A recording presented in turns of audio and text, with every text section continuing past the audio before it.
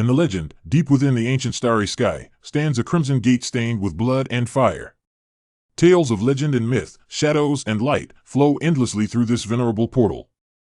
Gazing upon the star gate, fervent blood illuminates the heavens, darkness shall inevitably depart. Chapter 1, The Inspection Office. Silver City. Inspection Office. The young Li Hao, somewhat slender in build with dark circles under his eyes, appeared as though he had not slept well the previous night. Clad in the uniform of a Level 3 inspector, Li Hao stepped into the office area of the inspection office. Having joined the inspection office only a year and a half ago, Li Hao was still a novice, often arriving a bit earlier to tidy the office and boil some water while awaiting his colleagues. However, today, he arrived slightly later than usual, and the office was already bustling with people. Upon seeing Li Hao enter, a middle-aged woman in uniform at the front desk greeted him with warmth, laced with a hint of teasing. "Xiao Hao, you're late today. Those dark circles under your eyes betray you. Did you indulge yourself last night?" Li Hao flashed a pure, innocent smile, waving his hands in dismissal. "Sister you, please don't say that. I haven't even found a girlfriend yet. If word gets out, no one will want to marry me." "Ha ha ha. You're such a child. You've been here for a year, yet you can't handle a little banter," she retorted playfully, clearly enjoying the exchange. With a glint of something unique in her gaze, she suddenly returned to a previous topic. "Xiao Hao, you're always too busy to cook for yourself. The food outside isn't sanitary. Come over to my house for a meal sometime." Li Hao smiled again but politely declined. "Sister you, I wouldn't want to trouble you." Before she could respond, a burly middle-aged man nearby interjected with a chuckle. "Xiao Hao, isn't Sister you inviting you for dinner? She's practically asking you to come over as a son-in-law. How can you be so oblivious?" Laughter erupted in the office. Sister you, caught in her intentions, merely rolled her eyes and exclaimed, "I'm happy to. Xiao Hao is a wonderful young man. His character, intelligence, and looks are all exceptional. If he were to become my son-in-law, I'd wake up smiling in my dreams." While laughter ensued, many nodded in agreement, expressing their regard for the young man. The previously speaking middle-aged man shrugged off Sister Yu's remarks, noting with a hint of regret, "Xiao Hao is indeed a fine young man. It's just a pity." A murmur of curiosity swept through the crowd, with others displaying expressions of regret. Li Hao, however, remained unconcerned, his smile radiant. "Brother Zhou, it's a choice I made myself. What's there to regret?" Brother Zhou sighed. "You can't say that, Xiao Hao. The inspection office is a good place. You've been promoted to Level 3 inspector in just 6 months, which is commendable. But, had you not dropped out of the Silver City Academy, upon graduation, you would have entered the inspection office as a Level 1 inspector, the minimum rank." This statement ignited a desire to speak among the others. From behind Li Hao, the newly arrived young woman, Chen Na, quickly chimed in. "Exactly. Li Hao, why did you drop out so hastily? Look at us. We wish we had the chance to attend the Silver City Academy. We're merely 2 years away from graduation, and here we are, struggling to climb from Level 3 to Level 1.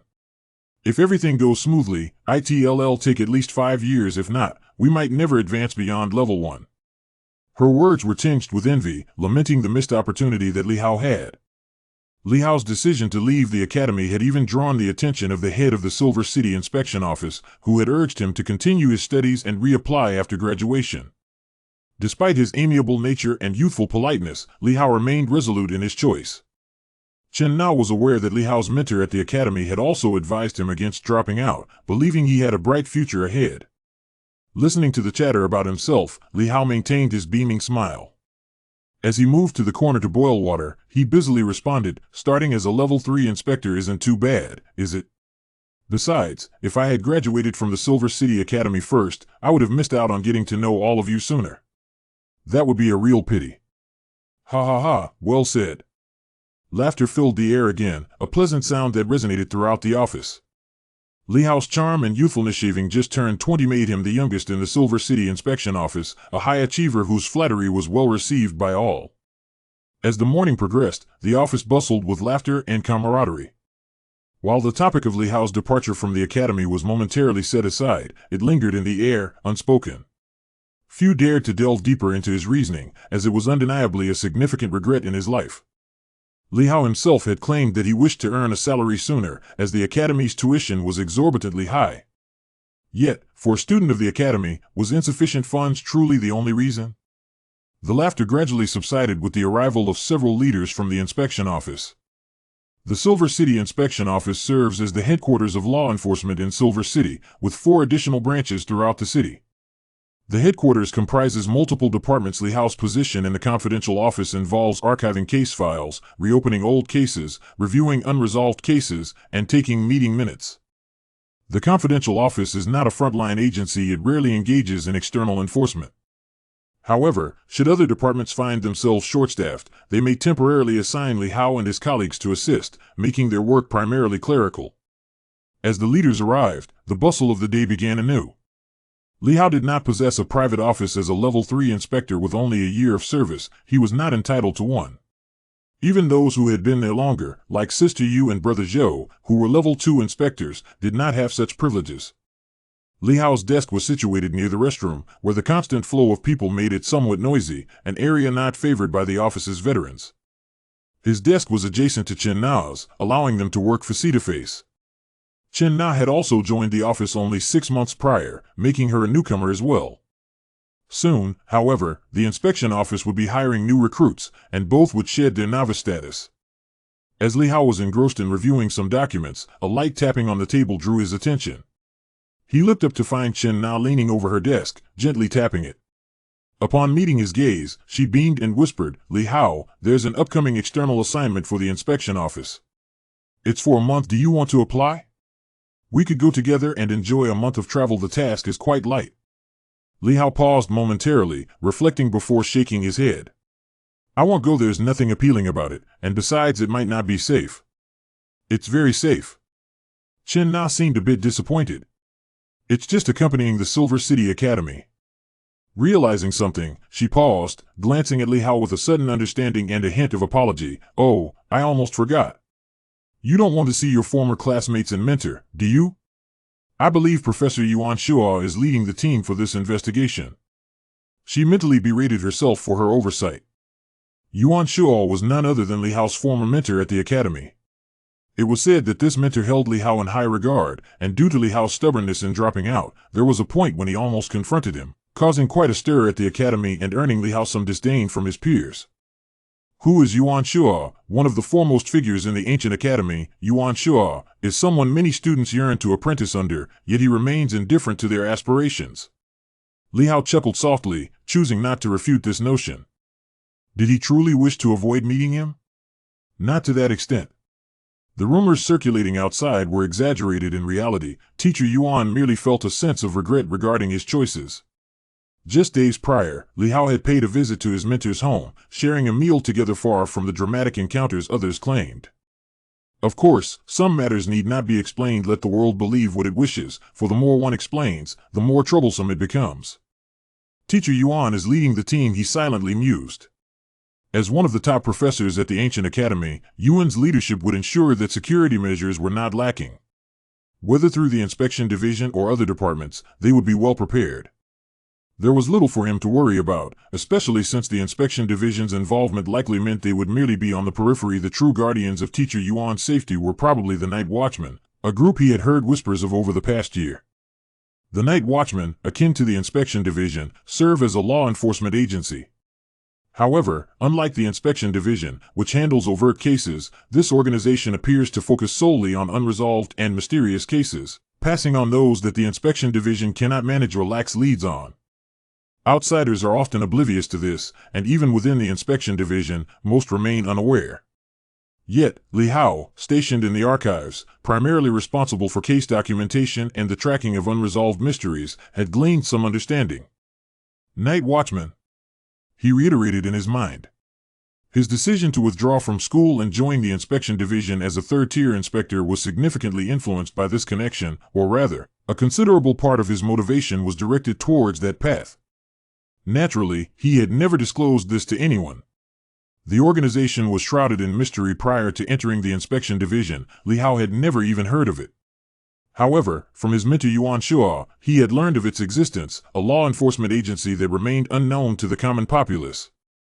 Before his withdrawal, he had gathered that the inspection division was essentially a subordinate agency to the Night Watchmen, a fact unknown to outsiders. Yet he had heard Yuan mention that promising talents from the inspection division might be transferred there. It has been a year and now consider myself well-rooted, hailing from the inspection division. I wonder if there will be an opportunity to engage with the night watchman. Li Hao pondered this, feeling a surge of urgency, yet he suppressed it, maintaining a calm demeanor without revealing his inner thoughts. The time should be approaching. He sensed that trouble might soon befall Silver City, while the inspection division remained oblivious, leaving it to the night watchman to address the impending issues. At this moment, he merely awaited the right opportunity. Chapter 2. Red Shadow Opportunity must be forged by oneself. Li Hao recognizes that the chance he seeks must also be created by his own efforts. Soon, he organized a file and, rising from his seat, made his way toward the small office in the workspace. Knock, knock, knock. Li Hao rapped on the office door. A voice from within, belonging to the head of the confidential office, beckoned him. Come in. Li Hao pushed open the door to the office. Director, he greeted. Oh, Li Hao. The middle-aged Wang Jie smiled upon seeing him. He considered Li Hao a polite and diligent young man, educated at the prestigious Silver City Academy, who, despite having withdrawn from his studies, had done so of his own volition rather than being expelled. Wang Jie still held a keen interest in him. Li Hao returned the smile and promptly stated, Director, I have something to report. Have a seat. Wang Jie invited. The workload in the confidential office was not particularly heavy, and significant matters were generally handled by the enforcement team at the forefront. Overall, the environment in the office was quite stable. Wang Jie speculated that perhaps this young man was trying to ingratiate himself for a potential promotion.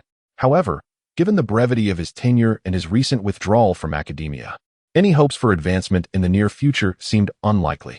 As he pondered, Li Hao's expression turned serious, and his tone grew somber. Director, my primary responsibility in the confidential office has been to organize files related to unresolved and suspicious cases. During my year here, I have restructured and reclassified various files from the past decade. Wang Jie's face brightened, and he nodded approvingly. I see, a talented individual indeed.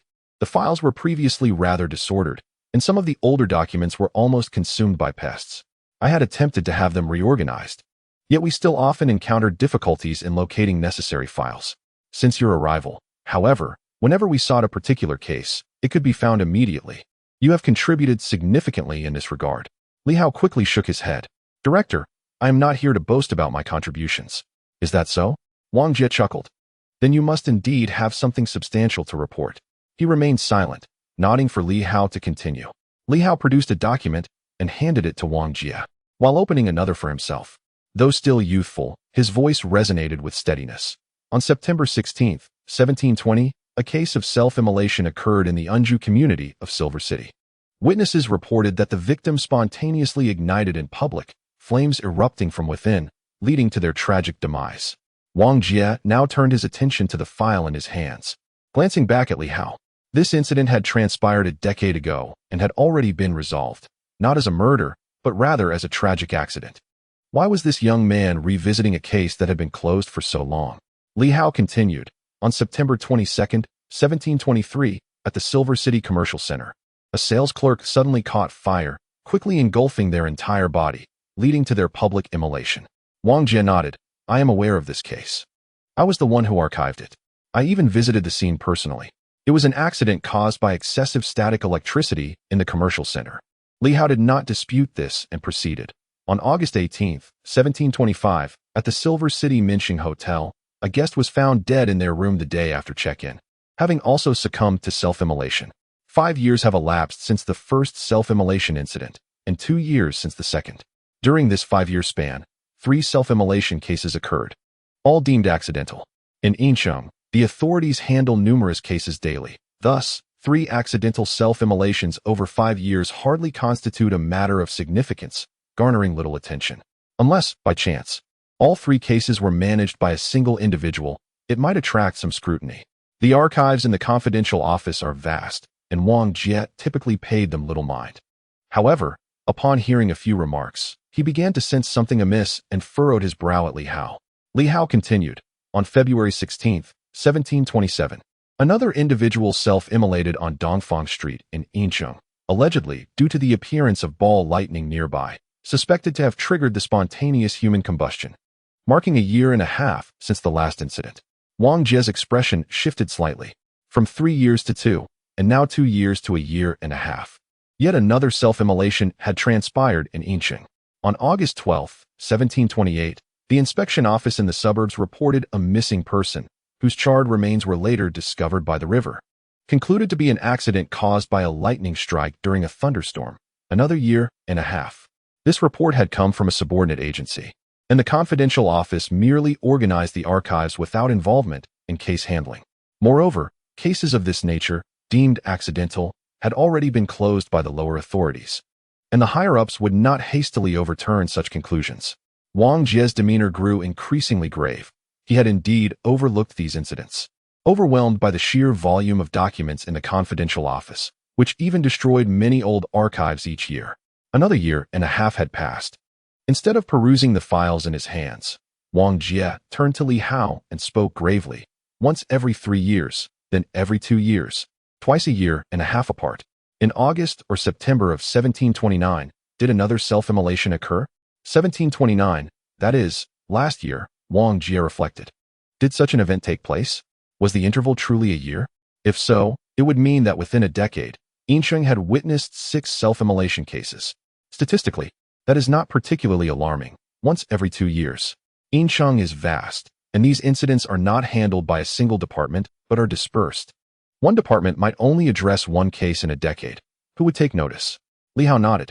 Indeed, another incident occurred in 1729, specifically within the Yincheng ancient courtyard, and the individual involved was my classmate from the neighboring dormitory. My departure from the ancient courtyard was partly due to this matter. I witnessed everything and developed a profound fear of the place, compounded by the bizarre nature of my classmate's self-immolation. Thus, I seek to understand why this occurred. Li Hao's expression was solemn. That is why I approached the inspection office. Part of my motivation is this. Outsiders cannot access these archives, but I can. I have reviewed and organized the self-immolation cases from the past decade, and I suspect this may not be mere coincidence. Wang Jie swiftly examined the documents in his possession, pondering for a moment before looking at Li Hao and responding, "Please share your thoughts." Within 10 years, there had been 6 incidents. No, strictly speaking. It had been 9 years as of this year. No such cases had been reported thus far. Li Hao replied earnestly, "Director, given my classmate's case, I take this matter seriously. With July approaching, if these self-immolations are not mere coincidences, then we are nearing a year since the last incident. The frequency of these self-immolation incidents is notably diminishing. If it were not for an accident, it is highly probable that similar cases may emerge soon. Was it truly accidental?" Wang Jie repeatedly perused the documents. He had been an inspector for many years, and as he aged, he was reassigned to the confidential office. If Li Hao had not organized and consolidated several cases, it is likely that no one would have taken notice. However, when 6 self-immolation cases were amalgamated, an unsettling pattern became discernible to anyone observant. Wang Jie exhaled softly. Based solely on the current evidence, it is impossible to ascertain whether this was premeditated, yet an abundance of coincidences may not merely be coincidental. Wang Jie, ever perceptive, promptly asserted, "I shall communicate this matter to other departments, particularly to the law enforcement team. The confidential office does not directly engage in investigations. Yet the recent spate of self-immolations warrants serious attention. Should another incident occur at this point," Wang Jie's expression shifted, "that would imply your assessment is accurate. It may indeed not be as simple as an accident." He turned to Li Hao, his stern demeanor suddenly softening into a smile. "Of course, there is no need for excessive alarm. Even if it is a homicide, there are far worse atrocities. You have performed commendably, Li Hao." Wang Jie's seriousness lasted only a short while. Even if it were confirmed as murder, it would not be of great consequence. He had witnessed and heard too much over the years. 6 deaths in a decade truly do not amount to much. He felt gratified by Li Hao's dedication and sense of responsibility towards the cases, and he began to understand the reasons behind Li Hao's decision to withdraw from school. Classmates? Perhaps close friends. Otherwise, there would be no reason for Li Hao to leave. Opposite him, Li Hao remained reticent. Homicide? If it were indeed a murder, why would he have withdrawn from school or fled from the ancient city of silver? Witnessing the events firsthand, a straightforward murder would have been preferable. What was that crimson shadow? Self-immolation? No, it was a death by the shadow of blood. Yet, none of the other students who had also witnessed the self-immolation saw that shadow. Were they lying? No, there was no need for that. Li Hao understood that he alone had perceived it. The others had not noticed the shadow, or perhaps they simply could not see it. Moreover, he had recently sensed it again, even catching a faint glimpse of that blood shadow last night. Perhaps it was not singular, if no one pays attention. Once the inspectorate takes notice and confirms it is not an accident, should they be unable to resolve it, it will undoubtedly be reported to the night watchers. If no one cares, these cases will merely be dismissed as accidents, and the files will languish in the confidential office, gathering dust. However, if they are scrutinized, the inspectorate is generally quite responsible. Night watchers, Li Hao silently reiterated in his mind. Across from him, Wang Jie rose. I will consult with the law enforcement team. Subsequently, it may be necessary for you, Li Hao, to assist in providing some support, as this case was compiled by you. Li Hao nodded eagerly, feeling a slight sense of relief. Excellent, he thought, for he had heard the words he longed to hear. He undertook all these actions not to participate directly, but rather to engage as an incidental discoverer. Thus, should the night watchers intervene, Li Hao would likely find himself encountering them in the near future. Of course, mere contact does not guarantee inclusion. Even if such an opportunity arose, Li Hao might not dare to accept it. Over the past year, he has perused an overwhelming number of files. Certain matters are subtly revealed within the text. For instance, the phenomenon of witnessing the red shadow appears to be something not unique to him alone. Li Hao has examined some records indicating that Silver City has documented similar occurrences. However, those individuals have either perished or gone missing. None have escaped unscathed. Li Hao refrained from disclosing this matter, as it harbors significant danger. He even hesitated to confide in anyone about his ability to perceive the red shadow, for even the night watchers may not be entirely reliable. Regardless, he must find some legitimate means to connect with this enigmatic force. Taking a deep breath, Li Hao exited the office. It was not merely about uncovering the truth. Fundamentally, it was about safeguarding his own life. All who have witnessed the red shadow have met their demise, and whether others are capable of seeing it remains unknown to him. However, he is aware that all who have revealed their knowledge have perished, which is exceedingly unusual. He cannot afford to recklessly endanger his life. Leaving the ancient courtyard of Silver City to come to the inspection bureau was not an act of evasion. Stepping out of the office door, Li Hao exhaled softly, revealing a brilliant smile. The most favorable outcome would be for the night watchers to resolve this predicament. If he could gain unexpected insights in the process, that would be even better. As a clerical staff member, he would certainly wish to join the administrative ranks of the night watchers. As for the enforcement branch, he doubted his capability and recognized the inherent risks. Just the other day, during a meal with his teacher, he subtly inquired about the casualties among the night watchers, which were not insignificant. One step at a time, Li Hao smiled as he observed Wang Jie hurriedly depart. He had, at last, taken the first step.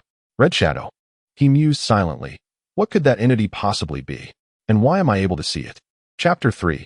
The Sword of the Li family. Upon returning to his seat from the office of the department head, Li Hao glanced at the calendar on his desk. July 12th. 1730. Almost a year, he murmured softly.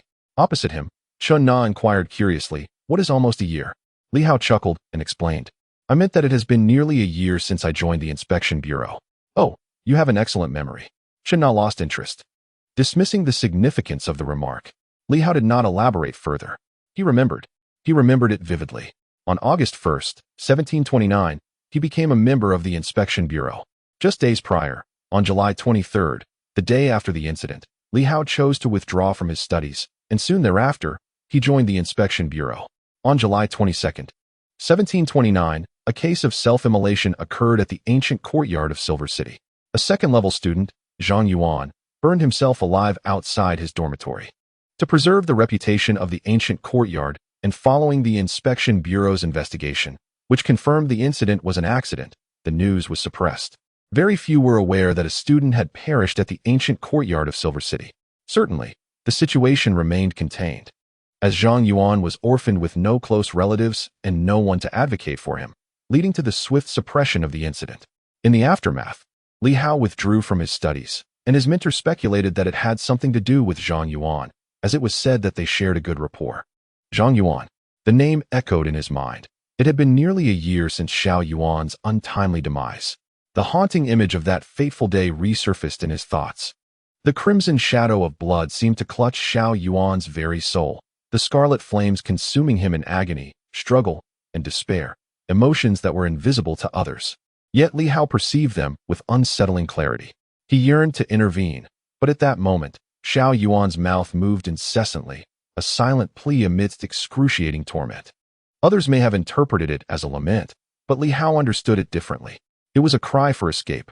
Yes, it was a summons to flee. Li Hao was intimately familiar with Zhang Yuan. It was a warning to keep his distance, to get away. Zhang Yuan did not perish in the dormitory. When he died, he was clad only in his undergarments, a fact that might seem absurd, yet Li Hao never found it humorous. Zhang Yuan was likely preparing for slumber. Yet in his profound anguish, he broke free from the dormitory, his steps directed toward Li Hao's room. Unable to vocalize his distress, he shattered a porcelain tile with immense resolve, creating a considerable commotion in the stillness of the night, prompting many, including Li Hao, to investigate. Was Zhang Yuan calling for help? Outsiders might think so, but Li Hao believed otherwise. It was a warning to himself. Zhang Yuan's escape and the ensuing noise were intended to draw Li Hao out, ultimately conveying a singular message: flee. 14 years. Li Hao murmured internally once more. He had known Zhang Yuan for 14 years, not merely the 2 years that others might assume, but a lifelong companionship, perhaps akin to that of sworn brothers. Both were reticent individuals. The bond between men need not always be vocalized. Just as Zhang Yuan, in his final moments, with formidable willpower, struggled to escape solely to impart a message to Li Hao. Escape. The self-immolation incident of Zhang Yuan was ultimately silenced, fading into obscurity. Naturally, few would delve deeply into the affairs of Li Hao, this cherished friend. Why did Xiao Yuan implore him to flee? Was it because he had witnessed something, heard something? Or was it simply fear? Or perhaps Xiao Yuan knew that the shadow of blood had its sights set on him next. This conundrum had occupied Li Hao's thoughts throughout the year. He could not fathom the extent of Zhang Yuan's suffering, yet in that moment, he still chose to warn him. Li Hao sensed that it was not a mere coincidence. Perhaps he was the shadow's next target. 6 individuals, including myself. Perhaps 7. What do we share in common? Spanning a decade, time seems to accelerate. If I include myself among these 7, aside from Zhang Yuan, there is little connection among us. Are we random targets? Or is there a deliberate intent behind it all? Li Hao gently rubbed his forehead, perusing the documents laid before him. These were the complete files of 6 individuals, gathered over the past year through various channels and clues. A decade had passed since the first death. Perhaps there were more prior, or perhaps not. Li Hao could not ascertain. With such an extensive time span, many details were indeed challenging to investigate. Gender, age, occupation, identity, shared contacts. Despite having reviewed these files numerous times, Li Hao had yet to uncover any conventional commonalities. These were completely unrelated individuals. Why did the Shadow want them dead? Had they posed a threat to the Shadow, or was there another motive? Countless doubts swirled in Li Hao's mind. Of course, the pursuit was also fueled by a desire for vengeance. Zhang Yuan had died, and while others may not have cared, Li Hao did. The Night Watchers were fraught with uncertainties, had it not been for his inability to obtain effective leads, or the lack of means to confront an unseen adversary. He would never have hoped for the Night Watchers to eliminate the Shadow. He wished instead to deal with the fiend himself. Once more, Li Hao glanced at the profiles of those individuals. Across from him, Chen Na noticed that he had reopened the familiar file and couldn't help but inquire. Over the past year, she had seen him scrutinize this document repeatedly, its thickness growing to the point where it seemed he might soon discern its frayed edges. Yet, each time she attempted to take a look, he promptly closed it. She had only caught glimpses of some personal data pertaining to a few individuals. Li Hao looked up, revealing a pure smile. Sister Na, feel free to take a look. Humph. Chen Na scoffed dismissively. Just take a casual glance, huh? You've been at it for almost a year. This lad could be rather secretive at times. After all this time, Li Hao, what exactly are you trying to uncover? With so many veteran inspectors around, why not ask them instead of isolating yourself? As a newcomer, what can you possibly discover? Why not let me have a peek? Perhaps I can offer some advice. Don't worry, I won't leak anything. Chen Na grinned. So what do you say? Let me see. Li Hao had previously been reluctant to reveal his investigation for fear of attracting the Red Shadow's attention. However, having turned up empty-handed for so long and having reported the case to Wang Jie, he felt it was permissible to share the documents with Chen Na. After a moment's consideration, he finally acquiesced. All right, but let us not involve anyone else. He was wary of too many people discovering his interest in this matter. Chen Na, being relatively new, was less sensitive and astute. If others caught wind of these files, They might quickly connect them to past cases and realize that Li Hao was probing into the self-immolation incident. Showing the files to Chen Na was also a reflection of his frustration at his prolonged lack of progress. Perhaps an outsider might discern something he had missed. However, Li Hao did not harbor much hope. His long-standing fruitlessness had left him somewhat discontented. Rest assured, Chen Na beamed with delight, finally seizing the opportunity to glimpse Li Hao's little secret. Fearing that Li Hao might change his mind, she hurriedly leaned over and snatched the documents from his hands, swiftly flipping through them. After a moment, Chen Na inquired, "Li Hao, what exactly are you hoping to uncover within these files?" Upon a cursory glance, there seems to be an overwhelming amount of information. You've documented the minutiae of every trivial matter, enough to compile a memoir. What outcome do you anticipate? Li Hao pondered for a moment before responding, "Commonalities." The commonalities among these 6 individuals.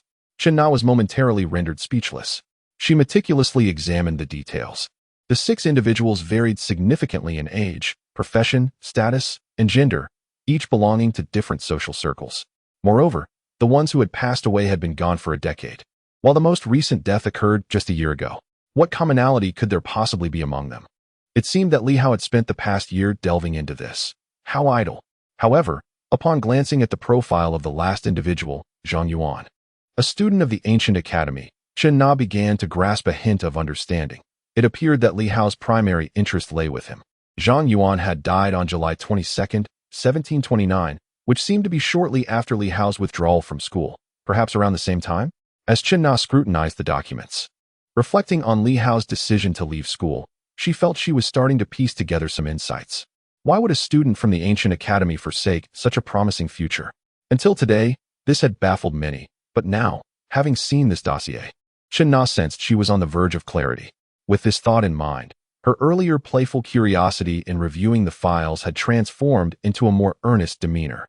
Was Li Hao suspecting that Zhang Yuan had been murdered? Were all 6 deaths the result of foul play? A series of related incidents?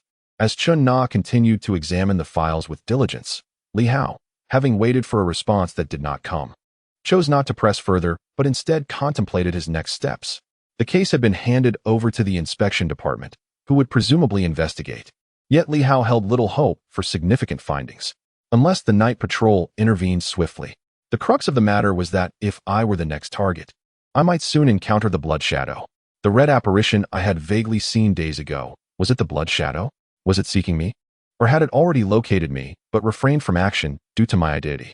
The inspection department, being a law enforcement agency, might not stir much commotion over the self-immolation of a student, even one from the ancient academy. However, the death of a third-level inspector would prompt a thorough investigation from within, a matter of graver concern than that of a mere student. From my understanding, the blood shadow's appearances seem to be time-limited and occur only at specific intervals. The deceased individuals, while diverse, did share some obscure commonalities. Over the past year, Li Hao had not been entirely unproductive. At the very least, he had gleaned some insights. Notably, on the days when these 6 individuals met their demise, the weather had been rather unfavorable: thunderstorms, ball lightning, and persistent rain. Such meteorological conditions were often overlooked. Yet Li Hao had no other leads to pursue, and had thus paid attention to them. He distinctly remembered that on the night of Zhang Yuan's death, it had drizzled lightly, not heavy, but enough to leave an impression. It is only during rainy days, or rather, when the weather is inclement, that he chooses to commit his misdeeds. Li Hao was incessantly scribbling on a piece of paper, soon tearing it into fragments and thoroughly obliterating it before he set down his pen, sinking into contemplation. Just as he was lost in thought, Chen Na suddenly exclaimed in a hushed tone, "I've discovered something." Li Hao was taken aback, hastily lifting his gaze. Discovered what? How is that possible? He felt no hope. How could Chen Na have uncovered anything after just a brief glance? He suspected she was merely toying with him. Furrowing his brow, he quickly smoothed his expression, restoring a smile. "Sister Na, what have you found?" Chen Na, having caught a glimpse of Li Hao's earlier frown, felt a twinge of awkwardness and recalled how much he cared about this matter, realizing it was no time for jest. Slightly embarrassed, she replied, "Well, I haven't gone through everything yet. There's just too much information." Li Hao felt no ripple of disappointment. He had anticipated this outcome, having never truly held any hope.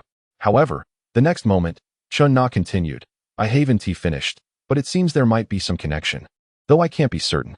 As she spoke, she raised the piece of paper beside her. I have a habit of jotting things down. I just glanced at the documents and noted down the names of several involved parties. Li Hao glanced at the paper, nodding slightly. 6 individuals. He could recite their names effortlessly. What could this possibly reveal? They were neither homonyms nor shared surnames. Some had 2 characters, others 3, utterly unrelated. Observing Li Hao's interest, Chen Na swiftly noted, Zhou Qing, Hong Jiao, Wang Haoming, Lu Yunsheng, Zhao Shihao, Zhang Yuan. These are the names, right? Li Hao nodded slightly again. Chen Na looked at the names on the paper, suddenly feeling uncertain. She feared that if she spoke, Li Hao might think she was trying to mislead him, which would be quite inappropriate. Feeling a bit awkward, she cleared her throat and said, "Forget it. Disregard what I said. I'll take a closer look. Something seems amiss. 2 names are missing." "What?" Li Hao was momentarily taken aback. "What 2 names are missing?" Chen Na, increasingly flustered, replied. "If there were just one more surname Zhang and one more surname Li, it would be correct. But there aren't any now. I just mentioned it casually. Don't take it too seriously." She wished to say no more. It was too embarrassing. Yet, Li Hao felt a jolt within. Why would 2 more names be necessary for it to be correct? One surname, Li, was indeed Li. And the lack of a surname Zhang meant he could only trace back to cases from a decade ago. For beyond that, files of cases without controversies would be destroyed. There were simply too many unexpected incidents, and the archives would not retain all records. At this moment, Li Hao's heart raced, but his expression remained unchanged as he smiled and said, "Sister Na, please share your thoughts. What is the harm? Let us consider it a conversation. Why do you think 2 more surnames are necessary?" Chen Na regarded Li Hao with curiosity, asking, "Aren't you from Silver City?" "Indeed," he replied. Then Chen Na pondered and nodded. "I see now. Is it that your family lacks elderly relatives?" "My grandparents passed away early," Li Hao replied, growing increasingly curious about the connection to the elderly. Chen Na, noticing his interest, felt less awkward and spoke up. "If there are elderly people in the family, some of them enjoy reciting local dialects. My grandmother particularly loved to share these when I was a child." After a moment of reflection, Chen Na continued, "I used to live with my grandmother, who delighted in singing local folk tunes from Yincheng. I recall one such tune that goes like this." Clearing her throat and mimicking her grandmother's style, she softly sang, "Li family's sword, Zhang family's knife, Zhao family's fist, Lu family's legs, and Zheng family's young master dragging behind." After singing a short segment, Chen Na felt a bit embarrassed and laughed awkwardly, saying, "It doesn't sound quite right in Mandarin. Actually, my grandmother sang it beautifully in the Yincheng dialect." Of course, these locally born operas may sound a bit rustic to those unfamiliar with them. At that moment, Li Hao's eyes sparkled with intensity. Folk tune, Li family's sword, Zhang family's knife. This song contained 8 surnames: Li, Zhang, Zhao, Lu, Wang, Hong, Zhou, and Zheng. He snatched the paper from Chen Na's hand without hesitation, immediately fixating on the first name, Zhou Qing. This was the individual who had died 10 years ago and was the first person Li Hao had found connected to the self-immolation cases. Next was the saleswoman Hong Jiao, followed by Wang Haoming.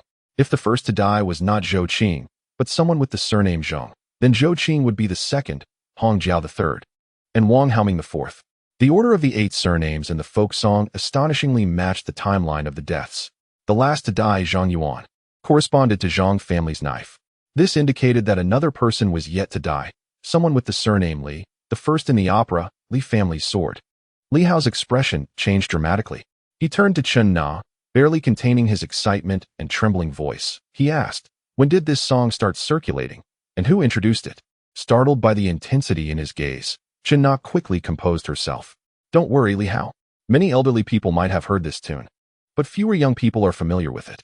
If you're interested, we can investigate it slowly. No need to rush." Li Hao took a deep breath, suppressing the surge of emotions within him. Patience was essential. He hadn't anticipated that simply showing the paper to Chen Na would lead to such a crucial clue. This song was unfamiliar to him, and no one had sung it in years. It likely faded from popularity long ago, with the rise of Mandarin. These local folk songs had gradually vanished alongside the older generations. Li Hao's grandfather had passed away early, and he had never heard anyone sing to him. "Calm down," Li Hao urged himself. There was no need to rush. The key was to establish whether the first deceased bore the surname Zhang. Although some files from 10 years ago had been destroyed, there were still avenues for investigation. He didn't need exhaustive details. just to ascertain whether there had been any Zheng surname victims from self-immolations occurring between 15 and 10 years ago. At this moment, Li Hao felt a mix of exhilaration and trepidation. If it truly aligns, then the next would be oneself. Xiao Yuan must have seen or heard something, prompting his escape. The sword of the Li family. Li Hao pondered, his eyes widening suddenly. The Li family possesses a sword. Chapter 4. The mist begins to disperse. Li Hao recalled. Speaking of swords, the Li family indeed has one, or perhaps a pendant. His uncertainty stemmed from the fact that the sword he recalled did not resemble a typical sword. Yet, Li Hao was acutely aware that it was indeed a sword. Such a contradiction. Nevertheless, this was the truth. In his childhood, Li Hao's father had adorned his neck with a jade pendant shaped like a sword, solemnly informing him that it was called the Starry Sky Sword, the only relic passed down in the Li family, and that he should one day pass it to his child, never to refer to it as jade, but rather as a sword. His father had been quite serious when he spoke. Of course, after a moment of gravity, noticing Li Hao's confusion, his father had sighed and added, "This is what your grandfather told me, a tradition passed down by our ancestors. It must be called a sword, so just refer to it as such." Thus, Li Hao could immediately conclude that indeed, the Li family possessed a sword, named the Starry Sky Sword. In fact, it was currently hanging around his neck, a diminutive jade pendant in the shape of a sword. At this moment, Li Hao felt slightly disoriented. If the song referred to the Li family's sword, was it indeed this pendant? Then the Li family truly had a sword. Did the Zhang family possess a knife? Li Hao was uncertain about others, but he had known Zhang Yuan for many years, having lost both his parents at an early age. Li Hao pondered carefully. Did the Zhang family have a knife? As he recalled the past, his expression subtly shifted. Perhaps the Zhang family genuinely had a knife. Unlike his jade pendant, which held some value as an ancient piece, the knife of the Zhang family suddenly came to mind. He remembered visiting Zhang Yuan's home as a child, where Zhang Yuan had once stealthily brought out an object to play with, only to be caught and soundly reprimanded by his father. That object seemed to be a stone shaped like a knife. At this moment, Li Hao's memories felt distant and hazy, yet he vaguely remembered Zhang Yuan's father berating him, asserting that the item was a relic from their ancestors. Though of little monetary worth, it was still a piece of heritage that should not be carelessly discarded. However, Li Hao distinctly recalled having seen Zhang Yuan's father casually toss the stone aside. He suspected that Zhang's father merely sought an excuse to chastise his son. Could it be that this was the knife referred to in the song? If so, then everything aligns. Subsequently, Li Hao had never encountered that stone again. As they matured, he and Zhang Yuan would hardly have time to play with a mere stone, considering the myriad of other distractions nearby. In this moment, Li Hao could generally ascertain that perhaps what was sung in the ballad was indeed true. Instinctively, he touched the pendant at his chest. It felt cool, unchanged. This touch of coolness instantly awakened him, and soon he turned to Chen Na, filled with longing and urgency, and swiftly asked, "Sister Na, may I meet your grandmother?" He yearned to uncover the origins of this melody, the identity of its messenger, the duration of its dissemination, and whether it remained intact. Why did this act of self-immolation intertwine with a rustic ballad? What was the significance of the crimson shadow? And why did it seek to eliminate the individuals linked to the 8 families within the song? Moreover, was the intention to slay one specific person, or did it extend to anyone associated with the 8 families? Before Chen Na could respond, Li Hao suddenly froze. He swiftly perused the documents, which he had examined countless times before, yet he found himself scanning them again, murmuring, "Hong Jiao's parents have passed away. She was quite young at the time of her demise, leaving the Hong family without any surviving members. As for Zhou Qing, his spouse still lives, but they have no offspring after many years of marriage. Zhang Yuan, needless to say, is the sole survivor of the Zhang lineage, as his parents departed from this world early on. Wang Haoming was unmarried at the time of his death, yet he was not an only child. He had a brother. Lu Yunsheng is an elderly man, having lived his life as a bachelor. Zhao Shihao had a daughter who left Silver City with his wife after his passing. Her whereabouts now unknown. Li Hao swiftly assessed the situation. Some of these individuals were married and had children. Not all were solitary figures, which is why he had not previously discerned any anomalies. Yet at this moment, a thought struck him regarding his own circumstances. My parents met with an unforeseen accident 3 years ago, a tragic vehicle mishap that resulted in their deaths. But can it still be deemed an accident? Li Hao's parents had perished 3 years prior, the result of an unforeseen event, entirely unrelated to the self-immolation case.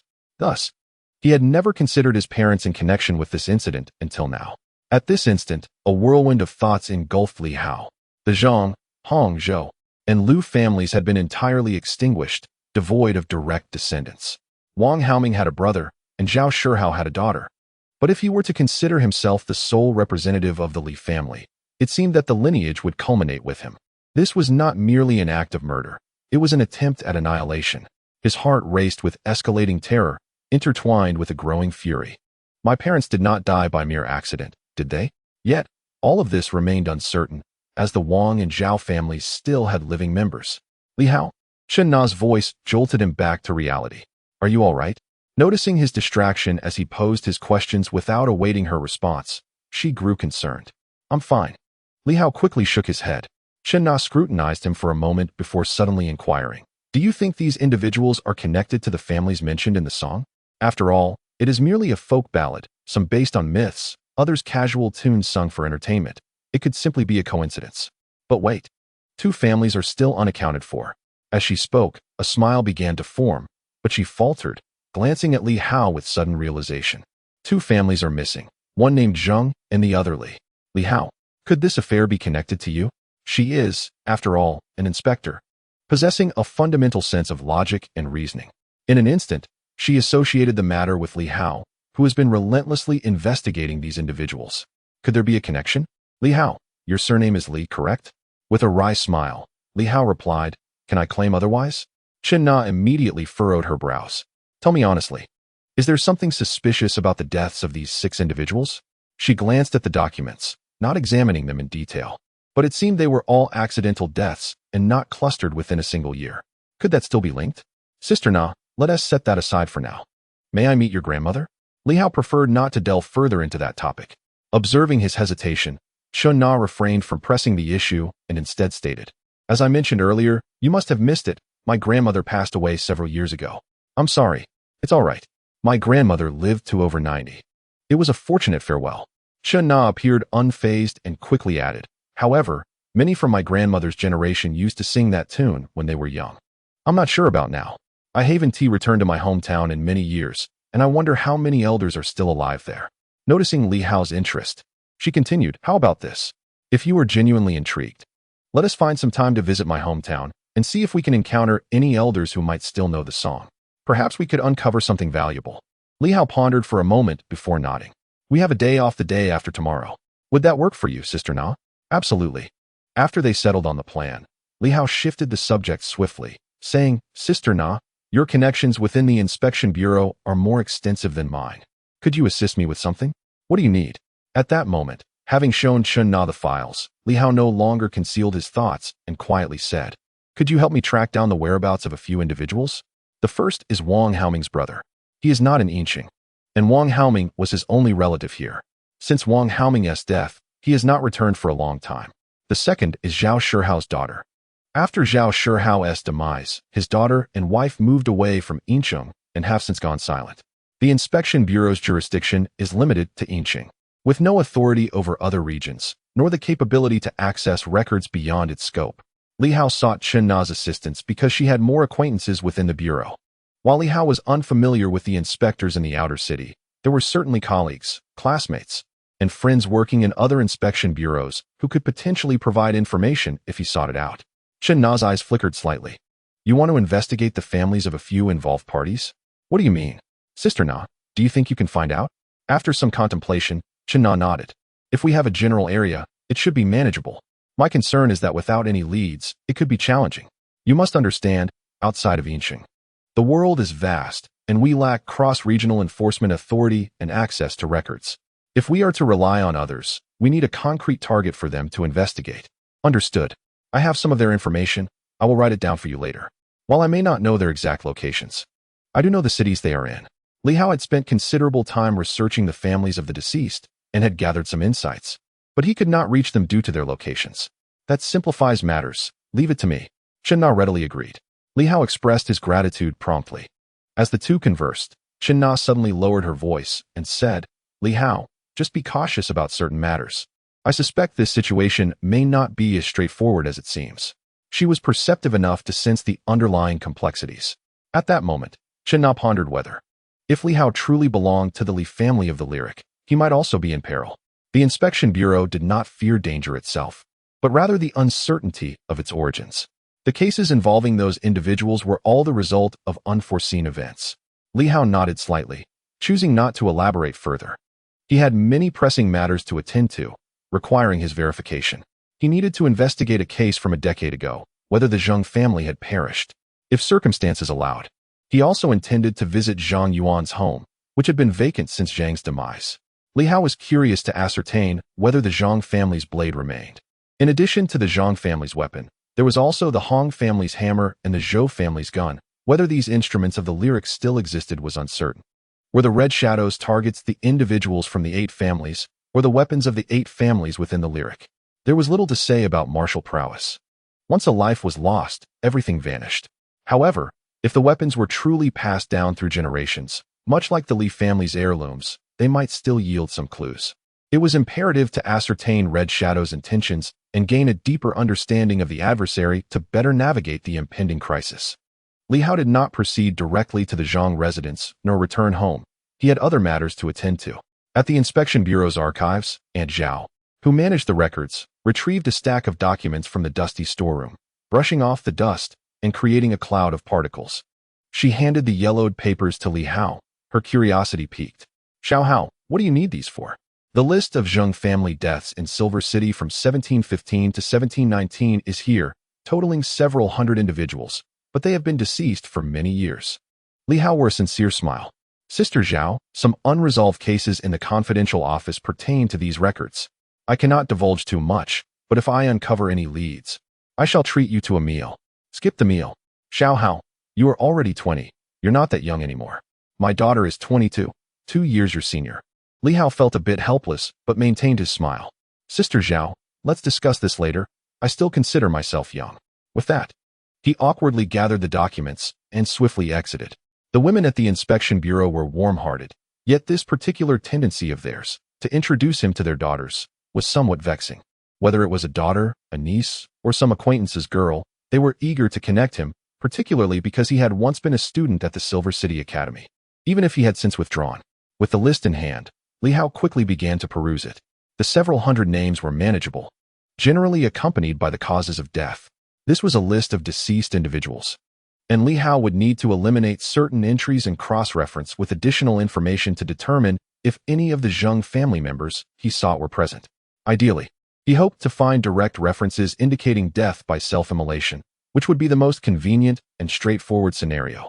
Li Hao began to realize that if Red Shadow was indeed responsible for the murders, or if there existed some force behind Red Shadow, they appeared to be targeting the direct descendants or sole heirs of the 8 families, employing self-immolation as their method of execution. If it were not for this, Li Hao would have been unable to pinpoint the individuals ahead. Perhaps there are hidden secrets within this, which Li Hao is yet unable to uncover. An incident of self-immolation occurred in 1720, followed by events in 1723. Thus, the preceding timeline should either correspond or extend longer, with the most likely scenario being deaths prior to 1717. As Li Hao walked, he scrutinized his surroundings, needing to ascertain whether the Zheng family members were indeed deceased. If they were, it would validate his earlier conjectures. Conversely, should they be alive, the survival of the Zheng family could yield further insights, and he believed that their existence might directly correlate with the enigmatic Red Shadow. In the folk song, it was sung that the young master of the Zheng family was a hindrance, suggesting perhaps a divergence in their circumstances. Lost in thought, Li Hao turned a page. Zheng Yunqi, deceased on September 12, 1715, cause of death, gas explosion. In an instant, Li Hao's gaze sharpened. A gas explosion?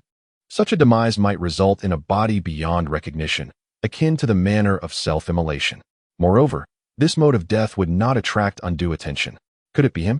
Li Hao murmured, pondering that multiple fatalities might have occurred due to the explosion. Thus the Zheng family could potentially be eradicated in one fell swoop. As he perused the hundreds of names, this individual seemed to have the highest likelihood of being related to the Zheng family. Perhaps a visit was warranted. Li Hao noted the address, though it remained uncertain whether the location still existed 15 years later. A recent folk song by Chun Na had suddenly provided Li Hao with a multitude of clues, gradually clarifying the crux of the self-immolation case in his mind. If Zheng Yunqi were indeed the Zheng family member he sought, it could imply that among the 8 clans, he might be the only one still alive. Revenge? Or something else? Was the red shadow a product of human cultivation, a unique ability, or merely an illusion? Li Hao once more caressed the jade sword at his chest. Was this ancestral jade merely a familial heirloom, or did it possess other functions? With the demise of the 7 families, the next inevitable target must be himself. How had they located him and the others? We bore no extraordinary traits, so why could the red shadow pinpoint us? The specter of death seemed to loom closer. In that moment, Li Hao felt the impending storm. He quickly checked his communication device, intending to ascertain when the next rainy day would occur, according to the temporal patterns. The next overcast day might coincide with the red shadow's reappearance. July 18th, cloudy. Li Hao's expression shifted. Today was the 12th, and the upcoming days promised clear weather, with the 18th turning overcast, ushering in a spell of rain. This indicated that, at the earliest, the red shadow might re-emerge in 6 days. Even if not precisely 6 days, the forthcoming rainy days could serve as an opportunity for the entity's return. In that instant, Li Hao's heart felt as if it were being gripped tightly. Previously uncertain about whether he was the target, he now felt assured that the next focus of the red shadow was indeed himself. In the end, did Xiao Yuan allow me to escape because he had surmised, or perhaps learned from the red shadow, that I was the next target? Why, then, did the red shadow not eliminate me directly last time, opting instead to wait a year? Perhaps there are restrictions on the red shadow's killings, or the self-immolation method can only be employed once, necessitating its use to kill me. Rubbing his temples, Li Hao suddenly smiled. A sense of relief washed over him. The dread of the unknown had, in truth, eclipsed the impending crisis. Previously, his understanding of the red shadow was scant. He was oblivious to its motives, origins, and objectives, which had instilled a profound fear within him throughout the year. Yet now, having unraveled some clues and recognized that the target was indeed himself, Li Hao found his fear considerably diminished. Instead, what surged within him was rage. A visceral desire for retribution. Blood must be repaid with blood. If the adversary were truly to appear this time, he would seek out the night watchers without hesitation, risking exposure to inform them that he could see the red shadow. Should he manage to vanquish the red shadow, even if it meant his own demise, it would be worth it. Xiao Yuan still had his parents, and if they too had perished at the hands of the red shadow, he was resolute in avenging them. Clenching his fists, a fierce expression unfitting his gentle visage emerged upon Li Hao's face. Chapter 5. The Ripple Effect at 6 in the evening. The shift at the inspection bureau concluded. As Li Hao was not on the front lines of law enforcement, he was free to leave on schedule. Typically, he would have departed by now. However, today, he lingered. In the office of the director, Wang Jie glanced at Li Hao and spoke in a low tone. You mentioned wanting to visit Zhang Yuan's home? Indeed, Li Hao replied. You are classmates, and now that the case may involve homicide, it is reasonable for you to investigate. However, applying for a firearm to take home from the confidential office poses some complications. Yes, Li Hao acknowledged, as he had come to request a firearm. He required Wang Jie's approval to take a gun home. Although the red shadow was enigmatic, and firearms may prove ineffective, it was prudent to remain cautious of potential human threats. If it were a person, then a firearm would possess considerable lethality. Director, it's not for home use, it's for the case. Li Hao corrected himself. Wang Jie chuckled, remarking that there was a distinction between taking it home and using it for the case. And this clever turn of phrase revealed Li Hao's training at the Silver City Academy. Our confidential office is not a law enforcement team. Wang Jie shook his head, leaving Li Hao somewhat disheartened. He had yet to conceive an effective strategy against the red shadow, given his limited knowledge. However, possessing a firearm would undoubtedly enhance his sense of security. The case of Zhang Yuan has only been communicated with the enforcement team and has not yet been formally filed. So you cannot apply for a firearm based on that.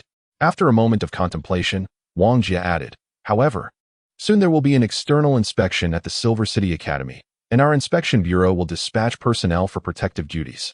Fill out a form to apply for participation. This will qualify you to carry a firearm as a protective officer. Li Hao was momentarily taken aback, soon feeling a sense of helplessness. After going in circles, it seems that this task still hangs over our heads.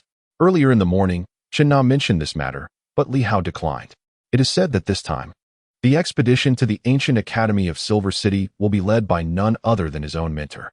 If he were to accept this assignment, he would soon have the opportunity to meet his teacher again. Wang Jie, noticing Li Hao's silence, sighed and asked, "What's wrong? Are you afraid of being reprimanded by old Yuan?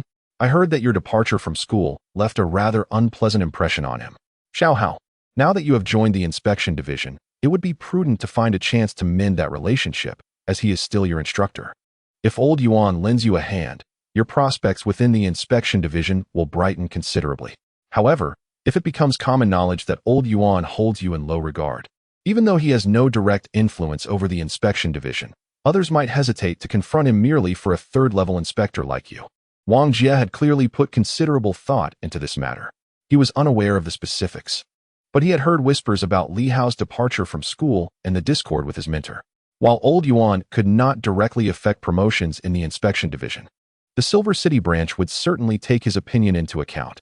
Securing a firearm would not only be a practical solution, but could also help to ease the tension with his teacher, achieving two objectives at once.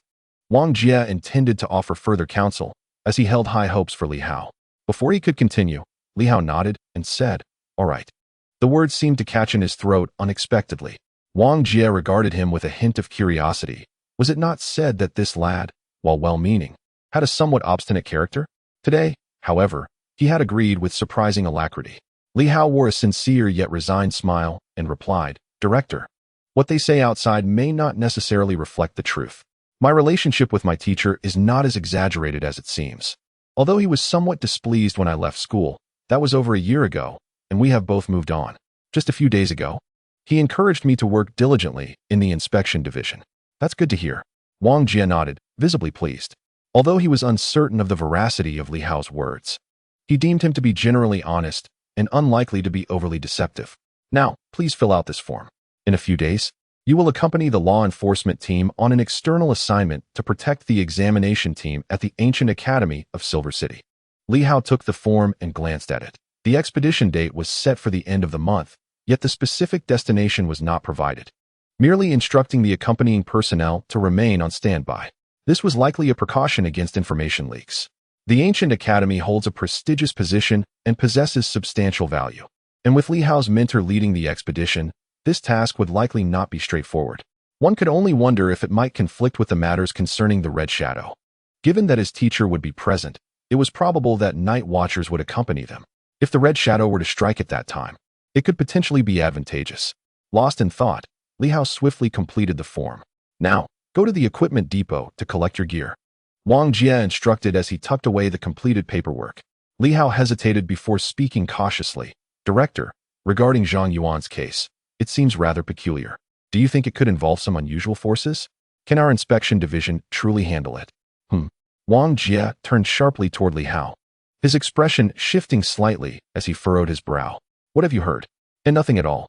Li Hao felt a bit awkward, as if unable to contain himself. He finally spoke with a certain dryness. "I am concerned that the law enforcement team might inadvertently alert the enemy or encounter unforeseen circumstances. I have heard that our inspection department seems to have another organization." "Enough."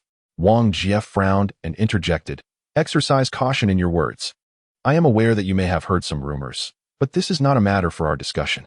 Furthermore, let me emphasize, do not dwell on such thoughts. To be frank, if it were to reach that point, it would only lead to greater troubles. Each time those individuals arrive, it invariably brings a host of complications."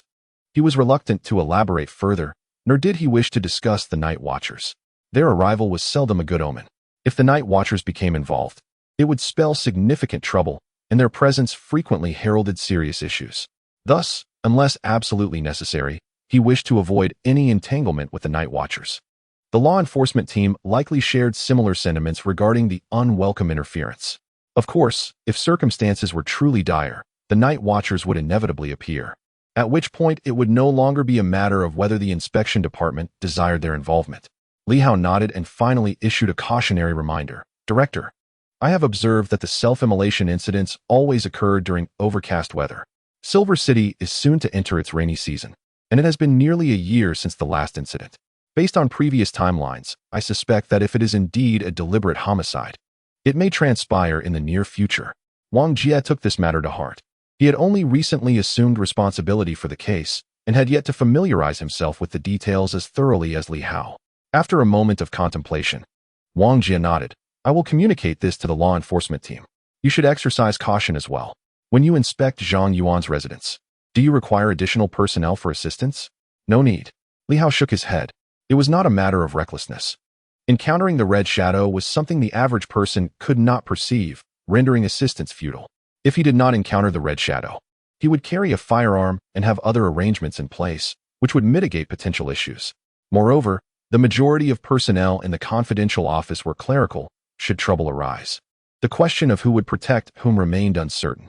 I will be careful. Although a year has passed since the death, I feel there is little danger. Wang Jie waved his hand dismissively, signaling for Li Hao to leave. Li Hao promptly exited the office, releasing a sigh of relief. Wang Jie was indeed considerate. Making his way toward the armory, he presented Wang Jie's authorization and swiftly acquired a deep black handgun, exuding a metallic allure. The Vortex 3, with an effective range of 50 meters, loses accuracy beyond this distance. It was rumored that some major cities had begun to promote the Vortex 4, which boasts an effective range of 100 meters. However, Silver City, being relatively small, had yet to adopt it. Currently, even the frontline law enforcement teams were still utilizing the Vortex 3. He received a supply of 18 rounds, with each loading accommodating 6 shots, allowing for rapid fire, a formidable weapon indeed. Although Li Hao had entered the confidential office, he had undergone a month of temporary training, which included shooting drills. So he was not entirely untrained. However, having spent so long in the confidential office, he had not had the opportunity to practice recently. With the weapon secured on his person, Li Hao felt a surge of confidence. The uncertainty of whether one could harm the elusive red shadow weighed heavily on Li Hao's mind. This enigmatic entity remained invisible to others, yet visible to him. Would striking at it yield any results? From the perspective of the royal inspector, it seemed the enforcement team was reluctant to involve the night watchers. However, time was of the essence. If the night watchers refrained from intervening, could the enforcement team truly contend with the red shadow? A thought flickered in Li Hao's mind. What if he revealed his ability to see the red shadow? Yet, he recalled previous cases where individuals who could perceive the red shadow ultimately vanished without a trace. Were they dead, or had they been absorbed into the night watchers? This ambiguity tormented him. If the night watchers could indeed resolve the issue with the red shadow and were willing to do so, revealing his knowledge might hold value. Yet, he feared the possibility of collusion between the night watchers and the red shadow. Should he expose himself prematurely? Would the night watchers seek to eliminate the red shadow, or him instead? The enigmatic power of the night watchers might be aligned with the red shadow. But were they allies or adversaries? Li Hao found himself unable to ascertain this, lacking the channels to acquire such information. His greatest dread was that if the two factions were indeed in cahoots, those who discovered the red shadow would be silenced. Frustration mounted within him. He yearned for the night watchers to act against the red shadow to avenge Zhang Yuan and his parents. Yet he feared that such a course might lead to his own exposure and demise at their hands. He resolved to wait a few more days, aware of the peril surrounding him. Even so, he preferred to bide his time until he could discern the enforcement team's findings and stance. Currently, he had stumbled upon the anomaly of the self-immolation case, confident that the enforcement team would soon uncover it too. If they possessed any acumen, they would likely reach out to the night watchers. Just moments ago, he had hinted that the self-immolation case might unfold in the coming days, hoping to instill a sense of urgency within the enforcement team. If he could prompt them to draw the night watchers into the fray, he would not need to disclose his ability to see the red shadow. Furthermore, his teacher would soon lead a field investigation, which would necessitate the presence of the night watchers, regardless of whether they were already in Silver City. Having reviewed the situation, Li Hao felt confident that the night watchers would likely make an appearance. He decided to set aside thoughts of revealing his knowledge for the time being. If they were indeed allied, the truth would soon emerge. Should the night watchers fail to appear before the onset of the impending rain, he would have to find a way to expose himself. Stepping out of the inspection bureau, he noticed the sun had dipped below the horizon, casting a reddish hue across the sky, and the evening glow began to manifest. The streets were sparsely populated, the oppressive heat lingering even into the late hours, resulting in few venturing outside. Li Hao's home was not far from the inspection bureau, a mere 7 to 8 kilometers away. Taking his bicycle, Li Hao mounted it. Having ridden to work throughout the year, This choice was motivated both by a desire for physical fitness and a wish to evade potential dangers. In crowded areas, it was often more challenging to perceive threats. Since Zhang Yuan's demise, Li Hao had remained particularly vigilant. As he rode, he appeared nonchalant, glancing around as if merely observing the scenery and road conditions, when in fact he was scanning for any potential stalkers. Today especially, he deduced that the Red Shadow's next target was none other than himself. Li Hao pondered how the Red Shadow could pinpoint individuals like them. In his estimation, the Red Shadow had not been active for long. Each appearance was fleeting, with minimal time spent in the open. If that were the case, how could they accurately locate their targets? Did this imply that someone was covertly observing them in advance, merely waiting for the Red Shadow to enact its deadly intentions? This possibility was not without merit. Despite lacking formal experience in reconnaissance, Li Hao possessed some fundamental counter-surveillance abilities. Noticing nothing unusual at the moment, he wondered if the Red Shadow could directly track them. Could it be related to the starry sky sword he carried? Was it possible that these inherited treasures could somehow betray their positions? As his bicycle glided forward, the Vortex 3 nestled in his jacket pocket, the button unfastened, ostensibly to catch the breeze but, in reality, poised for rapid access to his weapon. As always, Li Hao perceived no immediate threat. However, as he descended a slope, the bicycle accelerated, and a twinge of unease flickered in his heart. In that fleeting moment of speed, he caught a glimpse of a nondescript black car approaching from the opposite lane. It appeared ordinary, indistinguishable from the myriad of vehicles on the road. Silver 7219. Li Hao's heart raced. Something was amiss. He had just seen that car. Although it was a common model, he distinctly remembered the license plate. With his admission to the Silver City Academy, Li Hao had demonstrated exceptional qualities, one of which was a remarkable memory. Without such attributes, he would not have garnered the attention of the esteemed Professor Yuan, quickly becoming one of his pupils. Something felt off. That car had been traveling in the same direction as him. He had been cycling slowly while it had overtaken him and departed about 7 minutes ago. 7 minutes. Given the car's speed and the straight road ahead, there were no suitable spots to pull over. If it had been sent on an errand or to drop someone off, it wouldn't have returned so swiftly. Now, as it approached him again, it indicated that the vehicle had turned around shortly after leaving Li Hao's vicinity. Though he maintained a composed exterior, his mind was racing. Had someone truly begun to follow him today? Why? Soon, a troubling thought struck him. The case he had reported to Wang Jie may have been compromised. There could be an insider in the inspection division, potentially within the enforcement team. This was Li Hao's immediate conclusion, and a sense of gravity settled within him. Even if the return of the car could be mere coincidence, he dared not dismiss it as such. Any coincidence should be regarded as a premeditated occurrence. The royal inspector approached the law enforcement team, informing them about the self-immolation case. If anyone from the enforcement team discovers that I instigated the appeal, I might become their target. If there are any issues with the enforcement team, they can directly inquire with me. There is no need to surveil me, as my interest in the case stems solely from my connection to a classmate. Previously, anyone who reported seeing the Red Shadow was soon discovered. I had long suspected that the inspection department was entangled with the Red Shadow or had ties to the night patrol. Li Hao had perused those case files. Individuals reporting the sighting of the Red Shadow rapidly met with demise or disappearance. Of course, I did not deliberately monitor these occurrences. It is indeed challenging to uncover. Many inspectors merely treated such cases with indifference, casually recording them without follow-ups, deeming them absurd. Yet, someone has taken note of these reports. What does this imply? It indicates that within the inspection department, someone is particularly vigilant about this matter. Whenever a report is filed, it swiftly reaches the ears of another group. Am I being targeted now? Is it due to my mention of the self-immolation case?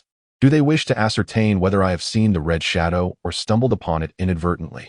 When Xiao Yuan died last year, I refrained from claiming I had seen the Red Shadow. If these individuals were aware, they would likely assume it was a mere coincidence rather than a manifestation of my ability to perceive the Red Shadow. Otherwise, I would have reported it last year.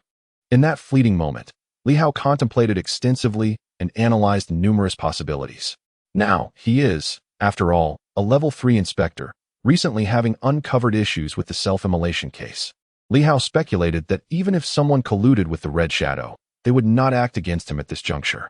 Doing so would only substantiate the irregularities surrounding the self-immolation case and potentially lead to greater troubles. This situation is becoming increasingly intriguing. Li Hao scoffed inwardly. maintaining an outward demeanor of calm, as if oblivious to any anomalies, and continued to ride. The small vehicle he had been observing soon vanished.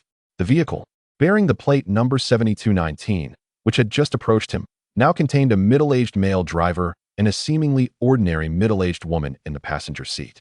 They appeared like any typical middle-aged couple, devoid of any peculiarities. Nothing unusual was detected. Once they distanced themselves from Li Hao, the woman spoke softly after a brief silence. The driver seemed not to have heard her. After a while, the driver replied in a calm tone, "It was likely just an accident. He has been concerned due to Zhang Yuan's death, as they were friends." The woman nodded slightly. The car lapsed back into silence. After a moment, the driver suddenly stated, "We cannot rule out other possibilities. Let us continue monitoring from a distance for now. Be cautious. Those bothersome individuals may be heading to Silver City." "Understood." The woman nodded again, aware of whom the driver referred to. Those individuals were indeed quite troublesome. The vehicle fell into complete silence.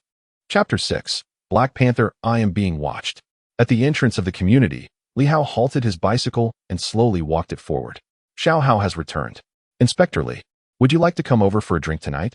In the community, residents engaged in leisurely conversations greeted one another with warmth and enthusiasm. The third-level inspector, though merely a foot soldier within the inspection bureau, instilled a sense of security and authority in the neighborhood. Despite Li Hao's seemingly frail appearance, lacking the imposing presence characteristic of other inspectors, he smiled and reciprocated the greetings. Qiming community, an aged establishment, bore signs of wear and tear. The Li family had resided there for many years. Since Li Hao could remember, his family had settled in this neighborhood. It was a modest locale, comprising just 6 buildings. With Li Hao residing in the innermost structure, Building 6, Room 302. As he made his way home, Li Hao chose to push his bicycle rather than ride it, navigating the dilapidated pathways that had long suffered neglect. The bumpy terrain made cycling quite uncomfortable. Behind him, murmurs reached his ears. That boy, Xiao Hao, is quite good-natured. But without any elders to guide him, he has a bit of a worry. After all, he managed to gain admission to Yinqing Academy, only to drop out and become an inspector. What a pity. One cannot say that being an inspector is a respectable job, a secure position. True, it is a secure job, but graduating from the academy offers far greater financial rewards and prospects than merely being an inspector. These conversations were not uncommon, and Li Hao had heard such remarks frequently over the past year. He paid them no heed and felt no need to clarify or defend himself. Instead, he pondered his recent thoughts and how he would navigate the challenges ahead. Though the firearm in his possession provided a semblance of security, it did not eliminate the underlying risks. His understanding of the mysterious forces at play remained limited, and without his weapon, he was merely an ordinary individual.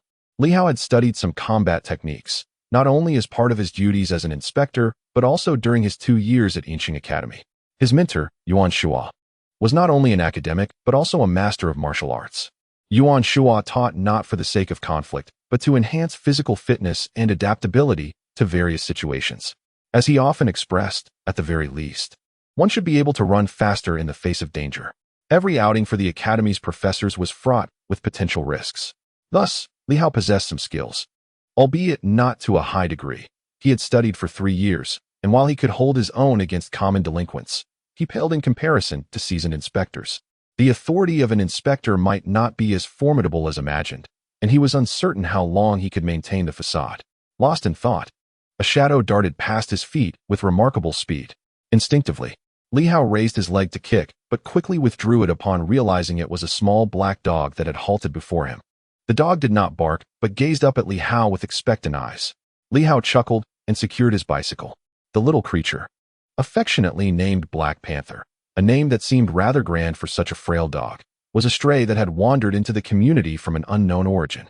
Li Hao had previously lived alone, and it seemed a waste to discard leftover food. Observing the pitiful dog, he occasionally fed it, and over a few months, the dog had come to recognize him. Now, it rarely wandered aimlessly and often lay at the entrance of Building 6, waiting for Li Hao to finish work. The residents of Building 6 were aware that this dog was under Li Hao's care, although some were afraid of dogs. Few dared to chase away one that was being fed by the third-level inspector. The black dog, known as Black Panther, was usually quiet, and the neighbors gradually grew accustomed to its presence.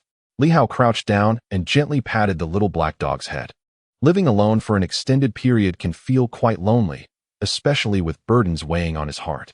Having a dog for companionship was, in fact, quite comforting. Unfortunately, Li Hao was too busy to devote much time to it. At most, he returned home in the evenings to feed it, and during the day, he sometimes remembered to leave some dog food. Other times, he allowed Black Panther to fend for itself. Woof! The little black dog let out a soft bark. "I'll feed you soon," Li Hao replied with a warm smile, one that felt more genuine than the smiles he wore at the inspection office. He stood up and made his way upstairs. The old building was dilapidated, with rusty handrails and a staircase showing signs of wear. Of the 6 floors, half of the residents had already moved away. Now, only a few elderly individuals remained, living out their days in retirement. Li Hao had not moved. He lacked the funds to buy a home in one of the new developments, and besides, this place had been his home since his parents passed away. He never considered relocating. Black Panther eagerly followed Li Hao up the stairs. Upon reaching room 302, Li Hao opened the door to find the interior somewhat dim, with the curtains tightly drawn. The room was modest, measuring just over 60 square meters. He left the door open. Yet Black Panther did not enter, but instead lay at the threshold, awaiting his meal. Today, Li Hao had little inclination to cook. He rummaged through his supplies for dog food, uncertain if it was past its expiration date, and poured a generous amount into Black Panther's bowl, placing it at the door. Woof!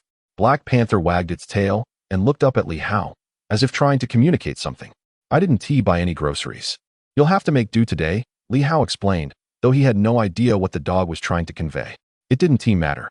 Perhaps Black Panther was displeased with the nearing expiration of its food. Having something to eat is better than nothing. "Don't be picky. In a few days, you may find yourself searching for food," he added, crouching down to watch as Black Panther reluctantly began to eat, a smile gracing his lips. He took out his swirling third-generation pendant from his pocket, contemplating whether to remove the jade sword from around his neck. After playing with the jade sword for a while, Li Hao fell into deep thought. Did this jade sword have any connection to mysterious powers? Were the 8 masters in the folk songs also entwined with such forces? Yet, over the years, he had seen no special attributes in the jade sword. As for the notion of blood recognizing its master, Li Hao had unknowingly bled onto the jade sword countless times during his childhood injuries, but it had never reacted. "Starry sky sword," Li Hao muttered, pondering if this was the target of the crimson shadow. Just then, Black Panther, who had been eating, suddenly halted its actions and barked at the jade sword. Li Hao turned to look at Black Panther. The Black Panther gazed intently at the jade sword, its tail swaying.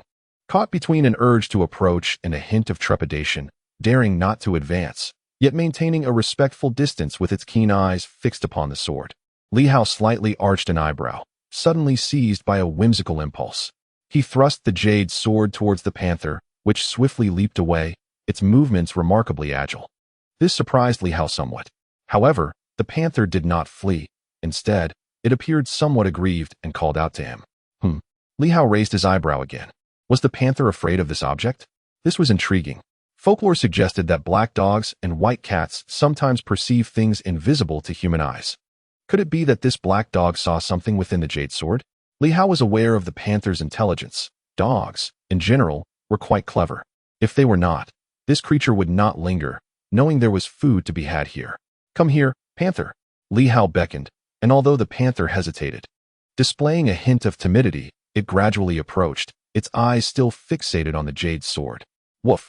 Initially, the panther was somewhat fearful, yet gradually, with Li Hao's presence, it felt less intimidated. Li Hao keenly observed its reactions, furrowing his brow slightly. It seemed that the jade sword truly possessed some uniqueness. Just as he pondered this, his vision blurred for a moment. Before he could react, he felt a sudden lightness in his hand. By the time he regained clarity, the panther had already swallowed the jade sword whole. What the heck? Li Hao found himself momentarily stunned, but in the next instant, he seized the panther's head in irritation, exclaiming, "Spit it out. Damn it, what has gotten into you today?" Usually, even when fed, it would not snatch food. The crucial point was that this dog exhibited rather brazen behavior today. Initially appearing fearful, it seized the opportunity to bite as soon as Li Hao let his guard down. What was this? A feint? A ploy to lower his vigilance? Have dogs learned to be cunning in these times? Whimper. The panther clamped its mouth shut, refusing to let go. Li Hao, now quite agitated, grasped its mouth and held its tail, denying it the chance to escape or bite him. You ungrateful wretch. I've fed you well. This is a family heirloom, and you dare to consume it. Spit it out. Li Hao released the tail and gripped the panther's neck with one hand while attempting to pry open its jaws with the other. Whimper. The panther stubbornly refused to relent. But Li Hao's strength was considerable. After a struggle, he managed to force its mouth open. The jade sword lay within the panther's mouth. Li Hao felt a mix of exasperation and disdain. The sword was of great importance, and though sullied, he could not discard it. He retrieved the jade sword with a vexed slap upon the panther's head. I fed you so well, yet in a moment of crisis, you betray me. Ungrateful dog. Li Hao scolded, realizing that the usually obedient creature had unexpectedly pulled such a stunt. It was also a testament to Li Hao's lowered guard. Having been outsmarted by this rascal, they say that barking dogs don't bite, and it seemed to be quite true in this case. Li Hao uttered a few more words of disdain, gazing at the somewhat sticky jade sword with a mixture of contempt and helplessness. It was filthy. At that moment, the black panther ceased its struggles, its eyes fixated on the jade sword, seemingly reluctant to part with it. The previous fear had vanished entirely. Its tongue extended, yearning to lick the jade sword once more, but was met with Li Hao's vehement disapproval as he delivered a sharp slap to its head, causing its tongue to retract abruptly. The black panther, understanding who held authority in this realm, quickly turned its gaze towards Li Hao, its eyes reflecting a blend of appeasement and longing, as if hoping for another opportunity to taste the jade sword. Li Hao initially expressed his distaste, but soon furrowed his brow in contemplation. He glanced at the black panther, noting its usual obedience. Otherwise, he would not have taken the trouble to care for it. On occasions when Li Hao brought food, the black panther would eye it with great desire, yet it would never attempt to snatch it away if Li Hao withheld it. Do you wish to have this? Li Hao inquired, raising the jade sword. The black panther's gaze sharpened, filled with a mix of yearning and indecision as if weighing his words. Remarkably, it shook its head. Li Hao paused, surprised. Did it truly understand him? It was not unusual for animals to exhibit intelligence, but what did the head shake signify? Did it not want to eat? Why, then, did it keep staring? Just moments ago, it had attempted to snatch it away. Perplexed, Li Hao murmured to himself. The starry sword undoubtedly possessed some unique quality, a notion he had contemplated when he first heard the melody. Yet, over the years, he had failed to discern anything amiss. Today, on a whim, he decided to observe it closely beside the black panther, leading to this unexpected turn of events. Had he not been intrigued by the melody, he might have worn the jade sword indefinitely without ever examining it closely, thereby avoiding the incident of the black panther's theft. The black panther seemed to crave it. Could it be that this object held a lure for it? Was it merely the black panther, or did it enchant all canines? What peculiar attributes did the starry sword possess? Li Hao's thoughts wandered further. As he momentarily lost his train of thought, the black panther did not make a move to steal it this time. Instead, it suddenly extended its tongue, making a slurping sound as it licked the jade sword once more, leaving Li Hao's palm drenched in its saliva. Disgusted, Li Hao swiftly slapped its head again, wiping his hand on its fur in irritation. If you dare to steal again, don't expect to get any food from me. To his surprise, the black panther shook its head anew, its tail wagging excitedly, as if to assert that it had not stolen but merely wished for a taste. This time, Li Hao sensed something was amiss. He looked at the black panther, then back at the jade sword. After all, it was already sullied by the creature's saliva and would require a thorough cleaning with boiling water. Contemplating further, Li Hao raised the jade sword again. Do you still wish to lick it? The black panther nodded enthusiastically. Has it become sentient? Li Hao's eyes flickered with astonishment. The black panther had always been clever, but never had it displayed such understanding as today. It seemed to comprehend every word he spoke. After a moment of contemplation, Li Hao once again extended the jade sword. The black panther cautiously glanced at him, and soon its tongue flicked out, licking the jade sword, its eyes gleaming with a peculiar satisfaction akin to that experienced after a hearty meal. Why would the black panther lick this? Was it truly delectable? Hardly. In his youth, Li Hao had often indulged in licking this very object, and now, reflecting upon it, a wave of thoughts washed over him. When his father had given it to him, it had likely never been cleaned. How many times had he licked it? In his father's hands, or rather, passed down through the years, had it been licked by a dog? The very thought of it seemed rather unsanitary. Not to mention how many individuals had handled it before him. The recollection of having often held it in his mouth as a child was unsettling. He shook his head, dismissing such thoughts. Pondering over it would only lead to disgust. Today, the The Black Panther's behavior was indeed peculiar, which hinted at the jade sword's unique qualities. Li Hao found himself speculating, weighing various possibilities. Before long, he rose to his feet, his hands coated in the panther's saliva, as was the jade sword. First, he needed to wash them. Returning indoors, he entered the kitchen, washed his hands, then poured a cup of boiling water, dropping the jade sword into it for disinfection. He planned to visit Zhang Yuan's house later, and he intended to take the jade sword with him. Leaving it behind would risk it being stolen. And he also harbored doubts about whether the jade sword could serve as a talisman. Perhaps, should he encounter the red shadow, the sword might prove useful. He dared not neglect it at home. When Zhang Yuan passed away last year, the red shadow did not attack him. Could the jade sword have played a role in that? At this moment, Li Hao remained uncertain. After soaking in the boiling water for a while, he retrieved the jade sword and rinsed it with cool water.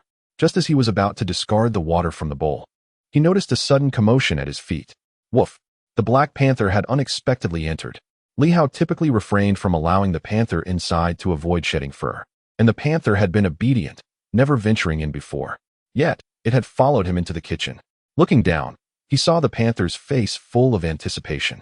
Its gaze fixed on the bowl in Li Hao's hands, which contained the water used to cleanse the jade sword. A spark of curiosity ignited within him as he set the bowl down. Without a moment's hesitation, the Black Panther began to lick it fervently, seemingly oblivious to the heat. Yelping in discomfort, yet unwilling to abandon its pursuit. The water that had cleansed the jade sword? Li Hao watched intently, pondering if the water held some special significance. But that couldn't be right. He had licked it many times in his childhood without noticing anything extraordinary. Of course, as an adult, he would never engage in such trivial pursuits again. At this moment, Li Hao's astonishment grew. He began to notice something peculiar. The Black Panther, while drinking, exhibited a visible transformation. Its once disheveled and coarse fur appeared to soften, and its tail wagged with newfound vigor. The water that had soaked the jade sword, a source of mysterious power, strange as it may seem. Is the proper use of the jade sword truly to immerse it in water for consumption? Li Hao crouched down, once more caressing the Black Panther. The texture indeed felt distinct. It was remarkably different, now more supple, devoid of the previous prickly sensation. In that fleeting moment, Li Hao's gaze abruptly shifted to the jade sword in his hand, a sudden warmth igniting within him. Could it be that immersing the jade sword in water imbues it with some arcane power? The elusive force he had long sought, the mysterious essence he yearned to encounter. Might it reside within this very bowl of water? If this were indeed the case, could it be that he owed the discovery of his ancestral sword's true potential to a mere dog? The critical point being, the sword had been licked by the dog. Although it had been subjected to boiling water for a while, Li Hao still felt a twinge of aversion. Yet, if it proved beneficial, he would not mind even the most revolting circumstances. Did the celestial sword harbor some hidden power, typically inaccessible, only to be released into the water, allowing it to be absorbed by those who partake? Li Hao's mind raced. The Black Panther's fur had become smoother, an achievement no ordinary entity could accomplish. Such a transformation must be linked to some mystical force. At that moment, Li Hao found himself in a state of bemusement. Could it be that inspiration from a dog led him to possibly uncover the true method to activate the celestial sword? He cast a silent glance at the Black Panther. Meanwhile, the Black Panther had finished drinking, wearing an expression of utter satisfaction. Upon noticing Li Hao's gaze, its tail wagged with even greater enthusiasm, as if infused with a newfound intelligence. This dog genuinely seemed to possess an understanding. Li Hao was astounded. The effects were remarkable. In the next instant, he turned his attention back to the jade sword, feeling a surge of eagerness. The Black Panther had suffered no ill effects from drinking. What about him? Could he partake as well? If he did, could he become the possessor of that elusive, transformative power? At this moment, danger lurked everywhere. To harness such mystical energy would be nothing short of a lifeline for Li Hao. Surely, drinking from this water wouldn't be fatal? It should not be. He had licked it countless times as a child, and the Black Panther was merely an ordinary dog. Having drank and licked it, it had shown no signs of demise. If it posed no threat to the Black Panther, it was highly improbable it would harm him. Why not give it a try? Once this thought took root, Li Hao could no longer suppress his yearning for power.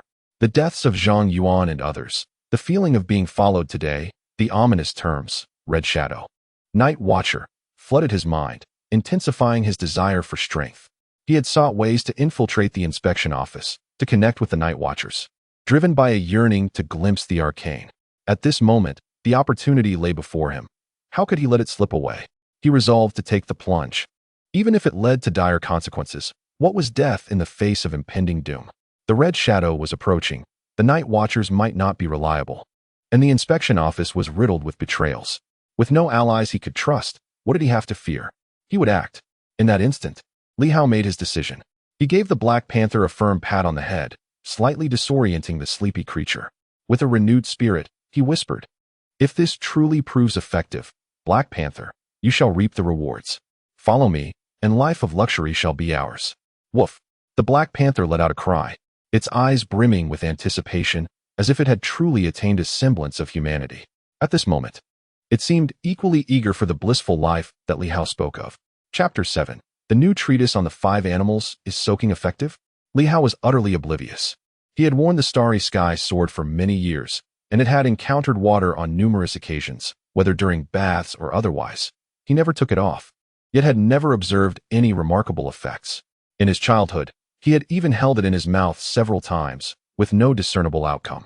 However, this time, it appeared to bear results, at least for the Black Panther. In the kitchen, Li Hao retrieved a large soup bowl and placed the starry sky sword within it. He poured in a kettle of boiling water, pondering whether only boiling water would prove beneficial. Naturally, one wouldn't bathe in boiling water. Was it possible that the previous temperatures had failed to meet the necessary conditions for the mystical substances on the jade sword to dissolve and activate? Previously, when the Black Panther had licked it a few times, there seemed to be no effect. It was only when Li Hao sanitized it with boiling water, and the infused liquid was consumed by the Black Panther, that a reaction occurred. The panther's fur quickly became sleek and glossy. If boiling water did not suffice, perhaps he should try boiling it further. Otherwise, he was at a loss. Could it be that only dogs could absorb the enigmatic essence? At this moment, Li Hao was torn between conflicting emotions, hesitation, excitement, exhilaration, and the fear of futile efforts. He yearned to step into the realm of the mysterious. Perhaps then, he would possess the means to contend with the red shadow. At this juncture, he needed to acquire such power for himself, as there were watchers lurking outside. The red shadow could arrive at any moment, and the night patrol might be searching for those who could perceive the red shadow, while there were traitors within the inspection office. As these thoughts coursed through his mind, Li Hao's gaze grew increasingly resolute. If this attempt failed, he would not surrender. The boiling water had steeped the starry sky sword for a while, yet the water in the bowl showed no signs of change. Beneath him, the Black Panther appeared somewhat lethargic, lying on the ground, raising its head to gaze at the bowl with lingering desire, though it seemed less urgent than before. Taking a deep breath, Li Hao refrained from drinking immediately. He carried the bowl out of the kitchen, securing the anti-theft door and drawing the curtains, ensuring that no outsiders would catch sight of him. Should anyone intrude, he would be able to detect it promptly. Only then did he return to the sofa, bowl in hand. Within the bowl, the jade sword appeared increasingly translucent. Perhaps it was merely a figment of his imagination. The swords of the Li family had been passed down through the ages, and surely they possessed some mystical qualities. Li Hao lifted the bowl, gritting his teeth, placing his handgun beside him for easy reach. He then cautiously took a small sip, a minuscule amount. The water was still quite hot, but he paid little heed to it. As the boiling water slid down his throat, initially, there was no discernible reaction, only a sensation of heat. Yet gradually, Li Hao sensed a subtle distinction. A warm current began to spread within his abdomen. However, this warmth soon dissipated. Li Hao's eyes sparkled with wild excitement. Was it truly effective? Or was it merely an illusion? He feared it might just be his imagination, a psychological response, rather than a genuine warm flow. As long as it didn't bring him harm, that was sufficient. Li Hao, emboldened this time, took another gulp of water, this time consuming a bit more than before. The sensation was markedly more pronounced. A warm current coursed through his abdomen. Moreover, at that moment, Li Hao glanced down, quickly observing his belly. It appeared as though a faint starlight flickered in the vicinity of his skin. A mysterious power? Li Hao was astounded. Could this be an enigmatic force?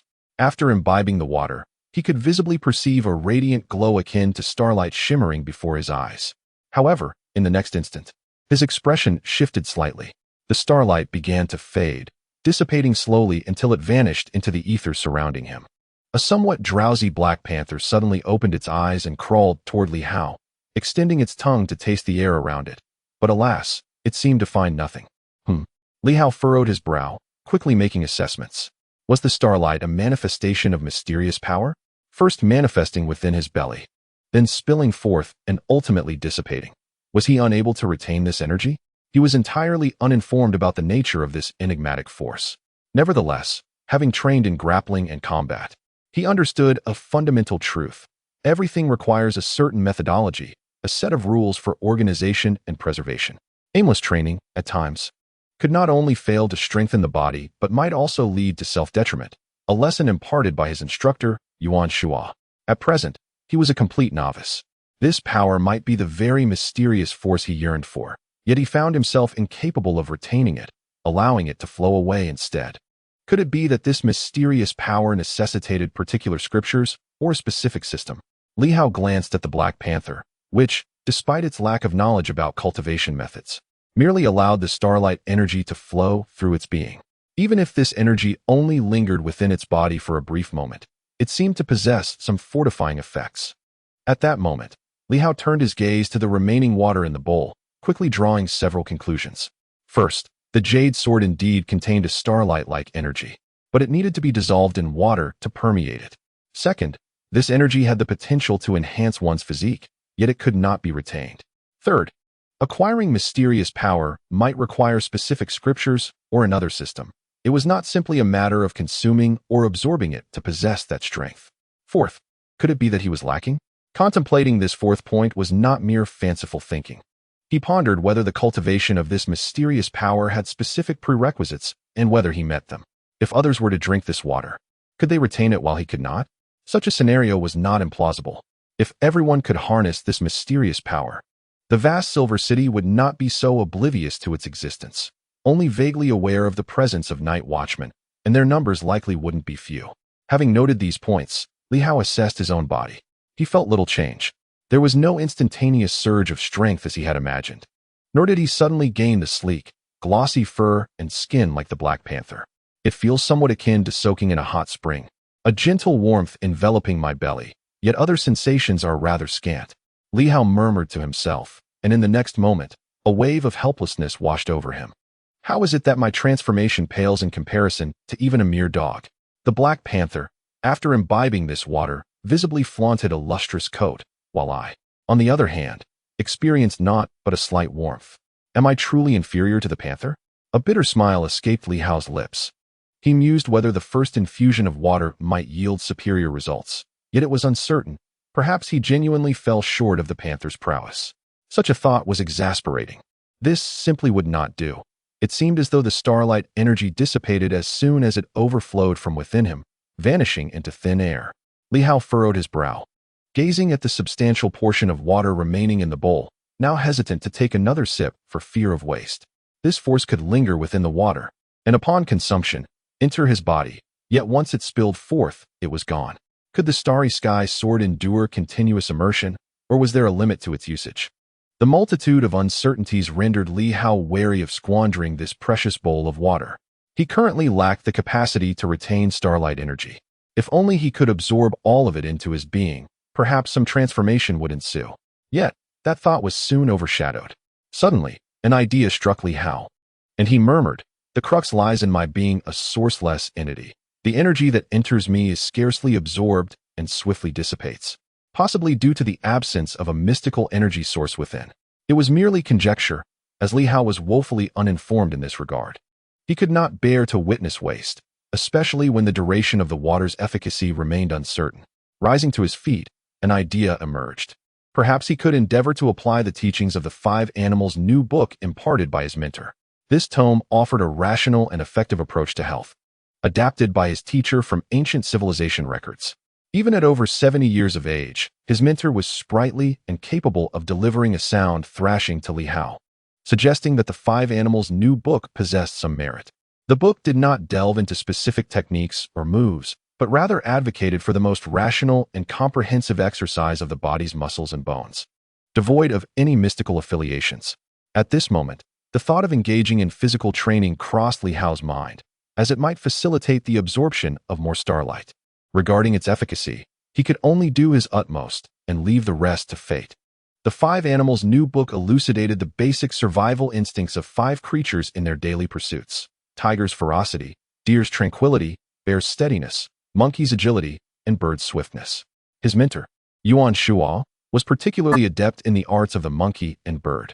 In essence, Yuan Shuo hoped to endow Li Hao with the nimbleness of a monkey for swift escape and the agility of a bird to navigate various obstacles, enabling immediate flight from danger. During his time at the Silver City Ancient Academy, Li Hao had only learned the ways of the monkey under his mentor's guidance, with the other 4 creatures merely brushed upon without profound exploration, as mastery in such disciplines required relentless dedication and practice. Let us give it a try. Li Hao was not one to dither. Moreover, there was nothing to lose by attempting.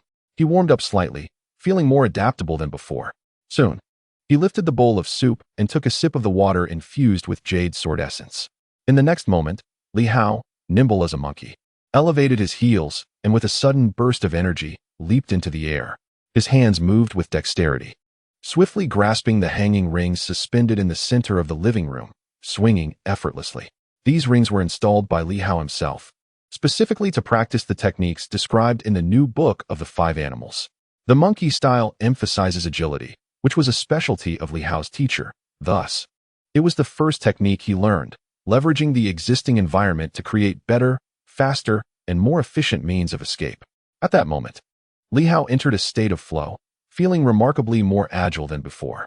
Grasping the rings, he swung for a while, then kicked off the wall to propel himself into the air once more, his movements wild and fluid, reminiscent of a monkey. As he seized the back of the sofa ahead, using the momentum, Li Hao continued to dart around the modest living room. Although small and cluttered, the space seemed expansive as his figure flickered within, displaying extraordinary agility. His strength was not particularly formidable, and his physique was not that of a hulking figure.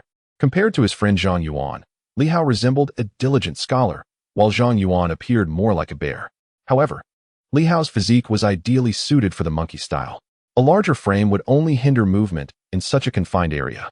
The sound of his rapid breaths echoed in the small living room. This seemingly simple monkey play was, in fact, immensely taxing on physical stamina. It required the synchronization of the breathing techniques outlined in the new book of the 5 Animals to effectively manage one's energy. This breathing method was not an esoteric martial arts secret, but a straightforward guide on how to regulate breathing, when to inhale, when to exhale, how to hold one's breath, and how to avoid gasping for air. Of course, while it sounds simple, executing it is quite challenging. Yuan Shuo, who adapted the new book of the 5 Animals, found the 5-animal play easy to modify. However, considerable effort was needed to develop the accompanying breathing techniques. Thus, the new book of the 5 Animals is not uncommon in the Silver City's ancient courtyard, as many are familiar with it. Yet, Yuan Shuo concealed the seemingly less significant breathing technique, which he only passed on to a select few students. At this moment, Li Hao's breathing became rapid as he began to adjust. The entire set of monkey play techniques did not take long, approximately 3 minutes. 3 minutes was ample time for an adult to become utterly exhausted under such high-intensity, rapid movements. After 3 years of practice, Li Hao could barely complete 2 rounds. After around 6 minutes, he would be utterly drained, struggling to rise. His teacher, a man in his 70s, possessed more vitality than Li Hao and, reportedly, had achieved a record of 5 rounds lasting 15 minutes. The notion of sustaining such high intensity, high speed, and highly agile movements for 15 minutes was something Li Hao found hard to believe. In the face of danger, being able to escape like a monkey for 15 minutes without losing stamina would significantly enhance one's chances of safety. At this moment, Li Hao was too absorbed in his thoughts to ponder anything further. Under the astonished gaze of the Black Panther, he moved swiftly. The tables, chairs, sofa, coffee table, and walls of his room became his points of leverage, and all that could be seen was the silhouette of Li Hao, drenched in sweat, tirelessly exerting himself. Twice already, after returning to the starting point for the second time, Li Hao's breathing became somewhat uneven, yet he felt a surge of residual strength. Joy sparkled in his eyes. The mysterious starlight energy, he was uncertain of its other benefits, but at this moment, he sensed that it was enhancing his stamina, rendering his body lighter than before. In the past, while performing the monkey exercises, he often felt discomfort, burdened by his weight. Each leap and every moment of exertion was laborious and exhausting. However, today felt notably easier. Perhaps I can attempt it once more? It was only then that Li Hao took a moment to glance at his abdomen. The visibly radiant starlight seemed to have diminished significantly, yet a faint layer of starlight appeared to shimmer on the surface of his skin. Of course, this starlight would soon fade, yet Li Hao could feel that he had absorbed a considerable amount of it. At this moment, his heart stirred with curiosity. What exactly is this mysterious power? What renders the masters among the Night Watchers so enigmatic? He was uncertain whether these individuals were simply skilled or possessed unique abilities like Hong Ying, such as being unseen by others or wielding fire. If it were merely a matter of skill, Li Hao mused, he needn't delve into the intricacies of the Night Watchers. Perhaps simply by drinking water and continuing to train, his own abilities would naturally improve. Onward, Li Hao dismissed any further thoughts. His spirits soared with exhilaration. Though fatigued after 2 rounds of practice, he felt he could persevere, especially since he hadn't yet finished the water he had prepared. Taking another generous gulp of the infused water, Li Hao leaped once more. The noise from upstairs resumed. Meanwhile, the elderly neighbor on the 2nd floor grumbled. Previously, Li Hao enjoyed exercising at home, albeit for brief periods, typically just a few minutes. Today, however, it seemed as though he had taken a stimulant. It had been nearly half an hour, and there was still commotion above. The sound insulation in this old building was far from adequate. Were it not for the fact that the young man was currently on patrol, the aunt from the 2nd floor would have likely come knocking to voice her displeasure. Bang! After several rounds of practice, he paused to rest, took a sip of water, and resumed training. This time, unlike before, Li Hao did not stop after just 2 rounds.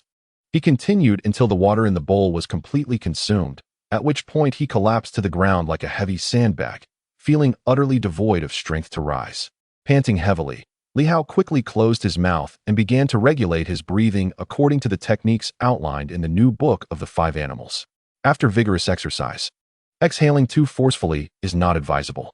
The new book of the 5 animals instructs that one must gradually adjust their breathing. Otherwise, much of the workout's effectiveness would be squandered. Li Hao adjusted his breath for a while, his eyes filled with delight. 9 times. Certainly, it was not a continuous 9 times. There were pauses in between. His teacher mentioned 5 instances, which occurred under relentless circumstances, and Li Hao had not broken the record boasted by his mentor. However, today, Li Hao had accomplished a 3-fold repetition previously, sustaining it for 9 minutes. Furthermore, he still possessed the vigor to continue his training, which was quite alarming. This miraculous water. As Li Hao pondered this, he inhaled sharply. Could it be that the Night Watchman or that Crimson Shadow had bolstered their strength through such means? Having consumed it only once, he was already astounded by its effects, feeling more vigorous than ever before. If those individuals were to persistently train, even without the ability to ignite flames or wield extraordinary powers, they would still be exceedingly formidable, wouldn't they? Perhaps I have underestimated the Night Watchmen. If they enhanced themselves daily in this manner, without resorting to superhuman abilities, could the Spiral 3 truly manage to strike them? It seems almost impossible. The effective range of the Spiral 3 is merely 50 meters. Beyond that distance, Li Hao would lack accuracy. Within 50 meters, he feared he might not even have the time to fire his weapon before they could close in and snap his neck. And should they possess even a modicum of supernatural powers, such as telekinetically igniting flames, then harming them would be utterly inconceivable. Firearms may prove futile. Li Hao's apprehension deepened. Firearms might also hold no efficacy against the Crimson Shadow.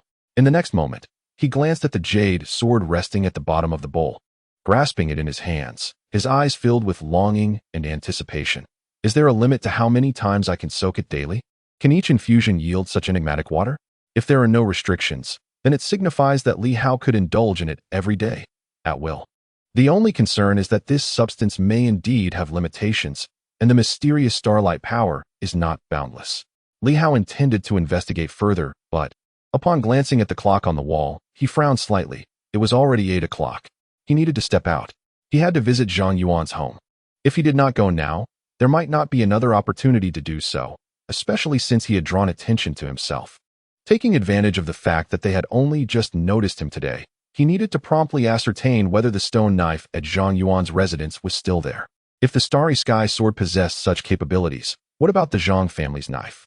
At this moment, Li Hao speculated that perhaps the Crimson Shadow's objective was these weapons.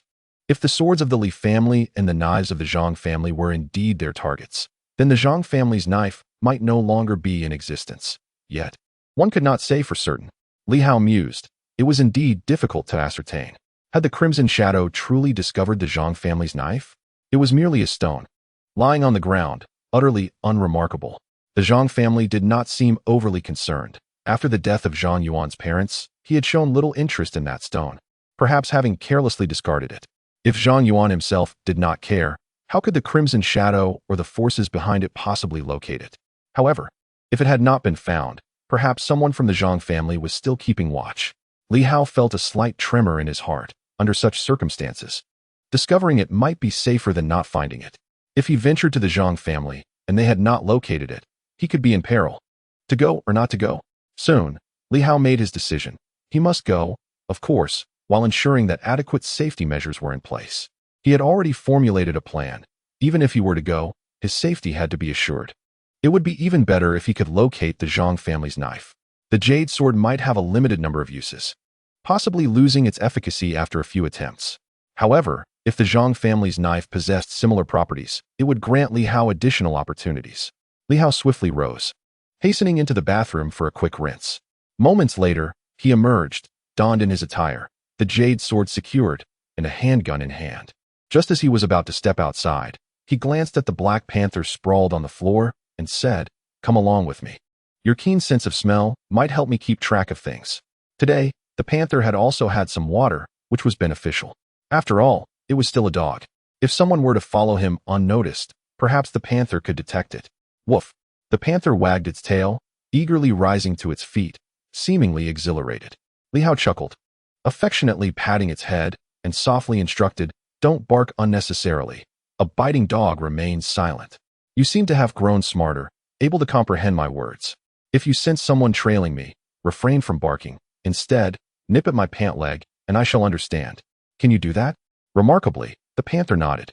With a few affirmative gestures, it nipped at Li Hao's pant leg, eliciting a hearty laugh from him. "Good dog. You are more perceptive than those professionally trained hounds from the Inspection Bureau. Perhaps the Black Panther can indeed be of assistance." After giving the panther a gentle pat on the head, Li Hao contemplated how to address any potential crises. Once he had devised a plan, he and the panther stepped out of the house, heading towards Zhang Yuan's residence. Chapter 8. Performance is True Strength. Night had fallen. Zhang Yuan's home was not situated within the Qiming community, but rather on an old street outside the neighborhood. In his childhood, Li Hao relished visiting the old street. However, with the development of Yinsheng, parts of the old street had been demolished, vendors had vacated, and it had gradually fallen into decay, now seldom frequented by anyone. Most residents had also relocated, leaving it even quieter than the Qiming community. On the desolate street, some old houses remained, illuminated by sporadic lights, lending an eerie atmosphere. If time permitted, Li Hao would prefer to wait patiently, sipping on sword-soaking water daily to gradually enhance his strength before contemplating other matters. Yet, time was not on his side. Each day he delayed only heightened his peril. Although he might grow stronger, the sword-soaking water merely bolstered his stamina. It was insufficient for him to confront the Red Shadow at present. Li Hao's sole purpose for visiting Zhang Yuan's home was to ascertain whether the stone knife still existed. Should it be found, it would herald good news for him. Conversely, if it were missing, it might have been taken by the Red Shadow and the forces behind it, signifying that Li Hao's sword could have been exposed, with someone possibly plotting against it. The Black Panther silently followed Li Hao, its dark form blending seamlessly into the shadows. The faint sound of footsteps echoed softly along the street. Li Hao maintained his composure as he approached an old house with a sealed door. This was Zhang Yuan's residence. At this moment, he could see there was no sign of anyone, and the Black Panther remained silent. However, Li Hao would not place all his hopes solely on the Black Panther. As he approached within 100 meters of Zhang Yuan's front gate, he retrieved his communicator and dialed a number. In the darkness, the device emitted a faint glow, illuminating Li Hao's face. After a brief moment, a robust voice resonated from the other end. "Are you finally reconsidering your stance, unable to endure in the Inspection Bureau and wishing to return?" The voice boomed. Through the communicator's amplification, it echoed along the darkened street.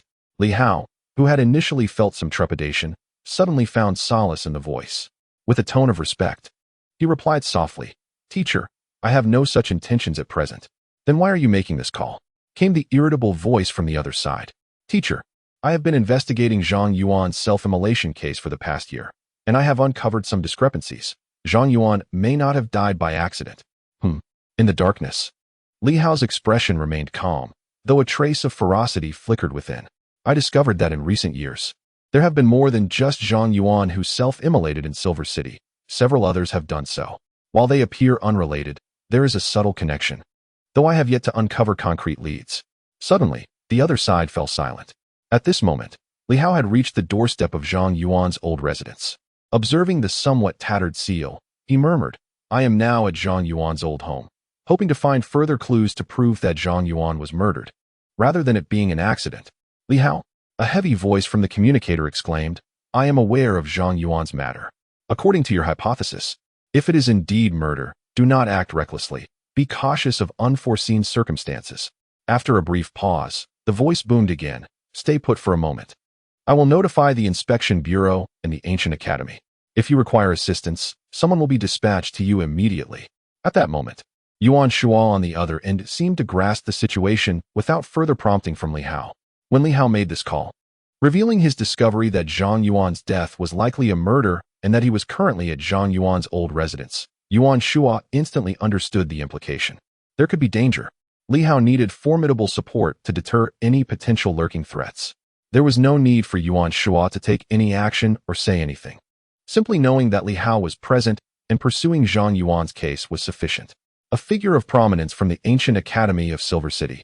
As long as he was attentive, that would be enough. No one would dare to act rashly. Otherwise, the death of Li Hao could invoke the ire of this elder from the Ancient Academy, leading to more troublesome consequences. Rumors in the outside world suggested that Li Hao and Yuan Shuo had fallen out. The reality proved otherwise. On this night, Yuan Shuo's voice echoed across the desolate street, reaching far and wide. If anyone were truly monitoring the area, they would undoubtedly hear Yuan Shuo's words. The Ancient Academy and the Inspection Bureau might soon send someone. Just as Li Hao concluded the call, the previously silent Black Panther suddenly nipped at Li Hao's pant leg. Li Hao detected no abnormalities. However, the panther, being inherently more perceptive, might have sensed something amiss, or perhaps Yuan Shuo's words had inadvertently revealed a hint of disturbance, capturing the panther's attention. Indeed, someone was watching this place. A flicker of realization crossed Li Hao's mind. This was not a misfortune, but rather a fortuitous sign, as the presence of observers suggested that the stone knife belonging to the Zhang family had likely remained untouched. In the midst of their communication, Yuan Shuo continued to elaborate on various matters. Yet, Li Hao swiftly interjected with a chuckle, "Teacher, it's not as grave as it seems. I reached out to you merely to discuss this incident briefly. The crux of the matter lies elsewhere. I have accepted the responsibility of safeguarding the expedition from the Ancient Institute. In a few days, I may accompany you on this field study." Yuan Shuo, taken aback momentarily, quickly responded with an exuberant laugh, "That's splendid. This expedition is somewhat intricate, and having followed me for 2 years, you have gained considerable knowledge, albeit lacking practical experience. How about we treat this as your practical lesson? Should you excel, I might contemplate granting you the status of an external student. Although the rules of the Ancient Institute are numerous, if you distinguish yourself during this expedition, I can certainly facilitate your graduation." Li Hao beamed with delight. "Teacher, let us discuss this further when we meet again. For now, I shall enter the house to search for any clues. Once I unravel the case surrounding Zhang Yuan and apprehend the culprit, I will find a way to return to the Ancient Institute without needing your prompting." "Very well," Yuan Shuo reiterated. "Do not hesitate to contact me should any issues arise. There is no dilemma we cannot resolve together. The Inspection Department and the Ancient Institute can tackle most challenges. I still possess some influence. If the situation becomes critical, just strive to bring me honor in the future, and I will not hesitate to summon the experts." These words stirred a profound sense of emotion within Li Hao. He understood the implications of his teacher's statement. If the need arose, the experts he referred to likely meant the night watchman. In the past, Li Hao had refrained from burdening his teacher with excessive discourse, fearing that it might escalate matters and affect Yuan Shuo. However, given the teacher's astuteness, he would undoubtedly consider the possibility of supernatural interference upon hearing Li Hao suggest that Zhang Yuan's self-immolation might not have been accidental. This was likely the reason behind his mention of seeking out experts. Yet, despite Yuan Shua's esteemed status, the night watchmen were not easily summoned, and Li Hao's predicament was personal rather than official, potentially incurring significant costs. I understand. Thank you, teacher. Li Hao concluded the conversation, severing the connection. With a swift motion, he tore apart the seal and opened the door of the ancient house that had remained sealed for a year. As Li Hao and the panther entered the old dwelling, the street outside lay in eerie silence, shrouded in darkness. In the shadows, a pair of eyes emanating a faint blue glow flickered into view. Under the cloak of night, a dark figure seemed to meld seamlessly with the shadows, draped entirely in black, save for those hauntingly luminous blue eyes. The figure's face was obscured by a mask reminiscent of a vengeful spirit, concealing its gender and visage. Li Hao, a classmate and close friend of Zhang Yuan, is a second-level student at Yinqing Ancient Academy. Following Zhang Yuan's tragic death last year, he withdrew from school and joined the inspection division, persistently investigating the incident of Zhang Yuan's self-immolation. Today, he approached the division chief, Wang Jia, to report and connect the 6 cases of self-immolation, seeking to consolidate them into a single investigation. Information about Li Hao flashed momentarily in the shadowy figure's mind. Since Li Hao's withdrawal from school and subsequent enlistment in the inspection division, he had already come under scrutiny. Moreover, it seemed that Li Hao could be a pivotal figure in this matter. However, it was beyond the Shadow's jurisdiction for now. A warning had been issued to exercise caution regarding Li Hao, to retain him for potential usefulness. The Shadow contemplated the necessity of restraint. Had Li Hao just been conversing with his mentor, Yuan Shua? Yuan Shua, a distinguished elder at Yinqing Ancient Academy and the head of the Ancient Civilization Exploration Department, had collaborated with the Night Watchers, making him one of the few prominent figures in Yinqiang who could communicate directly with them. Without external prompting, Li Hao was not to be disturbed. The Shadow stealthily approached the Zhang family's ancient residence, eager to uncover Li Hao's intentions. Was he seeking clues? Zhang Yuan had perished in the academy. What could possibly be found at home? Or was he in search of something specific?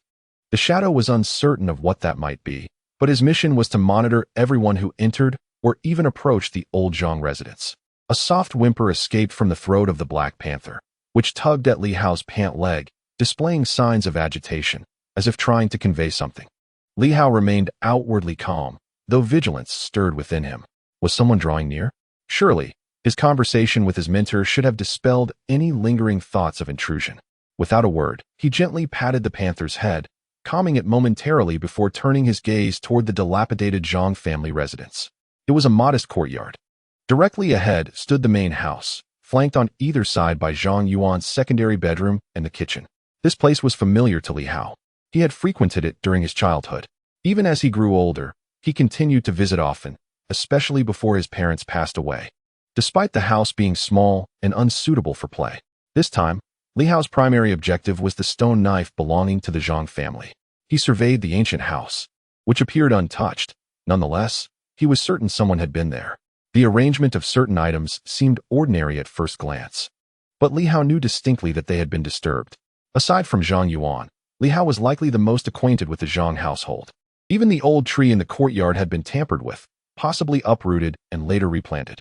If the stone knife still resided within the Zhang family, it certainly would not be found in the main house or the secondary bedroom. That was a certainty. Having visited extensively, Li Hao was well aware of the situation. Had it been in either of those locations, he would have certainly seen it, for he had rummaged through the Zhang residence countless times, treating it as his own home, never holding back. The last time he recalled seeing the stone knife was when Uncle Zhang had carelessly tossed it onto the ground during a scuffle with Xiao Yuan. He could only wonder if it had been picked up afterward. Reflecting on the past, Li Hao vaguely remembered that Zhang Yuan had seemingly unearthed the stone knife from some hidden corner. Zhang Yuan's father likely cannot recall where he had misplaced it, only to have his child uncover it, providing him with an opportunity to reprimand Zhang Yuan.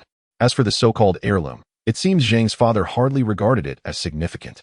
Merely a piece of broken stone. What heirloom? Even if it were, it holds no value. What purpose would it serve? Had Zhang Yuan not discovered it, Zhang's father might have never remembered that a stone had been passed down in their family. With uncertain recollections guiding him, Li Hao slowly ambled towards a corner of the yard where some stones were piled up, originally intended for wall repairs. After a swift inspection, he found that the stone he remembered was absent. He recalled that this particular stone bore some resemblance to a blade. An unseen presence was watching me, making it unwise to search ostentatiously. Just then, the previously silent Black Panther suddenly emitted a low growl. It was not a sound of guarding its food, but rather one tinged with caution as the panther let out a whimper. At that moment, Li Hao felt an unsettling prickle at the back of his neck. Following the panther's gaze towards the main house, his heart skipped a beat, pounding with increasing intensity. The main door, which had been firmly shut, now appeared to have a slight crack, through which a faint red hue could be discerned. A blood shadow? Li Hao's heart raced. Had the blood shadow emerged? He had vaguely seen it before, but according to his deductions, such an apparition should only manifest on a rainy night. Why was it appearing now? And right here at the Zhang residence? Had the blood shadow remained in the Zhang household, searching for the stone blade, without departing? A cold sweat subtly trickled down Li Hao's forehead. The encounter was far too premature. He was not adequately prepared, and now, facing the blood shadow, should it choose to strike, Li Hao would have scant means for defense. Why was it here? Damn it, this was far too early. He had yet to encounter the night watchman. Li Hao's body stiffened slightly, trembling imperceptibly, and he felt the urge to flee. Yet outside, others might also be monitoring him. Indeed, the blood shadow was invisible to ordinary eyes. He could not escape. Even if he did manage to flee, it would expose certain truths, like his ability to perceive the blood shadow, which would present a considerable dilemma. Since it could not be seen, there was no reason for him to be afraid. Countless thoughts raced through his mind, and in the next moment, Li Hao barked, "What are you doing? Be quiet." After admonishing the Black Panther, he turned his attention to the main house and shouted, "Is anyone inside? I am an inspector from the inspection office. Who is there?" Li Hao raised his swirling three-generation weapon, aimed at the main house, and bellowed once more, "Is anyone there? Come out." He had indeed glimpsed a flicker of the blood shadow, yet he fought against the urge to focus on that crimson glimmer, instead fixating on the door and directing his rebuke towards it. Step by step, he approached the main door. Suddenly, he lunged forward, delivering a powerful kick that sent the main door crashing open with a thunderous bang, drawing the attention of a few nearby households. In the dimness, a faint rustling sound emerged. Li Hao paid it no heed. He forcefully kicked open the door and cast another glance at the pitch-black main house, bellowing, "Is anyone there? I am an inspector from the patrol department. If you do not come out, I shall fire." At this moment, Li Hao's gaze remained fixed ahead, yet beads of sweat began to trickle down his forehead, and his arms trembled slightly. Beneath him, the Black Panther lay motionless, paralyzed with fear. Unbeknownst to him, in his peripheral vision, a crimson shadow stood mere inches from his left side, nearly brushing against his cheek. However, Li Hao appeared oblivious, showing no reaction whatsoever. His eyes remained glued to the main house. No one. His voice quivered as he muttered under his breath, cursing, "Damn it." Thankfully, no other colleagues are around. Otherwise, they would have laughed themselves to death. It startled me in the dead of night. I thought the murderer was hiding here. After exhaling a long breath, Li Hao seemed to disregard the blood shadow. Wiping the sweat from his brow, he looked down at the panther and playfully swatted it, saying, "You foolish dog. Why are you barking for no reason? You nearly scared me to death." Bang! The panther was struck, appearing both innocent and terrified. "Did you not see? I did." It now dared not lift its head, for the blood shadow hovered just above it. Meanwhile, Li Hao, seemingly unaware, had inadvertently passed his arm through the blood shadow when he swatted the panther, feeling only a chilling sensation seep into his arm. Yet, he felt no resistance, as if he had penetrated nothing at all. An intangible presence. Li Hao, emboldened by a reckless curiosity, sought to test the blood shadow, wishing to ascertain whether it truly eluded perception. His playful swat at the panther was merely a pretext to touch the shadow. Yet, to his dismay, he could not make contact. Cursed be it, this was a grave predicament, indicating that his firearms would be of no use.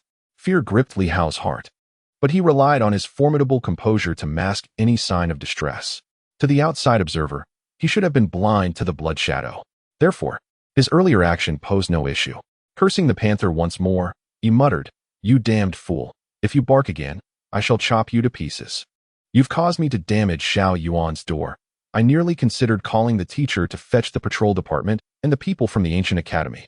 Seemingly unsatisfied, he kicked again.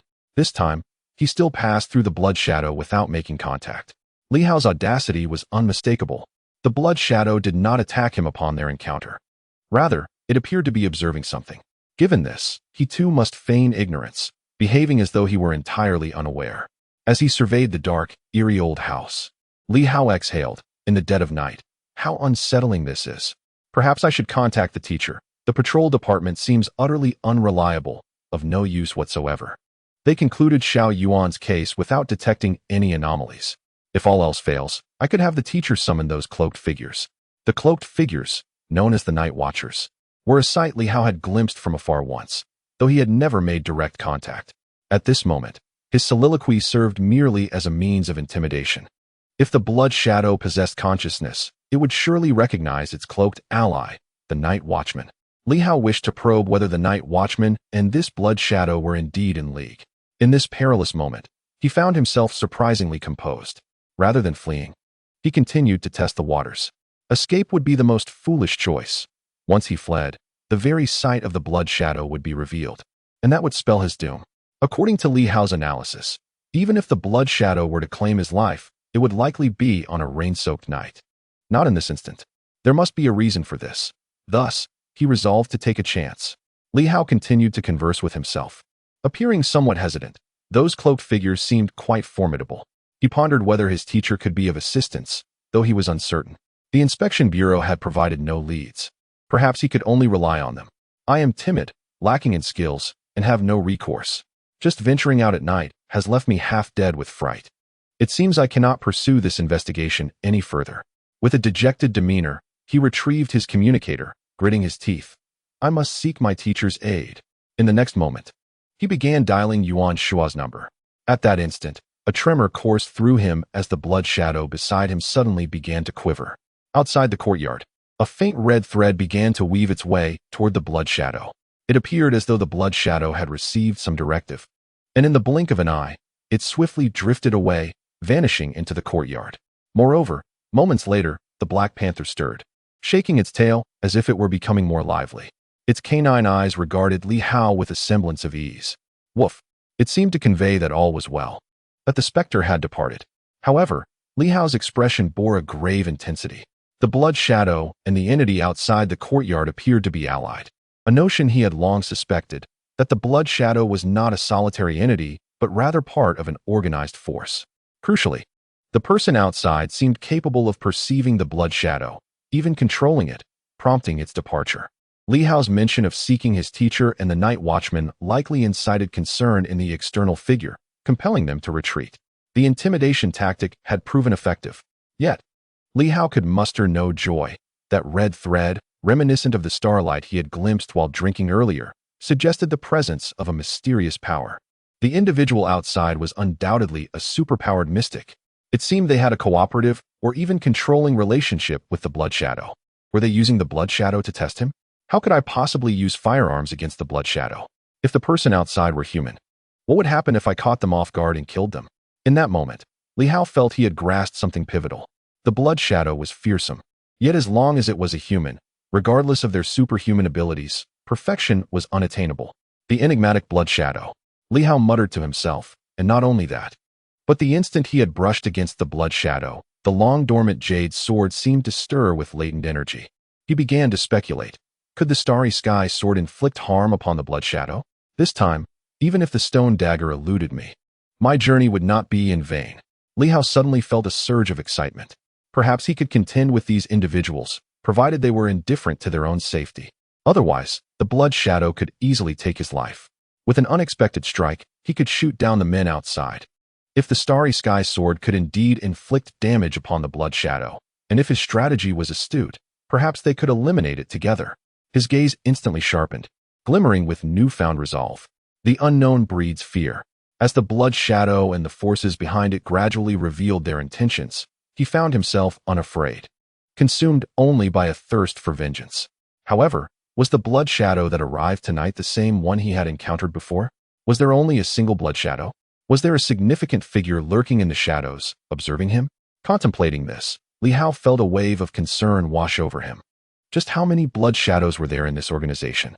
How many individuals? How many enigmatic superhumans? It felt as though it could not be just one person. I am merely an ordinary individual. This is truly arduous. With a sigh, he seized the moment while they had departed, knowing they might not return soon. Fearing an encounter with the night patrol, it was imperative for Li Hao to search for the stone knife of the Zhang family.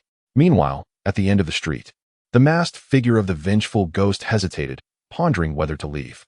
Yet, if that Li Hao could indeed summon the night patrol, it would spell trouble.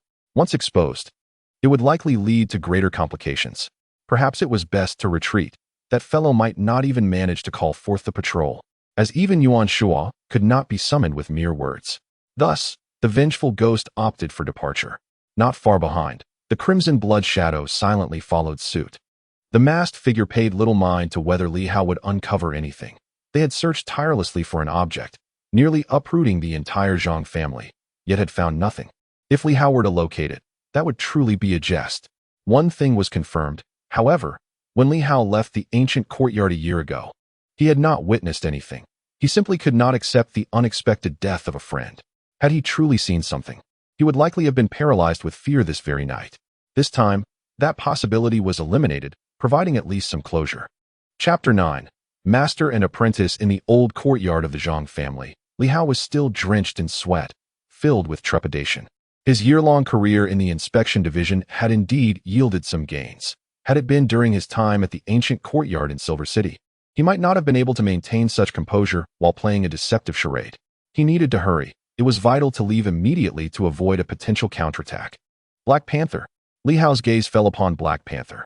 He was quite familiar with the Zhang family's old house, yet the more familiar he became, the harder it was to find what he sought. Bringing Black Panther along was also a strategic decision. Black Panther looked up at Li Hao. Li Hao scanned the surroundings, lowered his voice, and gestured to the jade sword at his chest. Search for something similar to this. Your keen nose might be able to find it. Yes, perhaps Black Panther could indeed locate it. The jade sword had previously caught Black Panther's interest. Li Hao harbored suspicions that the panther had wandered to his doorstep, perhaps drawn by the allure of the jade sword. Until now, he had refrained from unveiling the jade sword, thus denying the panther the opportunity to lick it. Only today did the panther seize its chance. Given this, could the panther detect the scent of the stone knife? The Zhang family had resided here for some time, leading Li Hao to believe that if the stone knife indeed remained, it would be within the house. For no one would be idle enough to carry a mere stone outside. Moreover, the panther seemed to comprehend. Instantly invigorated, it began to react. Though it had not caught the scent, it could only discern a hint of it by getting exceptionally close. Perhaps it had missed the opportunity. Nevertheless, now aware, the panther became determined, its nose twitching in anticipation as it lowered its forelimbs and began to sniff the ground cautiously. If Li Hao were to discover another item, perhaps this dog could benefit as well. As the panther diligently searched, Li Hao too began to examine the courtyard.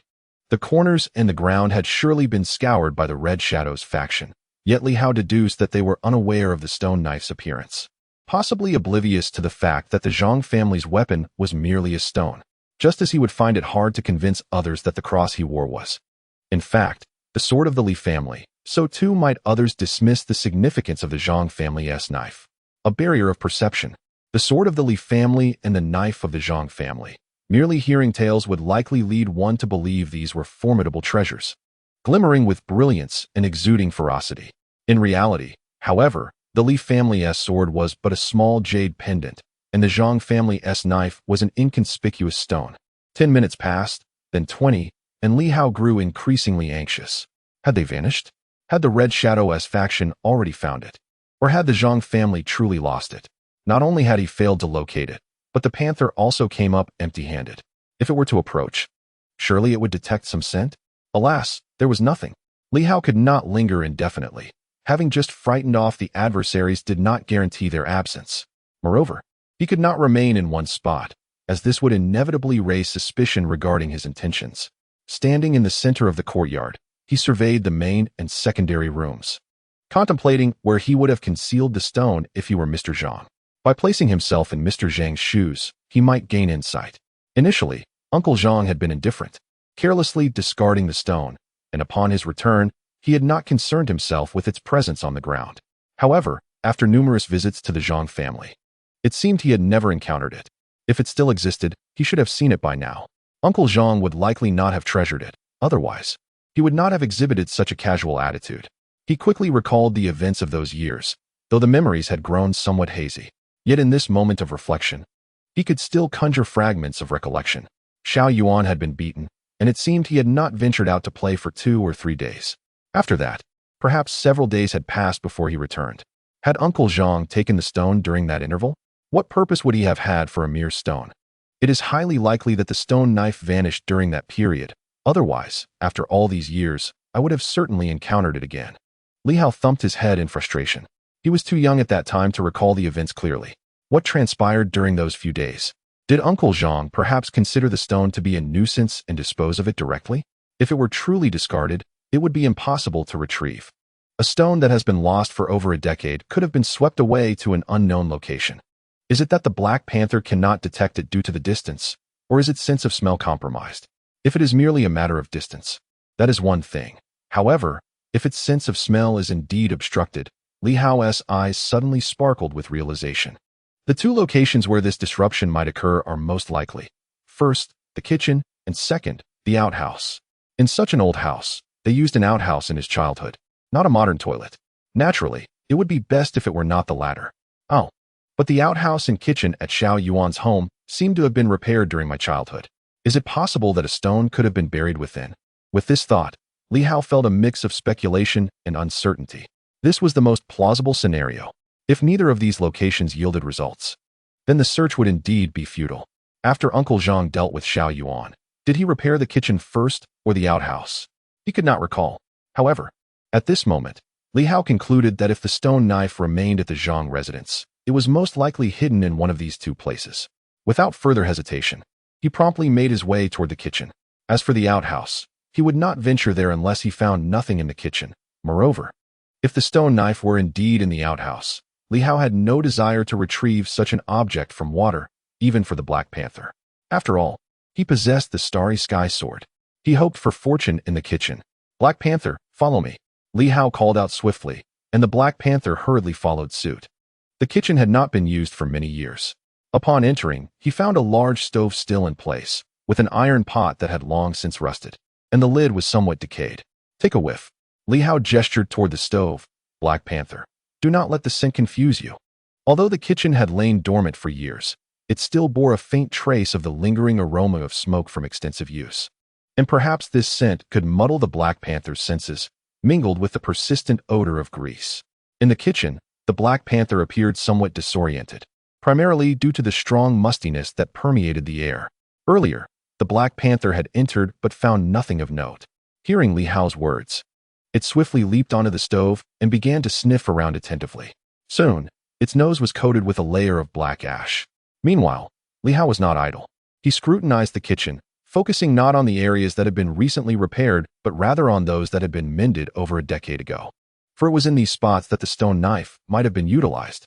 Such locations were ones that the forces behind the Red Shadow would likely avoid examining closely. Would the Zhang family conceal their knife in these quarters? Indeed, after a cursory glance, Li Hao discerned that the Red Shadow and its affiliated powers were likely taking this matter quite seriously. The kitchen showed signs of having been disturbed, with even the ashes beneath the stove having been stirred. The once dormant ashes had clearly been tampered with.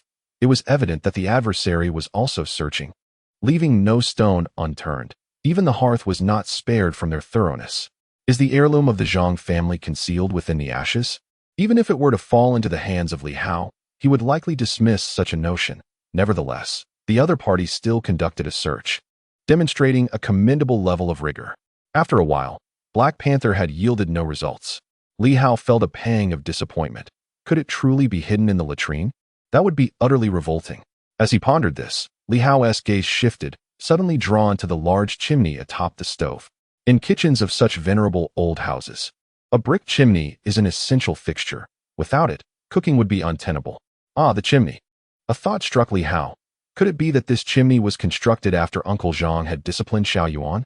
He vaguely recalled something pertaining to that. The Black Panther, not particularly large or tall, had been sniffing around the stove but was unable to scale the height of the chimney. Could it be hidden there? With a swift motion, Li Hao sprang into action, leaping atop the stove and grasping Black Panther, whispering, "Take a whiff." He held the Black Panther as if it were a detection device. The creature's eyes were filled with resignation as its nose twitched, following the ascent of Li Hao's arm. After a meter or so up the stove, suddenly, Black Panther's nose twitched, and a familiar scent began to waft towards its nostrils. Woof! The eyes of Black Panther suddenly sparkled with newfound energy, and Li Hao's eyes also gleamed with realization. Had they truly found it? Indeed, it was here. This chimney was perhaps an oversight by the forces behind the Red Shadow.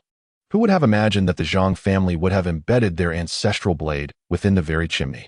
They might have even searched along the chimney. It was possible that the Red Shadow had conducted investigations, for they are formless and intangible. Li Hao was uncertain whether they could traverse walls and earth, but they must have scrutinized the walls and ground thoroughly. Yet their focus was likely on crevices, layers, boxes, or treasure chests. They would never suspect that the blade they sought was simply a stone. Li Hao's eyes shone with excitement as he fixated on a slightly protruding section of the chimney. Was the stone blade hidden there? The weathered plaster walls had begun to peel away, revealing some bricks within the chimney. Li Hao reached out to touch it, and as he did, more plaster crumbled away. In the next moment, a patch of earthy gray stone became visible, not fully exposed, but the incomplete shape sparked a thrill within Li Hao. This was it. His heart raced. This was the one. Although it was not entirely revealed, Li Hao could already envision its vague form in his memory, a stone resembling a blade. Not overly large, merely slightly bigger than a fist. Uncle Zhang truly honored his ancestors. Li Hao couldn't help but feel a mix of amusement and exasperation. All that trouble over this stone had led to him disciplining his own son. Goodness, and now, while renovating the kitchen, they had built the ancestral stone right into the structure. How ironic is that? If the ancestors of the Zhang family were still alive, they would surely be infuriated. Among the 8 prominent families, Li Hao was uncertain about the others, but the sword of the Li family had always been passed down as a cherished heirloom. The fact that this stone from the Zhang family had survived the ages seemed almost miraculous. Perhaps it had not always appeared as a stone in the past. Gradually, it became petrified, and by the time of Zhang's father, it had completely transformed into stone. Without the luxury of contemplation, Li Hao gazed at the stone embedded in the chimney, his brow slightly furrowed. Eureka! Yet, the extraction posed a challenge. It wasn't that it was impossible to retrieve, but the critical concern lay in the fact that removing this stone blade would leave conspicuous marks upon the chimney. After spending a year in the inspection department, Li Hao had garnered sufficient experience. Once this area was disturbed, the Red Shadow and those lurking behind would undoubtedly return to investigate Li Hao's intentions. Should a piece of stone be missing from the chimney, it would not take long for the adversaries to notice. Had Li Hao still been a student at the Ancient Institute, he would have seized the stone blade at once. Upon the return of the Red Shadow, it is likely they would have immediately deduced that the Zhang family's knife was the very stone that had been taken, thus embroiling Li Hao in significant trouble. At that point, the Red Shadow would know that the stone blade was in Li Hao's possession, thus inviting a plethora of complications upon himself. They could even ascertain that Li Hao had unraveled certain truths, potentially exposing the secrets of the 8 great families. What to do? Li Hao pondered swiftly, having spotted it. He could not simply ignore it. He believed that the Zhang family's knife was not merely a treasure, but likely held additional significance. The Red Shadow faction placed great importance on it. Otherwise, they would not have risked monitoring the area for an entire year. Li Hao frowned at the thought of removing the stone blade, and then using another stone to fill the gap. But if the adversaries discovered this, it would be akin to revealing one's hand. The traces of new and old would be distinctly different. The only recourse was to obliterate all evidence, to render the traces untraceable. The most effective means would naturally be to destroy the chimney itself, but would that not appear overly conspicuous? Finding a stone of similar appearance, preferably one that closely resembled the original, and then demolishing the chimney would ensure that even if the adversaries attempted to restore it later, they would not discern the absence of a stone and thus uncover anything. As an inspector, Li Hao had mastered the fundamental skills of his profession, including how to obliterate evidence and fabricate false evidence to mislead others. These were lessons gleaned from the past year's experiences.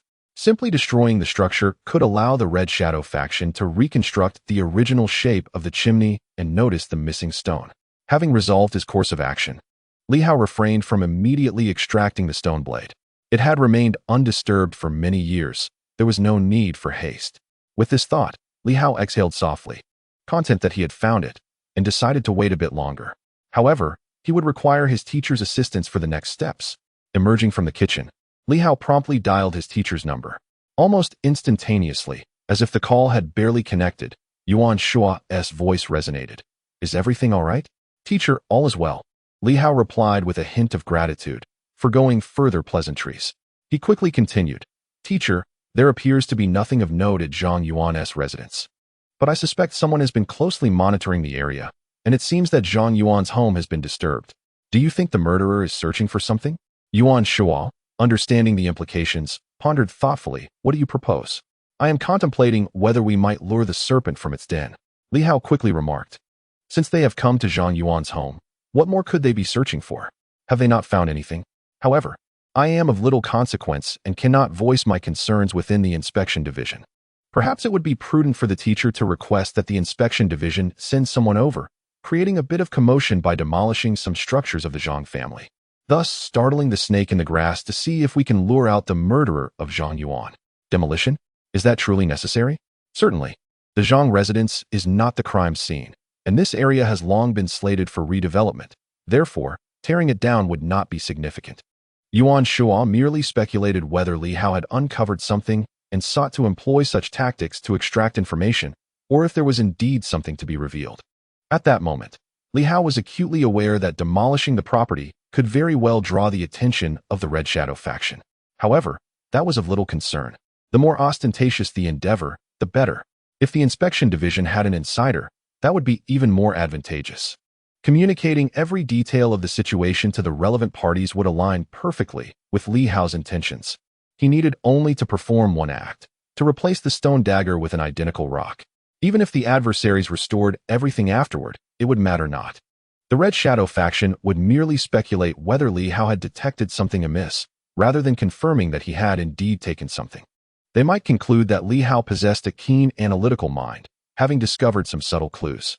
What Li Hao aimed to achieve was to instill doubt in their minds without certainty, prolonging the situation and escalating it gradually to draw out the Night Watchers.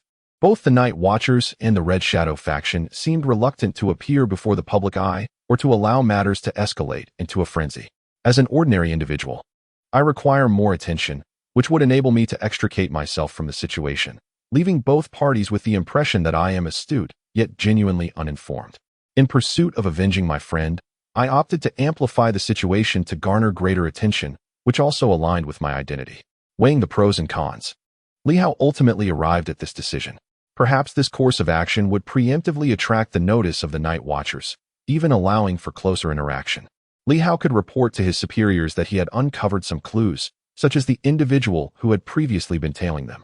As for the Red Shadow, they remained oblivious to this. Yet, outside, there were indeed people. Li Hao even discovered a footprint on the outer wall, which served as compelling evidence. The other party had evidently paid little heed to the marks they left behind. With a mind racing through possibilities and having assessed the potential repercussions, Li Hao chose to slightly magnify the situation. On the other end of the communication, Yuan Shua asked a few questions to ascertain his student's intentions. He recognized that Li Hao was intelligent and would not act without reason. Since it was not a grave matter, he decided to offer some support. Very well. I shall contact the inspection division immediately. Moreover, Zhang Yuan is a student of the ancient academy. If it is indeed a homicide, the academy would not turn a blind eye.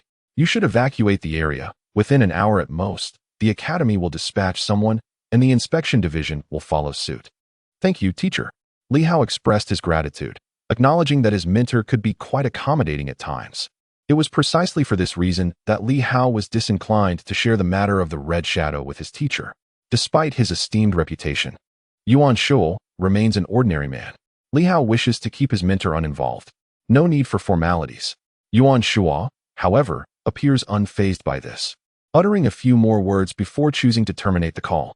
In the depths of the ancient courtyard of Yincheng, within a classical mansion, Yuan Shua, now in his 70s, retains a vigorous spirit and sharp gaze. His physique is remarkably robust, resembling that of a soldier more than a distinguished professor of Yincheng. At this moment, a dossier concerning 6 self-immolation cases lies before him. The inspection division truly functions like a sieve. Having ended the call, Yuan Shua rubs his temples and mutters in frustration. The inspection division has become increasingly inept over the years, so easily allowing this case file to leak. Now, those with intent can readily access this information in Yincheng. My student is quite reckless, daring to investigate matters secretly, and even more audaciously reporting directly to the inspection division. Clearly, this is no ordinary situation. With a sigh, he reflects on the inexperience of youth. Does he not realize that the inspection division is a mere sieve? Once this file is released, discerning individuals can easily identify the underlying issues. The swords of the Li family, the blades of the Zhang family, the fists of the Zhao family, the legs of the Lu family. After pondering for a moment to the tune of ancient folk songs, Yuan Shua swiftly contemplates whether there might be a connection to his student in all of this. 6 have perished. Could it be related to this melody? As a longtime resident of Yincheng, he is familiar with this tune and, being a renowned scholar, immediately associates the file with it due to the peculiar combination of surnames. After some deliberation, Yuan Shua retrieves his communicator and promptly dials a number. After a brief wait, his voice, authoritative and tinged with anger, declares, "I am Yuan Shua. Spare me the trivialities. My student is in grave danger. The self-immolation incident at the ancient courtyard a year ago may be a homicide. Does the inspection division possess no information whatsoever? I care not for your protocols. Li Hao is my student. He joined the ancient courtyard under my tutelage for a reason. He is a prodigy, a premier explorer, the future of the ancient civilization exploration department. Due to your negligence, he may be forced to withdraw from the ancient courtyard. What a loss that would be. Li Hao has made a discovery, yet your inspection division, akin to a sieve, has exposed him, placing him in imminent peril. He is currently at the residence of deceased student Zhang Yuan. Regardless of the commotion, you must secure that street and apprehend any potential assailants lurking in the shadows. My sole demand is that Li Hao returns unscathed. If you fail to comply, I shall seek the night watchman to intervene directly. 6 self-immolation cases. Do you think Yuan Shua is blind to the potential issues? While your inspection division may wish to avoid involvement from the night watchman, my student is dead, and I will bring this matter to higher authorities, ensuring your inspection division faces consequences. Calm yourself, Elder Yuan. We will handle this immediately. Rest assured, Elder Yuan. On the other end of the communication line, the head of the Silver City Inspection Department felt a throbbing headache. Although this old fellow wielded little actual power, his connections were extensive. Having served as a professor at the Ancient Academy for 4 to 5 decades, many of his former students had ascended to significant positions. Should the situation escalate, the Silver City Inspection Department would undoubtedly suffer the consequences. Rest assured, he scoffed. The Ancient Academy will send someone. If necessary, I shall go myself. I am eager to discover who possesses the audacity to murder one of our esteemed students in Silver City. Killing one was not enough. They even dared to target my prized disciple. Have they consumed the heart of a bear and the gall of a leopard? Yuan Shua roared with the fury of a raging tiger. If Li Hao desired to escalate matters, seemingly to lure something out, so be it. Yuan Shua welcomed the chaos. If trouble truly arose, it would be the concern of others, not his own. Presently, various factions relied on him. They would not dare to act against him. As for Li Hao, it was simple enough to grant him the title of assistant. Those who would hesitate to confront Yuan Shua would naturally refrain from troubling Li Hao.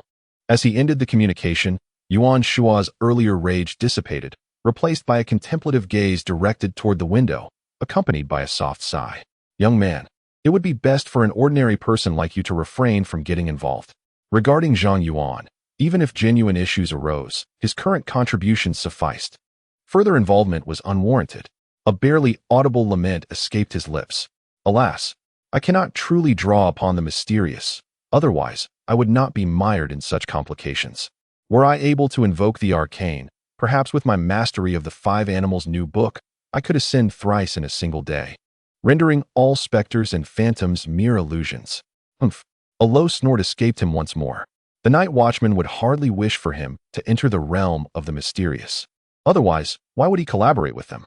For years, they had spoken of seeking solutions, yet not a single viable plan had emerged. Did they truly assume him to be a fool? Li Hao, the sword of the Li family? He murmured, closing his eyes, choosing not to dwell further on the matter. It would be wiser for that fellow to return to the Ancient Academy and serve as his assistant. At his age, he indeed needed to nurture a successor. Chapter 10. Silver City Law Enforcement. Please support with collections and recommendations. At 10 o'clock in the evening, a thunderous roar of vehicles echoed through the once quiet old street, which had not witnessed such liveliness in a long time. In that instant, brilliant lights illuminated the entire area, breathing life into the old street. Before the Zhang family residence, Li Hao silently observed the scene. He preferred to remain inconspicuous, yet the circumstances had escalated to a point where he had begun to engage with the Red Shadow, prompting a shift in his mindset. The truly great hide within the city. Perhaps being ostentatious was merely another form of subtlety.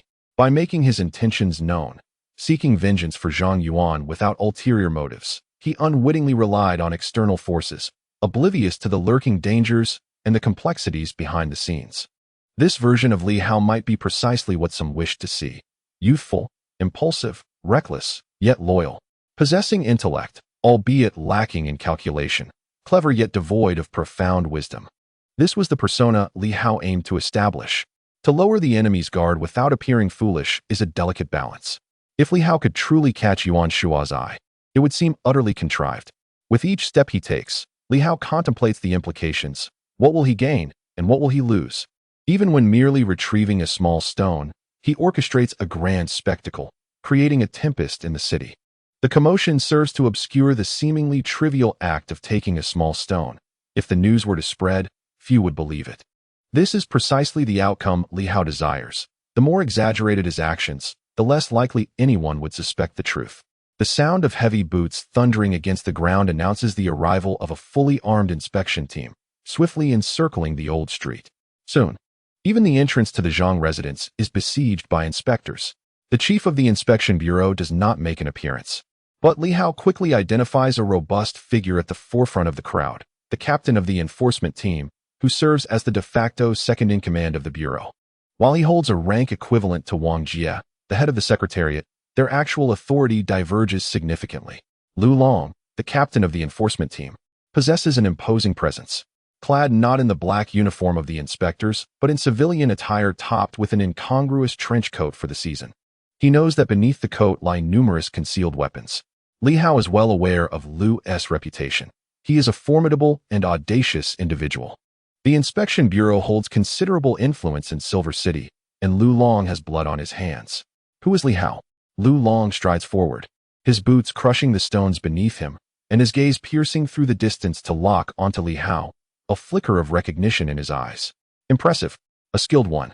While the inspection bureau may lack superhuman capabilities, it is home to several martial experts and combat veterans who can take on 10 adversaries single-handedly. This captain of the enforcement team is evidently not to be underestimated. Reporting in, I am Li Hao. Li Hao steps forward, standing tall and confident. His voice crisp and decisive. I am a third-level inspector of the Silver City Inspection Bureau, tasked with investigating this case. I wish to meet Captain Lu. Humph. Lu Long's disdainful snort reverberates with coldness, his gaze sharp as a blade, directed at Li Hao, imbued with a chilling authority and simmering fury. Li Hao, as a member of the Inspection Bureau, you are a disgrace to our ranks. Li Hao furrows his brow. Lu Long's voice booms with suppressed anger, reminiscent of a roaring tiger, unconcerned with who hears his rebuke. What is the Inspection Bureau? It is the law enforcement agency, the sole and most crucial authority in Silver City. As a member, you are entitled to seek assistance directly from the Bureau for any discoveries or crises. Why would you involve outsiders in the enforcement of the law? Lu Long advances menacingly, his presence overwhelming as he closes the distance to Li Hao with a single stride. As if traversing 100 meters in the blink of an eye, Li Hao's heart races. This is a true master. Though he has encountered Lu Long before, he has never witnessed him in such a commanding state. Li Hao believes himself to possess some skill, yet he understands that before this man, he might not even be able to draw his weapon. Is this what it means to be a mystic? Is it merely the culmination of ordinary individuals honing their abilities to an extraordinary degree, resulting in such formidable prowess? Li Hao found himself somewhat intimidated, bowing his head, trembling slightly as he murmured, I dare not. I only sought assistance from my mentor, not anticipating that it would provoke such a stir at the Inspection Bureau. Lacking evidence, I hesitated to solicit their aid. Lu Long scoffed, seemingly acquiescing to this response, and coldly remarked, without evidence, then let us search. Why the reluctance? Pray tell, what truly transpired here? Suppressing the tremors within, Li Hao replied in a hushed tone, the self-immolation incident has been reported. I wonder if team leader Lu is aware. I am aware. Zhang Yuan and I are close friends. This evening, I sought to investigate whether there were any clues at his residence. For I am convinced that Zhang Yuan was murdered, not a victim of misfortune. Li Hao regained his composure and stated solemnly, Upon visiting Zhang Yuan's home, it appeared that I was being followed. Moreover, having frequented his residence, I discovered that the Zhang household, which had been cordoned off, had indeed been tampered with. To add to my concerns, I found suspicious footprints outside the walls of the Zhang estate. Li Hao quickly added, the Zhang household has long been deserted. Most of the neighborhood has relocated. Situated at the far end of the street, it stands to reason that this area should be devoid of visitors. Take me to see. Lu Long commanded, his tone leaving no room for dissent. He then turned to the large contingent behind him and ordered coldly, seal off the entire street, searching each home meticulously, inquiring whether any strangers have come this way. No one is to be allowed to escape. Anyone daring to resist shall be shot on the spot. Understood. A group of individuals acknowledged the command and swiftly set to work, their movements quickening the commotion throughout the street. Li Hao, unfazed by the chaos, led Lu Long to a shadowy spot outside the walls of the Zhang residence. Without the need for further explanation, Lu Long, an experienced inspector, immediately noticed the faint footprints on the ground. He crouched down, scrutinizing them closely, his expression subtly shifting. Humph. Lu Long's gaze turned icy. Flanked by several elite officers of the enforcement team, all silently awaiting their leader's orders. Wu Chao, come take a look, Lu Long instructed, summoning one of his companions to examine the evidence. This individual, far more proficient, donned white gloves and swiftly knelt to inspect the footprints. After a moment, what Li Hao perceived as mere traces, this seasoned inspector discerned a wealth of information. Suspect male, approximately 180 centimeters tall, weight unknown. The footprints are shallow. The deepest impressions were likely made about 2 hours ago, while the faintest ones may date back over 6 months. The individual demonstrates considerable strength based on the imprints. They are classified at no less than second tier, possibly even stronger. Upon hearing this, Li Hao appeared somewhat perplexed, yet remained silent. Lu Long, however, seemed unperturbed, aware that Li Hao, as a clerk in the confidential office, might not grasp the implications. He continued, matter-of-factly, the enforcement team categorizes dangerous individuals based on their capabilities. Disregarding weaponry, purely from a skills perspective, they are divided into 3 tiers. The first tier represents the strongest, while the third tier is the weakest. Anyone capable of directly eliminating a member of your confidential office would fall into the third tier of brigands. Li Hao felt somewhat awkward and softly remarked, our confidential office comprises a total of 28 individuals, and there are a few veteran inspectors. This implied a suggestion that Lu Long might have exaggerated. Lu Long, however, was unabashed, sneering coldly. Your office head, Wang Jia, was indeed formidable in the past. He possessed some skills, or else he wouldn't have secured the position of office head. However, since his transfer to the confidential office many years ago, he has become out of practice and has neglected his training. As for my enforcement team, even an ordinary team member could easily take him down. Not to mention, he has been classified as a dangerous element by us. You must understand, not all criminals merit our designation of dangerous individuals. Those who are classified are exceedingly perilous characters. 3 years ago, in Silver City, there was a massacre where a single assailant killed 32 members of the Hu family in one night. This scoundrel is what we refer to as a level 3 thug. Over the years, very few criminals in Silver City have attained such classification. Upon hearing this, Li Hao comprehended the gravity of the situation. A level 3 thug was indeed terrifying. Of course, this was the classification standard of the enforcement team, not a universally accepted criterion, and such discussions were seldom broached within the confidential office. Reflecting on the previous inspector, referred to by Wu Chao as a level 2 or even a level 1, Li Hao's expression subtly shifted. It was not entirely unexpected that this individual might be an enigma, while the enforcement team's definitions typically pertain to ordinary individuals. Whether classified as level 2 or level 1, or even surpassing level 1, was quite plausible. Li Hao was merely astonished that even a level 3 thug could exhibit such prowess. The mysterious individual could potentially exceed his imagination. Moreover, he was further astonished that the other party could deduce so much merely from footprints. At that moment, the frail middle-aged man, whom Lu Long referred to as Wu Chao, glanced at Li Hao with a somewhat unnerving smile and softly said, Comradely, do you think I am spouting nonsense? Li Hao hastily shook his head. No, I am merely curious about Brother Wu's abilities. Are the students from the ancient academy this modest? Wu Chao chuckled softly. The students of the ancient academy are all rather arrogant, yet you are different, But then again, you have dropped out and are now a member of the inspection department. Seemingly intent on showcasing his abilities before Li Hao, Wu Chao lightly propelled himself, leaping impressively high and landing, leaving a footprint on the ground. At that moment, Wu Chao remarked with a mysterious smile, "The agility of different individuals results in varied landing responses, leaving footprints of differing depths. Even the sequence of which parts of the foot strike the ground first can be reconstructed from the landing posture. Furthermore, by analyzing his landing stance, one can infer even more information. The footprints discovered at the scene varied in depth, indicating that the individual must have descended from a height of several meters. Yet the footprints were not particularly deep, suggesting that the individual could easily control their body's muscles." He elaborated, noting that under normal circumstances, such detail was unnecessary.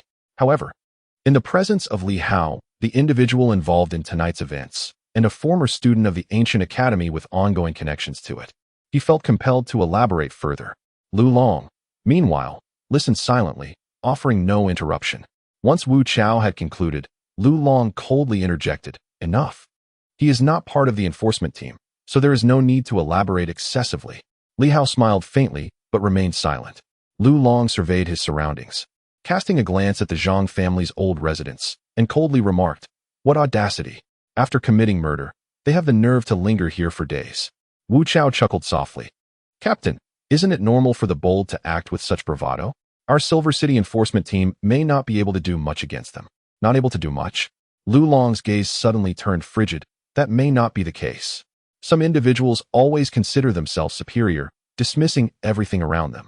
However, has our Silver City enforcement team not dealt with those lofty figures over the years?"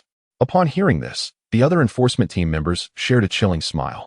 Yet, Li Hao felt a stir of intrigue within. What does this imply? Is he referring to the mysterious individuals? Has the Silver City enforcement team dealt with superhuman entities? As Li Hao pondered these thoughts, Lu Long turned to him, his voice still icy. "Youngster, sometimes you must trust in the strength of the enforcement team. I know you seek Professor Yuan, perhaps with your own intentions. You seem astute, after all. You have managed to sift through countless case files to uncover 6 self-immolation cases and consolidate them, demonstrating patience and wisdom. Our inspection division requires meticulous individuals like you. I understand your hesitance in approaching the enforcement team, but Lu understands your concerns." Lu Long's tone remained indifferent. "However, remember this. A strong dragon cannot suppress a local snake. You may know that these 6 cases are not the work of an ordinary person, even surpassing what we term the top-tier bandits of the enforcement team. But so what?" Suddenly, Lu Long's aura thickened with a chilling intensity, the fabric of his trench coat billowing. "In Silver City, even the dragon must coil. Just because there are no night patrollers does not mean matters cannot be resolved. I have dealt with some of the weaker night patrollers myself." A cold snort signified the captain's dissatisfaction. Li Hao, however, was left somewhat dumbfounded. Could this be true? The crucial point is that he openly mentioned the night patrollers, directly exposing Li Hao's thoughts. He understood that Li Hao had surmised the case involved mysterious forces. Clearly, Lu Long shared this sentiment, but still had not sought the night patrollers, suggesting confidence in the enforcement team's ability to handle it themselves. Where does this confidence stem from?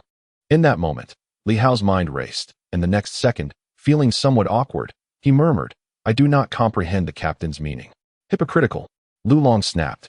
"What is there not to understand? You, who can identify 6 self-immolation cases among countless files, must have scrutinized innumerable documents.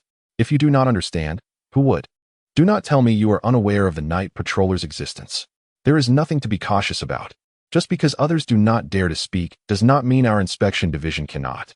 No matter how formidable the night patrollers are, there are those who oversee them. Li Hao, remember this. The inspection division and the night patrollers operate in tandem, one in light and one in shadow, both under the jurisdiction of the same superior authority. Strictly speaking, we are colleagues. What is there to discuss? What can they do? The greatest taboo for the night patrollers is to turn against their own. They do not dare, nor will they. Thus, as long as you act justly, what is there to fear from the night patrollers? You could even scold them without consequence." Li Hao felt as if he were seeing this individual for the first time, left in stunned silence. Could this be true? The night patrollers, whom everyone regards with trepidation and even refrains from mentioning, seemed to be trivialized by this captain's words. At that moment, behind Lu Long, A not-so-young female inspector chuckled lightly and remarked playfully, "Little one, perhaps the captain is boasting a bit, but as he said, there's no need to be overly cautious. The reason no one mentions it is simply because those individuals bring misfortune. Their appearances herald significant cases, an ominous portent." "How absurd," Lu Long retorted angrily, feeling indignant at the insinuation that he was boasting. The female officer laughed, her smile enchanting and carefree. She turned to Li Hao and said, "The captain and we are keen to engage with you precisely because we wish to convey that the secret room is rather dull. How about joining the law enforcement team?" "Little Li Hao?" Li Hao was genuinely taken aback. "What do you mean?" Meanwhile, Lu Long maintained his stern demeanor, yet his tone softened somewhat. "I see you possess a bit of cleverness, patience, and loyalty. You seem capable enough. Join the law enforcement team, and you will hold the rank of second-level inspector, primarily focusing on case analysis." The female inspector interjected again, her smile captivating. "To put it simply, the law enforcement team is in need of elite talent, especially someone like you, who can identify key elements amidst numerous cases and connect the dots across 6 incidents. The team is filled with rough individuals who rely solely on experience and physical prowess, lacking in analytical skills. There are times when they discover leads yet cannot pursue them further, resulting in the abandonment of many cases. Take the Zhang Yuan self-immolation case, for instance. The law enforcement team had vaguely unearthed some clues, yet failed to delve deeper at the time. Coupled with the other 5 cases, they overlooked the connections. Otherwise, they would have started joint investigations long ago. Hence, it is clear that this case is far from simple. They were actually trying to recruit him. Li Hao was rendered speechless, yet somewhat surprised. The law enforcement team sought to include him in their ranks. He had assumed that the captain had harbored dissatisfaction toward him given Lu Long's earlier cold demeanor. Lu Long spoke again, still wearing his frosty expression, "By joining us, the self-immolation case stands a better chance of being solved swiftly. Even if the law enforcement team cannot resolve it, we can always enlist the night patrols for assistance. It's only logical. Relying on your teacher for help would only incur countless debts of gratitude." These words struck a chord with Li Hao. This captain was no ordinary person. Just that one statement severed his inclination to seek assistance from Yuan Shua, for as he had articulated, asking his teacher would only result in accumulating favors owed. Lu Long quickly asserted coldly, "Consider it carefully. This matter is trivial. Feel free to join or not. The law enforcement team is not lacking in elites. The pressing concern is to apprehend that individual. Inform everyone to exercise caution, as they are likely a skilled adversary, possibly even a superhuman." With that, Lu Long strode away toward the Zhang family estate. Li Hao hurried to follow, contemplating how to raise the Zhang family mansion. Though it was Xiao Yuan's home, the person was no longer present, and in the pursuit of vengeance for Xiao Yuan, Li Hao was convinced that Xiao Yuan would not mind. Before Li Hao could voice his thoughts, Lu Long called out, "Bring forth the search team. Investigate the Zhang residence. If no useful clues are uncovered, demolish the estate. Dig 3 feet into the ground. If still nothing is found, then we shall set fire to the mansion. I am curious to see what has been scrutinized for so long. With a blaze, I shall unveil even the most extraordinary artifacts." Li Hao inhaled sharply. Though this individual appeared reckless, he was indeed bold. This approach, however, presented an excellent strategy. Regardless of what you seek, should I ignite a fire? If you truly desire it, will you not reveal yourself? The investigative style of this individual intriguingly aligned with Li Hao's preferences. As an inspector, Li Hao was no stranger to the law enforcement team. Yet today, it seemed he was gaining a fresh perspective on what he previously deemed an inept team.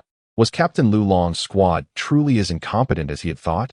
Nevertheless, the law enforcement team resembled a sieve, and it was evident that the cases reported by Li Hao were swiftly leaked, indicating a chaotic internal structure.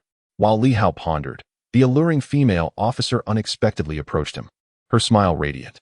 "Little Li, the captain is just that way, don't take it to heart. As a fellow inspector, you understand the operational style of the law enforcement team. The captain genuinely hopes you will join us. Despite his nonchalance, he desires to have you as a teammate." Li Hao felt somewhat bewildered. Was it truly necessary? He had merely reported a case. The female officer chuckled softly, lowering her voice. "The captain previously mentioned that the law enforcement team is not lacking in strength, weaponry, or authority, yet it desperately needs a meticulous and astute individual who is not overly entangled with the team." Li Hao swiftly contemplated the implications of her words. Before he could finish his thoughts, The female officer sighed softly, her voice resonating in his ear. There are numerous traitors within the law enforcement team.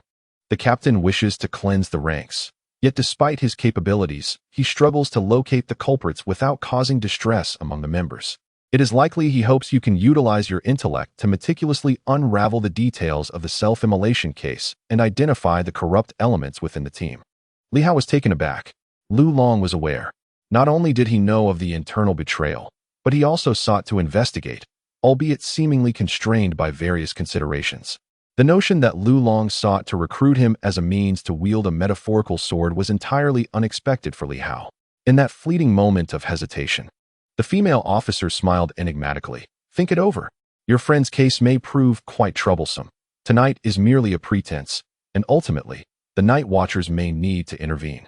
Should you join the law enforcement team, you would have the opportunity to collaborate with them. Otherwise, the confidential office lacks the authority to engage in this matter.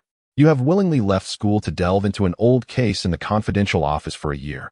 Is it not enough? Do you intend to remain there indefinitely? Li Hao found himself momentarily distracted again, realizing that he had been unusually preoccupied this evening.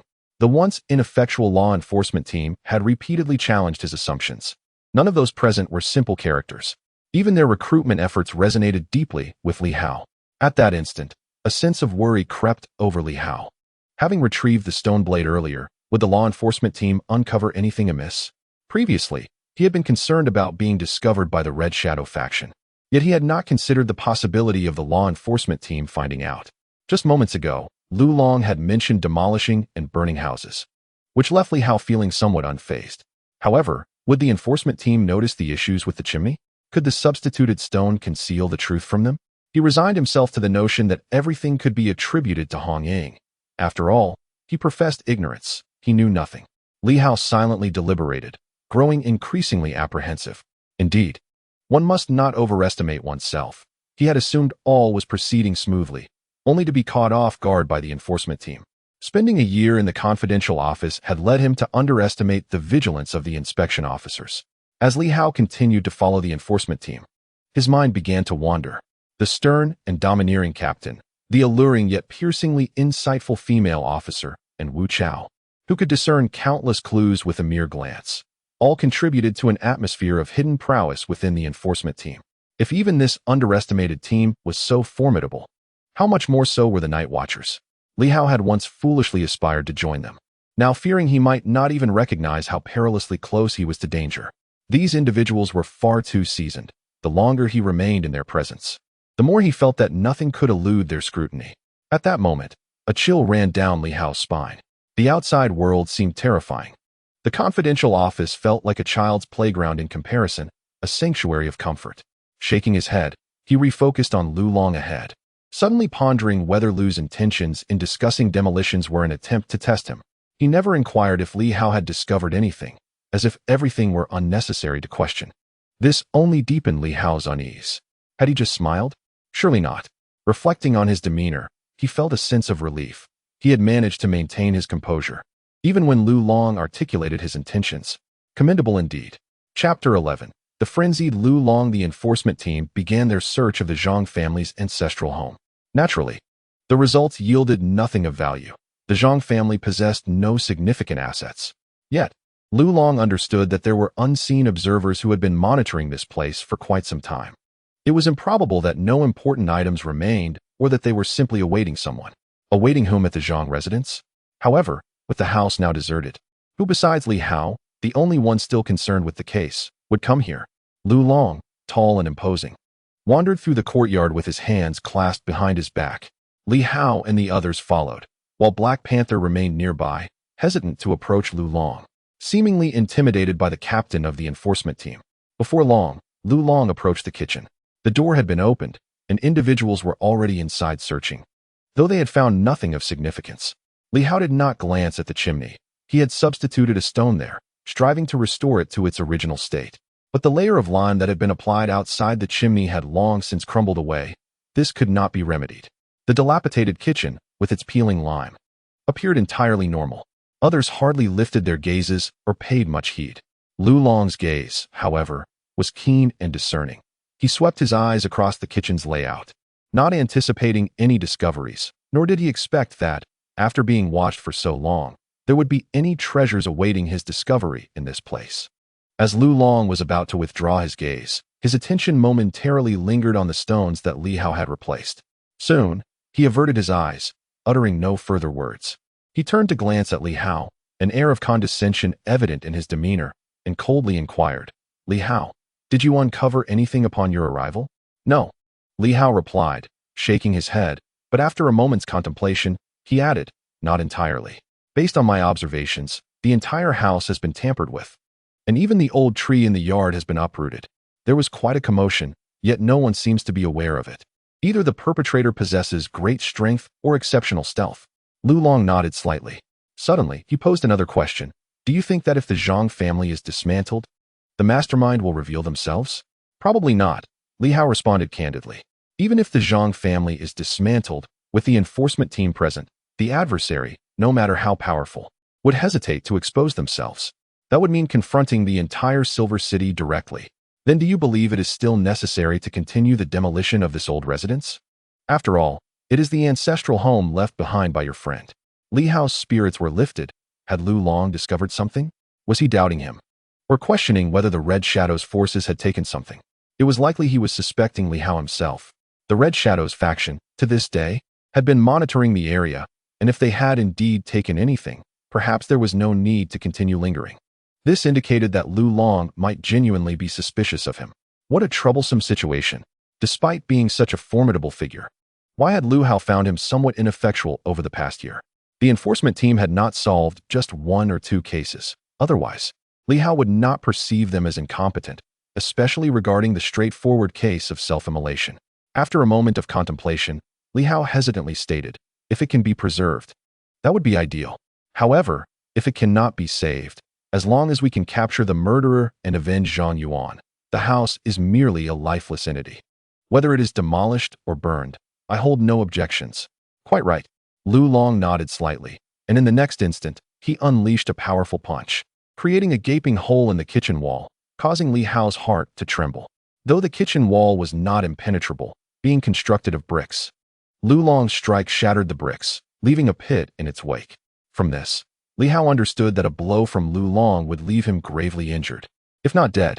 The aging kitchen, struck by Lu Long's fist, sent fragments of plaster cascading from the walls. Lu Long surveyed the surroundings with a cold glare and nonchalantly declared, "Since we have not uncovered anything, let us not waste any more time. Demolish the house, dig 3 feet into the ground, and see what lies beneath. If we still find nothing, we shall set it ablaze. If nothing is revealed, even then, so be it." "Understood." The members of the enforcement team responded in unison, and soon the sound of destruction echoed throughout the area. Lu Long turned once more to Li Hao, calmly asking, "Would you like to search for a few items to keep as mementos?" Li Hao gently shook his head, letting out a sigh tinged with melancholy. "No need. It holds no significance. Obtaining the head of the murderer and presenting it at Zhang Yuan's grave would be far more valuable." At that moment, Li Hao was not inclined to invite trouble upon himself. Taking away a few items left the entire Zhang family devoid of anything else, save for what Li Hao had taken.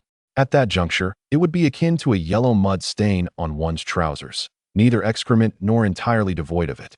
The Red Shadow faction had yet to discover the Zhang family's blade, and by that time, they might come to believe that the very blade Li Hao had taken was among those items. Ironically, Li Hao indeed possessed it. Lu Long's words may not have been spoken with good intentions. Perhaps it was a test, or perhaps it was merely a scheme to use the blade against someone else. In any case, Li Hao refrained from taking the bait. A subtle smile flickered in Lu Long's eyes, and the next moment, he called out loudly, "Do not destroy everything. Take a few items back to the inspection office as evidence." Li Hao remained silent, quickly discerning Lu Long's intent. Was he attempting to lure the Red Shadow faction into a trap? At that moment, he no longer underestimated the law enforcement team or Lu Long, but rather analyzed each of his words with meticulous care. The others dispersed, searching the area.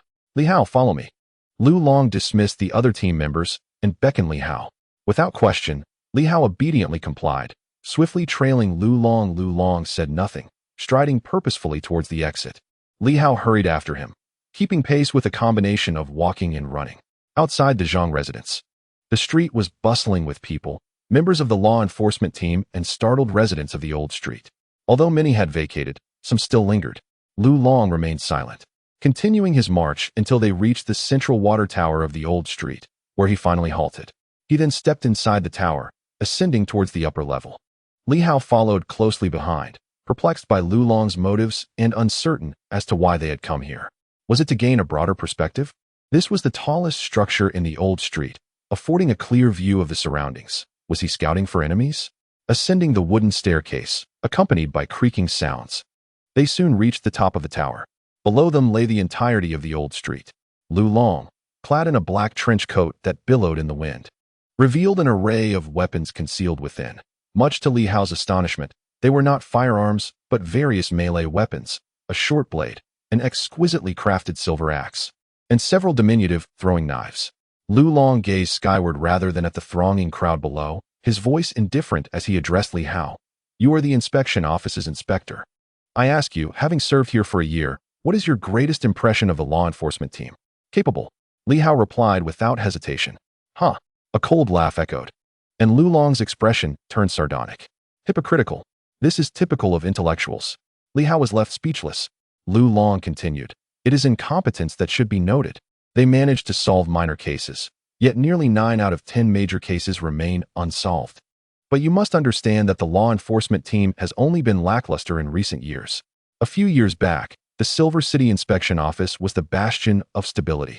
You are from Silver City and should recall that during your childhood, its security was the safest among neighboring cities. One could leave their doors unlocked at night." Li Hao pondered this and nodded. Indeed, Silver City in his youth seemed remarkably safe. Certainly, it may also relate to a childhood devoid of such experiences. During that time, he perceived Silver City as a haven, free from any peril. Regardless of his musings, Lu Long suddenly interjected. "Do you know why I wish for you to join the law enforcement team?" Uncertain, Li Hao inquired, "What do you mean? Is it because of Zhang Yuan?" Lu Long responded with a calm demeanor. "I served as captain of the law enforcement team for a decade. I have developed a bond with it. Just as you feel for Zhang Yuan, I too share a brotherly affection for the law enforcement team and cannot bear to witness this brotherhood gradually fade away. I once aspired to rescue it, only to discover that those in power are often blinded by their own emotions, rendering me incapable of discerning my feelings with clarity. I am well acquainted with each member, yet this very understanding leads me to believe that none would betray my trust. I refuse to harbor doubts about anyone, unwilling to accept that the brothers who once stood by my side would now forsake our shared ideals for mere wealth or material possessions. The moment we joined the inspection division, the moment we became part of the law enforcement team, we vowed together to uphold justice, to combat injustice, unafraid of tyranny, unafraid of sacrifice. Justice endures, fearless and uncompromising." Lu Long spoke with utmost seriousness. Yet a hint of self-mockery flickered across his face as he added with a touch of irony, "This was our oath from years past. Yet it seems few can remain steadfast and true to their word." Li Hao listened intently. Their lack of familiarity might have been the reason Lu Long felt free to share these thoughts with him. Lu Long then shifted the conversation, stating, "The case of Zhang Yuan is far from simple. It may involve superhumans." Li Hao did not feign ignorance. He nodded in agreement. "I concur. After all, the 6 cases of self-immolation are strikingly peculiar, and I have witnessed firsthand how challenging it is for ordinary individuals to achieve such acts. Do you still dare to pursue the investigation?" Lu Long suddenly chuckled, the first smile of the evening, albeit one tinged with an unsettling quality. Li Hao pondered whether this man had connections to the Red Shadow, yet at that moment, he found himself devoid of choices or alternatives. "Zhang Yuan is my sole friend. Would I risk everything for a friend?" Lu Long remarked. "In youth, we often exhibit such impulsive fervor. Perhaps with age, our perspectives shift."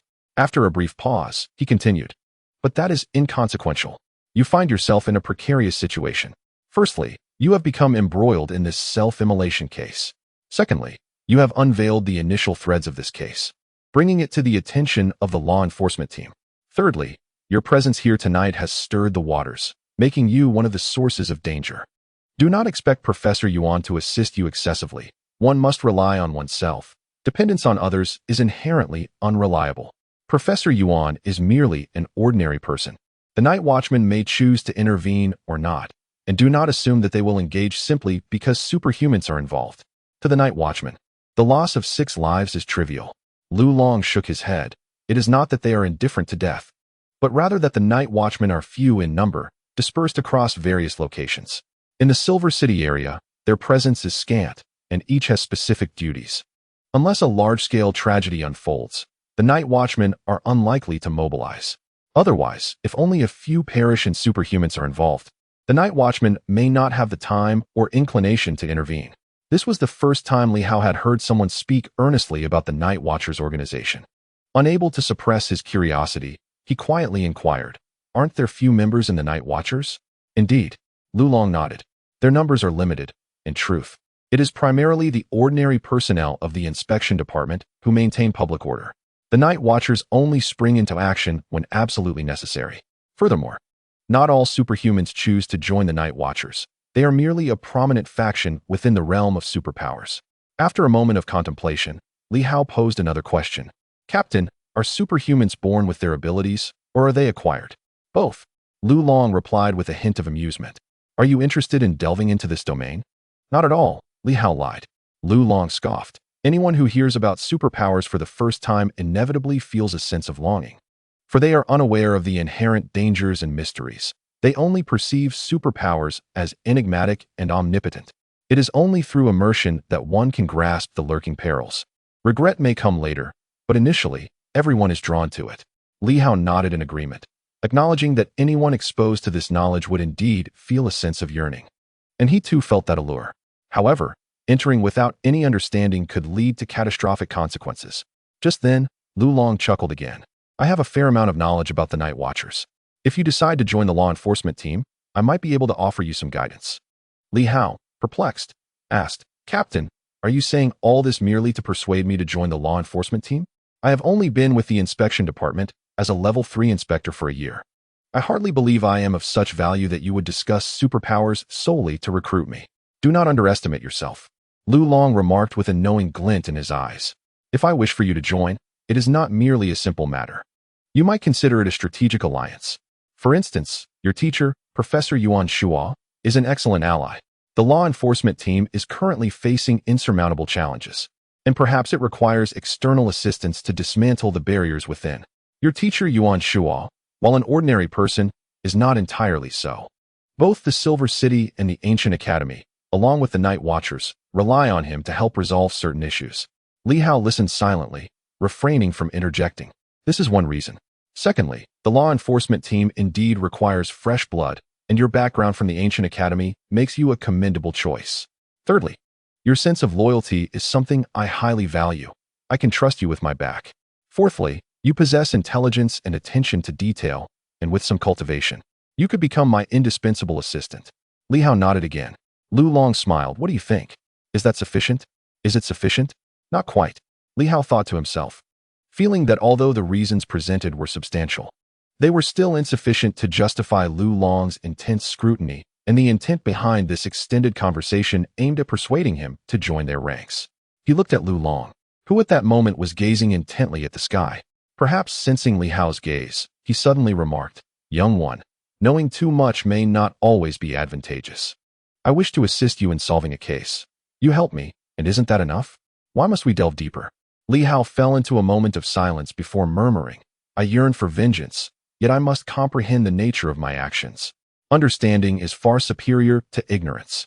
I can grasp and accept everything the captain has said, but I require the truth, rather than becoming a victim in a haze of confusion." "Oh, the youth today lacks patience." Lu Long chuckled. "Did you take anything from the Zhang family?" "Nothing at all. I do not understand the captain's implication." "Huh." Lu Long scoffed coldly. "It appears that the chimney has been tampered with." "Li Hao, I have been an inspector for 2 decades and served as a law enforcement captain for 10 years.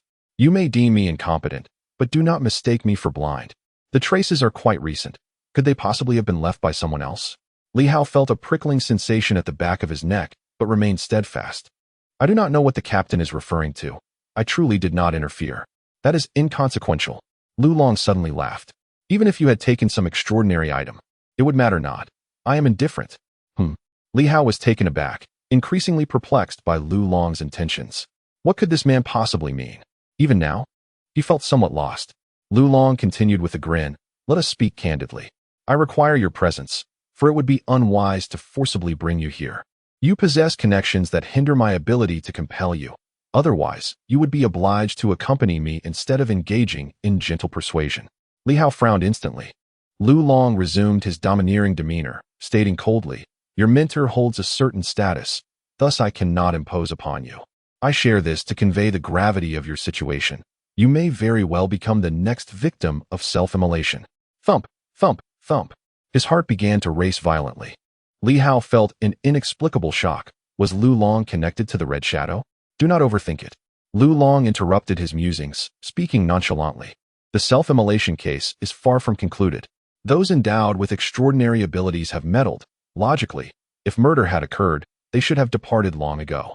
Yet, they have orchestrated their plans in Silver City for a decade, or even longer. This is not a mere act of homicide or revenge. It is a calculated, purposeful killing. Their mission remains unfinished, and they have yet to identify their next target. Initially, I pondered who that might be. Now it seems, it could very well be you. Suppressing his agitation, Li Hao inquired solemnly, "Why me?" "Why?" Lu Long chuckled. "There are many with the surname Li. Yet it appears you are the only one making a fuss lately. Naturally, I must elevate your suspicion to the highest degree." Li Hao was once again taken aback. It seemed Lu Long was aware of that particular ballot. Those individuals were fixated on the Zhang family's ancestral home, perhaps in pursuit of the so-called Zhang family's knife? Lu Long's words nearly caused Li Hao to lose his composure. "The Zhang family's knife and the Li family's sword are all in your possession?" Lu Long laughed again. But Li Hao could no longer find humor in the situation, only a chilling dread. This man is remarkably astute. He seems to know everything. Of course, it is possible that Li Hao's report led him to such deductions, yet the speed at which Lu Long uncovered so much was truly terrifying. "Is it an extraordinary item?" Lu Long muttered to himself before shaking his head. "Irrelevant, it matters not. Supernatural items, while seemingly invaluable to the ordinary person, are, in our eyes, utterly worthless. Whether you take them or leave them, it matters not. On the contrary, should you choose to take them, that would be for the best." Lu Long chuckled, remarking that their next target would undoubtedly be you. A certainty, without a doubt. After years of meticulous planning, they would not simply abandon their pursuit. Especially now that attention has been drawn, they would become even more relentless. Thus, your enlistment in the enforcement team is not merely a means to assist me, but rather a form of self-preservation. For you cannot contend with the extraordinary. Li Hao was reluctant to acknowledge this, yet at that moment, his mind was in disarray. Suppressing his agitation, he murmured, "Captain, it seems the enforcement team also has their own spies." After such revelations, could it be that? Huh? Lu Long scoffed. "Do you doubt me? Such skepticism is only natural, but it is unnecessary. The actions I undertake are beyond your comprehension, though perhaps one day you may come to understand." Li Hao spoke firmly. "Captain, just say what you mean." Lu Long fell silent once more. After a prolonged pause, he sighed softly, quickly regaining his composure. Yet his words sent a chill down Li Hao's spine. "The extraordinary beings are indeed as you envision, and you too aspire to join their ranks. I share that desire. Not merely a desire, but I once stood on the brink of that realm, only to be cast back. I refuse to be resigned, having glimpsed that domain. How can I accept being returned to mediocrity? The turmoil within the enforcement team is partly due to my own actions. Years ago, I committed myself to the team, diligently working. However, ever since being cast back, I have been unwilling to remain ordinary. Consequently, my attention towards the enforcement team has waned, leading to its present state of chaos." Yet, this is not what startled Li Hao. It was the next revelation that compelled him to contemplate escape.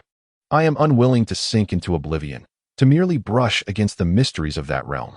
Thus, I have discovered a method to re-enter the extraordinary, that is to slay the extraordinary beings." Lu Long's gaze turned steely, his intent simmering with ferocity. To kill an extraordinary being whose attributes or abilities align with one's own. To strip them of their mystical essence, assimilating it within oneself. If one attempt fails, then two, until the mystical energy ignites one's own extraordinary abilities, making you the next extraordinary being. Extraordinary beings are rare and difficult to kill. Each encounter is a battle for survival. Yet, I refuse to accept a life of mediocrity. In the past 3 years, we have hunted several extraordinary beings, but alas, we have not succeeded. We? At this moment, Li Hao's mind was in turmoil. The notion of killing extraordinary beings to become one himself was unfathomable. even more so that the enforcement team would dare to entertain such audacity. Cold sweat beaded on his forehead. He understood Lu Long's motives for recruiting him and recognized his own predicament, yet he dismissed it. In truth, he almost wished to attract the pursuit of extraordinary beings himself. Li Hao swallowed hard. He considered himself audacious enough, but today he encountered someone far bolder, far more reckless. Lu Long's laughter was wild. What is there to fear? Thus, I am somewhat hesitant to involve the Night Watchers. After all, fortune favors the bold. To remain ordinary without venturing into the extraordinary, must one resign oneself to a mundane existence? Li Hao, you too. If you aspire to enter the realm of superpowers, even if you were to join the Night Watchers, there exists a strong possibility of being cast back. For the Night Watchers grant but a singular opportunity to channel energy into one's being. Within their ranks, the mysterious energy is finite. Should one fail to succeed at the first attempt, a second chance is not afforded. After witnessing the enigmatic domain, should you be thrust back to the mundane, would you accept such a fate? Is it truly the case that no one succeeds on their first attempt? Li Hao posed a question. Reflecting on the water he had consumed, the radiant energy akin to starlight. Could this be the so-called mysterious energy? It seemed he had ingested it numerous times. Yet he had not become a superpowered individual. Had he been attempting to channel energy into his being all along, yet failing each time? Indeed. Lu Long nodded slightly, though quickly succumbed to self-deprecation. Each year, the Night Watchers select at least 10,000 individuals across major cities to become test subjects. Ultimately, the success rate is a mere 1%, approximately 100 individuals, while the remainder face failure. Li Hao, disregarding the few experimental slots available in Silver City, do you truly believe you could be among that 100 out of 10,000? Li Hao fell into silence. Thus, one must rely on oneself. Lu Long spoke earnestly. Rely on your own strength to combat the superpowered. Slay them. Seize their mysterious energy. If one attempt fails, there will be others, 2, 3 attempts. And you shall surely prevail. Li Hao inhaled deeply, and in that moment, he regarded Lu Long as though observing a madman. An ordinary person, striving to become a superpowered being, perilously dancing on the edge of death, daring to confront superpowered entities. This was beyond Li Hao's expectations. He had thought his own ambitions were already quite insane, yet this individual had evidently ventured beyond mere thoughts into action.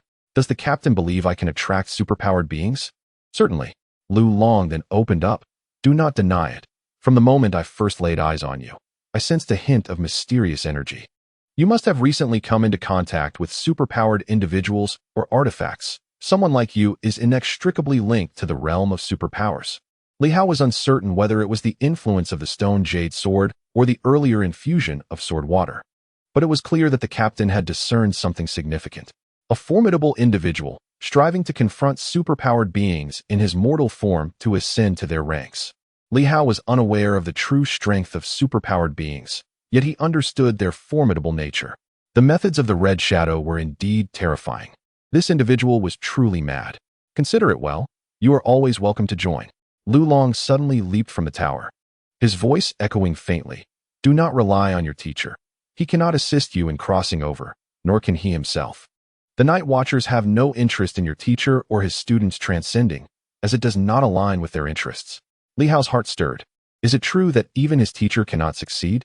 Chapter 12. Decision atop the tower. Lu Long departed, leaving Li Hao alone. The bait, Li Hao murmured softly, for he had fully grasped Lu Long's intent. This fellow, appearing brash, is, in truth, a master of meticulous thought. His words, when spoken, exude an extraordinary candor and honesty. Moreover, there exists an unspoken sentiment that Lu Long subtly conveys through his dialogue. Lu Long, it seems, is not one to burn bridges. He is indeed a person of deep loyalty and affection. This sentiment is evident in his reluctance to investigate the traitors within the law enforcement team, a statement that, while seemingly simple, reveals his stance. He harbors no desire to harm those who have betrayed him. Should you, Li Hao, choose to assist me, I shall remain ever grateful. This is the mark of a true adept. His influence permeates silently, unvoiced, yet upon deeper reflection, one can discern that even the betrayers elicit his compassion. How deeply rooted in emotion is he? Li Hao pondered, cautious of placing complete trust in his words, wary of taking them at face value. These individuals are far too cunning. Lu Long's recent discourse employed numerous stratagems: bluffing, feinting, coercing, and reasoning, all within a brief exchange that likely taxed his intellect considerably. The notion of killing superhumans, stripping them of their mysterious abilities, and assimilating their power. Could one truly become a new superhuman through repeated attempts? A chill ran through Li Hao. The world of superhumans appeared far from serene. If someone as ordinary as Lu Long contemplated the brutal transformation of superhumans, what of the superhumans themselves? Perhaps their existence is even more perilous. It is no wonder these superhumans maintain a low profile, shunning the limelight, likely to evade unnecessary troubles. Lu Long seemed to impart a wealth of information, yet all remained at the surface, never delving into the depths. Perhaps he would not divulge too much unless I joined the law enforcement team. For instance, he refrained from discussing the specifics of superhuman cultivation methods, energy absorption techniques, or the nuances of strength and abilities. Additionally, is the mysterious energy within me genuine or merely a ruse to provoke a reaction, compelling me to confess to having taken something from the Zhang family? Li Hao harbored doubts. The possibility loomed large. Lu Long, unbeknownst to him, was unaware that Li Hao possessed the ability to perceive mysterious energy, a trait not typically found in the common populace. The star-like energy he glimpsed was likely that very mysterious energy.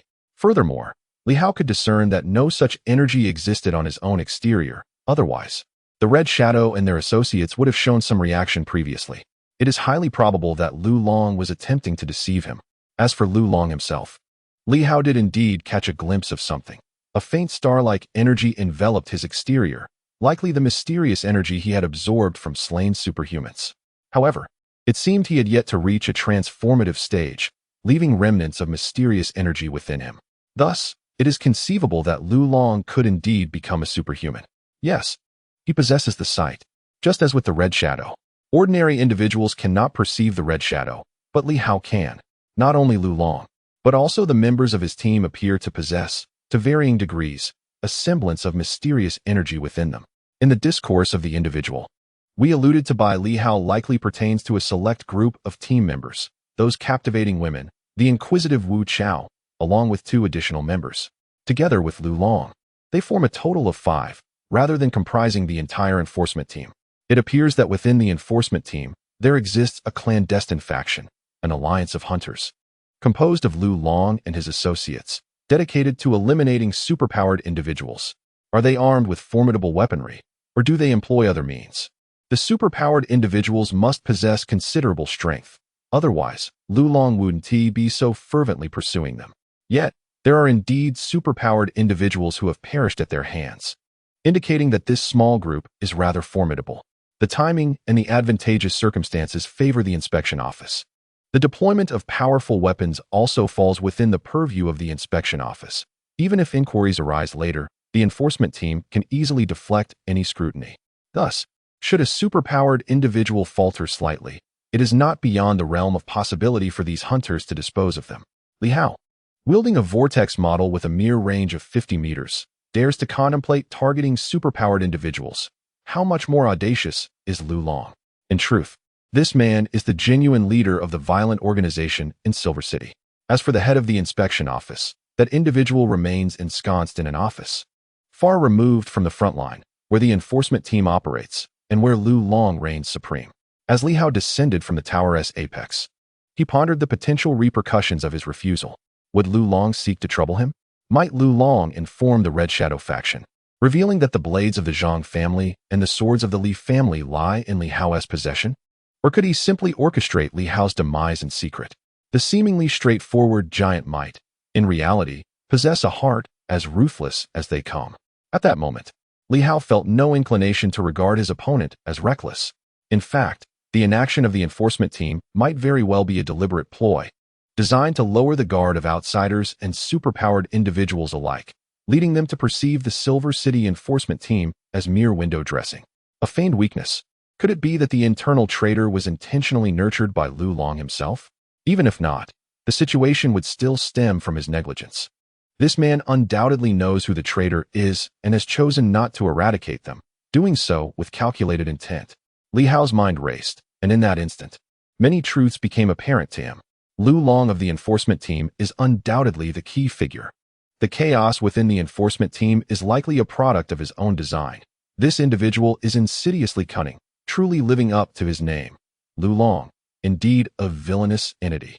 Amidst this internal tumult, Li Hao began to contemplate whether aligning himself with them would be advantageous. By joining their ranks, he could gain allies in confronting the Red Shadow. For Lu Long's objective is precisely these superpowered individuals. The Night Watchers are unfamiliar to him, and he lacks insight into their affiliations with the Red Shadow. If Lu Long and his associates genuinely aspire to become superpowered beings, they would undoubtedly be more dedicated than the Night Watchers, albeit with lesser strength. Yet, their experience in eliminating superpowered individuals signifies that they possess a measure of confidence. At this juncture, Li Hao has become the next target of the Red Shadow. Given the magnitude of today's events, it is likely that the Red Shadow has commenced preparations to take action against him. What looms ahead is the fear of the unknown. As Li Hao stepped onto the street, he found himself engulfed in a tumult of contemplation and struggle. What is there to fear? What truly instills fear is the possibility that Lu Long is actually allied with Hong Ying. That would indeed pose a genuine threat. This notion is not beyond the realm of possibility. If that were the case, I would find myself in grave danger. At this moment, Li Hao could not help but entertain such thoughts. Should Lu Long be part of Hong Ying's faction, he had unwittingly revealed nearly everything about himself. Sigh. His mood was somewhat heavy. This evening's strategy had not unfolded as smoothly as intended. It had taken unexpected twists. If Lu Long could handle Hong Ying, it would be well and good, but if he could not, then Li Hao's peril would only intensify. Boom. A resounding crash echoed as a large vehicle flattened the Zhang family's ancestral home. Amidst a cloud of dust, Li Hao silently observed, as if he could see Zhang Yuan. Little Yuan, your home is no more. You have perished, and with you, your dwelling has vanished. The last traces of your existence in this world are nearly dissipated. Now, all that remains is to avenge you, to offer the head of your killer as a tribute, to send you off. It seems I am capable of little else. At that moment, the previously enchanting female team member stealthily approached Li Hao. A faint fragrance wafted from her. In his ear, a woman's laughter chimed. Xiao Hao. If you wish to join us, you may come find me tomorrow. My name is Lu Yan, the vice captain of the enforcement team. You are always welcome to seek me out. Lu Yan. Until she spoke her name, Li Hao had not known who she was, but upon hearing it, he recognized her. After a year in the confidential office, even if he had not met some individuals, he had certainly heard their names and the associated gossip. Lu Yan was among those often mentioned in the confidential office. It was rumored that she was Lu Long's mistress. Of course, this was mere gossip circulating in the office, and Li Hao could not ascertain its truth. However, given the events of the day, it was not entirely baseless. The senior women in the confidential office often spoke of her with disdain, suggesting she had relied solely on her looks to attain the position of vice captain of the enforcement team. It is worth noting that the vice captain is at least a level 1 inspector. Above the inspectors, there are the inspectors general. Lu Long, in fact, holds the rank of inspector general, a position that truly grants him significant authority, second only to the director of the inspection division, with several vice directors lacking the real power that Lu Long possesses. Very well. Li Hao nodded slightly, readily agreeing. Those who recognize the times are indeed wise. At this juncture, he could neither refuse nor hesitate. He had to comply. With a charming smile, Lu Yan responded, You will not regret this. With that, she departed swiftly and silently, leaving Li Hao in quiet astonishment. These individuals, seemingly ordinary, possessed formidable strength. Their bodies were enveloped in a faint halo of starlight. It was subtle. At a distance, it might go unnoticed, but up close, Li Hao could perceive it clearly. This was the starlight energy that had flowed from him after consuming the water infused with the jade sword. Are they semi-superhumans? Li Hao pondered, designating these individuals as such. They had likely attempted to channel energy into their bodies, but had not succeeded in fully becoming superhumans. Lu Long had indeed managed well within the enforcement team, cultivating several powerful assistants. Thus, the water derived from the jade sword is indeed a source of mysterious energy. Lu Long and his companions aspire to slay the superhumans in hopes of becoming one themselves. Yet I remain uncertain of this path. My jade sword grants me mysterious powers, and I have also acquired the dagger of the Zhang family. However, I am yet to ascertain whether the Zhang family's weapon can evoke similar energies. The thunderous roar continues, and soon flames engulf the Zhang residence. Li Hao observes silently, harboring no regrets about his choices this night. He has gleaned a wealth of information, far beyond his expectations. And even if some aspects of his identity are now exposed, it matters not. Is it possible that the Red Shadow faction remains oblivious to the fact that he, a bearer of the Li family's sword, is indeed part of the Li lineage? Perhaps not. Their reluctance to act against him may stem from their own motives. If his parents had been slain by them, would they truly remain unaware that he is the Li of the Li family's sword? To believe they are ignorant is mere self-deception. With such commotion, it is likely they will not reveal themselves. Li Hao tightened his garments and nudged the panther beside him, whispering, "Let us depart." Without bidding farewell to Lu Long, he quietly slipped away amidst the chaos. "Boss." At this moment, several individuals gathered around Lu Long. Lu Yin gazed at him, a hint of uncertainty in her eyes, then glanced at Li Hao, who was silently retreating into the shadows, and murmured, "Does the boss truly wish for this individual to join us?" The lanky Wu Chao chuckled softly. The boss possesses his own thoughts and rationale. This Li Hao is backing. Although Yuan Shuo is not a superhuman, his mastery of the 5 animal frolics grants him considerable strength. Moreover, his ongoing collaboration with the Night Watchers lends him some confidence. Inviting Li Hao into our fold may not be a misstep. A portly figure, his eyes obscured, muttered gloomily, "That cannot be deemed a good thing." Yuan Shuo is quite arrogant. The boss has previously sought to recruit him for our hunts, yet Yuan Shuo dismissed the idea outright. Bringing in Li Hao could attract the ire of the Night Watchers. Before he could finish, Lu Long interjected coldly, "The Night Watchers? Do you think they are unaware? My Silver City Inspection Bureau has eliminated superhumans on numerous occasions. How could they possibly be oblivious?" With a nonchalant demeanor, Lu Long continued, "And what of it? We target only those superhumans who engage in heinous acts. Furthermore, the act of killing superhumans and siphoning their mysterious energies to elevate the mundane is a secret disseminated by the Night Watchers themselves." Huh. A derisive laugh escaped Lu Long, his eyes brimming with disdain and indifference. The information they disseminate serves merely to transform us, the aspiring superhumans, into pawns to alleviate their burdens. Presently, the Night Watchers appear burdened with heavy responsibilities, leaving them little time to oversee every matter. However, should a superhuman commit a crime, neglecting it would spell monumental trouble. Yet, the Night Watchers lack the power to intervene, and the ordinary populace finds confronting superhumans far too perilous. Most prefer to avoid conflict altogether, who would willingly provoke a superhuman. Yet, at this juncture, news emerged that slaying superhumans and absorbing their energies, repeatedly, would almost guarantee success. What do you suppose this will yield? Upon hearing this, the crowd fell silent. What outcome awaits? Those unwilling to settle for mediocrity shall surely take the gamble. A desperate struggle for survival. With means, weapons, and intellect, one might indeed stand against superhumans. They are the finest proof. But does such a thing exist here in Silver City?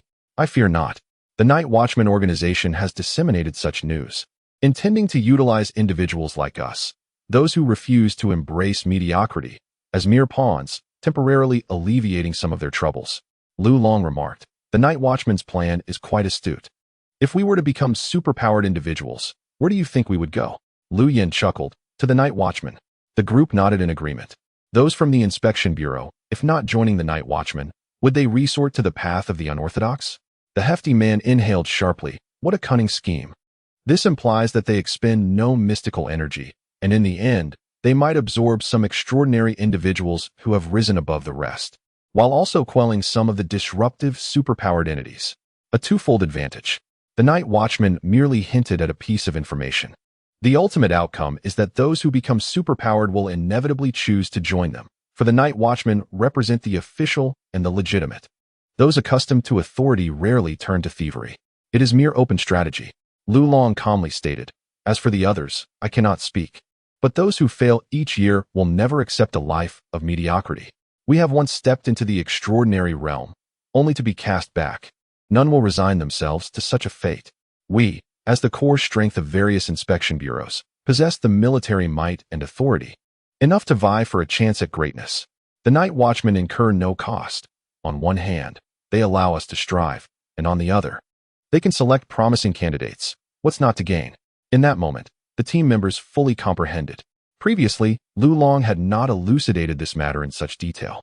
Some among the team understood, while others, like the hefty man, still harbored fears of being discovered by the night watchman for secretly siphoning mystical energy. Yet, at this moment, upon hearing their captain's words, clarity dawned upon them. The hefty man then inquired, "Boss, would Li Hao joining us be beneficial?"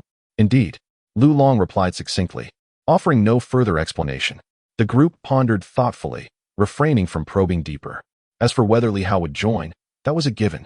They all believed that anyone aware of the realm of superpowers would not decline Lu Long's invitation.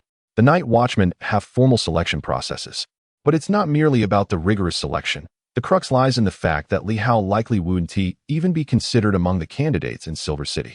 In this vast city, many are aware of superpowered individuals, predominantly the elite. How many of those in high positions wish for themselves or their progeny to become superpowered? For someone like Li Hao, the chances are exceedingly slim. Even if his teacher intervened, the outcome would likely still result in his exclusion from the candidate pool.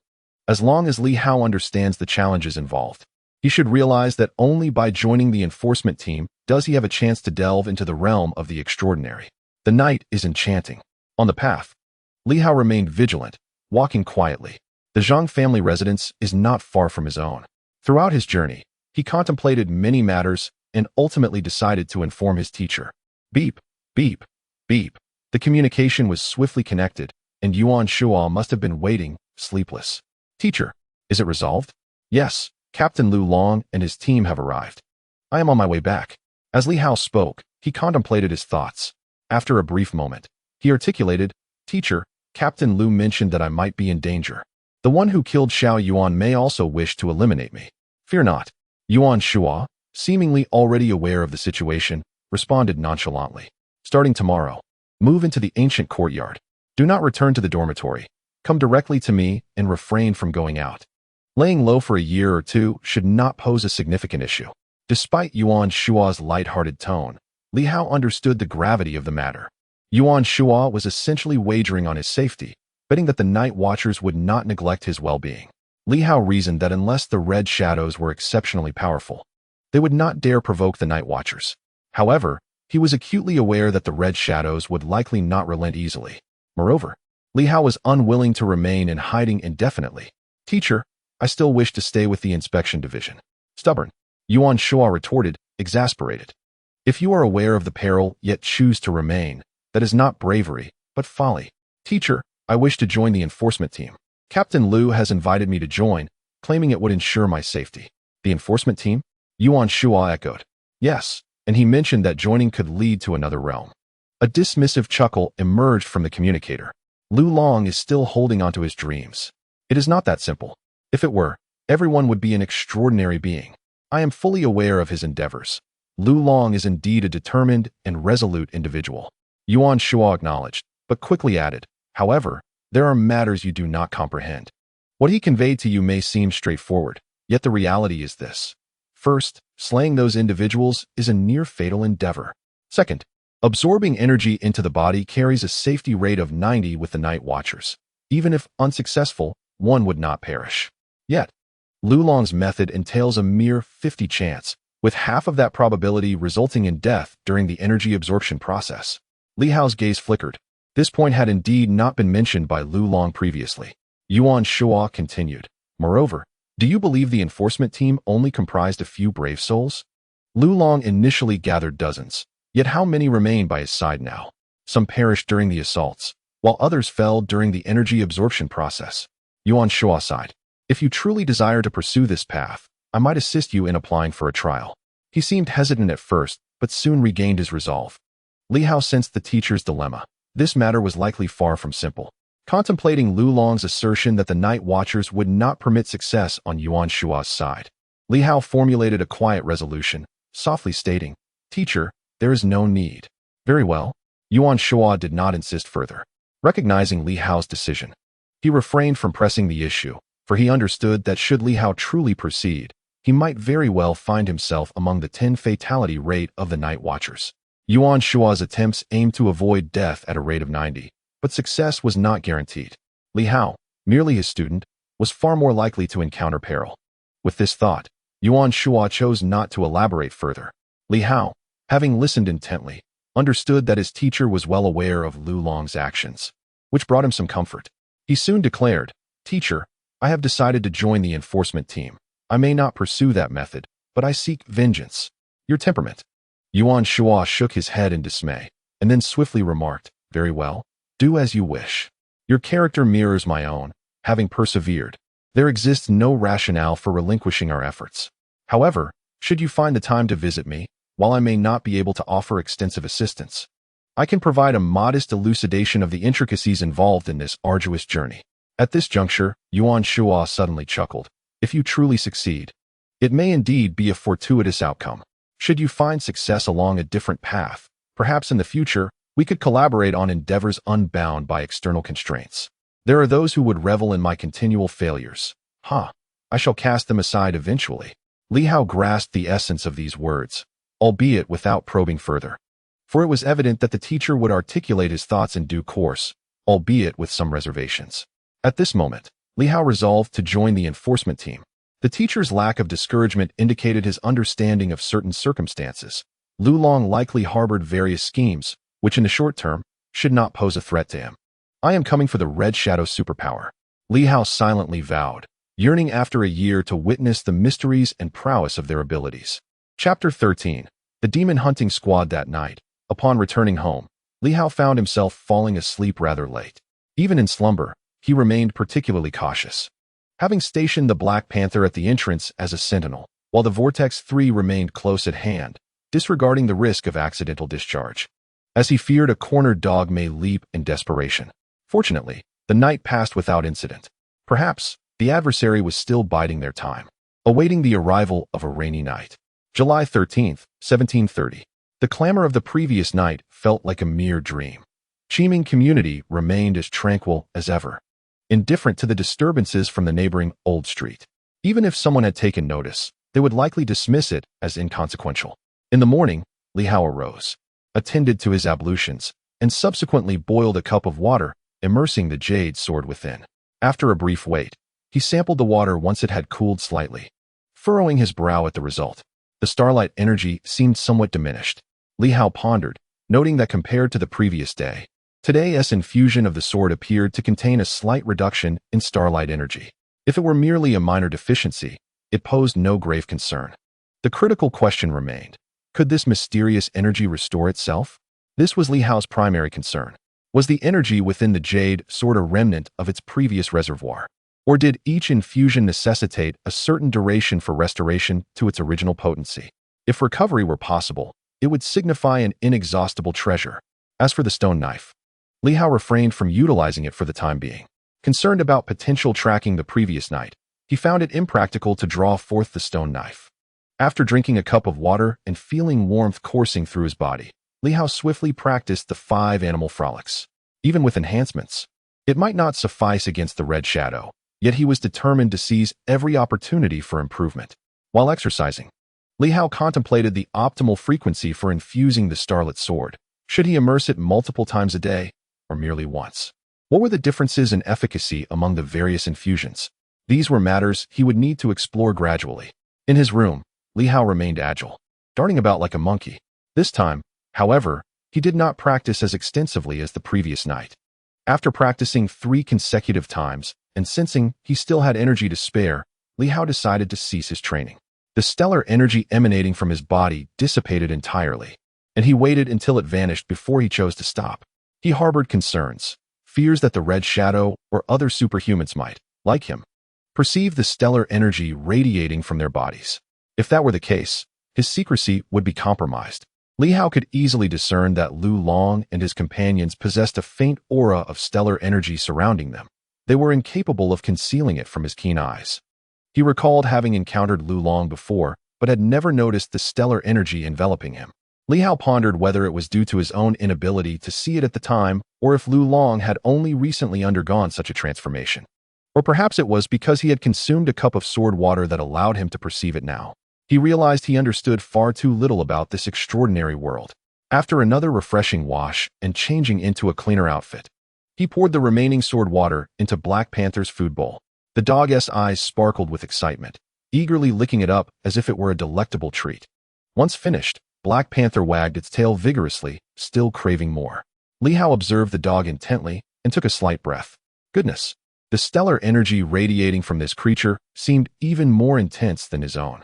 Was it because it emitted more than it absorbed, or the opposite, absorbed more, causing an overflow of stellar energy? Li Hao was uncertain. He preferred to think that the dog was unable to fully absorb it, resulting in the excess energy spilling out. Otherwise, it would imply that this dog was more formidable, having absorbed greater stellar energy than he had. Woof! Black Panther appeared exuberant, as if requesting another serving. Li Hao patted the dog's head and chuckled, saying, "No more. Perhaps next time." He then instructed, "I'm off to work. Keep an eye on the house. If anyone approaches, take note of their scent. If possible, track their location, but don't wander too far." He was apprehensive that if he left, someone might infiltrate his home. The jade sword was with him, and there wasn't anything of significant value within his abode. However, the stone knife he had retrieved last night was indeed a treasure, though the stone knife was somewhat cumbersome to carry. Li Hao had hidden it in Black Panther's doghouse downstairs. Who would ever think to search there? The thought of a passerby picking it up was absurd. Who would rummage through a wild dog's den for a stone? Cleaning crews in the neighborhood would only attend to the area if they were particularly idle. In any case, no place was safer than a doghouse. Moreover, if it were to go missing, Black Panther would surely notice and track it down, which was far more secure than keeping it on his person. The jade sword was safe as a pendant. Who would casually carry a stone around? It was obvious that would raise suspicion. Woof! Black Panther understood Li Hao's words, nodding its head in affirmation, demonstrating its growing intelligence. Li Hao rose and made his way downstairs. Outside the community, at the familiar breakfast shop, the owner handed him several large meat buns and a cup of soy milk without needing to be asked. Li Hao, not one to take advantage of free food, paid for his meal and leisurely rode his bicycle towards the inspection office. Yesterday, after work, my private vehicle failed to appear. I was uncertain whether it had abandoned the pursuit or if it was deterred by the events of the previous night, now hesitant to follow me. I waited for Li Hao to enter the inspection office, yet I did not sense the familiar feeling of being followed. In the inspection office, Li Hao was the first to arrive. As was his custom, he tidied up the office briefly and boiled a kettle of hot water, awaiting the arrival of his colleagues. Chen Na, relatively inexperienced, arrived early as well. The weather was somewhat sultry, and she seemed drowsy, perhaps due to a restless night. Stifling a yawn, she glanced at Li Hao and complained, "Li Hao, you're not being fair. Why didn't you call me while you were investigating last night?" "You knew?" he replied, incredulous. "Of course." Chen Na yawned again. The enforcement team was deployed last night. It was quite a commotion, and naturally, I received the news. Soon, shaking her head to dispel her drowsiness, she inquired with curiosity, "Did you encounter the murderer last night?" "No," Li Hao shook his head. "I just had the feeling of being followed." "How thrilling." Chen Na, who had yet to partake in any major case, became intrigued. "So, the individuals you showed me in those files were indeed involved in homicides?" Li Hao nodded slightly. "It's highly probable." "Then, you might be in line for a commendation." Chen Na exclaimed with growing excitement. "Li Hao, if you manage to uncover the murderer, you'll be credited for it. Who knows? This single case might elevate you to a level 2 inspector." While she felt a twinge of envy, it was primarily the regret of missing out on significant cases that gnawed at her. She was not one to endure monotony easily. "We don't have any leads yet," Li Hao replied succinctly. Chen Na's eyes sparkled as she quickly whispered, "Weren't we supposed to visit my hometown tomorrow? Li Hao, are we still going? If we do you think we might be followed?" She recalled their agreement to investigate matters concerning Li Chu together. However, little did Li Hao know that he had already attracted unwanted attention, facing perilous circumstances, including the appearance of a shadowy figure. At this moment, Li Hao hesitated. After stealing a glance at Chen Na, he finally said, "Forget it, let us not go. We're both newcomers, it's too dangerous. It would be wise for us to lay low for a while." He did not wish to involve his colleague in such treacherous matters. Engaging with the extraordinary realm posed significant risks. As for the inquiry into Li Chu, there was no urgency, now that he was aware of the situation. Genuine interest could wait until after he dealt with the shadowy figure. "What? Not going?" Chen Na's face fell with disappointment. She yearned to be part of a significant case. "Li Hao, let us go. What is there to fear? At worst, we can inform the enforcement team and act as bait. Perhaps we could even catch someone." She understood the risks involved, but believed they could coordinate with the enforcement team. "Let us see." As the two continued their conversation, others began to arrive. Many were already aware of the previous night's events. Sister Yu entered with a sharp tone. Li Hao, don't act foolishly. This kind of dangerous case is not for you to meddle in. Our office has less work and fewer dangers. And the pay is decent. Where else could you find such a good deal? Stay in the secretariat and refrain from involving yourself in the matters of the enforcement team. Indeed, Xiao Hao, take your elder brother's advice and steer clear of these affairs. They are fraught with danger and yield no benefits. Everyone remains genuinely concerned for this young lad, urging him to heed their counsel. Their prolonged stay in the secretariat has rendered them somewhat rusty regarding case investigations, and it is unlikely that many would willingly return to the front line. Li Hao does not argue but nods in agreement, his face radiating kindness, as if to say, I find myself caught in this situation against my will. It was not until Wang Jie entered that the group finally fell silent. Li Hao, come to my office for a moment. Wang Jie instructed and promptly entered the office. Li Hao waited a brief moment before rising and making his way toward the office. Inside the office, Wang Jie scrutinized Li Hao for a while, then smiled and gestured for him to sit. Li Hao took a seat cautiously. Wang Jie chuckled. There's no need to be so tense. Being overly formal will not serve you well in the enforcement team. Li Hao looked up as Wang Jie continued. The enforcement team contacted me last night, expressing a desire to transfer you. It's rare for Lu Long to personally intervene in such matters, which indicates how much importance they place on you. It seems that your involvement in the self-immolation case has caught Lu Long's attention. What are your thoughts on this transfer? In truth, Wang Jie felt he could not refuse the request, nor did he believe Li Hao would oppose it. However, it was said that Li Hao's mentor was quite invested in his career, so a refusal wouldn't be insurmountable. The authority of Lu Long in the enforcement team far surpassed that of Wang Jie, and he was a genuine power player. Wang Jie was eager to hear Li Hao's perspective. After a moment of contemplation, Li Hao lowered his head and murmured, Department head, I wish to take this opportunity. The secretariat is delightful, and I have grown fond of it, but you understand, my sole aim in the inspection office is to avenge my friend. Wang Jie sighed. I understand. Truth be told, I will miss you greatly. If you were to stay, I had even considered submitting a report to higher-ups for your promotion. However, since you are preoccupied with the self-immolation case, I will not stand in your way. Just be cautious. The enforcement team is significantly more perilous than the secretariat, with casualties occurring annually. Especially concerning the self-immolation case, I advise you to focus primarily on paperwork and avoid frontline duties. This matter is far from simple. Should the enforcement team struggle with it, it may attract attention from higher authorities. Li Hao nodded silently. Seeing this, Wang Jie chose not to elaborate further. He genuinely appreciated this young man. Yet, since Li Hao's intention in the inspection office was clear, he could not persuade him to stay. Once the self-immolation case concludes, should you wish to return, feel free to submit a request. You will always be welcomed back. Thank you, department head. Li Hao expressed his gratitude. To which Wang Jie replied with a smile, no need for thanks. Go report to the enforcement team and ascertain when they will formally transfer you. Once the transfer order is issued, we will organize a farewell gathering in the secretariat. Thank you, department head. Li Hao reiterated his thanks, feeling well regarded among his colleagues in the secretariat. In truth, had circumstances not reached this juncture, he would have considered remaining in the secretariat a commendable choice. Upon exiting the department head's office, Li Hao chose not to inform others of his impending transfer. Without tidying up anything, Li Hao greeted Chen Na and stepped out, quickly heading towards the law enforcement team's headquarters. Both the law enforcement team and the confidential office were located at the inspection headquarters, albeit in separate buildings. The confidential office was situated at the back of the inspection hall, while the law enforcement team occupied an adjacent edifice, a grander establishment by far. Dressed in his inspection uniform, Li Hao approached the entrance of the law enforcement building, unimpeded. The members of the law enforcement team bustling about appeared quite formidable, making Li Hao seem somewhat frail and inconspicuous in comparison.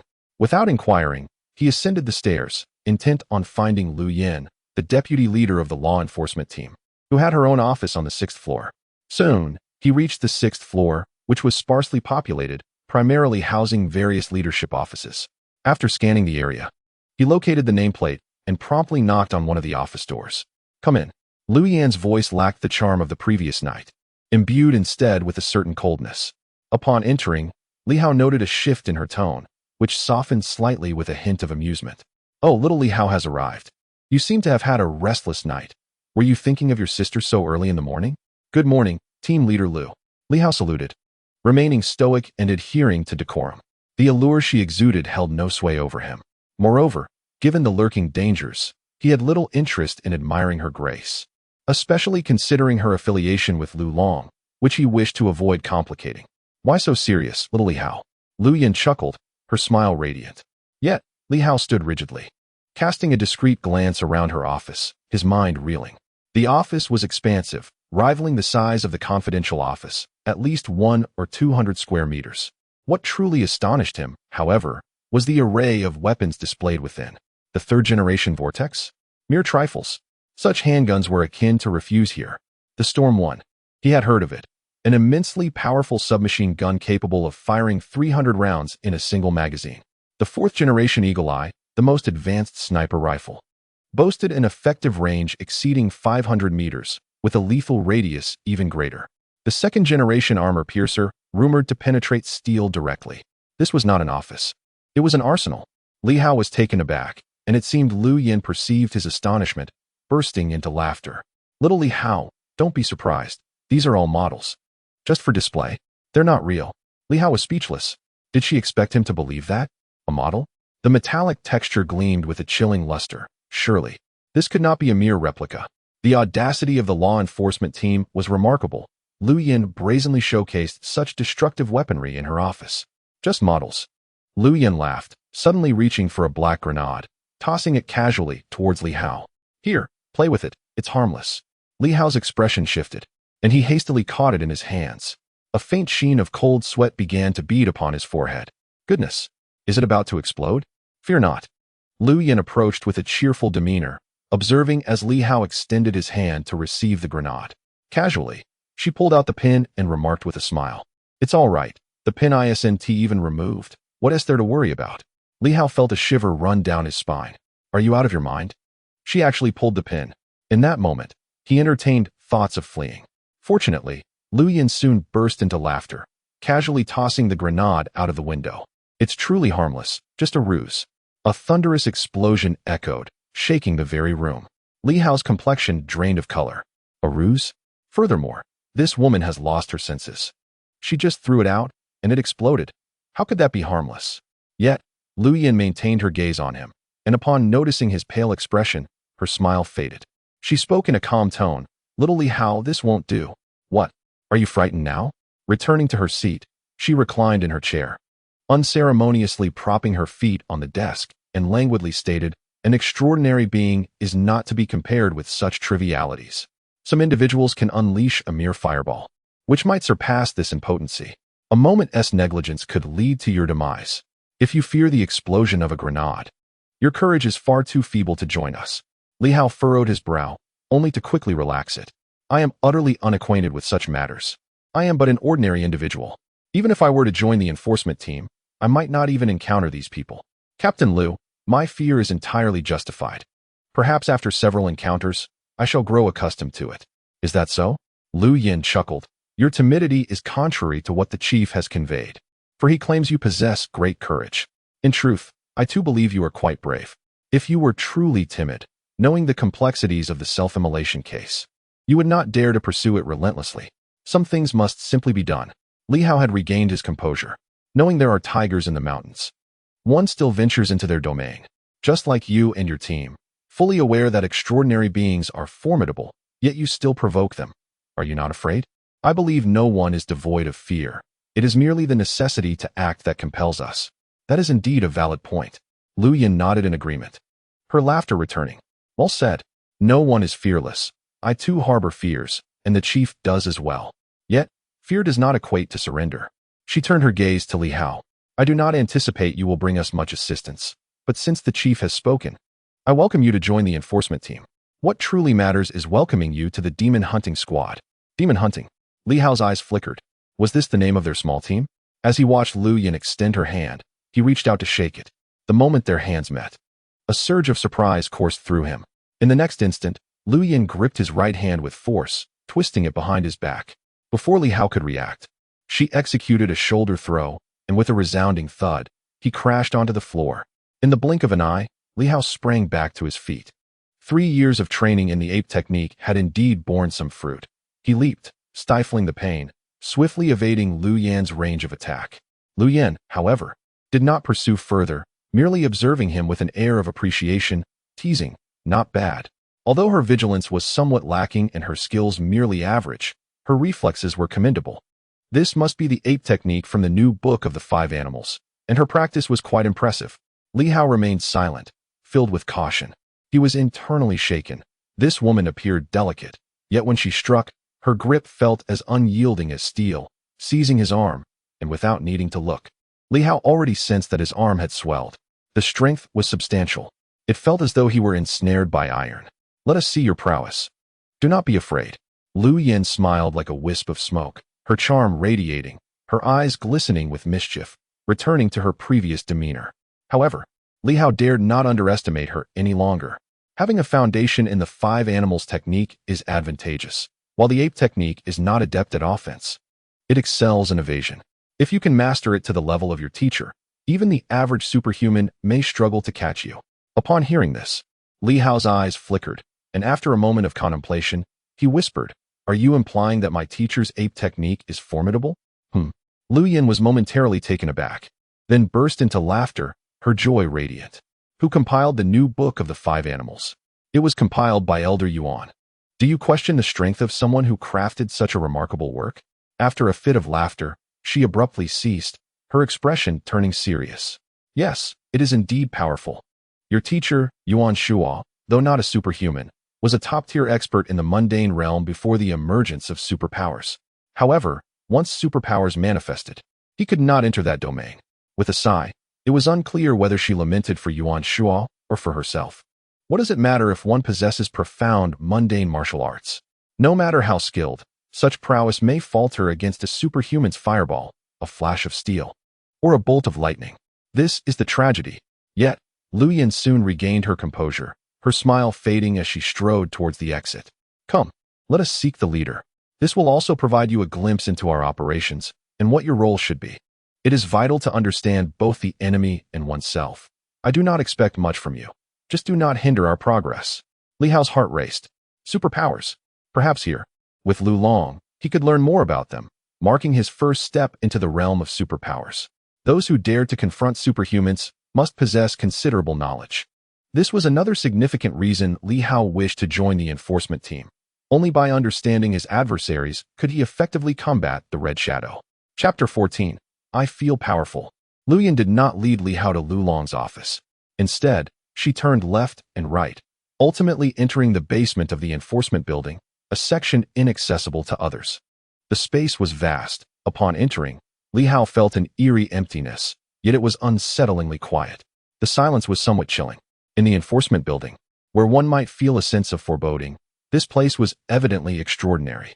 In the entrance area, a plethora of exercise equipment was arranged.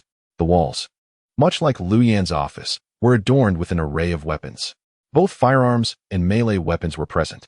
Swords, spears, and halberds were all accounted for. Regarding firearms, Li Hao even spotted a sizable small cannon, causing a shiver to run down his spine. Good heavens, just how many weapons did these individuals stockpile? The enforcement team undeniably held an advantage. Even if Lu Long's location were discovered, it would bear little consequence. He is the captain of the enforcement team, the formidable leader of Silver City's violent organization. He could assert that these weapons are solely intended for combating malefactors, and no one would dare to challenge him. Were Li Hao to hoard such an arsenal, he would have long since been apprehended and executed. In front of the fitness area and the armory, there lies a narrow passageway, seemingly leading to other regions. Lu Yin did not take Li Hao inside. Upon entering the fitness area, Lu Yin called out loudly, "Boss, they have arrived." Moments later, several figures emerged from the depths. There was the towering Lu Long, the lanky Wu Chao, a portly man whose very gait caused the ground to tremble, and a petite woman, familiar in appearance yet youthful in age. Together with Lu Yin, they formed a quintet, the demon hunting squad of the enforcement team. Despite the sweltering season, Lu Long remained clad in a trench coat, primarily to conceal the multitude of weapons adorning his person. Otherwise, anyone could discern the anomaly of his armament. Lu Long. He stepped forward, his expression as cold as before. Yet he introduced himself once more, captain of the demon hunting squad, responsible for direct assaults. The lanky Wu Chao chimed in with a soft chuckle. Wu Chao? Reconnaissance officer of the demon hunting squad. tasked with intelligence gathering and drawing fire from the flanks.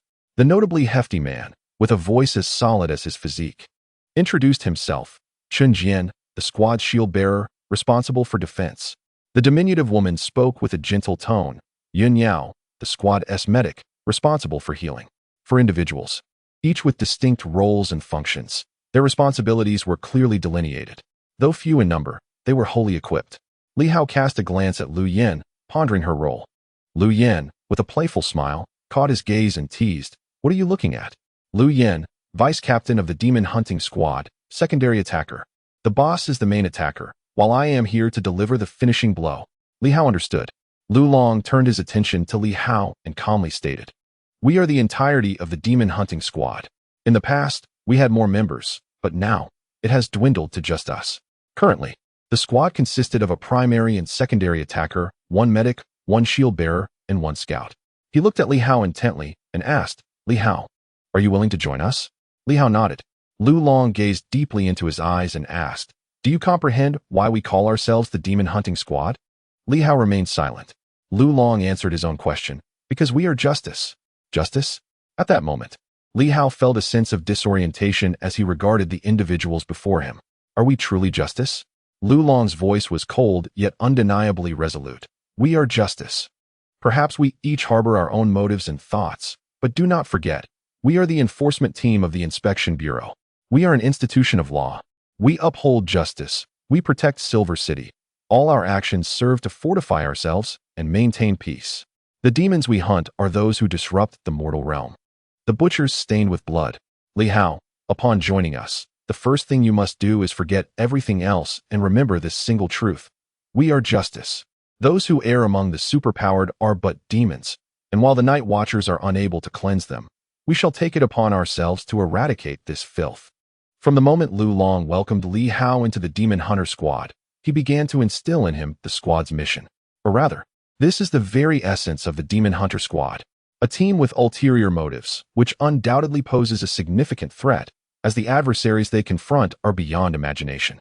Thus, this small cadre, though few in number, upholds their own convictions, or perhaps their own faith, the pursuit of justice, regardless of its authenticity.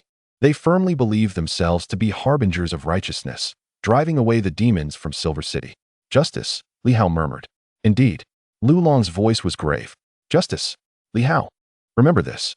The Demon Hunter squad is the guardian of Silver City. Without us, countless lives would have perished, and it would have become a playground for numerous superpowered beings. Right for the taking. Of course, at this moment, you may not truly believe this. However, venture outside. Take a look, this vast world. With cities numbering in the hundreds or thousands, save for the central regions, chaos reigns in every direction. The age of disorder has arrived, and lives are as expendable as ants. The emergence of a single extraordinary being could plunge an entire city into turmoil. Yet, here in Silver City, we have enjoyed peace and prosperity for years. Though there have been disturbances, tranquility has largely prevailed. In 5 years since the establishment of the Demon Hunter squad, we have slain 5 superpowered individuals, one each year, each act serving to rescue Silver City. Lu Yin stood beside Li Hao, arms crossed, and with a grin remarked, "The boss speaks the truth. Though he may have a penchant for boasting, there is no denying this. We joined the Demon Hunter squad with our own motives. Perhaps our initial purpose was not to protect anyone, yet the reality remains. Because of our existence, Silver City is able to thrive in peace." Li Hao pondered this. Perhaps Lu Long was not entirely mistaken. Their hunts of the superpowered might indeed be driven by a desire for their own transcendence, and in truth, they may have eliminated those who threatened to disrupt Silver City. Is it truly so chaotic outside? Li Hao wondered, for he had rarely ventured beyond Silver City. He had only visited a neighboring city once, many years ago. Li Hao, this is your first lesson upon joining the squad. Lu Long's tone turned solemn. Do not mistake us for shadowy figures operating in secrecy. We are enforcers, agents of justice. Therefore, to us, all who err are demons. The hunt is for these very demons. Upon hearing these words, Li Hao felt an unexpected sense of relief. Despite Lu Long's hints of self-aggrandizement, when he proclaimed their identity as justice and enforcers, Li Hao felt a peculiar comfort. It was an inexplicable sense of solace. We are not insidious figures lurking in the shadows. We are the guardians of this entire city, even if our initial intentions were not so noble. Yet, the undeniable truth stands before us. At that moment, Li Hao increasingly regarded Lu Long as a master, not merely in terms of strength, but in his astute mindset. The key lay in his profound guidance of thought.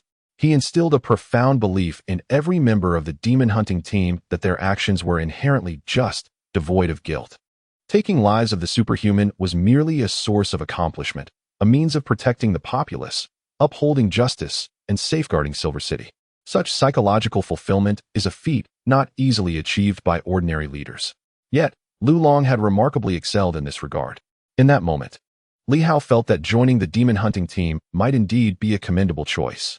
At that instant, Lu Long intoned gravely, "Li Hao, please introduce yourself." Li Hao pondered for a moment before responding.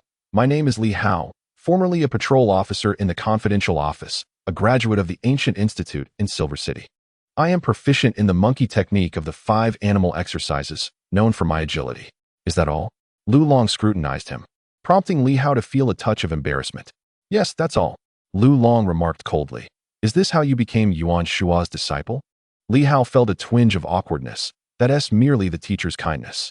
"Li Hao, here, if you lack sufficient value, should danger arise, we will not abandon you. But neither will we risk our lives to rescue you. Conversely, if you possess significant value, we would be willing to sacrifice ourselves to ensure your survival, allowing our beliefs to endure." After a moment of contemplation, Li Hao added, "I also specialize in the analysis of ancient texts, in the exploration of ancient civilizations.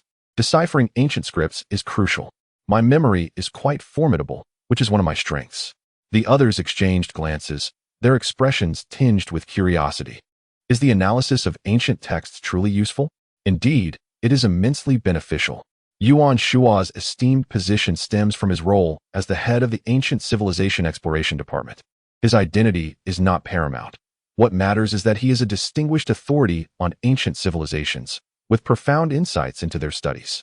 Thus, even the Night Watchers rely heavily on him. However, they dare not allow Yuan Shua to become a superhuman, for such an event would invite numerous complications. Certain knowledge may be of little use to ordinary individuals, but holds significant value for superhumans. Yet often, superhumans lack the requisite knowledge and discernment to identify what is beneficial to them. Yuan Shua, however, can. As an ordinary person, Yuan Shua refrains from hoarding or misappropriating knowledge.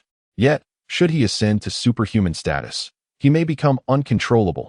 Upon discovering valuable artifacts, he could potentially seize them without anyone's awareness. At that moment, Lu Long's eyes glimmered with intrigue. "How much genuine knowledge have you acquired from Yuan Shua?" Li Hao humbly replied, "Captain, you overestimate me. The teacher's knowledge is vast as the ocean. I have merely absorbed a drop from it." "Speak plainly." With a resigned sigh, Li Hao conceded, "I studied under the teacher for only 2 years, primarily focusing on learning rather than practical application.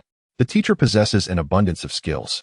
Currently, I am merely delving into ancient text analysis. My other abilities pale in comparison to his.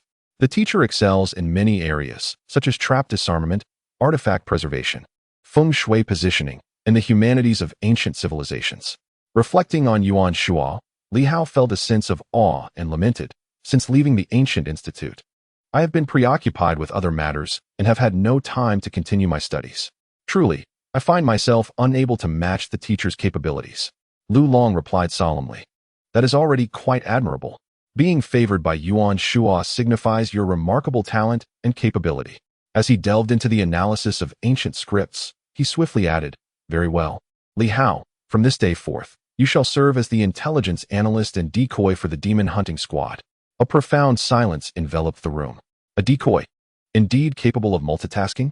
Beside him, Wu Chao chuckled softly, his laughter possessing an eerie charm that sent chills down one's spine. "Little one, it seems I can finally be relieved. Ever since the previous decoy perished, I have been fulfilling this role, and I genuinely feared that my day would come. It appears someone is ready to take over." The implication was clear. The previous decoy had been him. Li Hao remained speechless. Of course, prior to this, Lu Long had made it evident that he was, in fact, the decoy. It was merely a matter of formal confirmation now. A moment later, Lu Long glanced at Li Hao, frowning slightly as he remarked, "Of course, I appointed you as a decoy, not to send you to your demise. Your physique suggests your prowess is lacking. Even if you have practiced the ape technique, the limited time of training will yield little progress. With that, he strode towards the fitness equipment, adding, "Come, let us test your abilities. I need to assess your capabilities to devise a proper training regimen and, simultaneously, ascertain if you can escape from a superpowered individual." A test? Li Hao said nothing and followed suit. Others, too, were curious and trailed behind. Lu Yan leaned in closely, her lips almost brushing against Li Hao's ear as she whispered playfully, "Unleash your full potential here. Do not hold back. You are too weak. There is no point in concealing your shortcomings. Hiding your true self will only diminish your gains. The captain possesses some valuable items." Li Hao remained silent, subtly evading her proximity, wishing for her not to blow air onto his ear. It was quite uncomfortable. With a melodious laugh, Lu Yan found amusement in the moment, while Lu Long remained unfazed. Meanwhile, another female member, the Dr. Yun Yao, chuckled lightly. "Sister Yan, do not tease him too much." "Who is teasing him?" Lu Yan replied, her smile radiant. "Look at how handsome Xiao Hao is. Just observe our team. Some are as crooked as gnarled fruit, others as thin as reeds, and some as stout as walls. The captain is decent enough, but his age shows, and his skin is as dark as coal. Xiao Hao, however, stands out." The three men momentarily halted their steps, a silence enveloping them. No one dared to voice a word. Yet, Li Hao felt an overwhelming sense of innocence. It seemed he had inadvertently offended three individuals. "I did not utter those words. It was all Lu Yan's doing. Please do not hold a grudge against me." At this moment, the group had arrived at the fitness area, equipped with every possible apparatus. Lu Long dismissed the previous banter, his voice unwavering.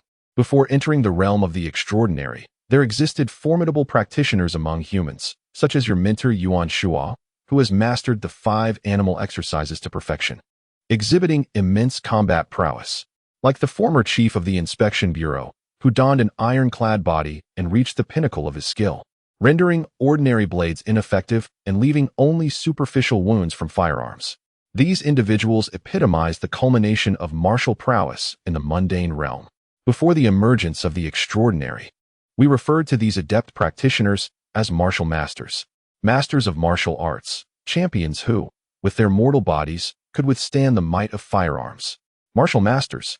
Li Hao listened intently, absorbing knowledge from a realm he had yet to explore. Lu Long continued, stating that martial artists exhibit varying degrees of strength. However, it is often not merely a matter of physical power. Some excel in speed, others in defense, and some possess formidable strength, each with their unique strengths, making it impractical to categorize them simply.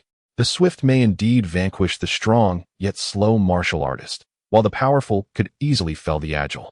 A martial artist must possess an exceptional ability that transcends the ordinary, and that is the hallmark of true martial prowess. Speed and strength are the most evident manifestations, while attributes such as defensive capabilities, exemplified by individuals like Qin Jian, are often difficult to gauge until faced with life and death situations. Li Hao nodded in agreement, grasping the essence of Lu Long's words. He looked at Lu Long with curiosity, questioning whether the captain meant that distinguishing between strong and weak martial artists is a challenging endeavor, suggesting that all martial artists are relatively similar. Nonsense. Li Hao thought silently. Lu Long turned to him, urging him not to overthink it. Strength is strength, and weakness is weakness. He elaborated that over a decade ago, martial artists were indeed classified by their strength, albeit with limited distinctions, slaying 10, breaking 100, and contending with 1,000. This is the essence of being a martial artist. Li Hao was momentarily taken aback by how straightforward this was. Lu Long seemed to understand his thoughts, remarking coldly that it was precisely that simple. The individuals referred to here are those of soldier caliber within the regular army. To be deemed a martial artist, one must possess the fundamental ability to breach a 10-man squad and slay them. This defines the level of slaying 10. Progressing further, breaking 100 entails challenges that exceed one's imagination. If you can single-handedly shatter a 100-man unit, you are a formidable force. As for contending with 1,000, Lu Long inhaled deeply. This is merely a theoretical assertion. In reality, an ordinary individual, regardless of strength, would find themselves doomed when confronted with a 1,000-strong army, even without the use of firearms. Your stamina and energy would deplete rapidly in battle, and no matter how strong. There are limits. Achieving the feat of contending with 1,000 is simply unattainable. It was not until the emergence of superhumans that certain exceptionally powerful individuals truly embodied the capability to contend with 1,000. Li Hao was momentarily stunned and posed a question. Captain, does this imply that only the powerful superhumans possess such abilities? Does this mean that weaker superhumans might only reach the level of slaying 10 or breaking 100? Lu Long regarded him with a hint of mockery. Only that? One day, you will find out for yourself. Breaking 100 means standing against 100. Both speed and strength must reach their zenith. Such superhumans often possess unique abilities. And even a martial artist skilled enough to break 100 would face grave danger against such an opponent. Do you consider that weak? Li Hao remained silent. Breaking 100 sounds deceptively simple, yet when faced with 100-strong squad of formidable soldiers, he would likely be overwhelmed the moment he attempted to break through. At that moment, he was genuinely curious about Lu Long's strength. Was the captain truly capable of breaking 100? Lu Long appeared indifferent. While Lu Yan smiled and interjected, "You could say that. Or perhaps barely so. If the boss were not strong, how could he lead us in slaying superhumans? Superhumans are indeed formidable. Even the weakest among them can rival the strength of breaking 100, and they are far more troublesome." It was at this moment that Li Hao finally grasped the true extent of their captain's strength. Certainly, it is merely a superficial understanding. In reality, the prowess is not intuitively grasped. Breaking the 100 mark may sound unimpressive. What of Teacher Yuan? Your instructor, in his prime, likely possessed the capability to surpass that threshold. Yet now, with age and declining vitality, his strength and speed have waned, and he may no longer be able to do so. Lu Long shook his head slightly.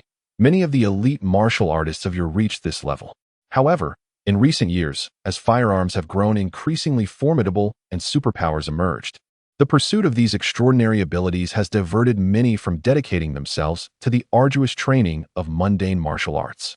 The introduction of mystical energy allows one to ascend rapidly, enhancing their physicality to the extent that an ordinary individual, after merely one day, might rival a martial artist capable of 10 strikes, and in time could become a master of martial arts surpassing the 100 mark. One must ponder how many would still choose to cultivate ancient martial practices. He gazed at Li Hao and sighed. Superpowers transcend the limits of the human body, enabling humanity to surpass itself, elevating potential infinitely. Even a wooden barrel with just a modicum of water can hold more than a wine cup. Mundane martial artists are akin to that wine cup, while superpowers represent the wooden barrel. Do you comprehend? Li Hao nodded, understanding the despairing reality. A mundane martial artist, unable to harness mystical energy and transform into a superpowered individual, would find themselves ensnared in a lifetime of fruitless training, unable to break through their limits, and ultimately unable to contend even with a novice superpowered individual. How disheartening. Consider Yuan Shuo, who began his martial training in youth and now, in his 70s, sees his stamina decline. Once a leader among martial artists, he now perhaps possesses only the strength of 10 strikes. Such capability, in the realm of superpowered individuals, is merely at the entry level. A master in his 70s finds himself comparable only to a few fledgling youngsters. It is no wonder that during Li Hao's training in the 5-animal technique, Teacher Yuan merely referred to it as a means of self-preservation and physical enhancement, never labeling it a technique for lethality. The reality is far too disheartening. Lu Long briefly introduced the matter and promptly suggested, "You should test yourself. Observe your speed and strength and ascertain your capabilities." Upon hearing this, Li Hao ceased to speak. There was no need for concealment. His modest foundation in the ape technique would likely not garner the attention of these individuals. In the arena, Li Hao moved with the agility of a monkey, swiftly leaping and rolling throughout the fitness area. Each strike of his monkey fist sent sandbags flying. Outside the arena, Lu Long watched silently. The frail Wu Chao observed for a moment before gently shaking his head. He is certainly stronger than the average person, not much different from some of the older inspectors in the team. Yet, can this leader truly evade the pursuit of a superpowered individual? The portly Chun Jin muttered. He certainly does not possess the capability of 10 strikes. At most, he could manage 2 or 3. This might be the first time our demon hunting squad has recruited such a weak individual in recent years. Against 2 or 3 soldiers, Li Hao's skills might prove somewhat useful, perhaps allowing him to defeat them. However, the difference between facing 2 or 3 opponents versus 10 is not merely 3 or 4 times, but rather an immense tenfold difficulty. At this moment, Li Hao appeared exceedingly feeble in their eyes. Lu Yin crossed her arms and observed for a while before smiling and saying, "Nurturing them is not a bad idea. It's quite pleasing to the eye. Engaging in logistical support and intelligence analysis is also viable. After all, they are in administrative roles, not like you martial warriors." Li Hao, being a civilian staff member, should have been prepared long ago. Lu Yin saw no issue with this perspective. Upon reflection, the others found merit in her reasoning. Lu Yin continued, "Equipping some firearms. Does slaying at the 10th level seem formidable? One cannon shot can obliterate. Of course, at the level of breaking 100. Both martial masters and superhumans become exceedingly difficult to contend with. The primary challenge lies in the inability to lock onto a target. You may see someone, issue a command in your mind, and in the next moment, they could be right before you, striking you down with a single blow. In such instances, no weapon is of any use. Below the 100th threshold, however, firearms retain extraordinary lethality. With someone to restrain them, those above 100 can still be annihilated." Lu Long nodded slightly. He must carry firearms. Select some effective, convenient, and lightweight ones for him to utilize. As long as this fellow has enough wits. If he could manage to take down a superhuman, perhaps he could be infused with some mysterious powers. Even if he cannot become a superhuman, enhancing his physical capabilities and speed could allow him to break through 10. He chuckled softly, adding, "Crucially, this guy is not merely a civilian. He is also an expert in ancient texts. Though he may not compare to Yuan Shua, he could be of considerable use to us." Upon hearing this, the others appeared contemplative. Indeed, Li Hao possessed significant potential. Joining the demon hunting squad seemed quite promising. At that moment, Li Hao, who was leaping swiftly, felt quite pleased with himself, believing he had improved significantly. As he exited the arena, panting and filled with anticipation, he inquired, "Captain, do you think I match up to a 10th level martial artist? Can I be considered to have broken 10? He felt optimistic about his ability to take on 10 opponents. Lu Long hesitated, visibly caught off guard, and after a long pause, he struggled to respond, wondering where this boy's confidence stemmed from. 10th level? Just like that? The others exchanged glances, realizing that some individuals indeed lack self-awareness. 10th level? Dream on. Gradually, Li Hao sensed the shift in atmosphere and awkwardly asked, "What about breaking 9? Silence ensued. Breaking 5. Still no response. Li Hao's expression shifted as he contemplated. Surely not. After drinking the sword water, I feel quite formidable. Even capable of sparring with Teacher Yuan. Yet, he has surpassed the 100 mark. Could I truly be that far behind? Teacher Yuan can engage in 5 rounds for over 10 minutes, and I can now last 9 minutes. Eventually, Lu Long broke the silence, saying, "Don't overthink it. There's no need to fear weakness. The true fear lies in laziness. Put in the effort, and breaking 10 is merely a matter of time." Once more, silence enveloped the group. Li Hao comprehended the situation, feeling a mix of resignation and sorrow. "So, I haven't even reached the level of breaking 5? Here I am, determined to defeat the Crimson Shadow, yet I am truly ignorant of my own limitations." Chapter 15. The realm of superhumans is breaking 10 truly formidable? In the basement, Li Hao found it hard to believe. Breaking 10 sounds rather unimpressive. Taking on 10 opponents doesn't seem as exaggerated as it sounds, does it? According to his knowledge, it seems that some veteran inspectors possess such capabilities. Are they truly formidable? Lu Long arrogantly remarked. "To me, they are undoubtedly weak. To you, a martial artist of the 10/'s realm could easily slay several without breaking a sweat." Nearby, the petite Yun Yao softly cautioned, "Li Hao, do not underestimate any martial artist. A martial artist of the 10/'s can form a military formation of 10, and if you can break through and annihilate them all, that is what it means to achieve the 10/'s. A one-on-one duel is entirely different from a 1-on-10 scenario. The concept of defeating 10 in succession is not the same." Lu Long coolly replied, "There is no point in discussing too much with him. Chen Jian, go and teach him what it means to be a martial artist." "Me?" The chubby Chen Jian, rather simple-minded, responded, "I am not proficient in offense, and my speed is rather sluggish. This fellow is quite agile. Our strengths lie in different areas." Li Hao's speed even eclipsed his, as Chen Jian excelled in defense. "Let us give it a try." Lu Long slightly furrowed his brow. "Indulge him for a bit. Your defensive prowess is merely to prevent accidentally harming him." "Fine." Upon hearing this, Li Hao felt a pang of disappointment, realizing he was merely being used as a shield for practice. Nevertheless, a surge of competitive spirit stirred within him. After all, men possess a natural desire to compete and prove their strength. He was uncertain of Chun Jian's true prowess, but given the latter's considerable bulk, even if he couldn't defeat him, he could likely evade capture. At this moment, Chun Jian wore an innocent smile, glancing at the eager Li Hao, and proposed. "Shall we engage in a friendly spar?" He added, "In our team, I am the weakest. Aside from defense, I am of little use.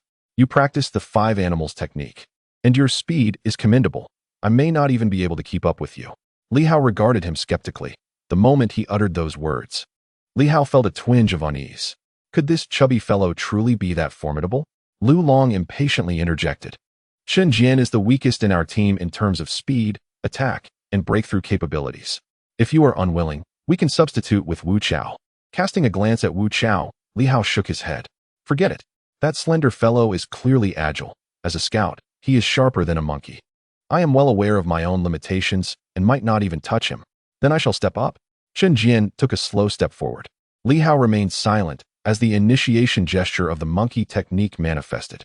In the next instant, Chun Jian's large palm, akin to a fan, came crashing down. Without a moment's hesitation, Li Hao leaped upward, retreating swiftly. This fellow's palm appeared quite formidable. Conversely, as Chun Jian unleashed his strike and observed Li Hao's leap, he exhibited no hesitation. Though his movements seemed slow, he subtly shifted to the right, and in the next moment, Li Hao's expression altered. His landing was not directly behind. In midair, Li Hao swiftly sought leverage, flailing his legs in a chaotic manner, devoid of grace. True martial arts often lack aesthetic appeal.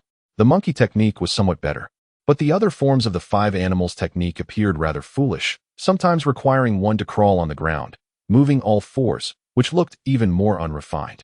Chun Jian wore a simple-minded grin, as if he had anticipated this outcome all along. It is not merely a matter of swiftness in his reactions or prowess. It is solely a consequence of experience. Engaging in combat with superhumans without any experience would have led to an untimely demise. Li Hao flailed about, attempting to leverage the resistance of the air to reposition himself. Meanwhile, Chun Jian remained unperturbed, as if casually strolling a couple of steps. At that moment, Li Hao found himself unable to utilize any force, descending directly. This time, he landed less than a meter away from Chun Jian, their faces nearly touching. As Li Hao touched down, he felt the ground's force beneath his feet and was about to spring away when, in his peripheral vision, he caught sight of an enormous palm, none other than the initial hefty slap. With a sharp crack, he was sent tumbling through the air, crashing to the ground with a resounding thud. Chun Jian did not strike his face but instead targeted his neck, leaving a crimson mark upon it. At that instant, Li Hao was utterly dazed, as if his neck had been severed. He could scarcely register anything, his head spinning, and below his neck, he felt a strange numbness. He leapt and tried to gain leverage in the air, only to be bewildered by a single slap. He was thoroughly disoriented. Chun Jian, however, remained guileless. He glanced at his own hand, and then at the fallen Li Hao, offering a sheepish smile before turning to Lu Long and the others. With an awkward tone, he remarked, "I hadn't anticipated his reaction would be so sluggish, nor did I expect him to leap immediately. Boss, you mentioned that lacking strength while leaping is akin to courting disaster, and today, I have witnessed that firsthand. Without sufficient strength, should one leap into the air and have their return path obstructed, they become utterly vulnerable. This is a cardinal sin in actual combat. Even among martial artists who have surpassed 100 in skill, unless absolutely necessary, they rarely leap in a real confrontation. Such an act exposes all vulnerabilities and offers scant opportunities for counterattack. Maintaining one's footing is a principle that every martial artist must diligently remember in the heat of battle." Li Hao, relying on the belief that his acquired agility from the ape technique rendered him swift and nimble, took to the air, only to be swiftly incapacitated. The basement fell into a profound silence, punctuated only by Chun Jian's earnest explanation. Li Hao, with his head bowed and his face flushed, found himself grappling with the stark reality that the intelligence he prided himself on had led to a significant blow to his ego. He had considered himself competent, yet he had been effortlessly dispatched by the shield-bearer of their team with a mere slap. Had it not been for Chun Jian's restraint, Li Hao feared his neck could have been broken. Just moments ago, he had thought that even if he could not achieve a perfect score, he could at least manage 5 or 6. Now, however, he felt utterly defeated. In that moment, a flicker of realization dawned upon him. He was not truly a martial artist. Strictly speaking, he was merely a novice who had practiced martial arts for a few days without any real combat experience. Nothing more than an unseasoned novice. He had consistently overestimated himself. Reflecting upon the events of the previous night, he had mused that if he could draw his guns swiftly enough, perhaps he could turn the tables on the Red Shadow and their unseen master. In hindsight, how naive and juvenile that thought had been. The others regarded Lu Long, then turned their gaze to Li Hao, each displaying a hint of concern. Had this fellow been shattered by the blow? His psychological resilience seemed woefully inadequate. Lu Long furrowed his brow slightly. While he intended to assert his dominance over Li Hao, that was not his primary objective. His main concern was to make Li Hao comprehend that the adversaries they faced were far more formidable than he could envision. To his surprise, during what was meant to be a mere sparring session, Li Hao appeared to be so disheartened that he lost all confidence. At that moment, Li Hao lay prostrate on the ground, seemingly unable to rise. Was he simply unable to accept such a defeat? Lu Long's eyes betrayed a hint of disappointment. He had initially believed that even if Li Hao's martial prowess was lacking, his intellect, patience, and resilience would be commendable. After all, the young man had caught the attention of Yuan Shuo and had diligently investigated a case for a year, suggesting he possessed potential worth nurturing.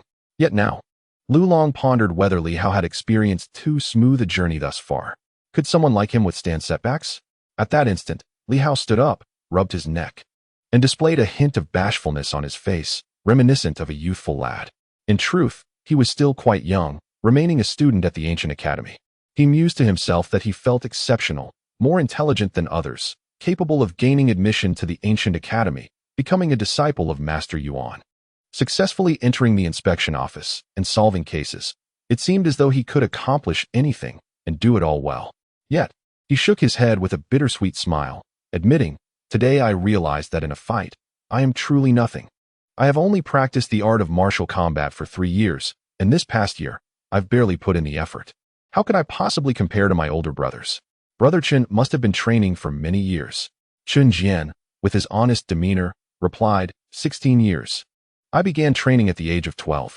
Li Hao was rendered speechless, not merely due to Chen's 16 years of training, but because the man was only 28. What a jest! Upon seeing the stout figure of Chen Jian for the first time, Li Hao had presumed him to be at least 40. And yet he was merely 28? This left him at a loss for words. He thought to himself, but refrained from voicing it, his face reflecting a sense of resignation. My teacher once told me that in martial arts, talent and diligence are paramount. Diligence is even more crucial than talent. After 16 years of training, I cannot claim to have talent, even if I did, with my habit of fishing for 2 days and slacking for 3.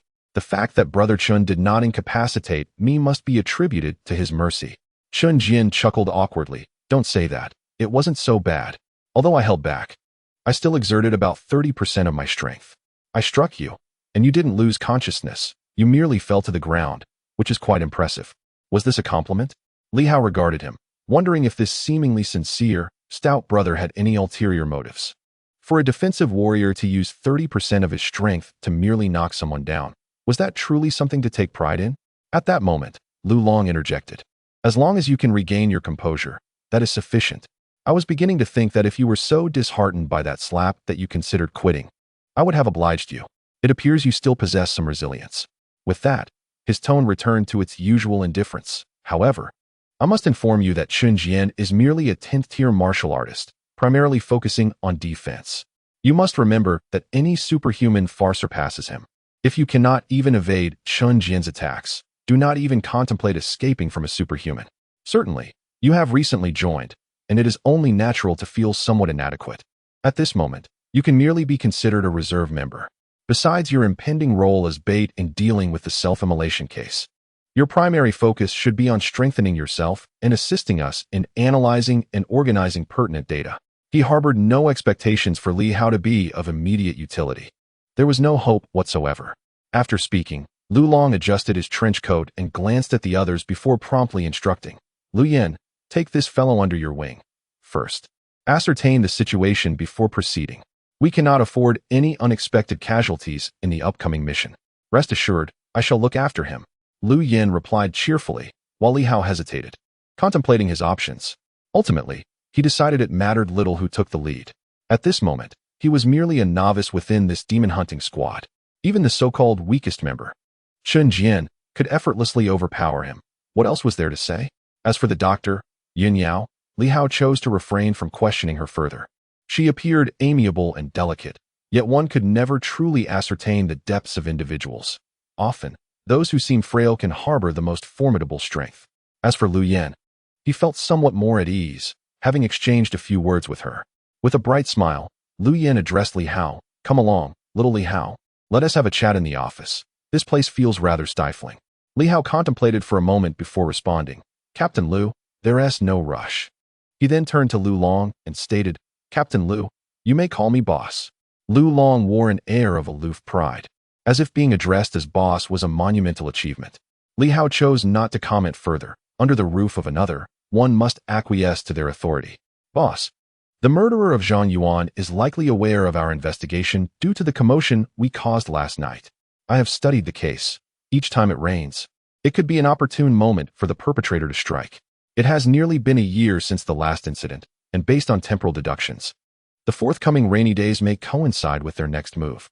Lu Long nodded nonchalantly. "I am aware. I will prepare accordingly. What you wish to convey is that you may be the next target. Are you feeling apprehensive?" Li Hao remained silent. "Do not fret." Lu Long offered little elaboration, simply advising Li Hao, "Your current objective is to acquire knowledge and understanding for the sake of your own survival. As for confronting the mastermind behind the self-immolation case, we will devise a strategy." Li Hao had no choice but to place his trust in them, and he believed Lu Long would not take unnecessary risks. With that, Lu Long stepped outside, followed swiftly by Wu Chao and Chen Jian. Yun Yao, however, did not accompany them. Instead, she exchanged greetings with Li Hao before proceeding deeper into the basement. Lu Yin observed Yun Yao, then noticed Li Hao gazing in her direction, with a hint of mischief. She chuckled softly. "Little one, do you feel pressure when chatting with the older sister? You'd best not dwell on her. She is quite amiable. You've misunderstood." Lu Yin. Lu Yin laughed again. "Whether it's a misunderstanding or not is inconsequential. I am merely offering a reminder. Being a doctor is not a role for everyone. For us, seeking a doctor for common injuries is futile. Furthermore, doctors often play an exceedingly vital role within the team, undertaking tasks that others cannot fulfill." Li Hao's interest piqued instantly, and he inquired curiously, "What do you mean?" At that moment, Li Hao found himself captivated by all matters. Only by swiftly grasping everything could he hope to keep pace with the others. The allure of mysterious powers awaited him. When Lu Yin spoke, her laughter was tinged with an undercurrent of apprehension, dissolving the mysterious energy. Li Hao was momentarily taken aback. Mysterious energy seemed to elude the perception of ordinary individuals.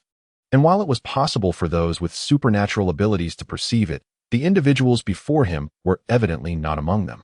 Clearly, extracting this mysterious energy was no simple feat yet. Yun Yao possessed the capability to do so. According to Lu Yan, Yun Yao was indeed a crucial element within the entire team.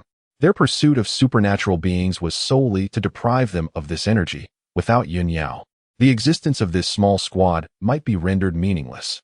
It was surprising that someone as audacious as Lu Yin would harbor such caution. In that moment, Li Hao took heed. Despite appearing to be ordinary individuals, this team was anything but simple. None who made it into this squad were mere trifles. "Let us go?" "Stop staring." Lu Yin casually kicked Li Hao and said with a grin, "That woman, keep your distance. She's more troublesome than the boss. You can joke with the boss, but with her, speak less." Li Hao obediently nodded.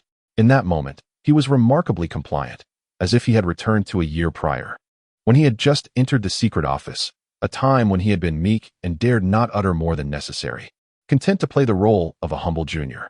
He simply did as he was told. A year later, he remained just as compliant. Yet the entire secret office spoke highly of him. No one would utter a word against him, and that was sufficient. Following Lu Yan, the two returned to the office on the 6th floor. They had only been downstairs for half an hour, but upon returning, the office that had once seemed terrifying now provided Li Hao with a sense of security, far superior to the atmosphere below. Bang! Lu Yan unceremoniously dropped herself into a chair, her legs draped over the desk, gesturing for Li Hao to sit as he pleased. Once he was seated, Lu Yan casually began to discuss matters that were anything but trivial. "The boss asked me to provide you with a brief overview. I'm not quite sure where to start, as everything is common knowledge to me. Otherwise, you can simply ask whatever you wish to know, and I shall provide the answers. Li Hao adopted a serious demeanor. Though he appeared polite, he was eager to acquire more knowledge and would not hold back. He directly inquired, Team Leader Lu, how does one become a supernatural being? There are two scenarios. Lu Yin replied succinctly. First, those who are born with it. Some individuals can naturally absorb mysterious energy without training, possessing an innate foundation for this energy that grows organically. These individuals are known as heavenly favored mystics. Heavenly favored mystic. Li Hao noted this term carefully. Second, energy absorption. This is the conventional path to advancement, where one draws in mysterious energy, undergoes a baptism of this energy, and awakens their own supernatural abilities. Such supernatural beings constitute the mainstream and represent the necessary step for the majority of supernatural entities. Within the entire system of supernatural beings, they are referred to as starlight masters. Mysterious energy, as brilliant as the stars, is drawn upon by those who gain their abilities postnatally. Hence their self-designation as those illuminated by starlight. Starlight Master. Li Hao committed this term to memory as well. Thus, the entire system of supernatural beings is categorized into two major classes based on their origins. Are these the only two types? Lu Yin nodded, strictly speaking. We belong to the second category. We aspire to elevate our abilities through the infusion of mysterious energy, aiming to become stellar masters. Thus we do not fall into the third category. After a moment of contemplation, she added, however, there are rumors of an alternative method for advancement. Li Hao, intrigued, inquired. What method? Lu Yin smiled radiantly. It is said that certain powerful supernatural artifacts can directly alter one's foundation, enabling a transition into the realm of superpowers. In essence, it involves a metamorphosis into a superhuman through external means. Li Hao felt a slight jolt within. Supernatural artifacts. Do the starry sword and stone blade qualify? Lu Long must be aware of this, perhaps even suspecting that such items are within his grasp. Yet why has he not mentioned them? Is he harboring secret intentions or merely indifferent? In the next moment, Lu Yin continued, of course, the reason this method is seldom discussed is due to its difficulty. Firstly, the supernatural artifacts must possess immense power, which is generally unattainable for ordinary individuals. Secondly, it is said that these artifacts come with certain restrictions. Not everyone can undergo transformation simply by obtaining them. The specifics elude me, but the leader might know. However, you need not concern yourself with it. Li Hao remained silent, nodding in agreement. Shifting the topic, he queried, what did the leader mean by matching superpowers and channeling energy into the body? Each individual possesses a unique constitution, excelling in various aspects. Superpowers are not singular but exist in myriad forms. For instance, the leader excels in offense. Yet he is unaware of the nature of his own attacks, be it lightning, flames, or frost. Ultimately, he does not comprehend the capabilities he may possess. In such cases, if one were to draw in mismatched mysterious energy, it would be exceedingly challenging to unlock the superpower within. Superpower lock. This refers to what we conventionally know as the superpower barrier. Whether it truly exists remains uncertain. The leader remarked that within the Night Watch, it is said everyone possesses a lock that confines the mundane and the supernatural. Only by unlocking this lock can one step into the realm of superpowers. Li Hao understood. Unlocking the superpower lock. This is the pursuit of those mundane individuals. His inquiries about superhumans had reached this point, and in the next moment, he directly posed a more crucial question. Team Leader Lu, if I wish to advance to superpowers, is there a way? Channeling energy into the body is currently quite challenging for you. Unless you manage to apprehend the perpetrator behind the self-immolation case and see if it might earn you a bit of leverage, Lu Yin stated candidly. This depends on how much merit you accrue. It is not the case that weakness grants you more entitlement to distribution. Our demon hunting team maintains fairness in this regard. Those who exert greater effort receive greater rewards. Li Hao nodded, indicating his understanding. So, do you have a way to become stronger? Lu Yin smiled and nodded, indeed. If there is no direct path to enter the realm of superpowers before advancing, then one should focus on strengthening their martial prowess. If you are too weak, there are still numerous methods to enhance your strength. Li Hao looked on with eager anticipation. Lu Yin pondered for a moment and said, firstly, one must engage in relentless practice. Secondly, a commendable martial arts technique. Your 5 animals fist is indeed quite remarkable. As Yuan once stated, he was a master of over 100 martial arts, which speaks volumes. Furthermore, the The five animals' fist is comprehensive, excelling in offense, defense, and endurance. Li Hao nodded in agreement, acknowledging that this was indeed true.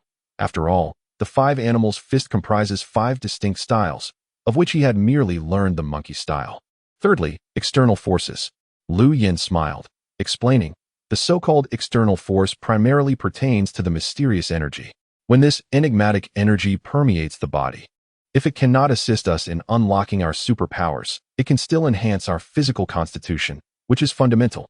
A robust physique, coupled with a formidable martial art, will naturally lead to greater strength.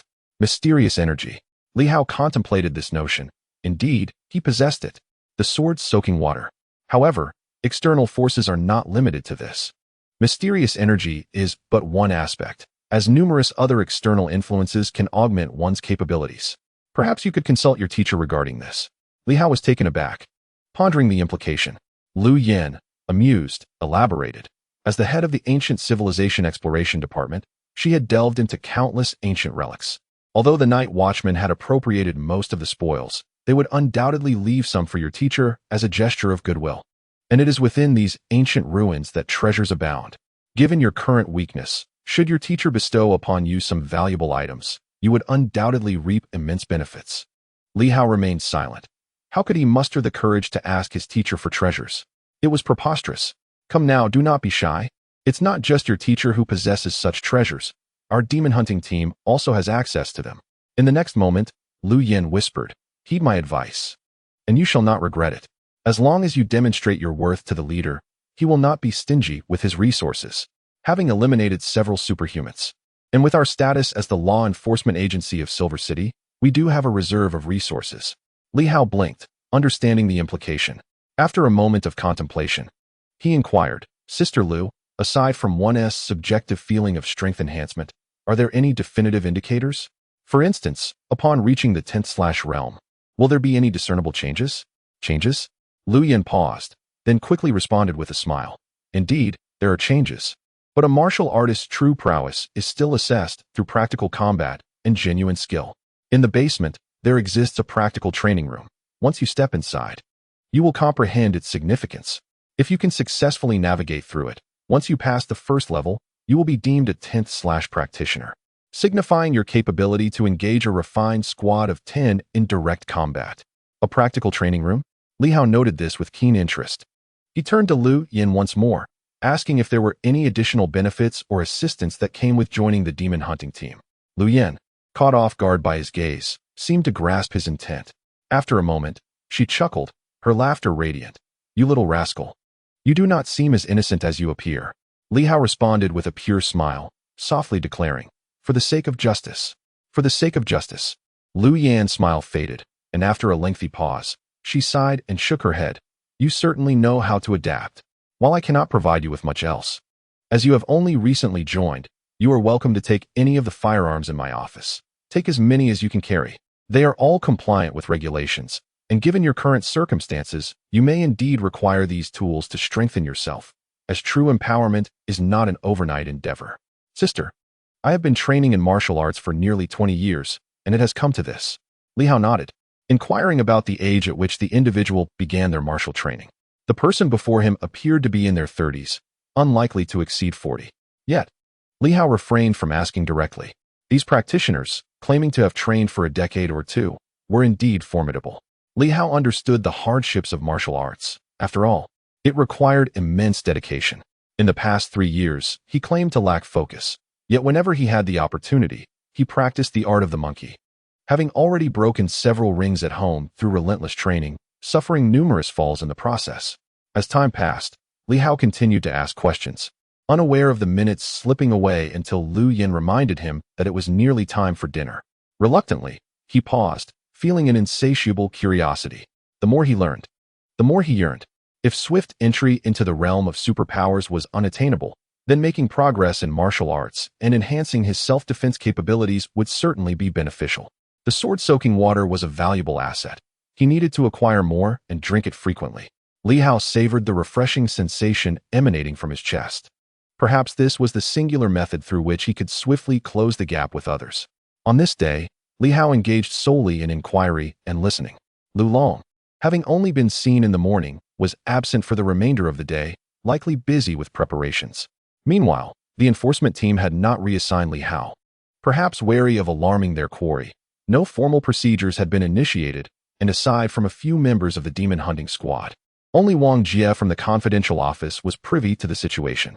At 6 in the evening, the workday concluded. Li Hao tidied up, still carrying the third generation of the vortex. Although Lu Yin had allowed him to select some weapons, he hesitated. For the more powerful the weapon, the more cumbersome it became to carry. Instead, he opted for several grenades, small enough to fit in his pocket, provided they did not detonate within. Glancing at the sky, it was clear and bright, indicating that rain was unlikely tonight. As Li Hao mounted his bicycle, he cast a final glance at the inspection division and the distant enforcement building, sensing the weight of several pairs of eyes observing him. Was it Lu Long? Were they already monitoring him, the bait plan having silently commenced? While he could not dismiss Lu Long completely, he also could not place his full trust in him. Li Hao had his own criteria for judgment. Their unfamiliarity precluded an instant bond. If Lu Long were on the side of justice, he might not deliberately harm him. Yet, should he fall victim to the Red Shadow, it would indeed be fatal. Sacrificing himself to eliminate a superpowered individual might not even cause Lu Long to flinch. Even his mentor would have no recourse. Lu Long might not personally strike him down, and there would be little his mentor could say in such a scenario. Li Hao reasoned that Lu Long's omission of inquiry regarding swords and blades could be linked to his mentor. The position of enforcement team leader undoubtedly constrained Lu Long. After all, he was not among those who thrived on chaos and malevolence. As a member of the inspection division, he was under the watchful gaze of the night watchers. Even if his mentor remained inactive, he had, in an unspoken manner, still saved him. Li Hao understood clearly that without the formidable presence of Yuan Shuo, even if Lu Long did not seek to kill him, he would certainly intervene in matters of blades and swords, perhaps even compelling him to surrender evidence under the guise of a bait. Yet now, Lu Long feigned ignorance, evidently wary of Yuan Shuo. Was it that I am simply too weak? A creaking sound echoed as Li Hao mounted his bicycle. He was unaware if the Red Shadow faction had him in their sights, nor did he know if Lu Long and his accomplices were tailing him. They had deliberately kept their distance, making it difficult for him to detect their presence.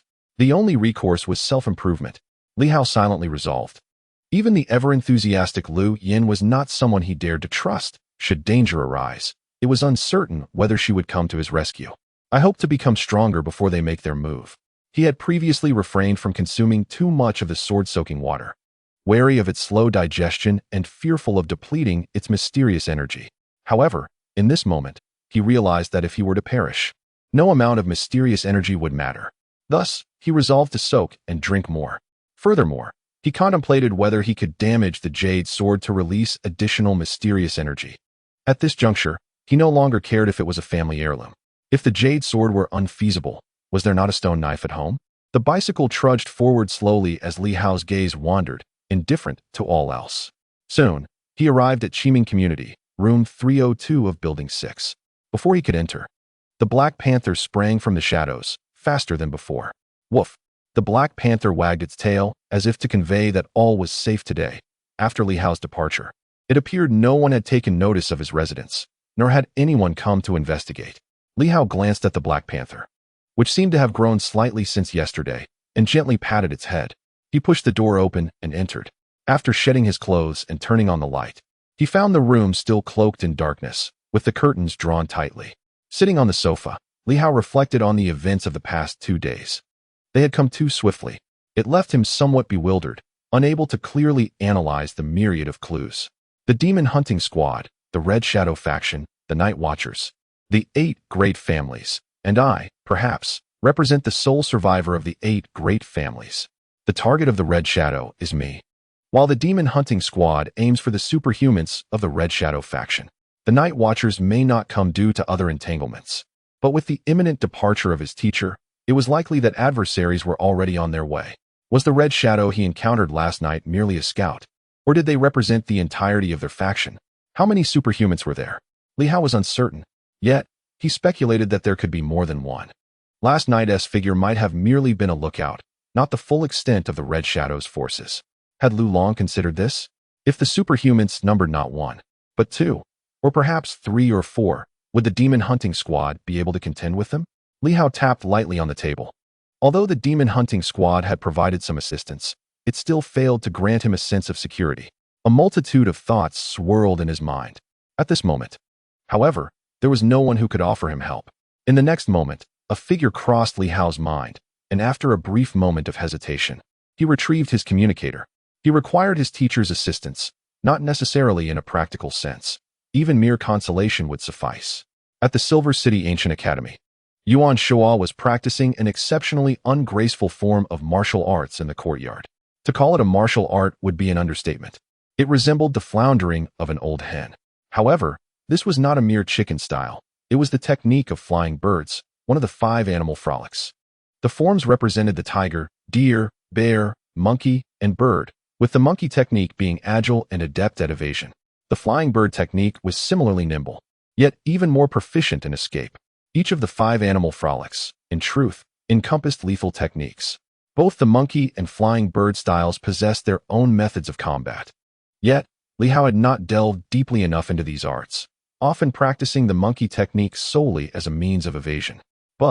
Despite Yuan Shuo's slow movements, which appeared effortless and lacked any aesthetic appeal, his punches still produced a series of explosive sounds through the air.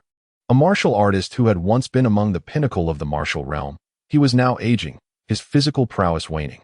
And with the rise of superpowers and the prevalence of firearms, this generation of martial artists had gradually faded from the scene. To outsiders, he had become merely an intellectual, a leading figure in the field of ancient civilizations. Ding ding ding. The sound of ringing bells interrupted Yuan Shuo's floundering, prompting him to glance at the communicator resting nearby. He stepped forward to connect the call. Have you gone to the enforcement team? Indeed. Yuan Shuo was not surprised. His closed-door disciple had mentioned he would go and, of course, would not hesitate. Sensing the purpose of Li Hao's call, Yuan Shuo smiled and inquired, feeling a bit uncertain? Did Lu Long give you a hard time today? Do you feel utterly ineffectual, as though you can no longer make your way in the world? A bit, Li Hao admitted softly. Teacher, with the emergence of superpowers, do you think there is still a future in pursuing knowledge? Having witnessed the formidable martial prowess of those superpowered individuals, Li Hao pondered whether the pursuit of scholarship still held promise. Was the future destined to belong to those endowed with superpowers? Would non-superpowered individuals like himself still be able to live comfortably? Simply pursuing knowledge may seem futile. However, the path of mere violence offers even less promise. Yuan Shuo asserted with unwavering conviction. I have never heard of pure force being sufficient to dominate all. It is the wisdom of humanity that is the key to unifying the world and becoming its sovereign. Those who are martial artists should study the arts of knowledge. It yields greater rewards with less effort. Do not consider your previous time as wasted. It was merely the foundation. Even if you truly enter the realm of superpowers, you will find that wisdom and knowledge are invaluable treasures that will pave your path more smoothly. The confusion of his student needed his guidance. To impart knowledge, to teach, and to clarify doubts. Li Hao's initial encounter with superpowers had sparked self-doubt, which Yuan Shuo deemed entirely normal, yet it was crucial to maintain one's convictions. In the past, when superpowers were not prominent, I may not have swept the world with my martial prowess, yet I stood among the elite. My renown stemmed not from my ability to fight, but from my research in the field of ancient civilizations that earned me fame across the land. Subsequently, the rapid advancement of firearms led to a grim reality for our generation. Those who solely dedicated themselves to martial arts faced dire fates. The more renowned one became, the swifter the demise. Yet here I stand, having survived to this day, still regarded as a distinguished guest among the superpowered. Albeit with certain limitations, I continue to thrive. While the superpowered are formidable now, it does not imply that they are beyond control or consequence. Yuan Shuo articulated extensively, while Li Hao listened intently, his mood gradually brightening. After a while, Yuan Shuo's hearty laughter rang out. Do not concern yourself too much with the law enforcement team, should trouble arise. Lu Long and his ilk may not be able to resolve it. As I previously mentioned, you are welcome to seek refuge here. Li Hao pondered for a moment before inquiring. Teacher, are the night watchers aware of the situation in Silver City? It's unclear. They might be informed. But even if they are, it doesn't guarantee their immediate intervention. Lu Long and his group are merely cannon fodder and scouts. Yuan Shuo's candid remarks laid bare the chilling reality of the demon hunting squad. The night watchers are few in number. Each superpowered individual is invaluable. and they cannot afford to be easily sacrificed. The ambiguous status of Silver City necessitates that Lu Long's group first test the waters. Should they succeed, it would be a cause for celebration. Conversely, if they fail, the Night Watchers would gain a general understanding, enabling them to gauge the necessary strength to confront Silver City's troubles. This is the very reason for the Night Watchers' rare appearances, maintaining an air of mystery to keep outsiders in the dark. Lu Long and his peripheral organizations serve as mere stepping stones. Their demise is inconsequential. Should they manage to eliminate a superpowered individual and elevate their own status to join the Night Watchers, it would only serve to augment their power. This is the essence of the ominous clouds hanging over Silver City. Yuan Shuo had long since discerned this truth. Li Hao exhaled softly, struck by the stark reality. His teacher's words had illuminated some of the fog surrounding him, revealing that the demon-hunting squad might not be entirely disconnected from the Night Watchers. Perhaps Lu Long himself is a peripheral member of the Night Watchers? The possibility is not to be dismissed. At that moment, Yuan Shuo suddenly interjected, "Do not overthink. If you are unwilling to come here, I will not force you. Now that you have grasped some information, I shall share a few insights to enhance your self-preservation skills." What? Li Hao initially thought his teacher was about to bestow a treasure upon him, but that was not the case. In the next instant, Yuan Shuo began to communicate with him in a coded language, a unique method of interaction between Yuan Shuo and his students. For someone of Yuan Shuo's stature, establishing a specialized communication system is rather straightforward. References to the swords of the Li family and the blades of the Zhang family, as well as the emergence of superpowered artifacts, were once mere tales. However, that is no longer the case. Li Hao was taken aback, but quickly regained his composure.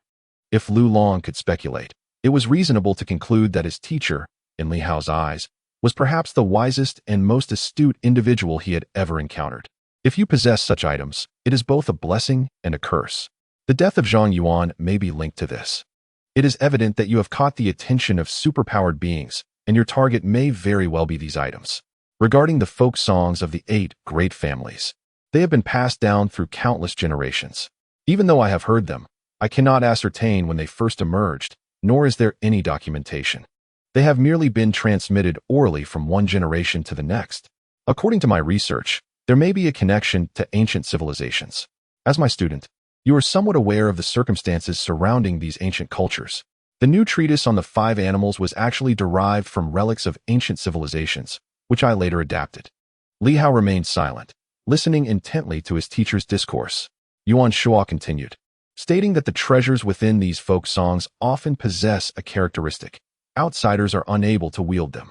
The burning of Zhang Yuan may have been an attempt to extract his bloodline, soul, or spiritual essence, enabling the utilization of the Zhang family's sword.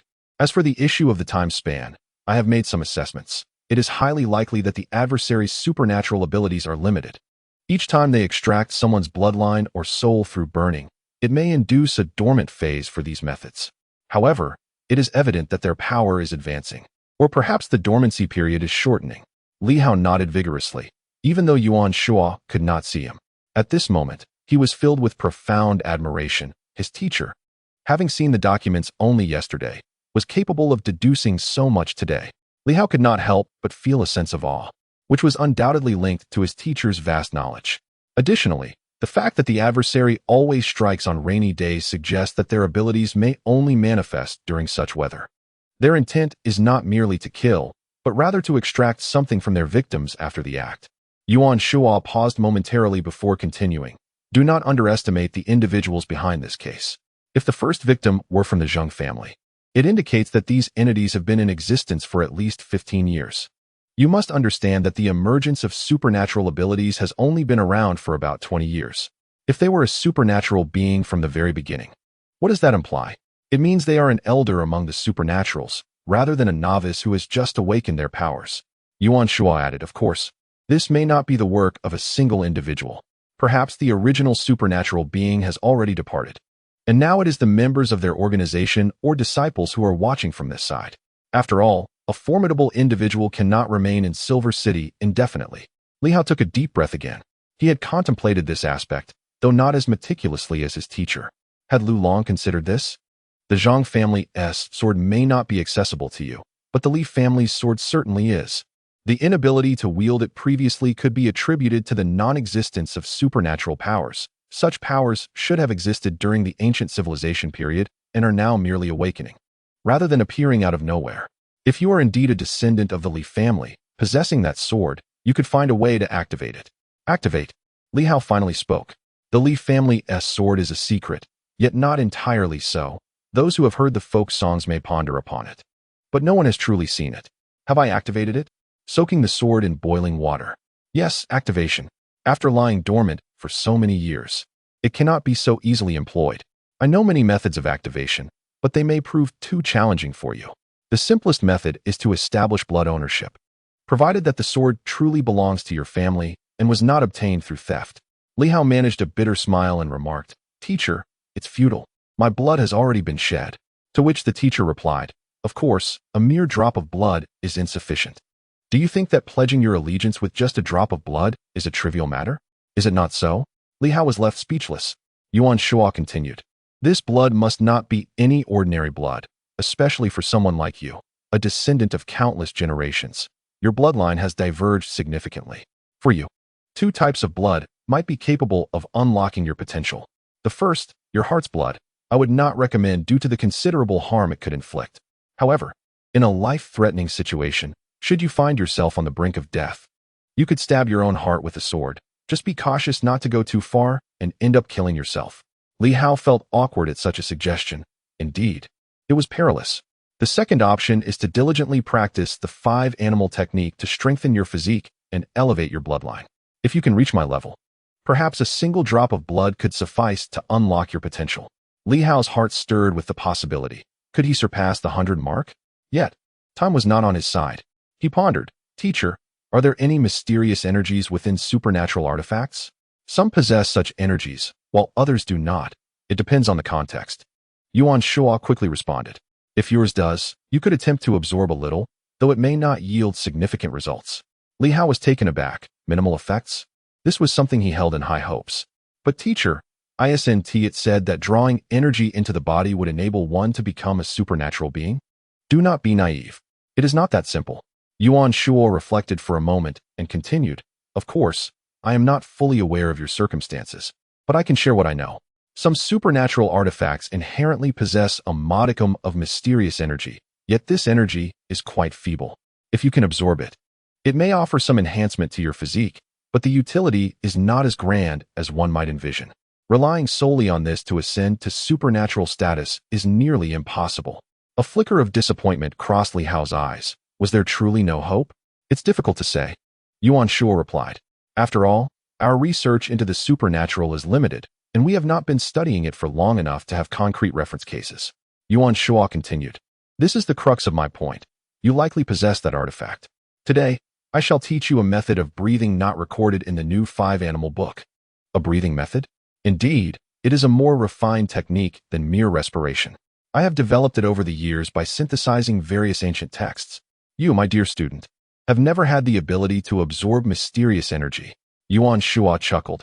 "Since you have had no prior exposure to the supernatural, this knowledge would be of little use to you. But today, whether you seek me out or not, I must impart the new 5-animal breathing method to you, specifically for the purpose of absorbing mysterious energy. In our daily lives, we rarely encounter such energy, but you are different. You may have already come into contact with it, and that is your opportunity. Teacher, can you absorb it as well?" Yuan Shuo laughed. "Do you wish to share with me? Forget it. An artifact may not contain much mysterious energy. To me, it would be like a drop in the ocean. Let me put it this way. The more powerful one becomes, the harder it is to ascend to supernatural status. Our transformation is far more arduous than that of ordinary individuals. Lu Long has a genuine chance to ascend directly, yet his martial prowess makes his advancement particularly challenging. If one possesses no foundational martial arts skills, it may indeed seem simpler. However, upon becoming a Starlight Master, one may find oneself considerably weaker." Li Hao experienced a sudden epiphany. So that is the case. Thus, a modicum of mysterious energy could be advantageous for you. Yet it bears little significance for me. In truth, it may not necessarily be beneficial if you absorb this mysterious energy without the capacity to become a superpower wielder. Your martial arts foundation will only grow more robust, ultimately hindering your advancement over time. It matters not. Li Hao was not particularly concerned. His curiosity was piqued. Teacher, do you mean that a more solid martial foundation leads to greater strength upon advancement? Of course, retorted Yuan Shuo. As for me, a martial artist who has surpassed 100, if upon advancement I remain on par with the weakest Starlight Master, what was the point of my progression? If the weakest Starlight Master were to truly appear, who could say who would prevail? Having refrained from revealing much about himself, Yuan Shuo asserted with authority. Enough of these unproductive questions. Do not dwell on me. You are far too feeble to even contemplate such matters. First, listen to me. I will teach you the 5 animals breathing technique. But remember this, no one is to be privy to it. The culmination of my years of effort resides within this knowledge. Superpowers have only developed for 20 years, and the Night Watch organizations have yet to uncover anything more formidable than my own teachings. This is the essence of knowledge. They understand nothing of superpowers. Although I am not a superpower wielder myself, I was aware of their existence long before these individuals, having encountered it in literature over 40 years ago. Yuan Shuo extolled his own wisdom for a moment before quickly transitioning to the exposition of his 5 animals breathing technique. At this moment, Li Hao listened intently, finding the concept rather straightforward. Despite the teacher's grandiose claims, he perceived it as merely a step above breathing techniques, without any profound sense of difference. However, Li Hao was unaware that Yuan Shuo, being one of the earliest to comprehend superpowers and having researched ancient civilization superpowers for many years, infused his teachings with not only his own insights, but also a wealth of ancient superpower systems. The 5 animals breathing technique, though it may sound simple, might very well represent the most powerful method of absorption and cultivation within the entire superpower domain. As Li Hao listened, he began to adjust his breathing continuously. The breathing technique involved not only a different rhythm, but also encompassed various other elements, such as posture adjustments. At that moment, Li Hao resembled a great frog, lying on his back with his belly exposed, palms facing the heavens, adopting a rather foolish stance. Meanwhile, the celestial sword, which could only elicit mysterious energy when heated in boiling water, hung around Li Hao's neck, suddenly flickered with starlight. In the next instant, a rich stream of mysterious energy surged into Li Hao's body. Ordinarily, this energy would dissipate quickly. Yet, at this moment, Li Hao's pores seemed to breathe in unison, absorbing vast quantities of mysterious energy. Countless pores were drawing in the energy. The speed and volume were beyond comprehension. On the other end of the communicator, Yuan Shuo concluded his explanation and noticed the sudden silence from Li Hao, shaking his head in disbelief. The youth simply cannot contain his impatience. Is he listening while cultivating? Perhaps he has already begun to absorb some of the mysterious energy. Yuan Shuo chuckled softly, disconnecting the communication with a shake of his head. Still too young, he appeared astute, yet was remarkably naive. After directly absorbing the mysterious energy, he fell silent, indicating that the sword of the Li family was either nearby or perhaps even upon him.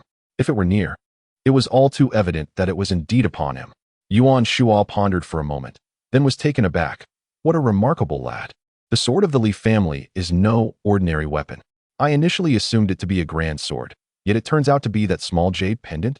If Li Hao were present, he would likely feel a shiver run down his spine. Yuan Shuo recalled the jade pendant Li Hao had worn previously, shaking his head again with a bemused smile. Impressive, this sword must possess extraordinary qualities.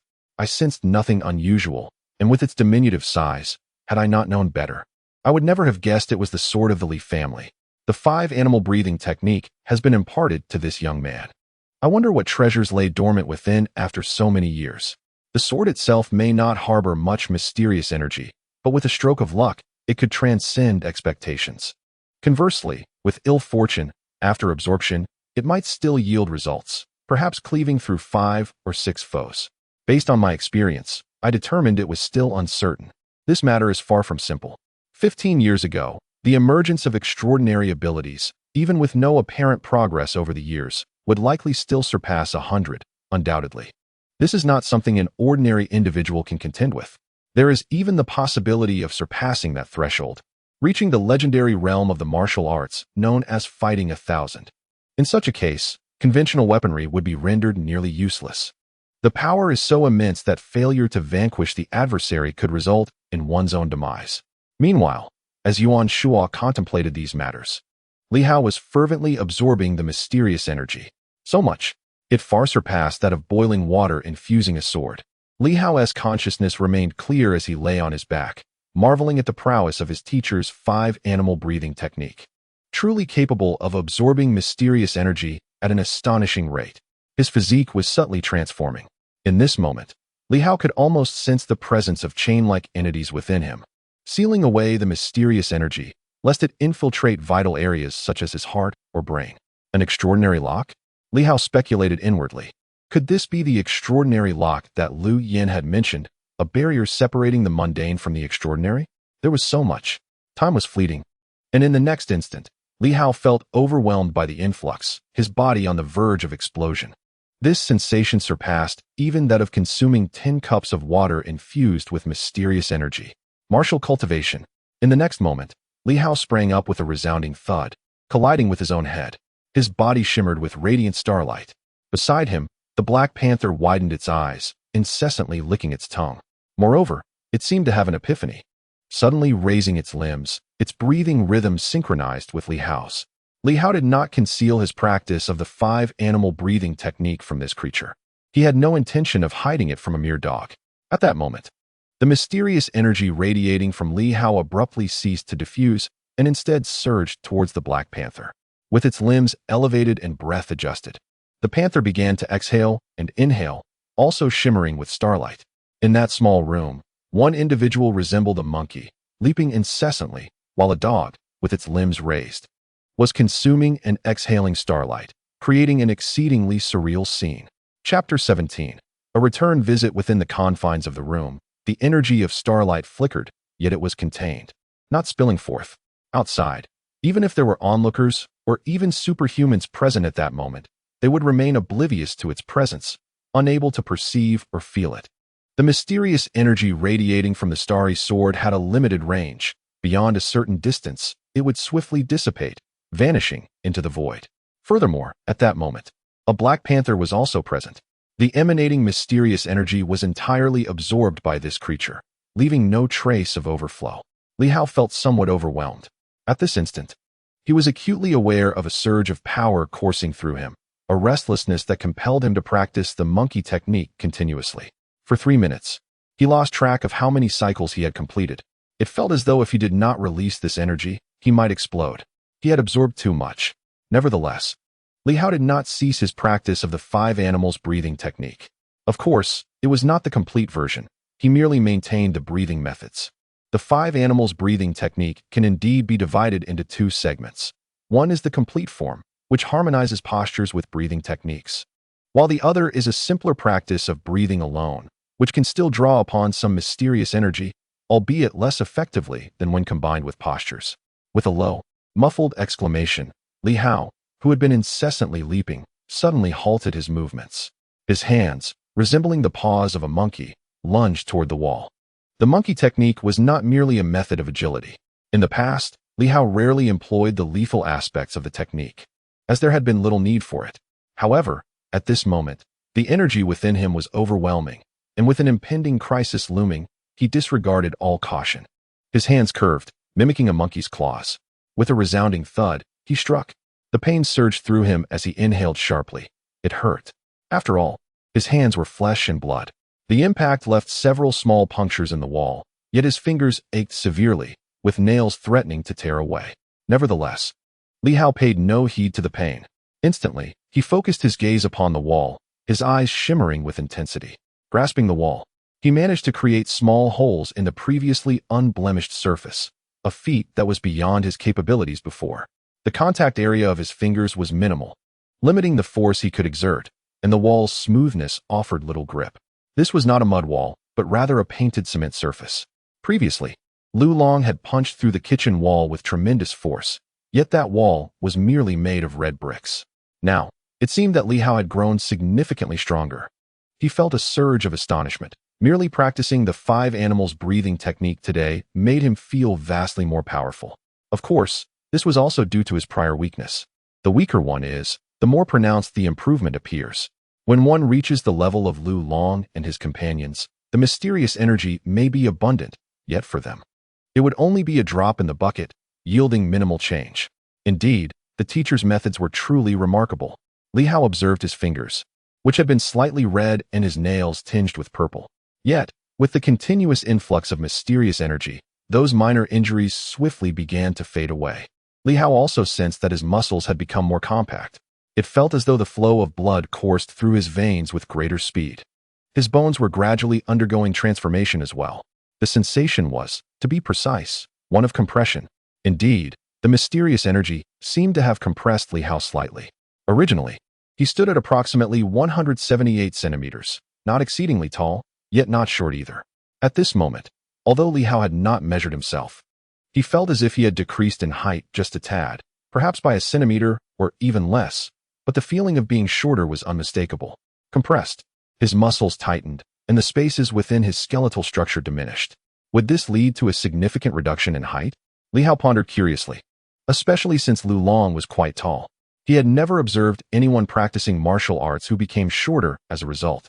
Of course, those practitioners had begun training at a young age, unlike Li Hao, who had only started 3 years ago at the Ancient Institute, and even then, he had not devoted himself wholeheartedly to the practice during the last 2 years.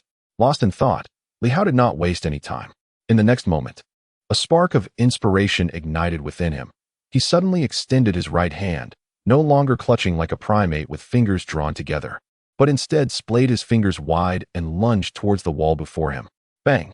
A sharp sound echoed, mingled with the unpleasant noise of nails scraping. As his fingers penetrated the wall, the indent was not deep, merely leaving an imprint of his palm on the surface without disturbing the concrete structure beneath. However, this time, it felt as though the entire wall quivered slightly. Perhaps it was merely a figment of Li Hao's imagination. Yet, he perceived that his destructive power had increased compared to before. Tiger Claw. This was the offensive technique from the tiger fighting art in the 5 Animals new book. While Li Hao was not particularly skilled in the other 4 animal techniques, it did not mean he was ignorant of them. Yuan Shua had taught him. But he primarily focused on the monkey technique. He believed the tiger fighting art was more adept at offense. Indeed, as soon as the tiger claw was unleashed, the method of exerting force felt different, not merely a change in posture, but also an adjustment in breathing and a different application of power, which made Li Hao feel that the tiger claw struck with greater force. The monkey technique's nimble and swift movements were impressive, yet the power behind its strikes paled in comparison to that of the tiger claw. The tiger fighting art was undeniably the most suitable for attack among the 5 animal techniques. As Li Hao sensed the subtle changes within his body, he was somewhat moved. His strength had increased. His muscle responses were swifter, and his body felt more agile. It was as if he had been running with weights before, and now the burden had significantly lessened. Was this the effect of the mysterious energy? It was exceedingly evident. No wonder the Black Panther had its fur gleaming after drinking water on the first day. At that time, Li Hao had thought it was due to the panther being a dog, which might yield different results. But today, upon reflection, Li Hao cursed silently. It must have been that the first bowl of water the Black Panther drank contained more of the mysterious energy. He had only consumed the second bowl, which meant he had merely partaken of the dregs. As thoughts of the Black Panther crossed his mind, Li Hao suddenly recalled something. Today, the Black Panther had been unusually quiet. He turned his head to glance and was taken aback. At that moment, the Black Panther lay on its back, mimicking the posture Li Hao had just assumed, with its breathing rhythm closely resembling his own. This creature was practicing. What on earth? Li Hao found himself momentarily lost in thought. While he could comprehend that the Black Panther understood his words, he was astonished by its remarkable capacity for learning. The creature was actually emulating him, practicing the 5 animal breathing technique. As Li Hao ceased his own cultivation, the mysterious energy no longer surged from the jade sword, and the enigmatic aura in the room gradually dissipated. Moments later, as he continued to observe, the Black Panther could no longer absorb the mysterious energy. When its eyes opened, and it noticed Li Hao staring at it, the panther leaped up and, in the next instant, lunged directly at him. Li Hao deftly sidestepped to avoid the panther's attack. Unperturbed, the panther tumbled to the ground, extending its tongue to give Li Hao's foot a playful lick. Get away! Li Hao kicked his leg lightly. Bending down to pat the panther's head, his brow slightly furrowed. Are you trying to become enlightened? He pondered whether this was a fortuitous occurrence or an ominous one. The Black Panther indeed exuded an air of potential enlightenment. As an ordinary person and a member of the Inspection Bureau, Li Hao's first thought was whether this might lead to undesirable consequences. Yet, In an instant, he recalled the extraordinary beings he had encountered, particularly the elusive crimson figure, and his other concerns faded away. In this day and age, who truly cares if a dog becomes enlightened or not? What was that crimson figure? Clearly not human. The Black Panther, at least familiar to him and somewhat nurtured by him. If it truly became enlightened, so be it. His teacher had explicitly stated that the 5-animal breathing technique must not be disclosed. Li Hao glanced at the Black Panther, feeling a twinge of irritation. Fortunately, it was merely mimicking him. It had grasped the essence of the breathing technique, but it seemed it had not fully mastered the intricacies of the 5-animal postures. The breathing technique emphasized rhythm, the synchronization of breath with the pores, and this dog had astonishingly managed to imitate it quite well. The 5-animal postures, particularly the previously executed 5 hearts to the sky stance, was not as simple as it appeared. It required the integration of unique methods, which the panther had evidently not acquired. Moreover, humans and dogs were fundamentally different. Even if the panther learned it, it might not be able to apply it effectively. Li Hao realized he had been somewhat careless in allowing the breathing technique to be observed. Under normal circumstances, even if he practiced the breathing technique, he would not lose himself entirely, nor would he demonstrate the complete set in front of others. A single misstep could render the entire technique ineffective. However, with only a dog in front of him, Li Hao did not concern himself too much. His breathing was heavy, and the panther observed it all. The Black Panther, seemingly beginning to understand, looked up at Li Hao, its eyes reflecting a hint of eagerness. Li Hao furrowed his brow and spoke in a solemn tone. I know you can comprehend me. From now on, unless I am by your side, you are not to use this. Additionally, when I have some free time, I must visit my teacher to see if he would consider taking on a canine disciple. At this, Li Hao suddenly chuckled, as if mocking himself. Forget it. Let us pretend I never said that. Originally intending to make a light-hearted jest about his teacher, he reconsidered. No, my teacher is quite unconventional. If I were to say this dog was his student, in the future, introductions would go, this is my student, Li Hao, and this is my student, the big black dog. At that point, I'd surely want to dig a hole to hide. Meanwhile, the Black Panther, somewhat perplexed, merely watched Li Hao. Upon seeing him smile, it too seemed to take delight, wagging its tail joyfully. The dog, possessing an uncanny understanding of human emotions, was perceptive of Li Hao's feelings, oscillating between joy and sorrow. Yet it also harbored a hint of fear. When Li Hao smiled, it signified that all was well. He chose not to dwell on the matter any further, deciding that he would inform his mentor when time permitted. Given his mentor's inquisitive nature, it was likely that he would be more intrigued than troubled by the notion of a dog mastering his breathing technique. Disregarding the Black Panther for the moment, Li Hao withdrew the jade sword from beneath his garments, examining it closely, his eyes glimmering with fascination. The mystical energy within the jade sword appeared to be abundant. However, for others, this mystical energy might not hold as much significance. They were primarily concerned with the sword itself. According to his mentor, the mystical energy contained within extraordinary items is limited, with some having diminished to such an extent that after a few more uses, it would be entirely depleted. Lu Long seemed indifferent, perhaps because he understood this limitation. He might have deemed these artifacts to possess insufficient mystical energy to be of substantial use. And as for the family heirloom, he might not be able to utilize it effectively, which explained his lack of concern. Li Hao, perhaps overly anxious, initially speculated whether Lu Long was secretly scheming, but it now appeared that was not the case. While they may not care, Li Hao certainly did. He murmured softly, contemplating how his mentor found the energy too minimal to be of benefit. Lu Long, being a formidable figure himself, dismissed its significance. Yet for Li Hao, a mere weakling barely on the cusp of the 10th level, even a slight infusion of mystical energy could result in a considerable enhancement. His speed, strength, and physique had all experienced a notable improvement. Now, if he were to reassess his capabilities, what would his power be? Likely still below the 10th level. The progress was not as swift as he had hoped. Moreover, reflecting upon his previous encounter with Chen Jian, he felt he might now evade a slap from him. But to claim an even contest would be nearly impossible. Chen Jian occupied the realm of the 10th level. As for whether he was at the 10th or merely approaching it, that remained uncertain. From Li Hao's understanding, the gap between the 10th and the 100th levels was substantial. Among the entire demon hunting squad, aside from Lu Long, it appeared that the other 4 members were at the 10th level, yet there were distinctions in their strengths.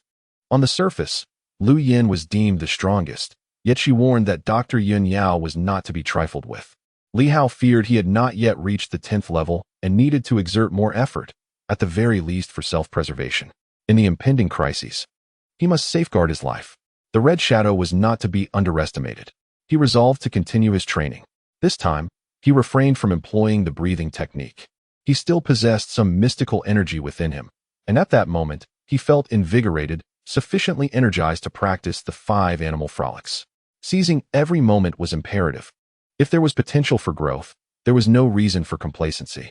Meanwhile, in Qiming Community, Building 5, on the 6th floor, Lu Long stood by the balcony, arms crossed, gazing towards the opposite Building 6. In the 3rd floor unit, the windows were tightly shut and the curtains drawn. He could faintly discern movement within. It was indeed Li Hao's residence. Beside Lu Long stood Wu Chao, a tall and slender figure, who was also observing.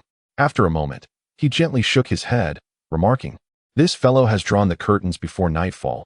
He is certainly cautious, perhaps already suspecting that Zhang Yuan's case is a homicide." Turning to Lu Long, he inquired, "Boss, are we simply going to watch? Will anyone come?" Lu Long replied, "I do not know." Lu Long spoke calmly, "Keep watching." Wu Chao chose not to pursue the topic further, directing his gaze elsewhere. After surveying the surroundings, he murmured, "Boss, our position is optimal for observation. However, I took a brief look earlier, and there were no strangers near building number 5. He continued, "Could it be that no one is tailing us? Or perhaps some supernatural means are being employed to monitor Li Hao? Following someone does not necessarily require a physical presence. For instance, certain supernatural abilities can track individuals silently, but it is rare for a superhuman to personally shadow an ordinary person." Lu Long did not dismiss the possibility, yet he also did not believe that a superhuman was indeed tracking them at this moment. The more likely scenario was that their adversary was covertly observing, biding their time, perhaps waiting for the rain-soaked night that Li Hao had mentioned. With Li Hao present, there was no chance of him fleeing. If he intended to escape, he would have done so long ago. Therefore, whether they were being followed or not became a matter of little consequence. After a moment's contemplation, Lu Long shifted the conversation, quietly inquiring, "How many mysterious energies remain in the team?" Wu Chao pondered briefly before responding, 12 types, 10 with attributes, and 2 without." Lu Long appeared to be deep in thought, and after a while, he instructed, "Tomorrow, when Li Hao goes to the inspection division, have him come to see me. Let him try absorbing the 2 types of attribute-less mysterious energy." Wu Chao, though not overly surprised, expressed a hint of envy. "Boss, we don't have much left. Besides, the attribute-less ones are more precious. Why not let him try the ones with attributes?" Attribute-laden mysterious energies are often infused with unique powers, such as fire and lightning, which may not necessarily suit every individual. Naturally, if matched with the right person or a superhuman specializing in that attribute, the attribute-laden energies would be more advantageous. However, for Wu Chao and the others, who had not ascended to the ranks of superhumans, the attribute-less energies were far more valuable, as they would enhance their own abilities without the risk of rejection, thus presenting a significantly lower danger. Within the team, everyone prioritized the attribute-less mysterious energies. Lu Long replied calmly, "We are not night watchmen. We don't have strong individuals who can readily extract attribute-laden mysterious energies. Once absorbed, the risk of rejection is challenging to control, and if you were to explode, would you bear the responsibility as bait?" Wu Chao fell silent. Indeed, Li Hao was too weak. Having just joined the team, it was only right to offer him some advantages to bolster his strength. Yet, Wu Chao still harbored a lingering question, voicing softly, "Boss, is your intention to recruit him a one-time affair, or do you plan to cultivate him continuously?" This was a point of curiosity for him. Lu Long cast a glance at him, smiling. If he survives, he will always be a teammate. As long as he lives, he is a comrade. What is rightfully his shall remain his, and what needs protection shall be protected. What good is it to speak further if he perishes? Wu Chao understood. He, too, had traversed this path. Survival of the fittest. To endure within the demon hunting team was what constituted true camaraderie. Those who had perished were beyond help. From the very first day of joining the team, everyone understood the perils involved in hunting superhumans. Without a compelling backstory or a sense of purpose, one would likely not have joined. "Ah, how fortunate it is to be a newcomer," he sighed, recognizing that newcomers were granted advantages simply for joining, evoking a sense of envy. Certainly, such is the rule. When newcomers are too feeble and lack any protective measures, the team will inevitably lose its fresh blood, growing weaker until it ultimately perishes. Yet, in the past, they entered with only one mysterious energy. Moreover, those who initially joined had none, as there was no reserve. The little that exists now was painstakingly extracted. Wu Chao pondered for a moment, tinged with anticipation, and remarked, "I wonder if we can defeat the opponent this time. How much mysterious energy can they provide? Is it attribute-less or attribute-bound? Boss, if we absorb a bit more, will you be able to advance?" Lu Long shook his head, remaining silent. Advance? Difficult. If one cannot smoothly draw the energy into the body to become a star master during the first attempt, it merely enhances one's martial prowess, strength, and physique, complicating subsequent promotions. As a martial artist who has just crossed the century mark, he would likely require several attempts, preferably encountering compatible mysterious energy. Attribute-less mysterious energy, while useful, primarily enhances one's physique. Excessive absorption may prove detrimental and hinder his advancement. Sighing softly, Lu Long glanced again at the window across from him and instructed, "Keep watch here, and notify me immediately if anything arises." Understood. Lu Long ceased further conversation and turned to depart. As for Li Hao, it seemed that no incidents would occur in the next few days. However, once the rainy season arrived, uncertainty loomed, and danger could strike at any moment. Soon after Lu Long's departure, darkness enveloped the sky, and night fell completely. Inside the room, Li Hao continued to practice the ape technique, each session extending longer than the last. The sweat pooling on the ground had rendered it slippery. Just as Li Hao was about to continue his practice, the previously crouched Black Panther suddenly began to lowly bark. A flicker of awareness stirred within Li Hao. An intruder? In the next heartbeat, his heart raced, and his breath stilled momentarily. Quickly regaining composure, he resumed practicing the ape technique, albeit with diminished vigor. At that moment, Li Hao was engulfed by a tumult of emotions, accompanied by fear. Out of the corner of his eye, a red shadow had appeared on his window, a crimson silhouette pressing against the glass. The red shadow had arrived. This was the first time Li Hao had seen such a figure within his own home. Was Lu Long nearby? Had he seen it? Could he see it? Cursed be it. Anxiousness gnawed at Li Hao's heart. Was the red shadow surveilling him? He could only feign calmness, pretending not to notice. After completing a round of the ape technique, Li Hao felt utterly exhausted and ceased his practice. Outside the window, the crimson silhouette lingered, not obscured by the curtains, but seemingly penetrating through them, directly affixed to the glass. Li Hao conjectured that this might signify the presence of the superpower behind the red shadow nearby. Would they strike at him at this very moment? Such audacity. Just yesterday, the incident involving the dismantling of Zhang's family occurred, and tonight the adversary dared to show themselves, exhibiting utter disregard for Lu Long and the others. What to do? The red shadow remained, intensifying Li Hao's agitation. In a bid to mask his unease, he retreated to the bathroom to take a shower. At the moment he stepped into the shower, a chill ran down his spine, causing the fine hairs on his body to stand on end. Quickly, Li Hao suppressed his unease, daring not to glance around or dwell on his thoughts, fearful of being detected by the crimson shadow lurking nearby.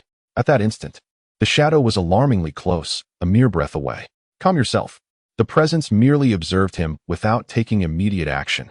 It was clear that this was not the moment for his demise. According to his teacher's insights, it was still too early to let his guard down. He had to avert his gaze, redirecting his thoughts to avoid spiraling into panic.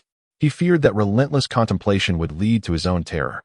The jade sword hanging on his chest remained inert, akin to an ordinary jade ornament, leaving Li Hao uncertain whether the shadow could perceive it. He had no time to ponder such trivialities, especially not the thought of being scrutinized so closely. Who would concern themselves with such matters in a perilous situation? As he lost himself in anxious reverie, time slipped away until he finally finished his shower, at which point the shadow vanished without a trace. In the living room, the Black Panther lay silently on the floor. Only after the shadow's departure did the panther exhale a sigh of relief. Simultaneously, Li Hao released a breath of his own, and for a brief moment, they exchanged glances, neither uttering a sound. The panther's eyes reflected a hint of confusion. You could see it too? I thought you were blind. Remarkable, seeing it and yet acting as though you hadn't seen a thing, even more oblivious than I am. In the confines of his room, Li Hao felt an overwhelming sense of relief, as if he had narrowly escaped disaster.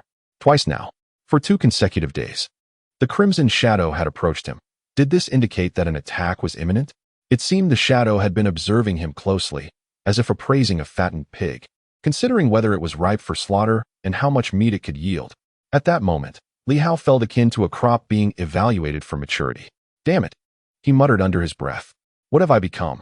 In the past, he would have resigned himself to fate, but now he refused to accept it.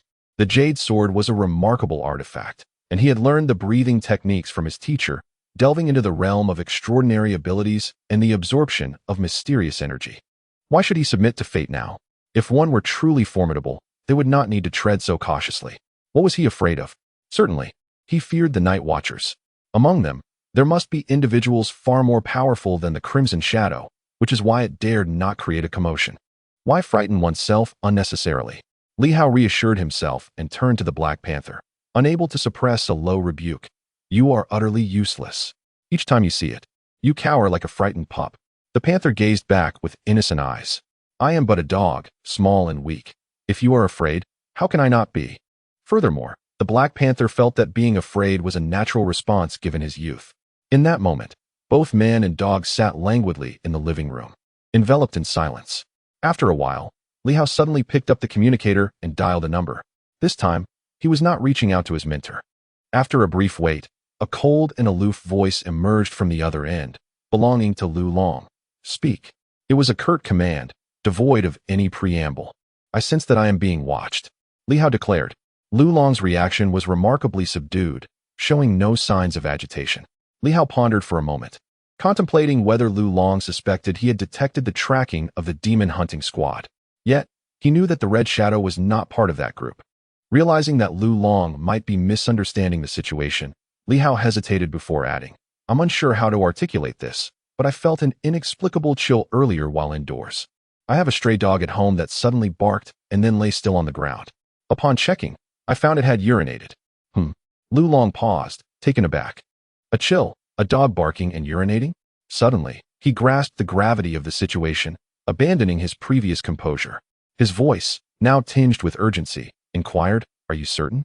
Li Hao kicked the Black Panther lightly, who seemed somewhat dejected. You urinated. The dog seemed to retort, though it could not voice its thoughts. Li Hao, unashamedly lying, affirmed. Absolutely. Understood, Lu Long replied, his tone now serious. After a moment of contemplation, he instructed, Do not move or speak further. I will come by shortly, but I will remain concealed. Starting tomorrow, I will follow you discreetly. Do not reveal anything. He did not insist that Li Hao stay at the inspection bureau, for he needed him to remain visible to the public.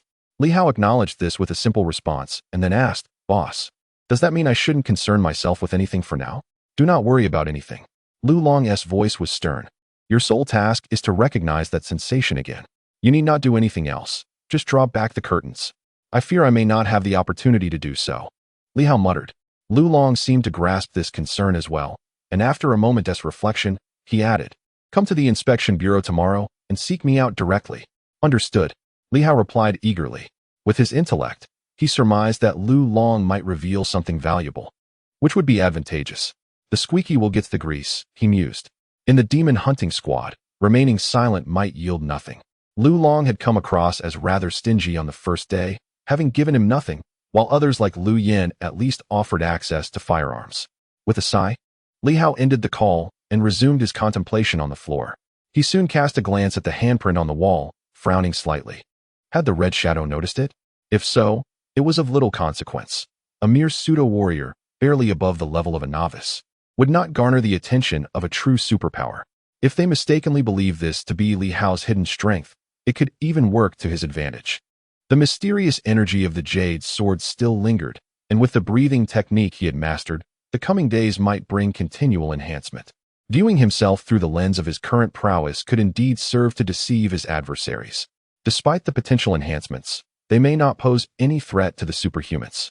Yet Li Hao remains undeterred. A peaceful night passes. On July 14th, the sky is clear and bright. Another night has gone by, and the appearance of the Red Shadow has still failed to capture anyone's attention. Li Hao enjoys a restful sleep, and before departing, he offers a few parting words to Black Panther, leaving some dog food behind, and then rides his bicycle to work. He is uncertain whether Lu Long came by the previous night. He has no means to inquire. Yet he recalls that today he intends to seek out Lu Long in hopes of acquiring some advantageous superhuman items, ideally powerful ones. Of course, such aspirations are largely fanciful. In the confidential office, Li Hao continues his work. Upon entering, he is surprised to find Chun Na has arrived even earlier than he. Upon spotting him, she excitedly waves him over. Li Hao is puzzled by her early arrival. Chun Na is his closest colleague since he began at the inspection department, and their relationship is quite amiable, more so than with others, as they are the youngest in the office. Li Hao, Chun Na exclaims with enthusiasm, I have good news. What is it? He replies, we're getting new recruits. Have you forgotten? This time of year is when they bring in new staff. Finally, we will be liberated from the early morning chores of cleaning and serving tea. Chun Na is positively ecstatic.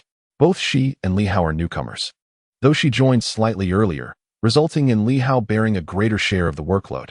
Nonetheless, some tasks still fall to Chun Na, such as organizing documents, as Li Hao sometimes finds himself overwhelmed. New recruits? Li Hao is momentarily taken aback, having nearly forgotten about it. In truth, it is not a significant matter. He is on the verge of leaving the confidential office. At this moment, he is technically no longer a part of it, merely awaiting notification. Is that the reason? Li Hao smiles, his expression brightening. That's wonderful. So we will be free. I wondered why you arrived so early. Is today the day the new recruits start? Chun Na nods enthusiastically yes. The candidates were selected some time ago. They've just been in training until now, and today they officially begin. Good then. Li Hao smiles, sharing in her joy. It is indeed a cause for celebration. Otherwise, if he leaves without any newcomers, Chun Na would have to take on his responsibilities, which would surely frustrate her. Several newcomers? Li Hao inquires. Not 2, but 3. Chun Na responds cheerfully, having heard the latest news. Initially, it was said there would only be 2, but it seems a third has been added, making 3 in total. It's much better than when I started. I was the only newcomer, and you were a transfer, so I did all the work alone. Now they're bringing in 3 at once. It 1 TB is exhausting for them. Li Hao nods in agreement, though in truth, he does not attach much importance to it. He has matters to attend to when the department head arrives, including roll call, and then he must head to the law enforcement team, leaving little time for such distractions. Nevertheless, he is a good-natured and honest person in the confidential office. Even if he is leaving, he cannot tarnish his reputation, and he must continue to share in the joy. As they converse, others begin to arrive one after another. Li Hao busied himself once more, as per usual, displaying no signs of laxity despite his impending departure. Around 9 o'clock, Wang Jie arrived, not alone but accompanied by 3 newcomers, 2 young men and a woman. Silence, everyone, Wang Jie announced, a smile gracing his face as he clapped his hands. Let us set aside our tasks for a moment. In truth, aside from Chun Na and Li Hao, the others had long been engrossed in gossip, neglecting their work. Wang Jie, seemingly oblivious to this, continued cheerfully, today, we welcome 3 talented individuals to the Secretariat. Their presence here is a testament to their skills and capabilities. With that, the 3 newcomers stepped forward. Li Hao paused in his work, observing the trio, 2 men and a woman, all clad in inspection uniforms, exuding youthful vigor. His attention was particularly drawn to the young man on the left, who appeared to be even younger than Li Hao, possibly around 18 or 19. He was strikingly handsome, radiating an aura of sunshine. Li Hao, often hailed as the most handsome in the Secretariat, though this title bore some exaggeration due to the predominantly older staff, could not deny that the young man before him outshone him in this regard. Notably in terms of complexion, the newcomer's skin was fair, not pale, but rather exuding a creamy, youthful glow. Aunt Yu, who often insisted that Li Hao marry her daughter, had her eyes sparkling at this moment, perhaps contemplating a change of heart regarding her choice of son-in-law. Chun Na, too, cast several glances at the newcomer, then turned to Li Hao, chuckling softly. Li Hao, do you see? Your greatest rival has arrived. His name is Wang Ming. Isn't it? He is even a tad more handsome than you. Li Hao smiled, nodding gently, as long as Na Jie is pleased. Uft. I have no interest in a little puppy, Chun Na retorted, yet she couldn't help but steal another glance, unable to resist commenting. His eyes are so bright. Indeed, they were exceptionally bright. A person's eyes are the windows to their soul. Even a handsome face with dull eyes can convey a sense of despair, while this Wang Ming exhibited a vibrant gaze. Hello everyone, and esteemed seniors, I am Wang Ming, hailing from the Inspection Academy, and I just graduated this year. He introduced himself. Before long, Wang Jie guided Wang Ming towards Li Hao and Chen Na, glancing at them with a grin. Li Hao, Chen Na, you are both seniors now. Wang Ming, please learn from Li Hao and familiarize yourself with the files he is handling. Chen Na and Li Hao, do take the time to mentor him. Wang Jie's decision to have Wang Ming learn from Li Hao was not merely a special favor, but a necessity. As Li Hao was set to depart, a fact unknown to Chen Na, yet well understood by Wang Jie. Thus, it was imperative to find a suitable replacement for Li Hao, and Wang Ming seemed to fit the bill perfectly. Chen Na, her expression brightening, inquired playfully, should we prepare a new desk for him? No need. Wang Jie chuckled. Just bring in a chair for now. We'll make do for a few days. Though puzzled, Chen Na refrained from probing further, accepting that they would simply manage for the time being. Li Hao was quite aware of the situation. At this moment, he offered a slight smile and a gentle nod. Though his heart was far from tranquil. Wang Ming, what is the situation? His attention was drawn to Wang Ming, not due to the latter's handsome features or bright eyes, but because he faintly perceived a subtle glimmer of starlight emanating from him. Although this starlight did not compare to that of Lu Long and his companions, it struck Li Hao as even more resplendent. Indeed, it was scarce, seemingly exceedingly rare. Yet, this starlight was extraordinarily brilliant, so much so that even from a distance, Li Hao could sense its cold radiance and dazzling allure. Starlight Master. This term suddenly emerged in his mind. Stepping into the realm of the extraordinary, there existed two forms of the superhuman, the inherently gifted celestial masters and the starlight masters who draw energy into their bodies through training. Regardless of which type, both were extraordinary. At that moment, for reasons unknown, Li Hao's thoughts turned to the term Starlight Master. He maintained his composure, his demeanor as gentle as ever. Yet his heart was inexplicably shaken. Why had a Starlight Master suddenly appeared? Who had sent him? The Red Shadows? The Night Watchers? It could only be one of these two factions. Was he affiliated with the Red Shadows or the Night Watchers? Why had he conveniently come to the secure office? And right next to him at that? It was merely a routine induction of a new employee. How could the extraordinary possibly enter such a sensitive area? It was evident that something was amiss. The starlight surrounding Wang Ming was invisible to others, yet Li Hao perceived it with clarity. Could Lu Long and the others see it? He seemed to have forgotten to inquire about how to identify the extraordinary yesterday. This would not do. At that moment, a chill enveloped Li Hao. The extraordinary had emerged beside him. Damn it! Was it a Night Watcher? If it were a Night Watcher, it would be manageable. However, if he belonged to the Red Shadows, that would be terrifying. Silver City was no longer safe. After all, this was the headquarters of the inspection office. Brother Hao, a voice faintly broke through Li Hao's thoughts. He looked up to see Wang Ming gazing at him, a sunny smile gracing his face. Brother Hao, you are my senior. You should be a bit older than me. From now on, I'll call you Brother Hao, and you can just call me Wang Ming. Li Hao smiled, albeit with a hint of insincerity. However, no one perceived it as such. Li Hao had always smiled this way. How polite. Li Hao said with a tinge of envy. I arrived a year earlier, but I'm just a novice, a latecomer. You, on the other hand, graduated from the inspection academy, making you far more professional than I. He paused. By the way, which inspection academy did you graduate from? Is it from Silver City? Silver City indeed had an inspection academy, essentially serving as a reserve for the inspection office, with most members hailing from there. No, Wang Ming replied, his smile radiant as he shook his head. I graduated from the White Moon City Inspection Academy. Beside them, Chen Na exclaimed in surprise, the White Moon City Inspection Academy? Wang Ming nodded slightly, but did not elaborate, seeming indifferent to Chen Na's reaction. Meanwhile, Li Hao felt a stir within. White Moon City, located nearby Silver City. There were several cities of similar scale, each with a population just exceeding 1 million. Yet, more than 300 miles away, there lay a significant city, White Moon City. Baiwa City holds a rather unique status as the capital of the Silver Moon Province, a name derived from the combination of the two cities, Silver City and Baiwa City. Silver City once reigned supreme, yet that was many years ago. As time has passed, the geographical disadvantages of Silver City have led to a gradual exodus of its population, rendering it merely an ordinary city among the 32 in Silver Moon Province. It is rumored that there are discussions about renaming the province to Moonshine Province. As the second largest city within is now Yaoguang City, which has become far more prosperous than Silver City. However, no decision has been reached, as Silver City has repeatedly resisted such changes, having once basked in glory. These thoughts fleetingly crossed Li Hao's mind as he pondered the authenticity of the graduate from the provincial capital's inspection academy who had come to this place. Chen Na, on the other hand, expressed surprise and envy. Wang Ming, what brings you here? Wang Ming, with a radiant smile, replied, isn't Silver City quite nice?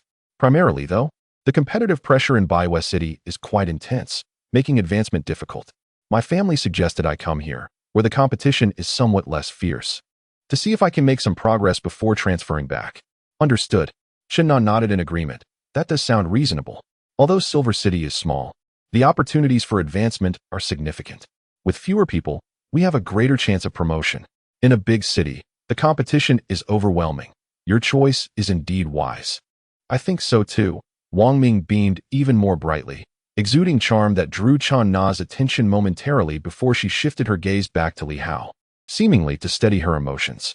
Li Hao, feeling somewhat helpless, mused over the irony of the situation. What does this mean? You used to say I was handsome. Ah, women.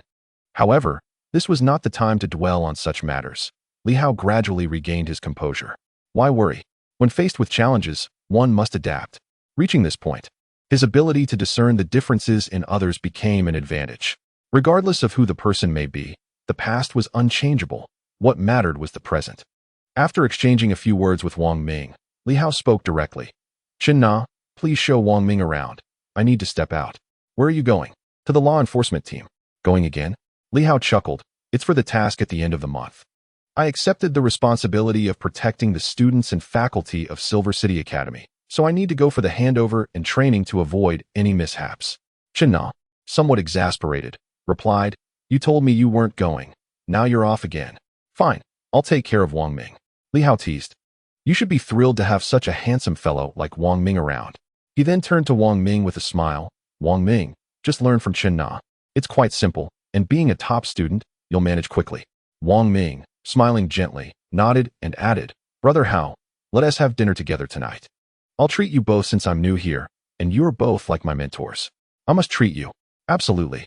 Chen Na eagerly agreed, while Li Hao, initially intending to decline, contemplated and then smiled.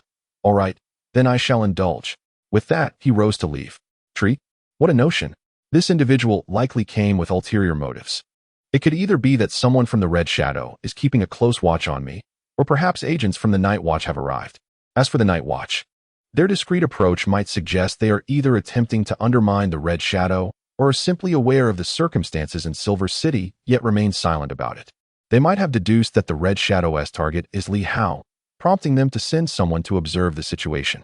It's possible they did not even coordinate with anyone in Silver City before coming directly to assess the circumstances. Who possesses such audacity to send an extraordinary being from the Red Shadow of the Inspection Department? After all, the Night Watch is likely the highest law enforcement agency in Silver City. Li Hao contemplated the situation. He was uncertain of the accuracy of his assessment. Yet he felt an 80% certainty that Wang Ming was indeed a member of the Night Watch. A Star Master. Remarkable. Such youth, although age can be deceiving. Li Hao's mind raced. Was this a blessing or a curse? If he were indeed a member of the Night Watch, that could be advantageous. Initially, he had concerns about Lu Long's capability, but if this individual was associated with the Night Watch, it could provide him with a greater sense of assurance. With this thought, Li Hao descended into the basement of the enforcement team. He arrived late. Lu Long was already there, yet Li Hao paid it no mind, casually remarking, a few newcomers have joined the room. One is following me, presumably for a handover. I guided him for a while, and I must say, the inspectors from White Moon City are quite professional. They adapt effortlessly from the outset. Lu Long nodded, seemingly unperturbed. Observing this, Li Hao could only conclude that either Lu Long was genuinely oblivious or possessed a profound depth of character. Li Hao continued, Boss, did you notice anything unusual last night? Was anyone following me? It's hard to say. There's a possibility. When I arrived, I didn't observe anything. At this moment, Li Hao was particularly concerned about this matter, not about the Red Shadow, but rather other implications. He quickly inquired, Boss, can ordinary individuals detect a Star Master? What distinguishes them from us? Lu Long paused, surprised that Lu Yan had not mentioned this. No, he replied, shaking his head. Lu Yan indeed seemed unreliable. Lu Long quickly elaborated. In ordinary circumstances, there's not much difference. Extraordinary beings are still human, just like us. The true distinction arises when they utilize their powers. He further explained, once a Star Master employs their mysterious abilities, there will be a surge of energy. Naturally, ordinary individuals find it difficult to perceive, but we martial artists can sense it. As for non-martial artists, he glanced at Li Hao, recalling something. There's an extraordinary detection device in our team that can sense energy fluctuations, designed for ordinary individuals. An extraordinary detection device? Li Hao inquired. Indeed, Lu Long affirmed. As long as they activate their powers within 100 meters of you, the detector will respond. 100 meters. That's rather inadequate. Li Hao frowned. If an extraordinary being approached us within 100 meters while using their powers, I would likely be dead by then. That's unavoidable. Lu Long shook his head. The emergence of extraordinary abilities is relatively recent. The advancements we have made are commendable. Moreover, those capable of countering extraordinary beings are typically formidable martial artists or other extraordinary individuals. Hence a detector isn't always necessary. It is primarily stationed in certain areas to prevent extraordinary beings from infiltrating. Oh, Li Hao inquired with curiosity. If the superpowered individuals do not utilize mysterious energy, how are we to differentiate them? Not necessarily, Lu Long responded. There are superpowered beings with the ability to probe, and moreover, once a superpowered individual reaches a certain level, they can sense the fluctuations of mysterious energy within others, even without the latter activating it. Naturally, we are still far from that. Li Hao expressed his disappointment. I had imagined that superpowered individuals would radiate their brilliance, making them instantly recognizable. Lu Long chuckled. How could that be? Of course, if a superpowered individual is weak and inexperienced, their energy fluctuations may be so pronounced that even an ordinary person, upon nearing them, could sense something amiss. Understood. Li Hao nodded, realizing that you cannot perceive the starlight of mysterious energy, which may indicate either your own weakness, your lack of entry into the realm of the superpowered, or perhaps that other superpowered individuals also cannot see it. It seems he possesses a certain uniqueness. It is no wonder that those who discovered the red shadow seem to have vanished. There must be more to this. Boss, could I have a detector? Li Hao asked. Lu Long nodded. I had intended to give you one as a precaution, even if its effectiveness is limited. Li Hao did not dwell on the detector's efficacy. However, possessing a superpowered detector might provide him with an opportunity to unveil Wang Ming. For now, he could not speak, as it might arouse Lu Long's suspicions. Nevertheless, with the detector in hand, and Wang Ming being a Starlight Master, regardless of whether he uses mysterious energy or not, Li Hao would find a way to expose him. At this moment, Lu Long was primarily focused on self-preservation. The Night Watchers were another matter entirely. Regardless of whether the individuals were Night Watchers or aligned with the Red Shadow, Li Hao needed to ensure Lu Long understood that preparations were necessary. Of course, everything must be executed subtly. As Li Hao contemplated his plans, Lu Long remained silent, leading him deeper into the basement. The space was vacant, save for a glimpse of Dr. Yun Yao, who appeared to be preoccupied at the entrance of a room. Upon reaching the innermost part of the basement, Lu Long halted before a door crafted from metal. This door leads to the storage of the demon hunting team, he explained coldly. The items within have been secured at the cost of our comrades' lives. As a newcomer who will soon play the role of bait, I am making an exception to allow you entry. Furthermore, you will gain an opportunity that others do not possess, to witness the true essence of mysterious energy, which is invaluable. Lu Long spoke with solemnity, and he was not mistaken. Those treasures were indeed earned through sacrifice. Instantly, Li Hao's interest was piqued. Mysterious energy. This was his first genuine encounter with mysterious energy outside of the Starry Sword. Was the mysterious energy here akin to that within the Starry Sword? His teacher had mentioned that the mysterious energy in extraordinary items was weak and scarce. So, was it possible that he would soon behold an abundance of mysterious energy? In an instant, Li Hao was filled with excitement, as if he could envision a river of starlight. Of course, he understood that this was but a fantasy, yet the thrill was irresistible. Lu Long glanced at him, nodded slightly, and revealed an almost imperceptible smile. This was indeed a normal reaction. I wish for you to comprehend that, regardless of the Li family's sword or any acquaintance with mysterious energies, they pale in comparison. The true essence of mysterious energy is not to be equated with those feeble extraordinary artifacts. Chapter 19. A life inferior to a dog. The metallic door of the storeroom was located directly beneath the law enforcement building, and the security was notably stringent. Lu Long did not rush to enter. It was only when Yun Yao, her hair tousled, approached that he opened the door.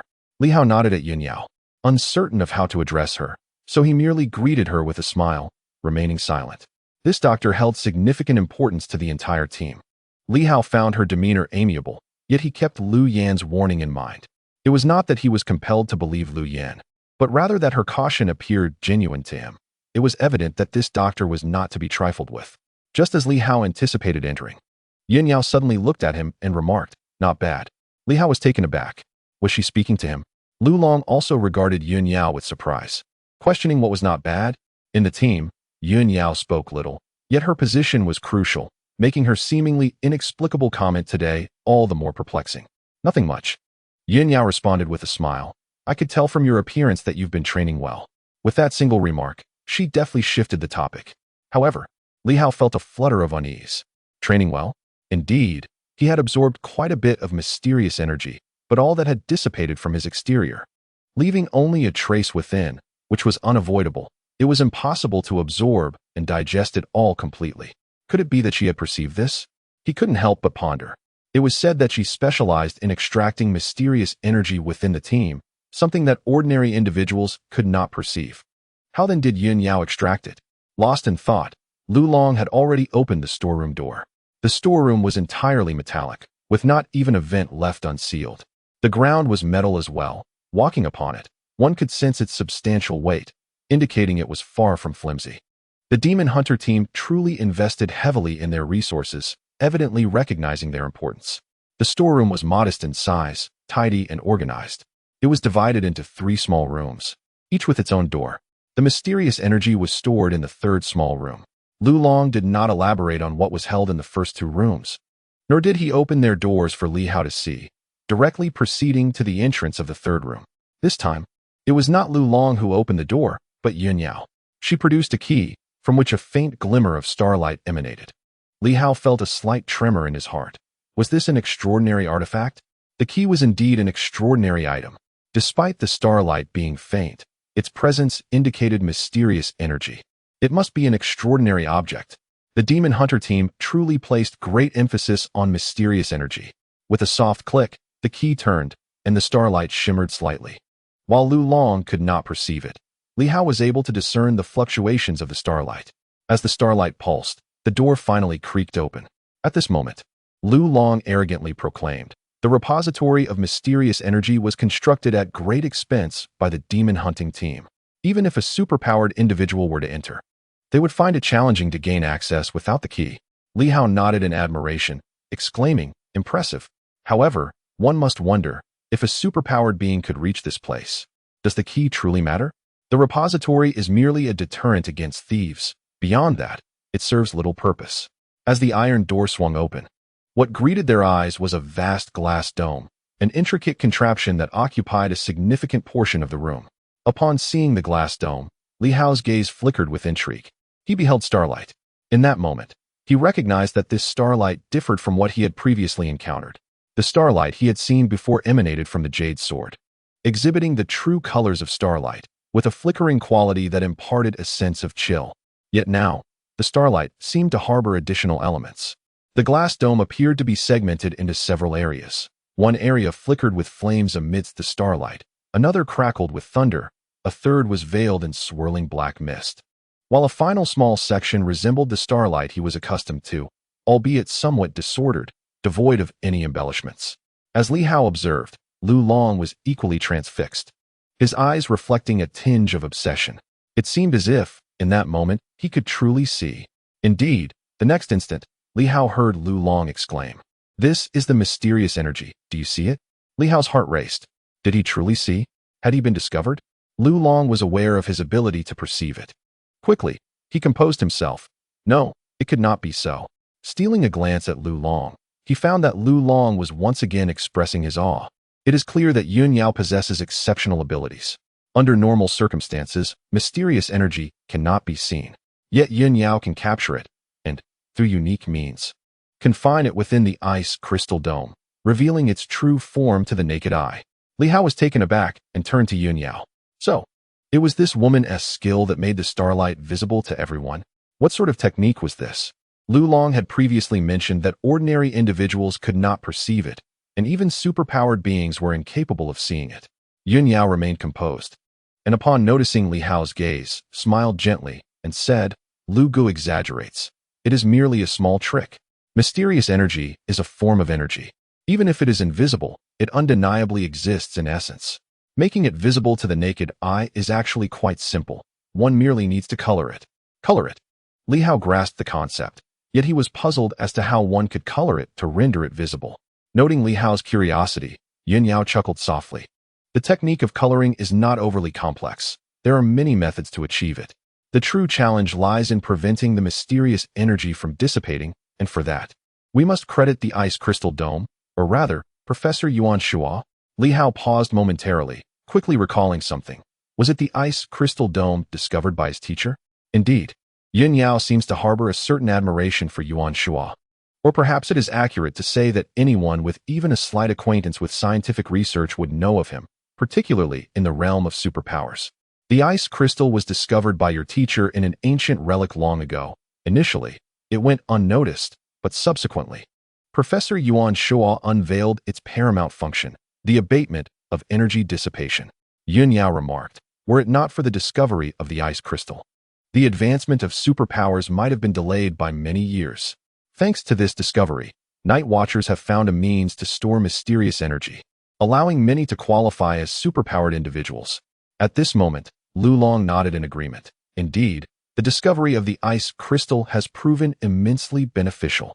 Over a decade ago, without the ice crystal, although the Night Watchers had already been established, they could only guide a handful of individuals each year, relying on their own means to pass down mysterious energy and facilitate the transformation of newcomers.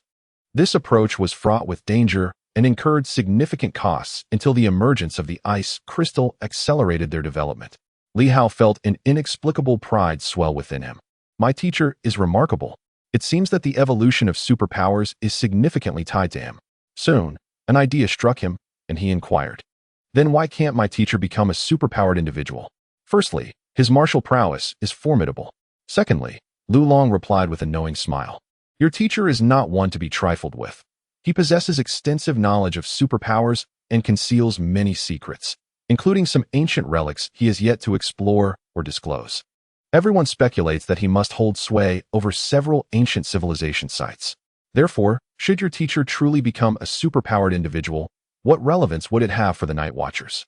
As Lu Long continued, he added, moreover, the crux lies in the fact that with your teacher's capabilities, should he genuinely transform into a superpowered being and derive benefits from those ancient sites, if he succeeds, he may very well become one of the most formidable figures among the Night Watchers.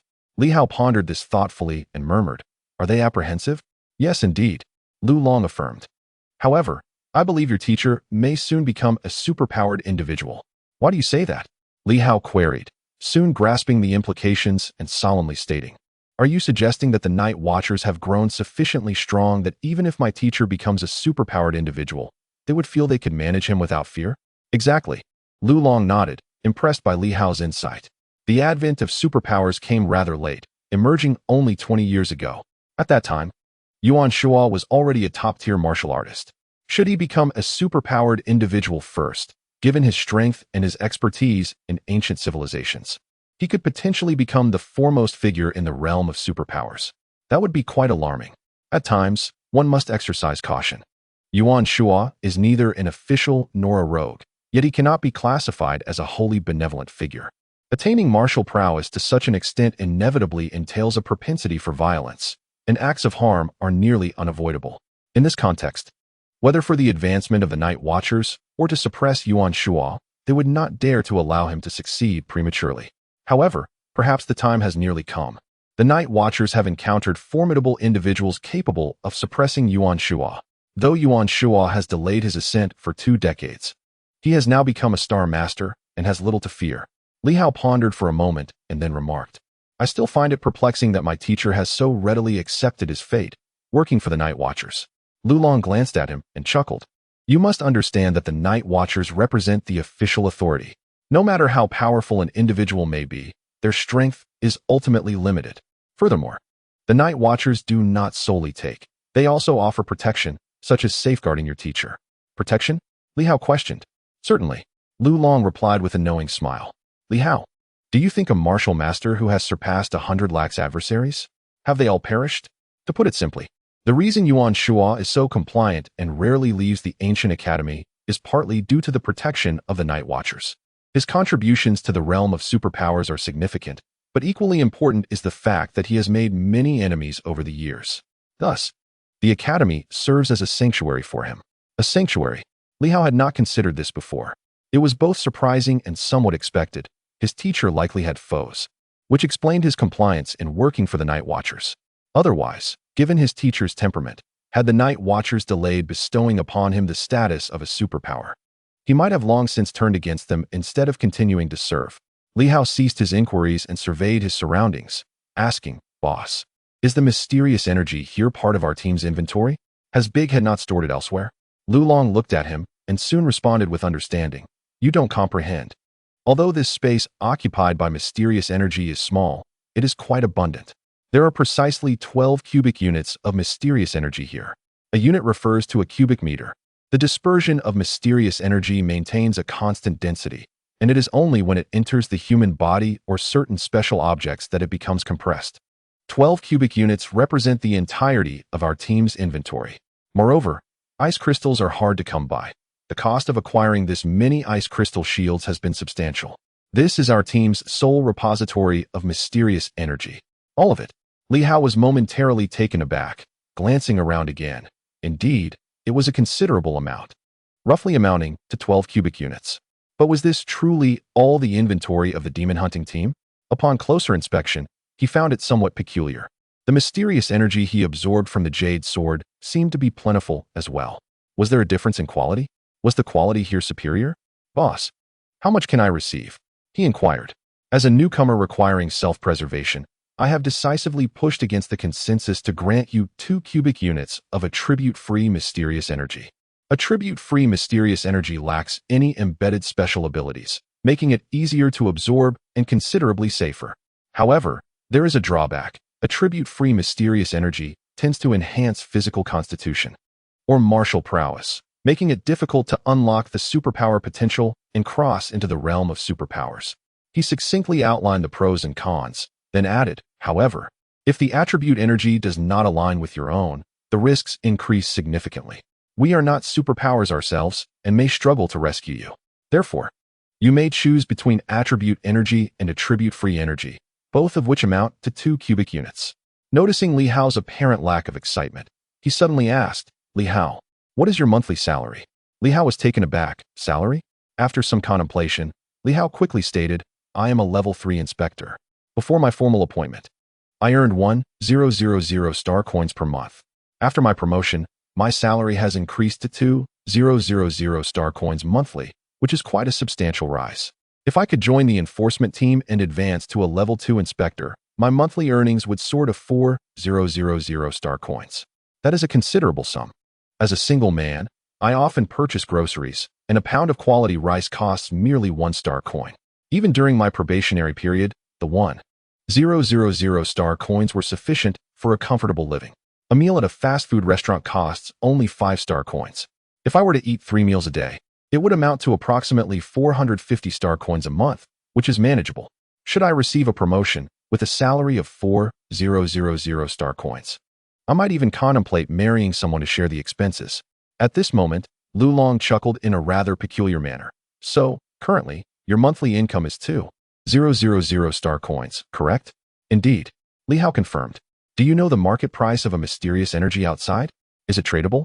Li Hao was taken aback. It may not be publicly acceptable, but it certainly exists in the shadows. Lu Long sneered. Many influential figures are merely ordinary people with wealth. Those endowed with superpowers not only possess formidable strength, but also enjoy prolonged life.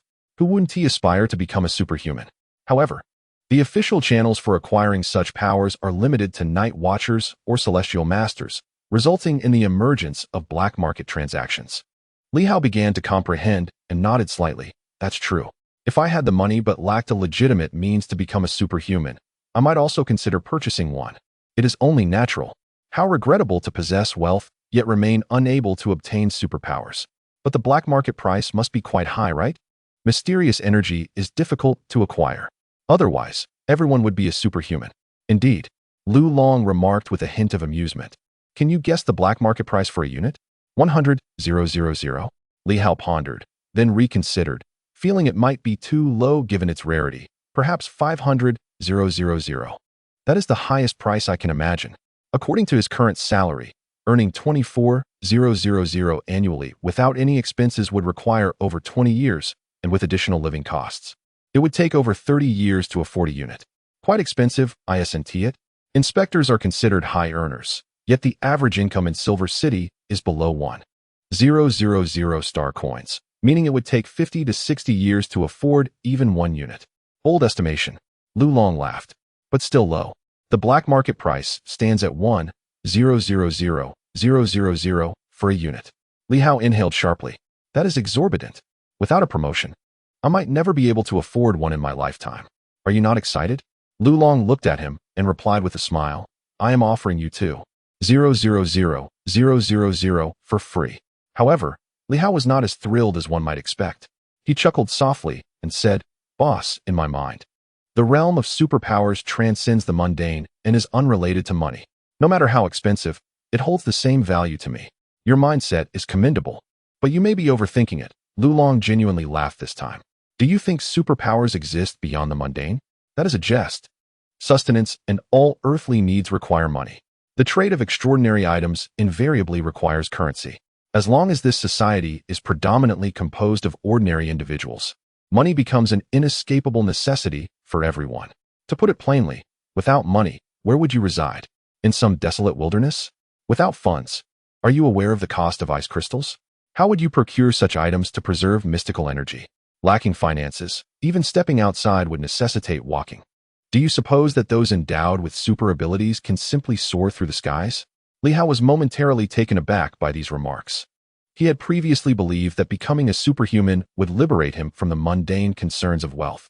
However, upon Lu Long's explanation, it dawned on him that superhumans are, after all, still human.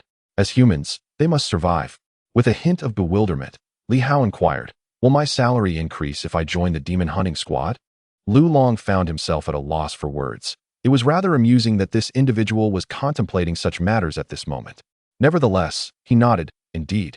Your salary will increase from your very first day, 10,000 star coins a month. Li Hao felt a flicker of excitement within him. Did that mean he would earn more than a level 1 inspector? Typically, they earned around 8 or 9,000. But with bonuses, it could surpass 10,000. Lu Long nodded, choosing not to delve further into the topic. He merely wished to convey the value of mystical energy. One should not underestimate its worth. If you do not join the demon hunting squad, you will likely never afford even 2 portions in your lifetime. At this realization, a smile broke across Li Hao's face. If it holds value, then that is certainly agreeable. Of course, at this moment, wealth was not his primary concern. He was eager to absorb the energy. He longed to discover whether the mystical energy here was akin to that within his jade sword, and whether its effects would be superior. Boss, how do I absorb it? He asked, turning to Lu Long, who handed him a small booklet. This is the energy absorption method, the standard technique employed by the Night Watchers, as well as many personnel from external superhuman organizations. The cultivation method of the Night Watchers? Li Hao's interest was piqued as he hurriedly accepted the booklet and opened it to find it was quite thin. With a sharp memory, he quickly scanned through and flipped to the second and third pages. Only 3 pages in total, containing around 1,000 words. This was the energy absorption method utilized by various organizations. The standard technique for superhumans to absorb mystical energy. At this moment, Li Hao's thoughts took a peculiar turn. Wait, this seems somewhat akin to the breathing techniques found in the 5 animal exercises. It was not the later taught 5 animal breathing technique, but rather the initial breathing method he had practiced during the ape technique. On the first day, when Li Hao drank water, he had employed this very method, which had a notably low efficiency for utilizing mystical energy. If the 5 animal breathing technique could absorb and retain 70% of mystical energy, then the initial breathing method he had used could at most retain 30%, with the remainder dissipating. In Li Hao's eyes, the energy absorption method appeared to barely match the efficacy of that initial breathing technique. While Li Hao pondered, Lu Long, with a serious demeanor, insisted this method must not be disclosed. Although many organizations have acquired it, they dare not use it openly. Should the Night Watchers discover any transgressions, they will impose severe penalties. Certainly, the inspector here has utilized it without any issues, with the caveat that it must not be shared with outsiders. He spoke with considerable gravity, and Li Hao could only nod in agreement. This technique was one I mastered several years ago, albeit not in the same form, yet it bore a resemblance. Presently, with my practice of the 5-animal breathing technique, I find little motivation to learn this. Nonetheless, my teacher has also advised against sharing, and Li Hao had no intention of employing the 5-animal breathing technique. He quickly noted, "Boss, I've learned it. Can we commence?" Lulong nodded, casting a glance at Yun Yao, who instructed, "Extend your right hand." She opened a small aperture in the ice crystal shield, ensuring that the mysterious energy remained contained within, as this device is uniquely designed to prevent any leakage of its enigmatic energy. However, it also imposes significant limitations. Li Hao extended his hand, and Yun Yao guided him. "Insert your hand and activate the energy absorption technique. The mysterious energy will flow into your body in alignment with your practice. However, remember that if the absorption efficiency within your body is too poor, any energy that escapes will dissipate swiftly." Li Hao was aware of this and questioned, "Why not let me enter the entire ice crystal shield? This way, even if energy escapes, it could be reused." After all, the Black Panther had done so, reabsorbing the mysterious energy Li Hao lost. Such a precious resource deserves efficient recycling. Yun Yao chuckled. First, the size of the ice crystal shield incurs too great a cost. Secondly, the efficiency of reusing energy that has escaped from your body is even lower, leading to greater repulsion. The more times mysterious energy is utilized, the greater the repulsion from subsequent users. The energy in our storage has already been repurposed multiple times, even up to 3 times, as it has been taken from others. In summary, no matter how much one attempts to recycle, it is better for the energy to dissipate directly. The repulsion is too significant, yielding poor results and potentially causing greater harm. "I see," Li Hao understood, recalling the Black Panther, which seemed indifferent to such matters. It appeared to have a varied appetite and suffered no visible harm, thriving splendidly. At that moment, his arm had already penetrated the shield. To the naked eye, a surge of mysterious energy rapidly surged into his palm. This was Li Hao's first encounter with the mysterious energy emitted by the Jade Sword. He instantly activated the energy absorption technique. In the next moment, a slight unease stirred within him. "Damn, why does this feel so uncomfortable?" The mysterious energy from the Jade Sword was quite pleasant to absorb, flowing warmly through him, somewhat overwhelming, yet undeniably enjoyable. However, this time, the absorption was distressing. He felt the mysterious energy was unruly, wildly coursing through his arm, crashing through his body with tremendous force. A vague sense of repulsion emerged. Is this the repulsion Yun Yao spoke of due to multiple utilizations? Li Hao quickly grasped the situation, feeling perplexed. Thus, it could be inferred that the energy from the Jade Sword was pristine, while this energy was undoubtedly second-hand or even third-hand. Hence, the absorption difficulty was heightened, and the conflict more pronounced. Therefore, what the Black Panther absorbed could also be considered second-hand, and what he was now trying to absorb might not even compare to that. Humans are indeed inferior to dogs. Li Hao pondered internally but dared not reveal his thoughts. He exerted himself to absorb the mysterious energy. Within the icy crystal dome, the enigmatic force surged into his body, causing the veins in his arms to bulge, even leading to the emergence of blood, a consequence of the overwhelming repulsion that had ruptured his capillaries. Second-hand goods are indeed of inferior quality. Li Hao cursed inwardly, suddenly realizing the undeniable allure of the mysterious energy provided by the Jade Sword. He had always believed that the mysterious energy was gentle, but now he comprehended the discomfort it could inflict. No wonder it was said that absorbing energy could be fatal. He had previously failed to grasp this, but now he truly understood. The impact was so tremendous that, despite his robust physique, he found himself suffering from ruptured blood vessels. A regular person would likely explode from the mere assault of non-attribute mysterious energy. If this were to be repeated 3 or 4 times, would it not result in my own demise? At that moment, Lulong's voice echoed in his ears. "Not bad. The repulsion isn't too great. Excellent. It seems your physique is decent. You only bled a little. I thought I would have to save you. Not too great." Li Hao suddenly felt sympathy for others. Were those individuals nearly meeting their demise the first time they absorbed mysterious energy? He endeavored to dismiss thoughts of the repulsion and continued to absorb the energy. After a while, Lu Long's voice returned. All right, you can withdraw your arm now.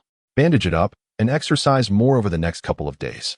The results are quite satisfactory. You've retained at least 30% of the mysterious energy.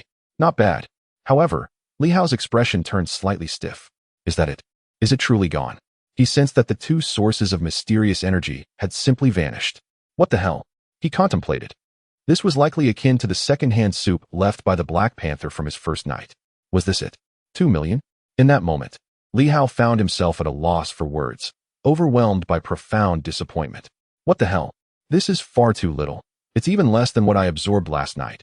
No, it's vastly inferior. Ironically, Lu Long wore a look of regret, and seeing Li Hao in a daze, he proclaimed proudly, "Have you now witnessed the might and rarity of mysterious energy? Strive hard and do not let me down. If you perform well this time and successfully eliminate your opponent, I shall reward you with 2 more sources afterward." Li Hao forced a stiff smile, realizing that he had risked his life, tirelessly battling to slay the Red Shadow, only to be rewarded with a mere 2 sources. It seems I am living a life less than that of a dog. The Black Panther had consumed so much of his mysterious energy. At that moment, Li Hao fully understood why the Red Shadow had fixated on the weapons of the 8 great families. He too must keep a watchful eye. Chapter 20. Discovering New Horizons. In the storeroom, Lu Long promptly spoke. Is there an accumulation of mysterious energy within you, making you feel quite uncomfortable? Li Hao nodded in affirmation. This was indeed true. The mysterious energy this time felt more challenging to digest, and unlike the energy from the Jade Sword, the energy in the storeroom dissipated more slowly. It is worth noting that the mysterious energy extracted from the Jade Sword would quickly dissipate, if not absorbed after a short while. Of course, this inadvertently benefited the Black Panther. Thus, despite Li Hao having absorbed a considerable amount last night, he actually squandered a significant portion, which was siphoned off by the Black Panther, a creature seemingly more adept at absorption than Li Hao himself. During this occasion, Li Hao refrained from employing the 5 animals breathing technique, for the amount he had absorbed was rather meager. If the mysterious energy within the Jade Sword were to overflow from his body, it would dissipate, yet it did not. Li Hao could sense that a substantial portion still resided within him, unabsorbed. Peculiar. At this moment, Li Hao found it strange. Were these 2 forms of mysterious energy not different? Was it perhaps easier to store upon secondary utilization? He could not comprehend. While he pondered, Lu Long suddenly bellowed. Since you have not fully absorbed it, what are you doing standing there? Go practice martial arts instead of waiting for this precious mysterious energy to dissipate. Without uttering a word, Li Hao hastily dashed outside. Lu Long's furious shout was somewhat intimidating. It was best not to provoke him. In the fitness area, the equipment here was far more abundant than at home. Although Li Hao felt that the 2 forms of mysterious energy were not particularly impressive, scarce in quantity and difficult to digest, he swiftly commenced practicing the 5 animals technique to avoid waste. He thought a minor waste would not be detrimental, yet the uncertainty of how many times he could absorb the mysterious energy from the Jade Sword quickly dispelled that notion. According to his instructor, the mysterious energy on supernormal items was finite and would soon be entirely absorbed. Therefore, it was imperative to cherish it. He resumed practicing the monkey technique, leaping through the air, executing jumps, and swinging from rings, utilizing momentum to propel himself in various directions. Gradually, a peculiar expression crossed Li Hao's face. The mysterious energy he had recently absorbed seemed to awaken at that moment. With a low shout, Li Hao felt his veins bulge, suddenly engulfed by excruciating pain, experiencing a sensation akin to convulsions. Believing something was amiss, he sensed the mysterious energy wreaking havoc upon his body. Just as he sought assistance, Lu Long's voice rang out beside him. Do not stop. Continue. Now the mysterious energy is truly coming into play. The primary function of the mysterious energy is destruction. It is through destruction that one is reborn. It incessantly forges your flesh, your bloodline, your bones, subjecting you to trials, leading you from death to life. Li Hao endured immense suffering. No, something was wrong. A thought flashed through his mind. This was not right, absolutely not right. Rebirth through destruction? No, it was not so. The mysterious energy he absorbed from the Jade Sword did not entail destruction. If absorbed excessively, it would merely dissipate without harming the body, instead nurturing it. Yes, In Li Hao's perception, it was indeed different. Absolutely different. The mysterious energy within the jade sword was gentle and pure, while the energy he had absorbed moments ago was far too violent. Is there a problem with the pain? Lu Long roared. What nonsense. This is how mysterious energy operates. Focus on your training. Both forms of mysterious energy hold immense value. If you dare waste it, I will make you regret it. We have paid a great price to obtain this mysterious energy. Li Hao, if you do not achieve significant enhancement, you shall perish in the next mission. Li Hao let out a painful howl. The agony was intense. He was not afraid of the pain. He merely wished to convey to Lu Long that something seemed awry. Why was this happening? Boom. Li Hao, consumed by anguish, abandoned his previous techniques and unleashed the ferocity of the tiger combat technique, which exuded even greater might and served as an outlet for his suffering. With a resounding thud, the sandbag was propelled away by a single punch, and before it could settle, a second strike shattered it into fragments. Li Hao erupted with a wild intensity, his veins visibly swelling. Beside him, Yun Yao cast a glance, nodding slightly as she murmured, "Your foundation is commendable." The unique secret art of Master Yuan indeed lived up to its reputation. Although Li Hao had not yet reached the 10th severance realm, his physical prowess was extraordinary. For an ordinary individual, absorbing two sources of mysterious energy would likely lead to ruptured blood vessels, or at the very least, internal bleeding. Yet, aside from his swollen veins, Li Hao exhibited no significant issues. His physique could undoubtedly rival that of a 10th severance martial artist, showing little distinction. Lu Long also nodded subtly, remarking in a low voice, "This fellow possesses remarkable physical capabilities. Is it truly that impressive?" He pondered. "I have seen it used primarily for cultivation and self-discipline. Could it yield such results in foundational training? Perhaps it is a secret variant." Yun Yao smiled, non-committal in her response. She scrutinized Li Hao with a peculiar expression, sensing unspoken thoughts lingering on her lips. Li Hao seemed to have absorbed some mysterious energy, not in the present but previously. However, despite the absorption, there were no signs of the ruptured blood vessels that typically accompany such processes, even at the capillary level. She speculated that Li Hao might have absorbed a minimal amount of energy, perhaps from a rare extraordinary item with exceedingly limited quantities. In that moment, Li Hao's roar echoed through the arena. With the ferocity of a descending tiger, he lunged forward, claws outstretched, and with a cracking sound, he snapped a wooden stake in two. Li Hao was astonished. How is this possible? He had absorbed two different sources of mysterious energy. The energy from the jade sword was more abundant, gentle, and pure, perhaps a primary source. Yet, the enhancement he felt now far surpassed that of previous absorptions. The mysterious energy from the demon hunting squad surged violently within him, amplifying his lethality, brutality, and ferocity. On the first night, the mysterious energy he consumed yielded negligible improvement. Yet today, after his third absorption, he felt a surge of power that eclipsed the previous night's intake. Lu Long's eyes brightened with excitement. "Excellent. Li Hao, continue. It seems your absorption of mysterious energy is quite effective. These two sources should enable you to reach the 10th severance level." Li Hao, undistracted by contemplation, was acutely aware that the mysterious energy within him remained unexhausted and was still in a state of frantic motion. He needed to continue channeling it outward. With a fierce roar, reminiscent of a tiger's cry in the mountains, he executed a vocal attack, a facet of the tiger combat technique. In the past, such a display had merely been for show, but today, as Li Hao let out a thunderous roar, it truly evoked the illusion of a ferocious tiger descending from the heights, sending shockwaves that resonated painfully in the ears of those nearby. In the next instant, Li Hao clenched his fists, striking the ground with force. The bear combat technique. Within the realm of the 5 animal frolics, the bear fighting technique truly allows for the amplification of strength. At this moment, Li Hao transcended the limitations of the ape technique, seamlessly integrating all 5 animal styles. While he excelled in the ape technique, the others were somewhat unfamiliar to him. However, at this juncture, he was unconcerned. The urge to unleash himself surged. A cacophony of thunderous sounds erupted as he channeled his power into his hands. The bear fighting technique emphasizes the strength of the arms. The tiger technique requires balance across all 4 limbs, and the ape technique focuses on the power of the legs. Lu Long observed intently, a hint of astonishment in his voice as he remarked, "This physique is truly remarkable. This fellow has absorbed 2 forms of mysterious energy." he might indeed swiftly ascend to the 10th slash.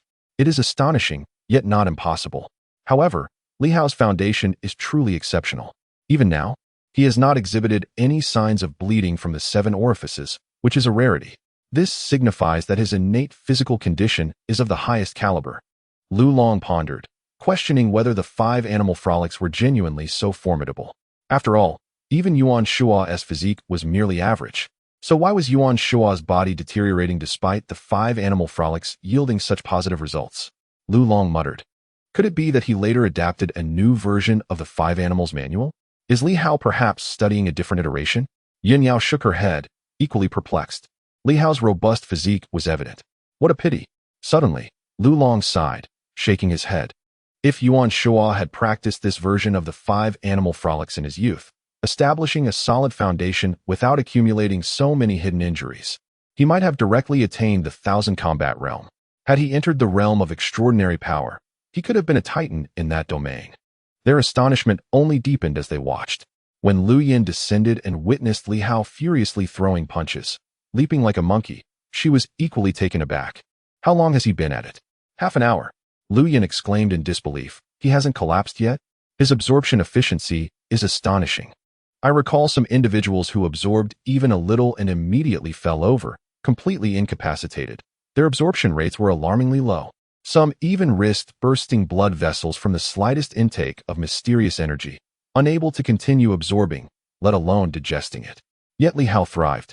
Having absorbed an immeasurable amount of mysterious energy while throwing punches for half an hour, exhibiting an extraordinary conversion rate. Lu Long, in a daze, contemplated and suggested. He can't just practice in the air, you should go up and spar with him. Me?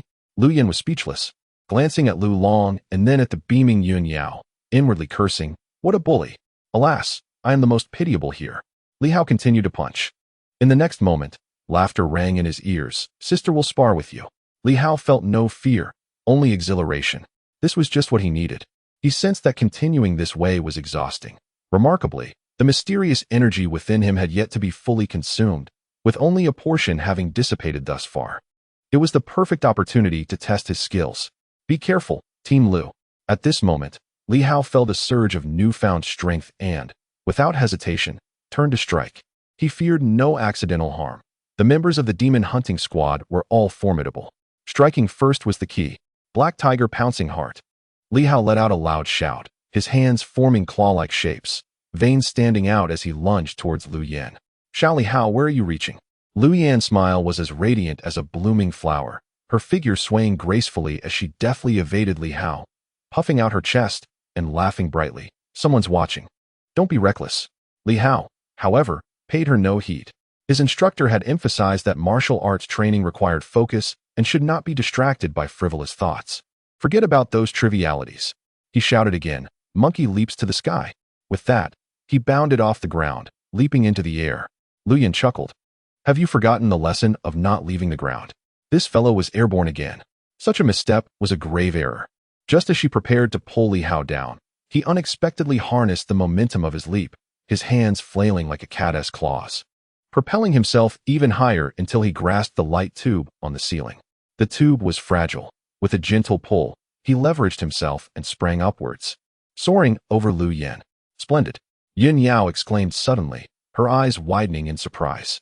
Lu Long nodded, murmuring, a level 2 leap, borrowing force midair, quite impressive. However, indoors is different. Out in the wild, there wouldn't be a ceiling to assist. Yun Yao smiled softly. In the wilderness, perhaps he wouldn't attempt such a maneuver. Regardless, Li Hao had learned from his previous lesson and, instead of being seized by Lu Yan midair, he leapt over her and lunged from behind. Such adaptability was exceedingly rare for a novice. In the arena, Li Hao soared past Lu Yan, quickly turning to grab at her back. Just as he was about to make contact, Lu Yan called out sharply, and suddenly, a long leg appeared before Li Hao. Lu Yan executed a swift backward kick, as if her backside had eyes, demonstrating extraordinary agility. While an ordinary person would struggle to kick high and maintain balance, Lu Yan seemed almost boneless, managing to land a kick right in front of Li Hao. Unbelievable. This counterattack caught Li Hao completely off guard.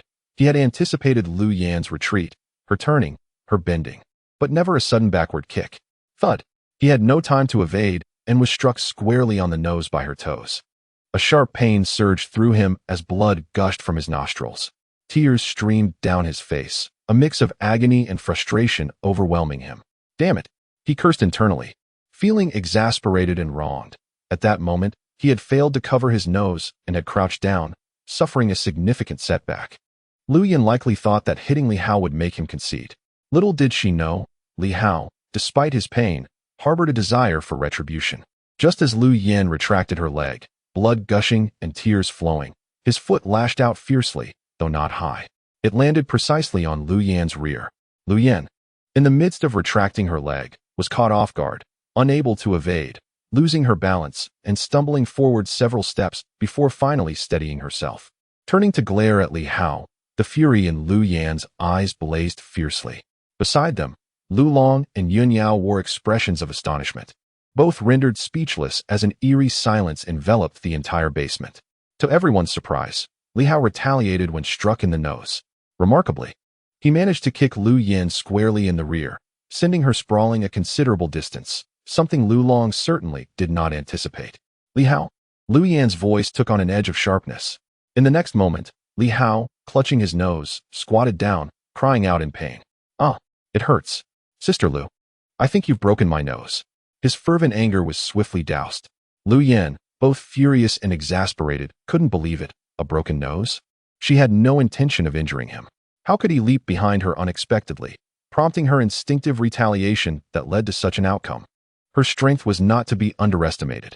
"I didn't mean to," she began, then recalled Li Hao's earlier counterattack, which only fueled her irritation further.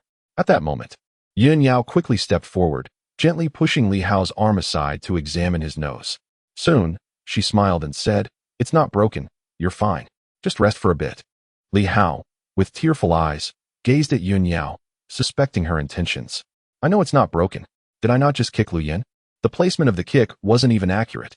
Am I pretending to be pitiful? Why are you checking me now?" Hearing this, Lu Yan's eyebrows furrowed in annoyance, about to express her anger, when Lu Long spoke authoritatively. "Enough, Li Hao. Well done."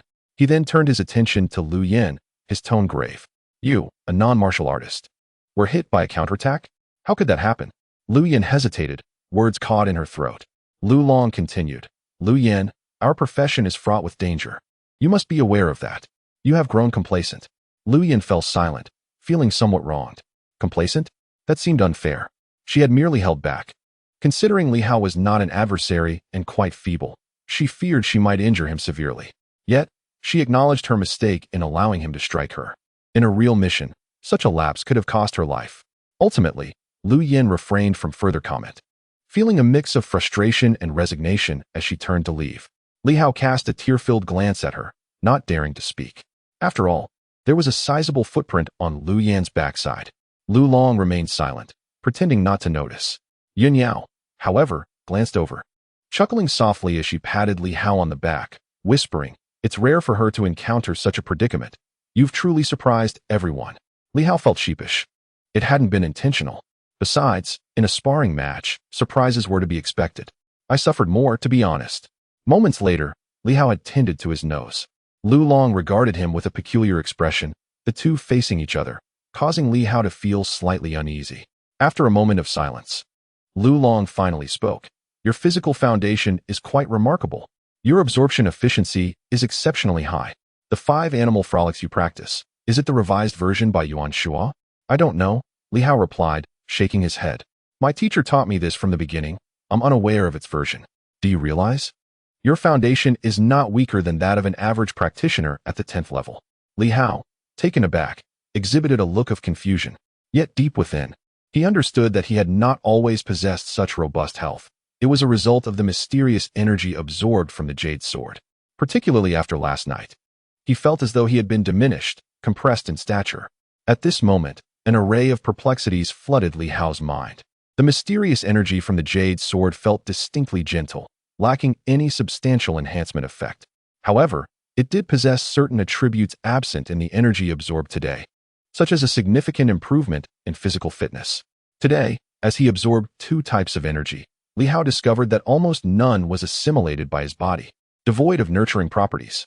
Instead, it was purely destructive, indeed, destructive.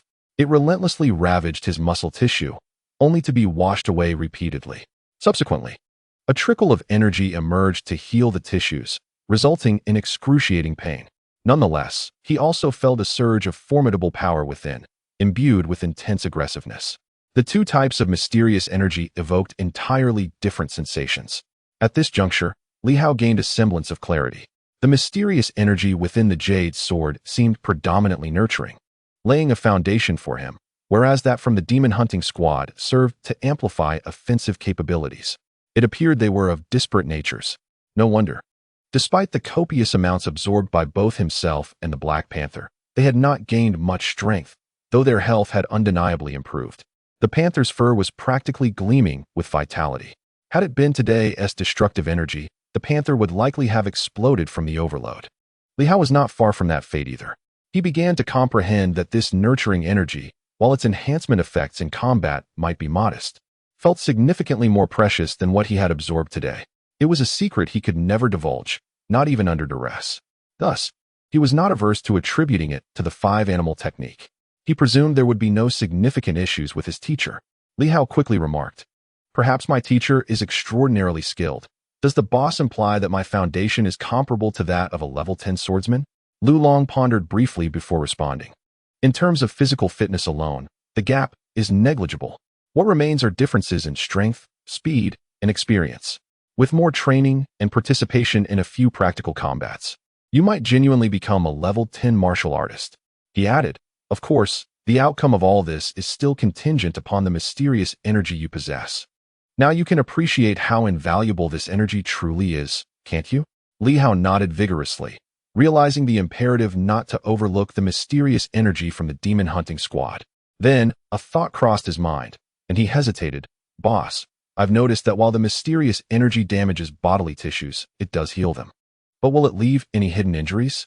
Lu Long regarded him with a measure of admiration and nodded thoughtfully. "Indeed, destruction followed by rebirth is far from simple.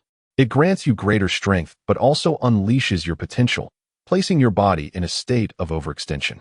Therefore, it is crucial to swiftly enter the realm of super abilities. Once you become a Starlight Master, you can gradually nurture your body, but this step is essential for achieving super abilities." Li Hao nodded in agreement, though a peculiar thought lingered in his mind. He sensed a remarkable change. The energy from the starlight of the jade sword he absorbed last night still lingered within him. Just as the mysterious energy threatened to disrupt his body, Li Hao felt its gentle essence aiding in his physical restoration. Exhaustion? He felt none. At that moment, Li Hao realized he had nearly fully recuperated, feeling neither fatigue nor distress. "Boss, is there a limit to absorbing this mysterious energy?" he inquired. "Certainly," Lu Long explained. "Each absorption entails a degree of damage. The potency of the mysterious energy can harm your bodily tissues. For someone like you, absorbing it once a month is the maximum. Any more would be detrimental. At my level, I can manage to absorb it every 3 to 5 days.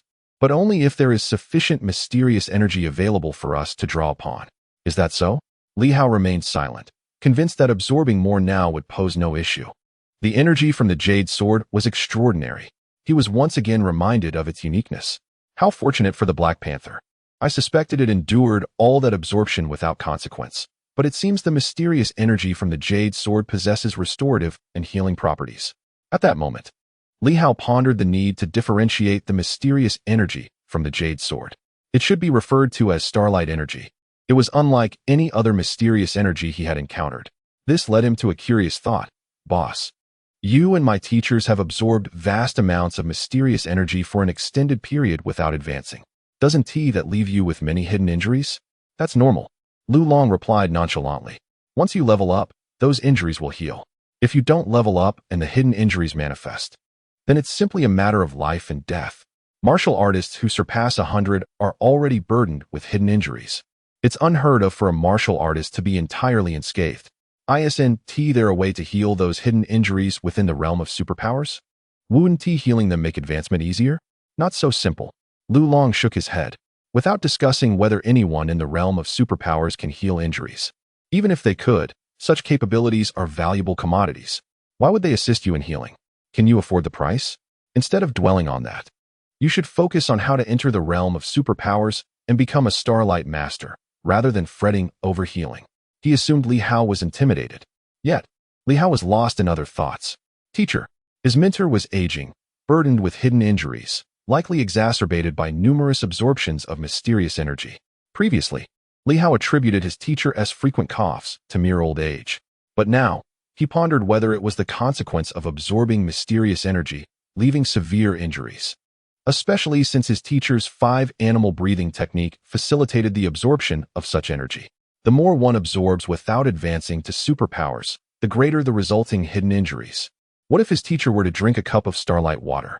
Could it heal those hidden injuries and facilitate advancement to superpowers? Li Hao had no intention of keeping this from Yuan Shuo, as his teacher had always been kind to him, freely imparting secret teachings without reservation. Moreover, if his teacher could indeed advance to superpowers, it might provide him with greater support and confidence to confront the Red Shadow. 1 cup might not suffice, perhaps 2 cups, or even allowing his teacher to draw a bit directly from the Jade Sword. Li Hao fell into deep contemplation regarding the revelation of the Jade Sword. He did not harbor many thoughts about it. If it was to be exposed, so be it. With the teacher's intelligence, perhaps he had already anticipated it. The Jade Sword. Indeed, I still possess the stone dagger. Even if the teacher truly desired it, the Jade Sword is a family heirloom. What if I were to offer the stone dagger to the teacher instead? Zhang Yuan has already met his demise, and if I could avenge him. Li Hao believed that Xiao Yuan would not mind relinquishing the stone dagger. It is time to diligently cultivate. At that moment, Lu Long across from him clapped Li Hao on the shoulder, encouraging him. Your foundation is excellent. Strive to fully absorb the mysterious energy in the coming days and truly step into the realm of the 10th slash. That way, your chances of survival will greatly increase. Time is of the essence. Li Hao nodded eagerly, his eyes revealing an unusual glimmer of anticipation and desire. He yearned for strength, craving just a bit more of that mysterious energy, the kind stored in the warehouse. Even secondhand would suffice. This formidable mysterious energy seemed to resonate with the starlight energy of the Jade Sword, amplifying the benefits he could derive. If only he could acquire a bit more, perhaps even provide some to the Black Panther. Having consumed so much starlight energy, it surely would not perish. Perhaps I could nurture a 10th beast? Li Hao swallowed hard. The Black Panther was quite crafty. If concealed as a trump card, it might prove immensely useful. Unfortunately, there were only 2 portions, both of which I have absorbed. At that moment, Li Hao realized the true value of mysterious energy. Its expense was justified, and he no longer held disdain for it. How he longed for more of it. Chapter 21. Yuan Shua's frenzy in the basement. During this latest absorption, Li Hao felt a tremendous enhancement. However, he remained uncertain whether he had truly reached the 10th slash, as Lu Long and the others had spoken in vague terms. Perhaps believing Li Hao had not yet attained that level. To this day, he still did not comprehend the specific characteristics of the 10th slash. Was it merely that his body had grown stronger? At this moment, noticing Lu Long's increased verbosity, likely due to Li Hao's commendable performance, this previously aloof captain seemed less arrogant than before. Observing this, Li Hao inquired once more, Boss, aside from practical combat, is there no other method to ascertain whether one has reached the 10th slash? Indeed. Lu Long nodded. Previously, Lu Yin likely found it unnecessary to inform you. Considering you were merely cannon fodder, perhaps destined to perish before reaching the 10th slash. Besides focusing on practical combat, there is no need for you to concern yourself with these matters. Goodness. Li Hao suddenly felt no regret for that kick. It was well executed. Lu Yin, that woman, appears cheerful on the surface, yet internally resigned to an early demise. Indeed, women often present one facade while harboring another within. What differentiates the 10th slash? Lu Long pondered for a moment before responding. First, let me establish a premise. Distinctions in realms cannot be made without practical combat, as this is fundamental. And you must remember this. Li Hao nodded, understanding this notion.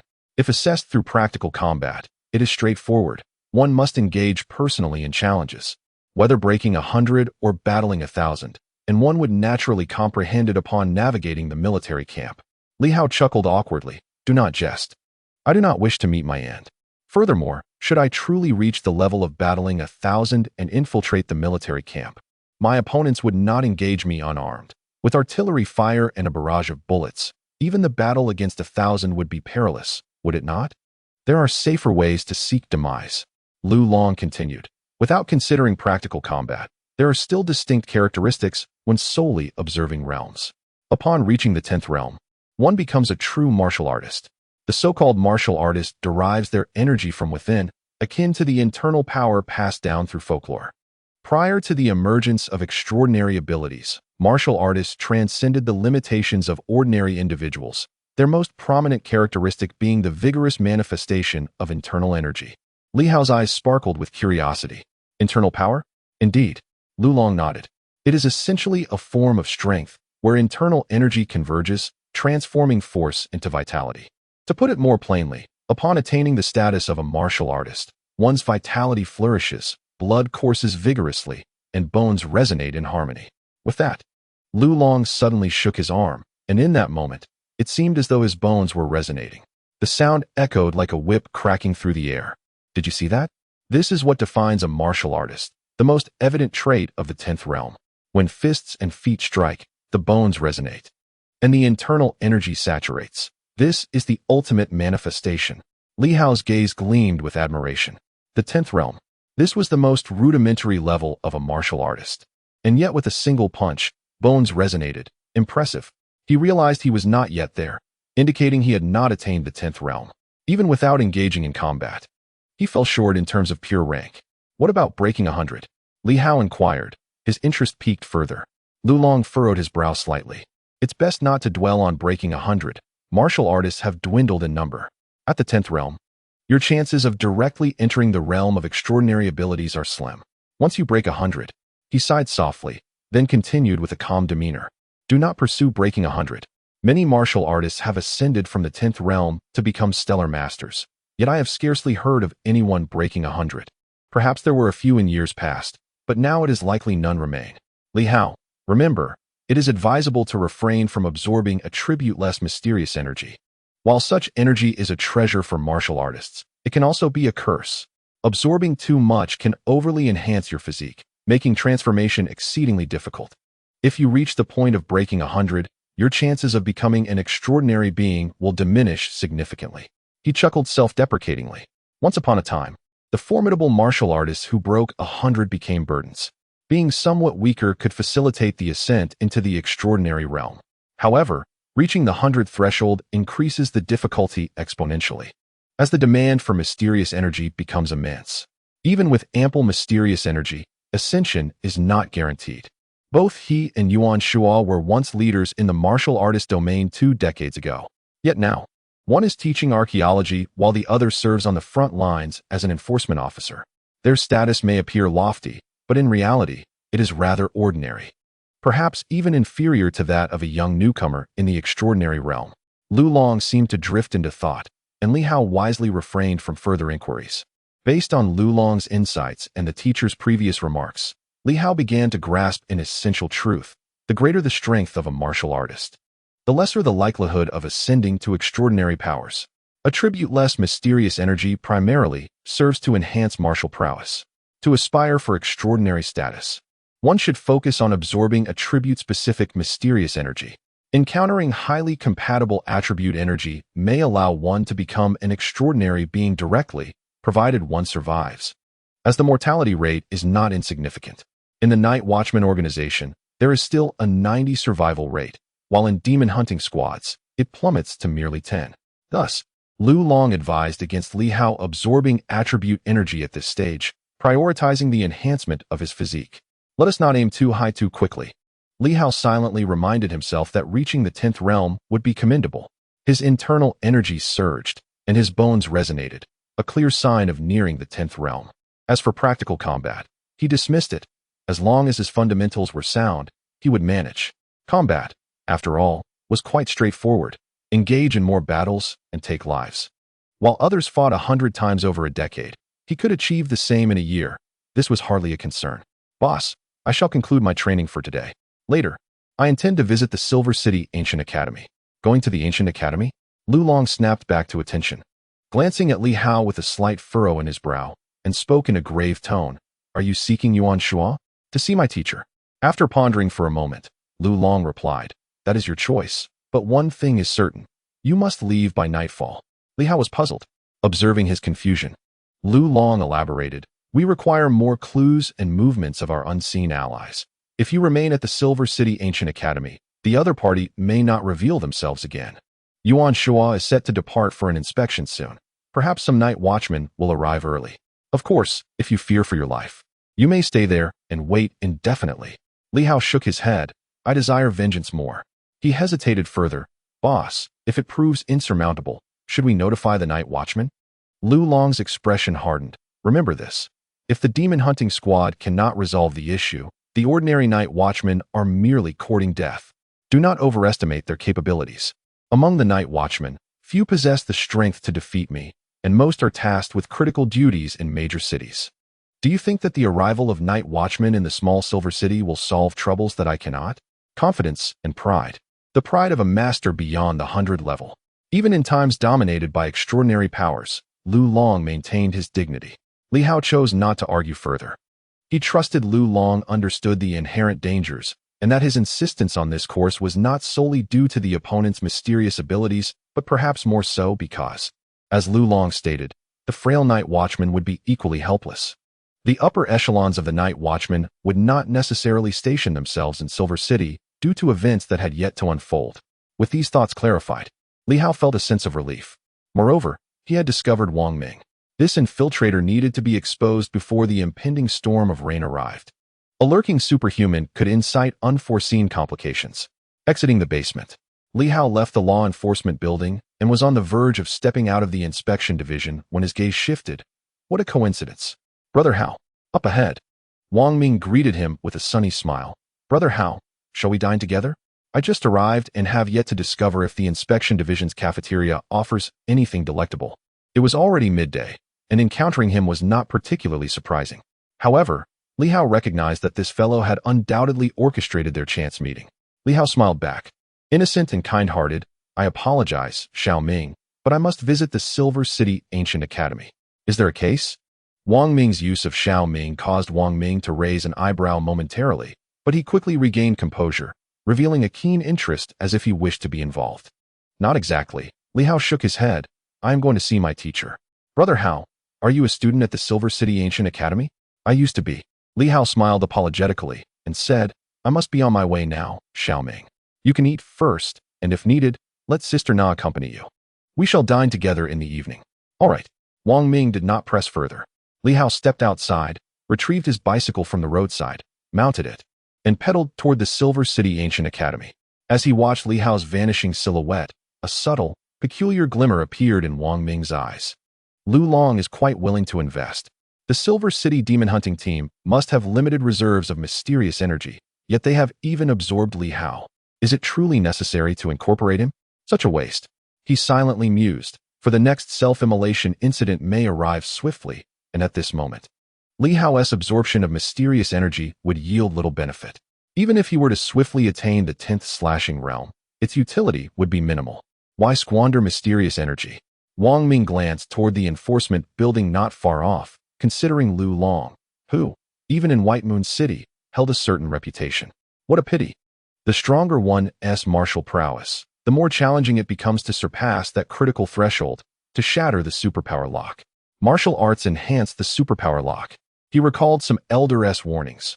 Ordinary individuals advancing to superpowers begin at a disadvantage. Ascending beyond the 100 martial master level is as daunting as scaling the heavens. According to explorations in the realm of superpowers, the optimal time to ascend is at the 10th slashing realm, as it presents the best outcome. The difficulty of breaking the superpower lock is not insurmountable, and the starting point is relatively high. Consequently, many superpower organizations prioritize elevating certain 10th slashing realm martial artists. Those beyond the 100 are often overlooked. Thinking of Lu Long, Wang Ming felt a twinge of apprehension and refrained from gazing in that direction again. Instead, turning his attention back to the path Li Hao had taken. Li Hao, Master Yuan Shua, a sense of nostalgia washed over him. Yuan Shua's renown far surpassed that of Lu Long. As a fellow 100 martial master, Yuan Shua had achieved this feat 2 decades ago, which meant he was among the pinnacle of martial prowess even before the emergence of superpowers. In contrast, Lu Long had reached his status with the aid of mysterious energy, while Yuan Shua ascended purely through mundane skills, placing them on entirely different tiers. Moreover, Yuan Shuo was a well-known figure in the ancient civilization studies across the entire Silver Moon province, his reputation resounding. The 5-animal technique and breathing methods supposedly possess hidden, more powerful versions. Unfortunately, Yuan Shuo was known for his eccentric temperament, making him difficult for ordinary individuals to approach. It was unclear how Li Hao managed to become his student. Yuan Shuo had taken on several disciples over the years, yet in recent times, he had accepted only one, Li Hao. Previous students either graduated or had tragically passed away. Now in his 70s, Yuan Shuo had not taken on students for many years, making his acceptance of Li Hao quite puzzling. Wang Ming's curiosity regarding Li Hao was of little concern to Li Hao himself. The Silver City Ancient Academy was a familiar place, serene and tranquil, embodying the essence of the academy. Its most renowned department was the Ancient Civilization Exploration Division, overseen by Yuan Shuo. It was due to Yuan Shuo that the Silver City Ancient Academy gained its esteemed reputation. Graduates from the academy were highly sought after by various factions throughout the province. Yuan Shuo possessed a wealth of expertise, and even without accepting new disciples, the students he had mentored in the Exploration Division remained prominent, actively engaging in the exploration of ancient civilization ruins across major cities. Ancient civilizations represent a realm that humanity has long endeavored to explore. According to remnants of ancient texts, prior to our current civilization, there existed a magnificent ancient culture that ultimately fragmented and vanished into the annals of history, leaving behind scant records. Today, the pursuit of ancient civilizations has catalyzed remarkable advancements in various fields. Communication, transportation, firearms, and even extraordinary abilities are intricately linked to the excavation of these ancient societies. It is said that many of these pivotal technologies were directly derived from the relics of ancient civilizations, enabling humanity, which had previously been entrenched in an agrarian society, to swiftly transition into an industrialized era. However, due to the overwhelming number of discoveries, some technologies have been sidelined, resulting in an uneven pace of development. While firearms have evolved significantly, the realm of information technology has lagged considerably. Presently, it is exceedingly difficult to establish contact between cities, whereas, during the age of ancient civilizations, one could effortlessly communicate across vast distances. The communication network once spanned the entire continent. Nowadays, communication devices are primarily utilized within the same city, illustrating the imbalances in societal progress. As Li Hao pedaled onward, he faced no obstruction. Although not a student of the ancient academy, his inspection uniform granted him unhindered access. Moments later, after traversing a shaded path, several secluded courtyards came into view. These residences belonged to some esteemed professors of the ancient academy, and visits were infrequent. Just as Li Hao arrived, a figure suddenly emerged from the thicket, blocking his path, and coldly declared, "This is a restricted area of the ancient academy. No unauthorized personnel may enter." "I seek Professor Yuan," Li Hao replied, lifting his gaze to meet the man's eyes with a smile. "Are you new here?" "I am a student of the Professor, Li Hao, a third-level inspector. I've visited before. Previously, Brother Zhang was on duty. Are you from the inspection department or the academy security team?" "Professor Yuan is not receiving visitors at the moment," the man interjected, disregarding Li Hao's words, his tone firm. "For some time now, Professor Yuan has required solitude for meditation." Li Hao raised an eyebrow. "Did the professor say that?" He then chuckled. "Allow me to make a communication. I shall not trouble you." However, he observed the man and added, "I believe this decision stems from your security team or another organization. The professor does not habitually engage in meditation, so do not presume to speak on his behalf, even if you belong to a so-called extraordinary organization." The man's expression shifted, a hint of coldness flickering in his eyes as he regarded Li Hao. "I merely spoke casually," Li Hao remarked, feeling less apprehensive about the night watchman than before. "What is the matter?" "He has joined the demon hunting squad. If the night watchmen were truly vigilant, they would certainly be aware." Given this, Li Hao acknowledged that knowing about the night watchman's organization was only natural. The man before him exuded a faint aura of mysterious energy, albeit not particularly strong. Indeed, even weaker than Lu Long, and arguably less formidable than Lu Yan. However, Li Hao speculated that this individual might have been dispatched by the night watchman to safeguard the professor. True extraordinary beings may not have arrived or could be lurking in the shadows. In any case, this fellow was not a genuine extraordinary individual. Most likely, He was a martial artist who had absorbed mysterious energy, akin to Lu Long and his peers. The middle-aged man furrowed his brow slightly and stated solemnly, "Please hold on. I shall inform someone." Li Hao refrained from making any further comments. There is no need to provoke the night watchman. The refusal from the other party is certainly not the teacher's idea, which has left him somewhat displeased. Does the night watchman impose restrictions even on guests? The man vanished for a moment. After a brief interval, he reappeared, speaking in a deep voice. "You may enter." "Thank you," Li Hao replied with a cheerful smile, promptly continuing his ride inward. The man cast a glance at his retreating figure, slightly furrowing his brow as he adjusted the black earpiece at his side, murmuring, without inspection, "Could there be issues?" "No worries, let him in." "Understood." The man ceased further discussion, though he was somewhat surprised. Others had been turned away. Yet this young man faced no obstruction from above. Yuan Shuo was soon to partake in the next exploration of ancient civilization relics, which was said to be of significant importance. To prevent any leaks of specific information and to ensure Yuan Shuo's safety, he had indeed ceased to receive visitors recently. At the Yuan family courtyard, Li Hao parked his bicycle at the entrance and knocked on the door. "Let yourself in," came the robust voice of an elderly man from within. In the courtyard, paved with green bricks, Yuan Shuo was practicing his boxing. Unlike the ferocity of tiger boxing, his movements were languid, reminiscent of a turtle basking in the sun, exuding a sense of lethargy. Li Hao pushed the door, which creaked open. Upon seeing his teacher, a genuine smile illuminated his face. "Teacher, find a place to sit." Yuan Shuo continued his practice, not acknowledging Li Hao. In his 70s, Yuan Shuo still possessed a robust physique. While not particularly tall, standing around 5'7", it was not short for an elder. In his youth, he must have been even taller. His hair had begun to turn gray, and he wore a simple pair of cloth shoes, presenting an unpretentious appearance. Li Hao, accustomed to this, took a seat on a nearby chair, watching his teacher's boxing practice. It was indeed slow. Each punch seemed to move as slowly as a snail, inducing drowsiness in onlookers. Yet Yuan Shuo appeared to revel in this pace, having practiced this turtle style for many years. Li Hao had witnessed this earlier and believed his teacher was preparing to incorporate another technique into the five-animal style, the turtle technique. Though Yuan Shuo did not look at Li Hao, he seemed to sense the latter's gaze and could even intuit some of Li Hao's subtle thoughts. In the next moment, just as Li Hao was about to lift his teacup for a sip, the previously languid Yuan Shuo suddenly vanished. He reappeared, and a fist was now before Li Hao. So slow, yet so deliberate.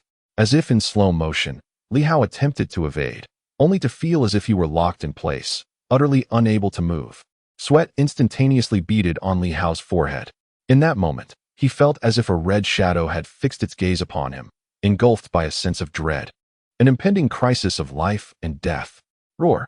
The tiger roars through the mountains. The sonic wave attack. Bang. A heavy slap landed on his head.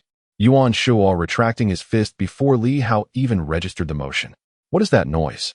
Yuan Shuo, somewhat displeased, reprimanded. "The tiger roars through the mountains. And you sound more like a cat. What have you learned of tiger boxing?" "You've merely acquired the art of the cat." Li Hao felt a bit embarrassed.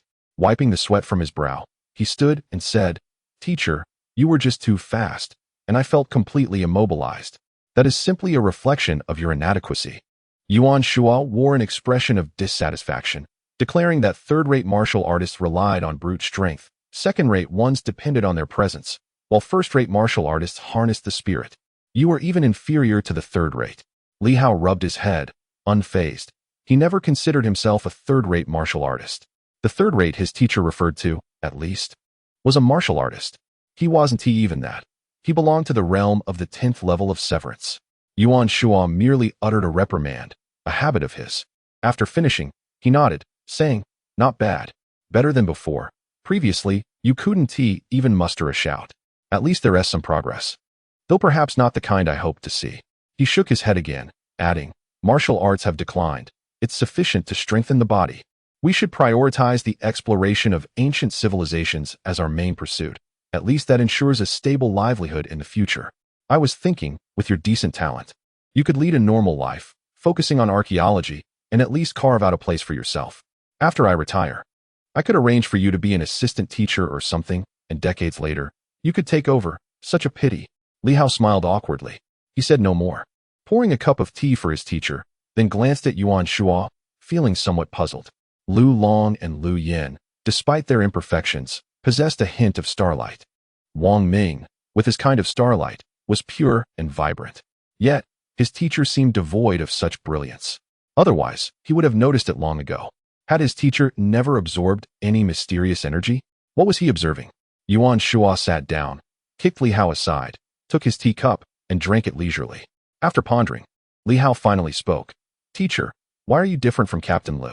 Being near Captain Lu gives me a rather chilling feeling. Is it merely the leakage of mysterious energy? Yuan Shuo was indifferent, casually stating. He is trash, a waste. He absorbed too much mysterious energy, too mixed, and hasn't he fully digested it, so of course. Some leaks out, creating that cold sensation for you. I'm not like that rubbish. Li Hao was left speechless. He understood his teacher's arrogance. However, witnessing such boldness for the first time was striking.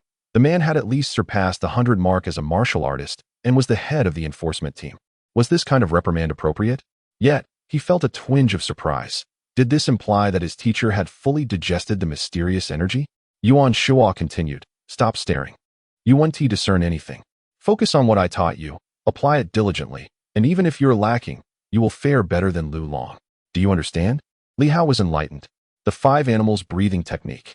So, this technique is truly formidable, capable of completely absorbing mysterious energy? Although Li Hao hadn't fully grasped its potential yet, he vaguely sensed that this secret art might indeed be immensely powerful.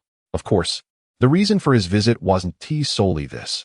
He sought the starlight energy of the Jade Sword. He yearned for his teacher to become a super ability wielder, for that would grant him greater confidence in facing crises. Chapter 22. Duel of 1,000 Martial Artists. In the small courtyard, Li Hao's face was filled with anticipation. Teacher, are you injured? He chuckled. Yuan Shuo replied with a wild grin. Injured? Before my super abilities, I swept through the world. After gaining them, I am a distinguished guest among the Night Watchers. Though the Night Watchers are not the entirety of super abilities, they are the largest organization in that realm. Tell me, who could possibly harm me? Li Hao sought a different answer than this. He could not help but exclaim, Teacher, Captain Lu implies that every martial artist who has surpassed the 100 mark bears hidden injuries. You were once a top-tier martial artist. Could it be that your numerous hidden injuries have hindered your ascension to becoming a superpower? That is him. He is worthless. Why are you so obstinate? Li Hao felt utterly exasperated. Though the teacher was kind, his stubbornness in denying his own hidden injuries was quite frustrating. Thus, Li Hao decided to be more direct. Teacher, the fact that you have yet to advance to a superpower and become a Starlight Master must surely have its reasons, no? I am simply too formidable. Yuan Shuo felt that his student had begun to look down on him. What do you mean? Are you trying to probe my wounds? Huh, impossible. Of course. He also believed that discussing this with Li Hao was of little utility. After all, what would it matter if this young lad figured it out? Li Hao grew genuinely anxious. His teacher was far too stubborn. He pressed on. Teacher, if your hidden injuries were to heal, would there be a chance for you to ascend to Starlight Master? You seek me out for this? Indeed. How idle. Yuan Shuo was at a loss for words. Are you so bored? He was compelled to respond. Do not overthink it. There are myriad reasons for my inability to advance, both external and internal. Could you elaborate, teacher? Yuan Shuo furrowed his brow, gazing at him for a moment before slowly replying. I possess the 5 animal breathing technique, and the Night Watchmen have offered me some mysterious energies. I have absorbed some, but due to my past strength, I require an excessive amount of these energies. That is one reason. Li Hao nodded, recognizing the lack of mysterious energy. I am of advanced age, and my bodily functions are declining. That is the second. Li Hao nodded again, understanding that his physical constitution was no longer robust enough to withstand the pressures of a martial artist breaking through the 100 mark. In my youth, I provoked some formidable foes, some of whom have since become superpowers and even leaders of super organizations, having once pressured the Night Watchmen. That is the external reason. The third. As for the fourth reason, Yuan Shuo suddenly chuckled, casting a glance at Li Hao and languidly stating, I simply do not wish to advance. Li Hao was left bewildered. What do you mean? The first 3 reasons were understandable, but what was the significance of the fourth? Do not wish to advance. Did this imply that the first 3 reasons were mere fabrications, and that teacher could indeed advance? Noticing his student's confusion, Yuan Shuo once more broke into a smile. Teasing Li Hao was quite amusing. Observing Li Hao's furrowed brow, Yuan Shua ceased to jest and, with a hint of regret, remarked, "The first three are genuine. And the fourth is also true. In fact, a few years ago, I still held hope for advancing to superpower. However, at that time, I was unwilling." At this moment, Yuan Shua could not help but shake his head, a myriad of unspeakable emotions washing over him as he chuckled at himself. Back then, superpowers had been developing for over a decade, and some of my old friends had already made considerable strides in that realm. If I had broken through at that time, entering the superpower domain would likely have led to some rather uncomfortable greetings from those old acquaintances. If I cannot become a superhuman, then I must accept my current state. Even the Night Watchman finds it challenging to offer me protection at this moment. I am a martial artist now, not a starlight master. My adversaries do not dare to act recklessly against me, nor do they perceive me as a formidable foe. Li Hao began to grasp the situation. The inability to become superhuman carries its own hesitations. Yet, is this not akin to drinking poison to quench thirst? Clearly, Yuan Shua is not the type to shy away from challenges. He chuckled once more, recalling his ambitions from a few years past when he aspired to advance in martial arts. He envisioned breaking into the realm of Doqian and subsequently ascending to superhuman status, entering the domain of Starlight Masters as a Doqian martial artist. Even if he had not advanced to superhuman for over a decade, he believed that once he did, he would fear no powerful adversaries. At this moment, Yuan Shua exuded an audacious spirit, making Li Hao feel that he was even more arrogant than Lu Long. He sought to leap from the status of Doqian martial artist directly into that of a superhuman, striving to become a top-tier powerhouse among Starlight Masters, bridging the gap of over a decade without entering the superhuman realm and catching up to his old friends. However, it was evident that he had failed. Li Hao furrowed his brow. "Master, do you mean to say that you did not advance in the past few years because you felt that even if you did, you would not be able to contend with your enemies? You chose to wait until your martial arts reached Doqian before pursuing that path?" "Indeed," Yuan Shua affirmed. "But what went awry?" Li Hao was unaware of the true strength of Doqian, yet he knew that his master had crossed the threshold of breaking 100 years ago. The fact that he had harbored such aspirations a few years ago indicated that success was still within reach. Why, then, had he surrendered? Yes, he had surrendered. If he had not given up, Li Hao believed his master would not be speaking of past ambitions with such nostalgia. Yuan Shua chuckled softly. "A few issues arose, which ultimately led to my resignation. I had hoped the Night Watchman could assist me in finding a solution, but to no avail. I must simply resign myself to fate. Perhaps this is for the best." With a smile, Yuan Shua added, "If it weren't for this, I wouldn't have the inclination to take on students." In the past, he had been preoccupied with advancing to Doqian, which had led to many years without accepting students. However, since his hopes for Doqian had been dashed, he had lost much of his ambition regarding superhuman advancement. His attempts to solicit help from the Night Watchman had been met with evasion, leaving him thoroughly disheartened. Now, he could only find solace in a quiet life, content to reside in the ancient academy of Silver City. Of course, it was precisely due to his newfound leisure that he found time to accept students. Outsiders were puzzled by his decision to take on students once more. The explanation was simple. He was simply too idle, with his martial arts stagnating and unable to enter the realm of superhumans. Mentoring students became an appealing endeavor. Selecting Li Hao was due to the latter's keen intellect, as he was at least capable of absorbing some of Yuan Shua's knowledge. Would he choose someone like Zhang Yuan, who was rather dim-witted? "Master, do you still have the opportunity to advance to Doqian and then become a superhuman?" Yuan Shua sighed softly. "I understand your concerns. You are in danger, and I am aware of that. However, with my current diminished strength, I fear I may not even measure up to Lu Long. It is quite a lamentable situation. The once dominant Yuan Shua, the master of the 5 animals, can now only resign himself to the fact that he is not as formidable as Lu Long. If you harbor fear, as the old adage goes, come here to seek refuge. After all, the other party dares not approach me easily, for I still hold value for the Night Watchers. Archaeology relies on my expertise." Li Hao, in a fit of agitation characteristic of youth, scratched his head. "Teacher," he began, momentarily at a loss for words. After a brief contemplation, he suddenly rose and walked into the room. "Teacher, I have procured something intriguing. You should give it a try and see if it proves useful to you." "Intriguing?" Yuan Shua nearly chuckled. "This little rascal is quite amusing. What is so intriguing? How extraordinary can it be?" In his lifetime, Yuan Shuo had encountered countless treasures, far too many to even remember. His own dilemmas were not so straightforward. They struck at the very core of his being. It had not been many years since. Merely over 3 years ago, during an exploration of ancient civilization ruins, misfortune had befallen him. He had lagged behind, resulting in the demise of many night watchers. And this unfortunate incident shattered his hopes of advancement as a great master. Otherwise, he might have secretly ascended to the realm of the superhuman by now and engaged in discussions with a few old acquaintances. Li Hao entered the room, and Yuan Shuo paid him little mind. Memories of that fateful day washed over him, and he gently touched the area where his heart resided. The injury had been severe. His heart was pierced. Had it not been for his exceptionally strong vitality, he might not have returned at all. Yet, age had taken its toll, now in his 70s. Enduring such a grievous injury left his hopes of becoming a martial master in tatters. Perhaps there remains a chance to ascend to the superhuman realm. Who knows? There might still be an opportunity for redemption. In truth, despite appearing to have given up, he had not entirely relinquished hope. He still yearned to ascend to the superhuman level. However, his frail body made such an ascent far more challenging than in previous years. Observing Li Hao practicing the tortoise fist, he found it to be a genuine representation of its essence: longevity and health first. This was a method he had reconstructed from various ancient texts, not to bolster his combat prowess, but to restore his health.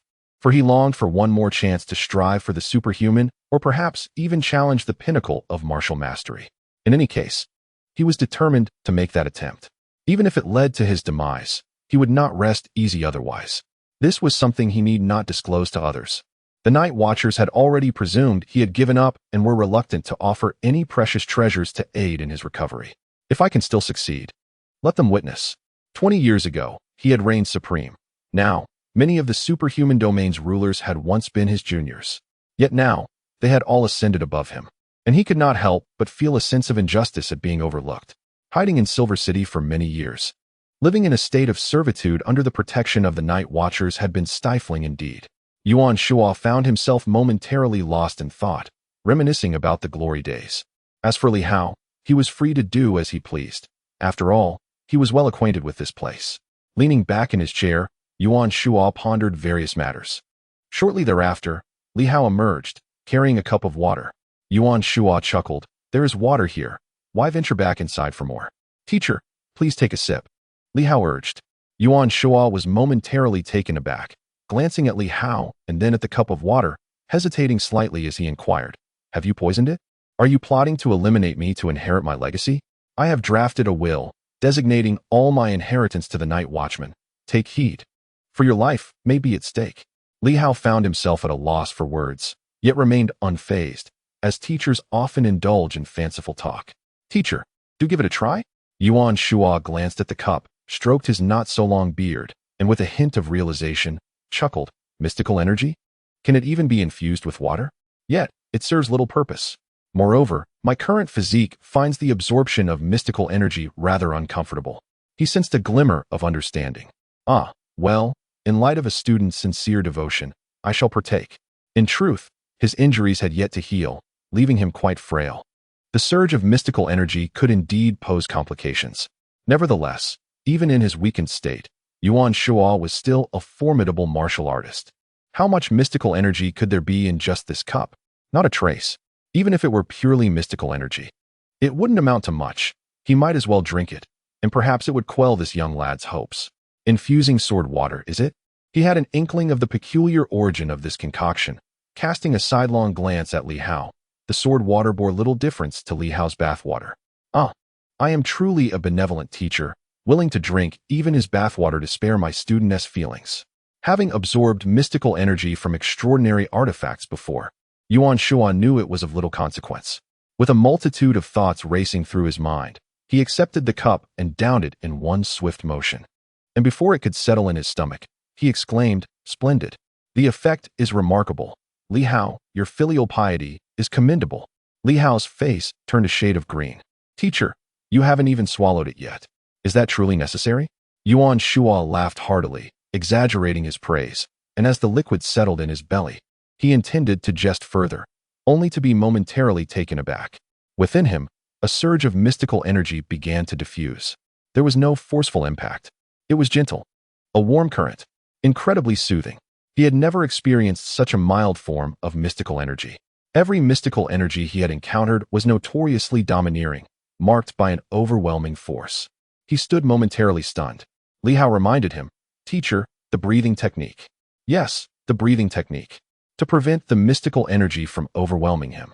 Yuan Shuo had refrained from employing the breathing technique, fearing that the intensity might cause him to cough up blood in a fit of distress.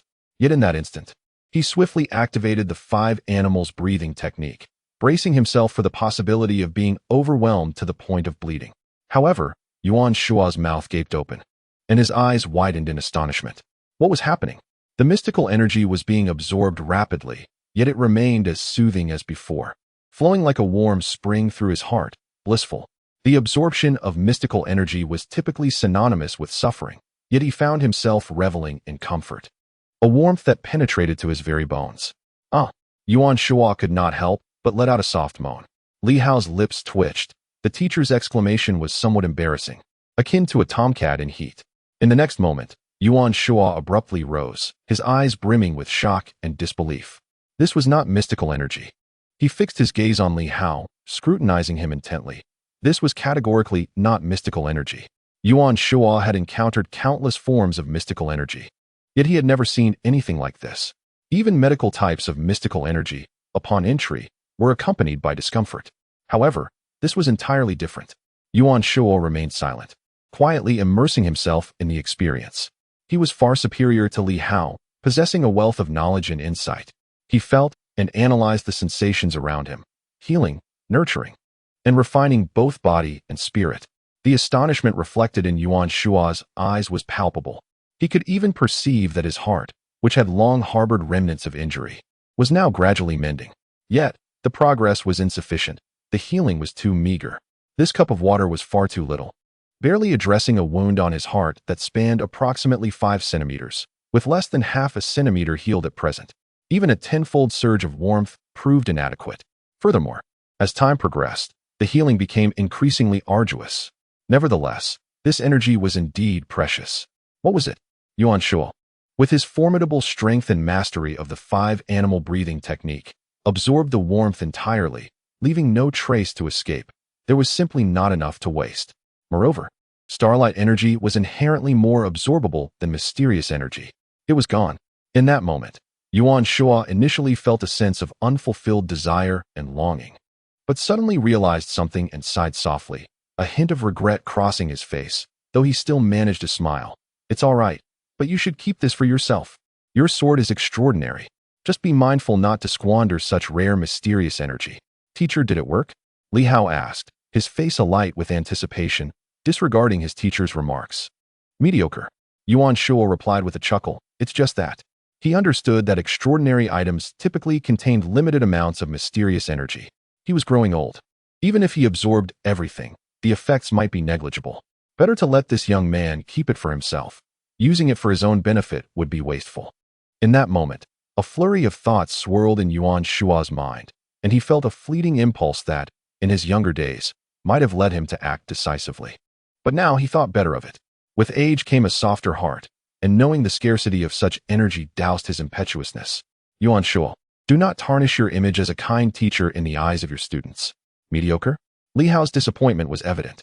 "Does it have no effect? That can't be right. Perhaps it's just that you're too powerful, and this cup of water is too little?"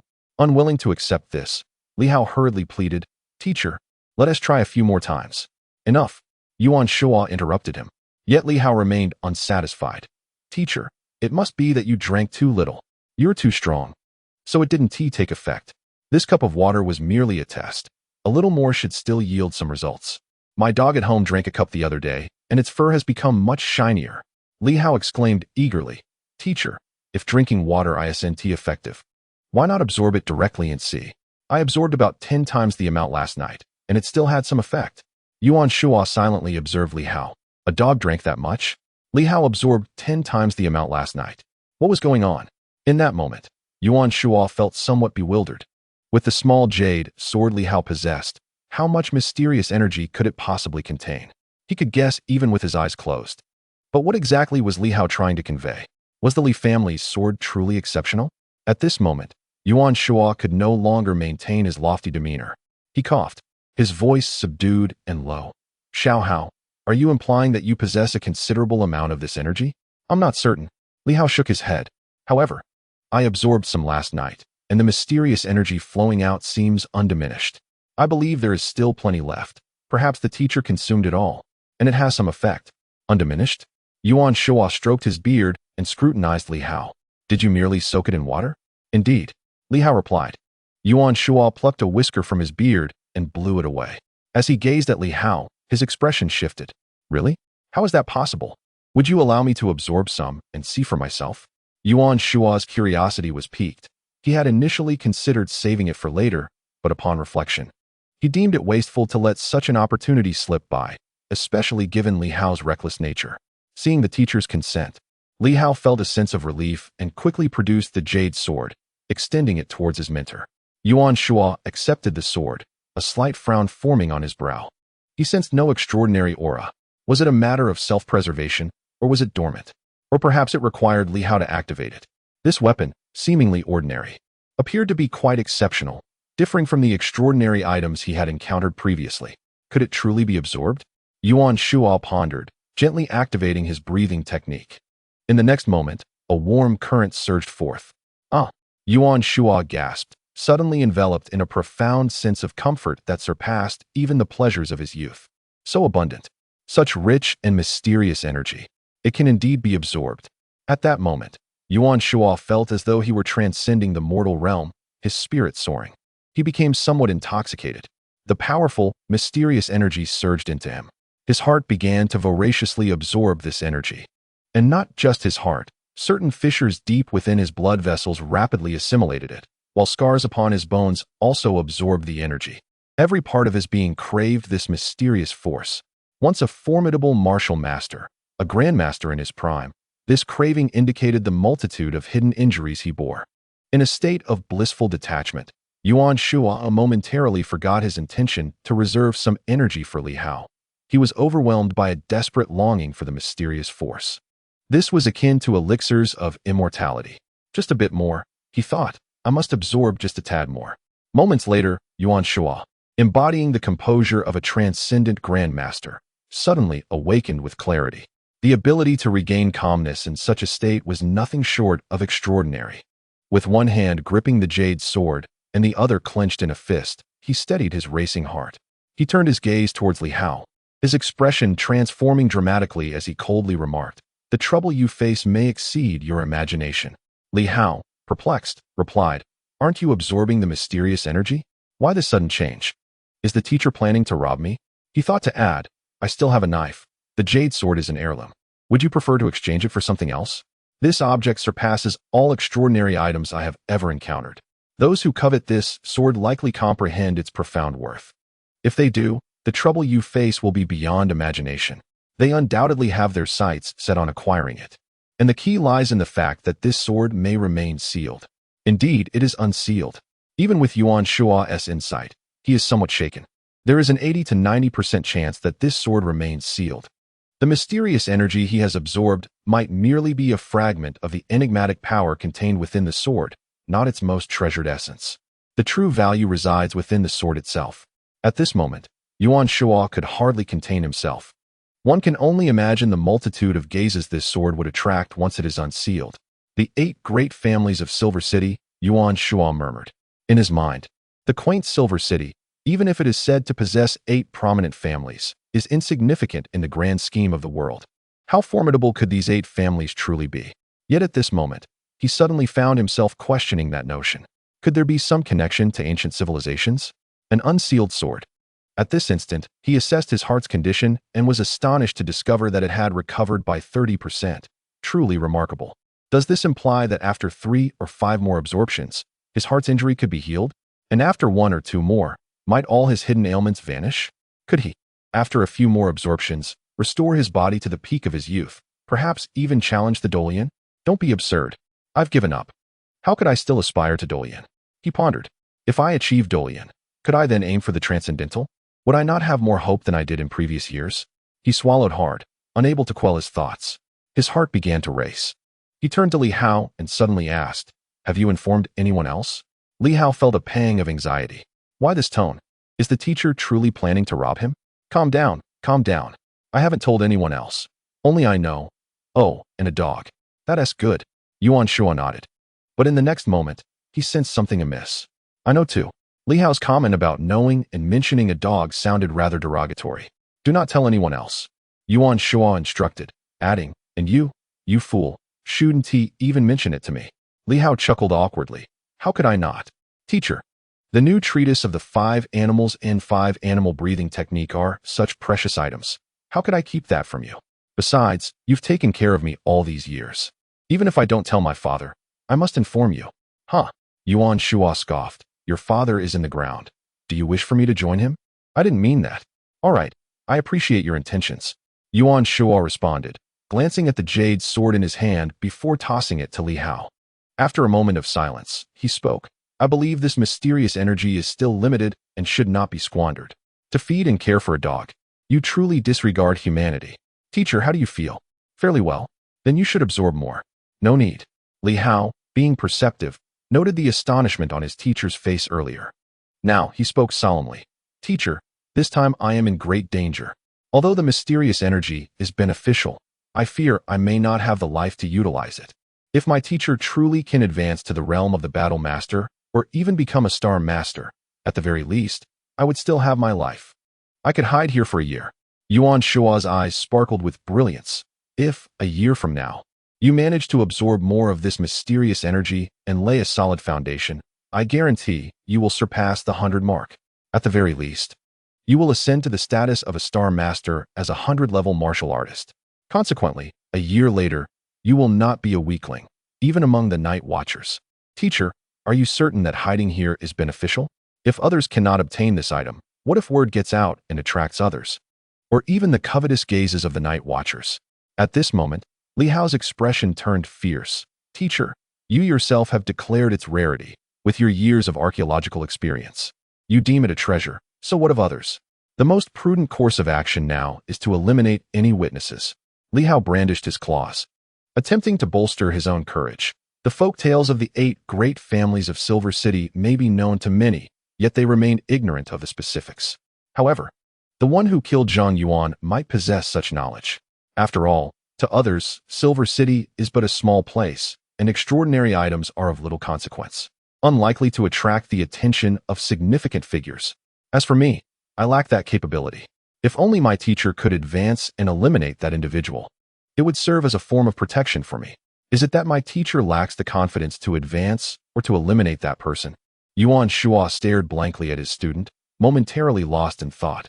When did you become so ruthless? Is killing to silence now a phrase that rolls easily off your tongue? I have never taught you such things. What I have imparted to this student is the cultivation of character and the importance of diligent study. I have never instructed him in the art of murder and silence. Li Hao chuckled, his grin reminiscent of a cunning little fox. Teacher, I have spent a year in the inspection department. What cases haven't I encountered? What files haven't I perused? I have grown accustomed to it. In that moment, Yuan Shua felt that the inspection department had led his student astray. Li Hao had gone astray. A pang of heartache swept over him. The individual he sought to nurture was meant to be a good person. Teacher, if you can absorb it, then do so. You are so formidable. Yet you have only absorbed this little. It feels as though I absorbed more last night. Yuan Shua hesitated, while Li Hao, with a tone of exasperation, lamented, Teacher, it is better to benefit you than to benefit others. Just tell me, will absorbing this enable you to advance? If not, perhaps I should seek out Captain Liu. If he has advanced, he might also prove formidable. Enough of your nonsense. Yuan Shua retorted vehemently. What capabilities does Lu Long possess to compare with me? Not to mention Lu Long, even his father, once renowned as one of the Silver Moon's 3 guns, Lu Hao, would have to bow before me and respectfully address me as Master Shua. Li Hao remained silent, though he was somewhat curious. Was Lu Long's father also a martial artist? He was reputed to be one of the Silver Moon's 3 guns, although Silver Gun did not sound particularly appealing. Indecent gun? It felt akin to a flower thief. Nonetheless, at that moment, Yuan Shua's eyes suddenly shone with clarity. Since you are unconcerned, why should I, Yuan Shua, remain hesitant? Wouldn't that be rather shameful? Very well then, let us proceed. At worst, once I succeed, I shall procure some valuable items for you as compensation. At this moment, his eyes gleamed with an alarming intensity. If I truly manage to recover from my injuries, restore my hidden strength, and advance to the Battle Master realm, even if I do not become extraordinary, as a Battle Master, I will dare to challenge the world. In merely 2 decades, I refuse to believe that the humble Silver City truly lacks a place for the valiant. At this moment, Yuan Shuo has completely unleashed himself. Opportunities and hopes lie tantalizingly close at hand. He gazed at Li Hao, his expression profoundly earnest. Rest assured, even if I exhaust this sword's power, I shall find a way to reclaim the weapons of the other families among the 8 great clans. With that declaration, he shed any lingering hesitation, channeling the 5 animals breathing technique to its fullest potential.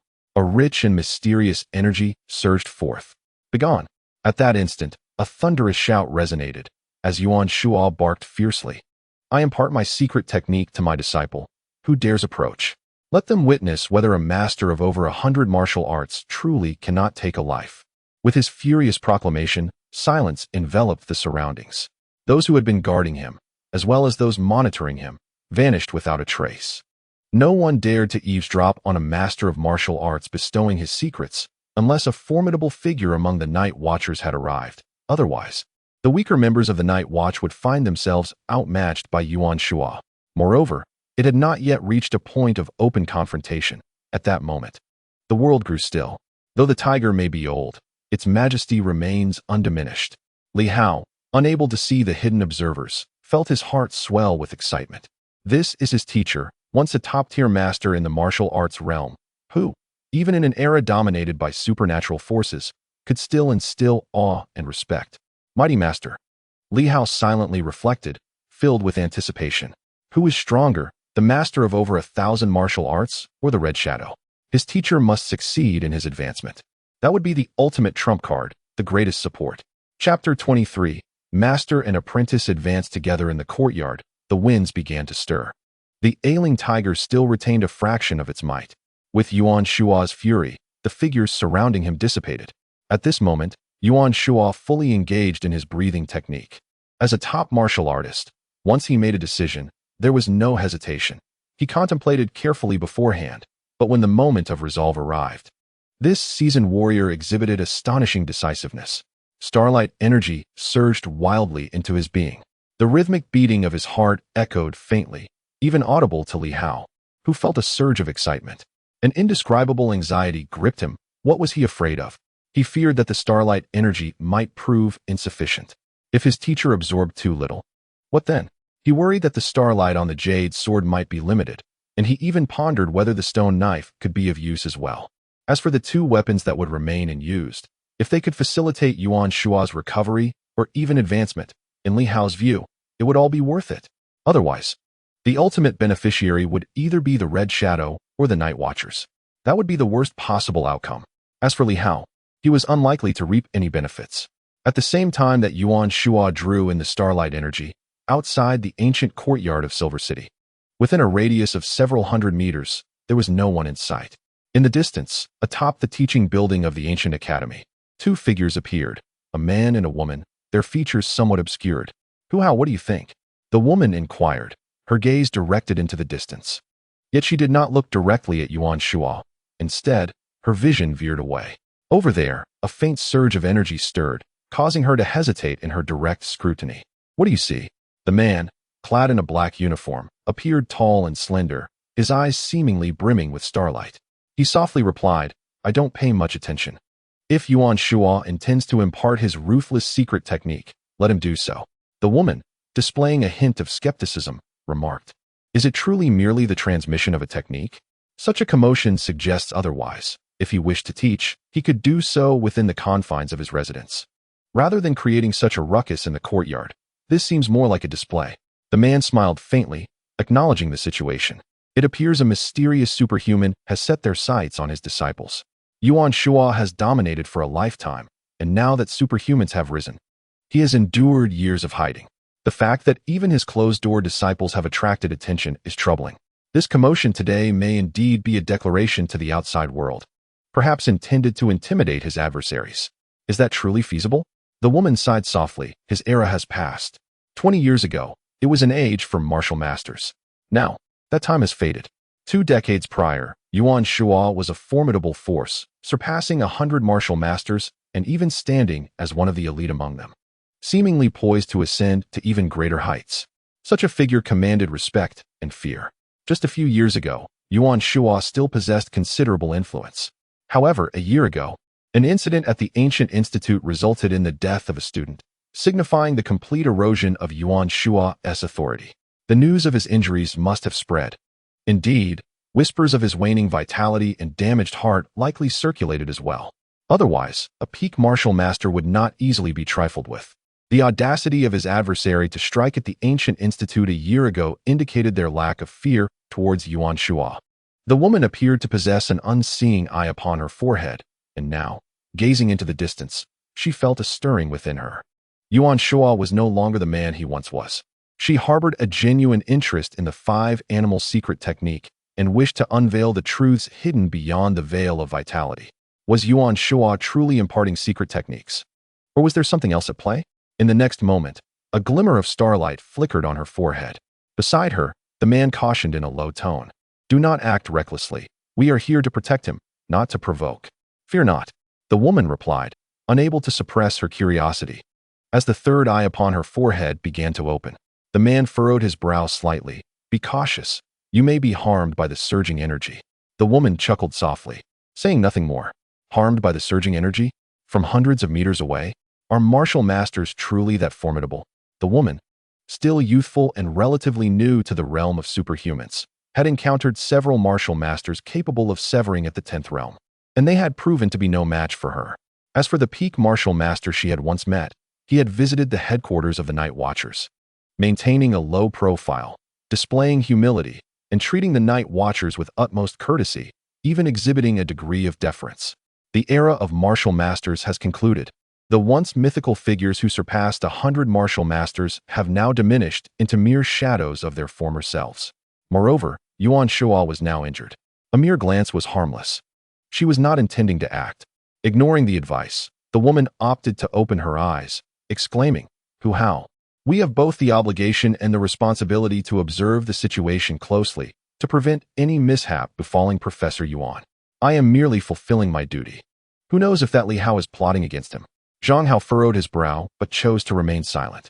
As Yuan Shuo's hopes for advancement faded, the Night Watch headquarters no longer afforded him the respect they once did. Moreover, Yuan Shuo had indeed aged, and the Night Watch was now collaborating with top experts from other ancient civilizations. His status was, in truth, steadily declining. Be cautious. The top martial masters are formidable, he warned. I know. The woman interjected, her third eye fully opened. In that instant, she perceived the true essence of Yuan Shuo beyond the haze of bloodthirst.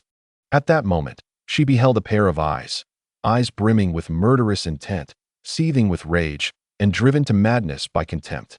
They were eyes that penetrated the human heart and discerned the truths of the world. What audacity! Peering into my secret techniques, courting death. In that moment, Yuan Shuo soared like a bird, transcending the mundane. The once awkward bird-like martial art, reminiscent of a flapping chick, revealed its true form before Li Hao for the first time. Ascending into the air, he spread his arms wide. Yuan Shuo sensed the intrusion of his secrets. He was incensed. Years of pent-up fury surged forth at that moment.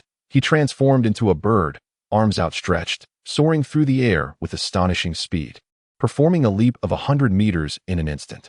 Touching down lightly, he propelled himself skyward once more, though he could not achieve true flight. His remarkable jumping ability allowed him to rebound astonishingly, covering another 100 meters in the blink of an eye. In mere moments, he traversed 200 to 300 meters. This astounding display left Li Hao and the two superpowered individuals utterly unresponsive. Swift. Incredibly swift. Having mastered the 5 animals technique, Yuan Shuo was nearly omnipotent. The next moment, he leaped again, nearly level with the building, soaring at least 30 meters high. The expressions of the man and woman atop the building shifted dramatically. Yuan Lao. Hu Hao exclaimed urgently. A roar akin to a tiger's silenced everything. Boom. A ringing in the ears ensued. Blood streamed from Hu Hao's orifices, and he felt as though he had gone deaf. At that moment, a surge of mysterious energy erupted, and he could hardly explain it. Meanwhile, the woman, with her third eye now fully opened, had evidently expended considerable mysterious energy. Being younger and less experienced, she felt excruciating pain in her third eye and had no time to react, not even to close her eyes, as all three eyes simultaneously beheld a fist. Peering into my secret techniques, you are audacious beyond measure. Kill. The air thickened with murderous intent, bloodlust, and aggression as her three eyes glowed crimson, engulfed in a sea of red. Boom. The next moment, a colossal sound erupted. Yuan Shuo unleashed a punch, his muscles resonating like thunder, shattering the void. Ah! A piercing scream escaped as blood flowed from the woman's three eyes, an outpouring of mysterious energy spilling forth. A minor punishment for your initial transgression. I shall spare your life. Bang!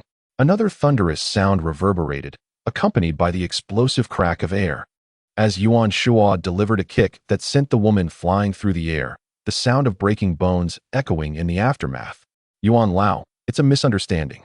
At that moment, Hu Hao leapt into the air, wielding a glowing sword, drenched in sweat, yet hesitant to act. He could only shout loudly as he caught the woman who had been flung away, stumbling back several steps in midair before finally stabilizing. In his embrace, the woman lay unconscious, blood gushing from her mouth. Yuan Shuo's gaze was devoid of emotion as he descended to the ground, crushing it beneath his feet and leaving a deep chasm in his wake. A misunderstanding? Very well, let it be considered a misunderstanding.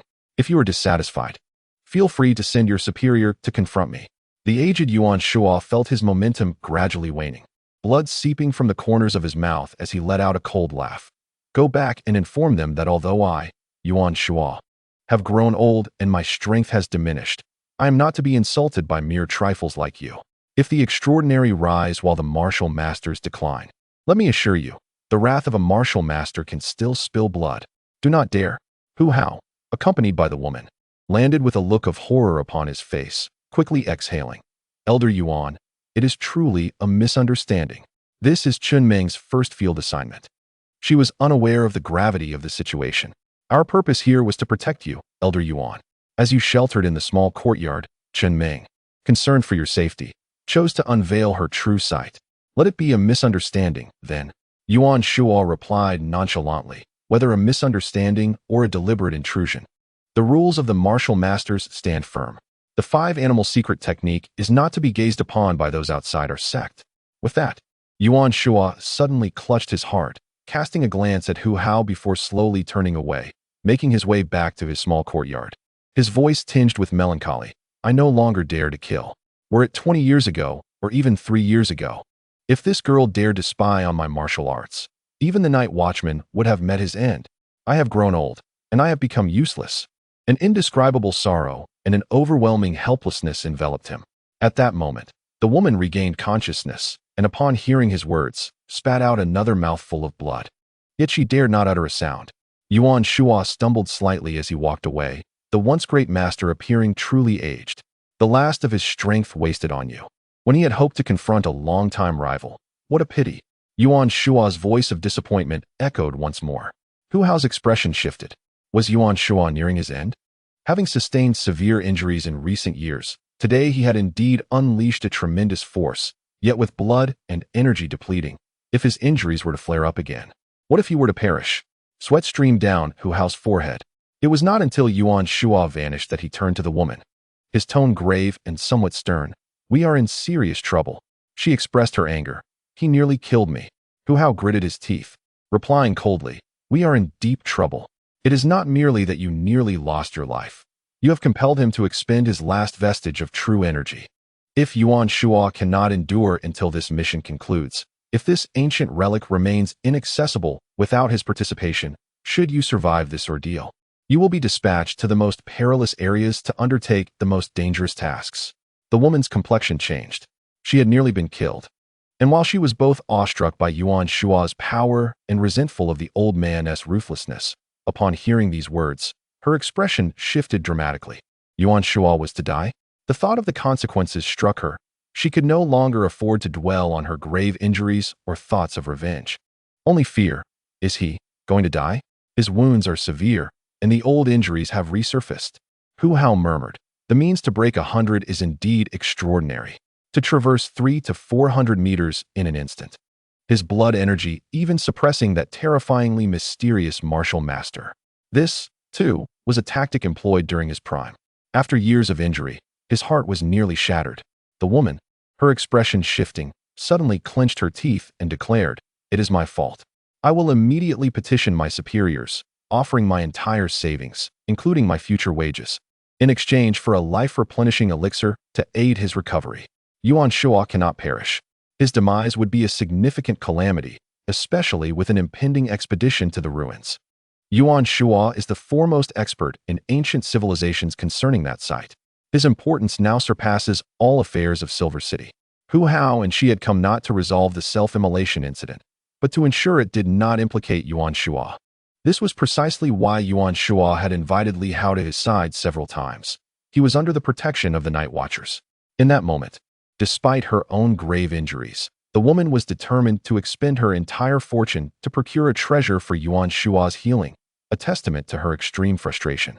Yet, who could blame her for disregarding advice?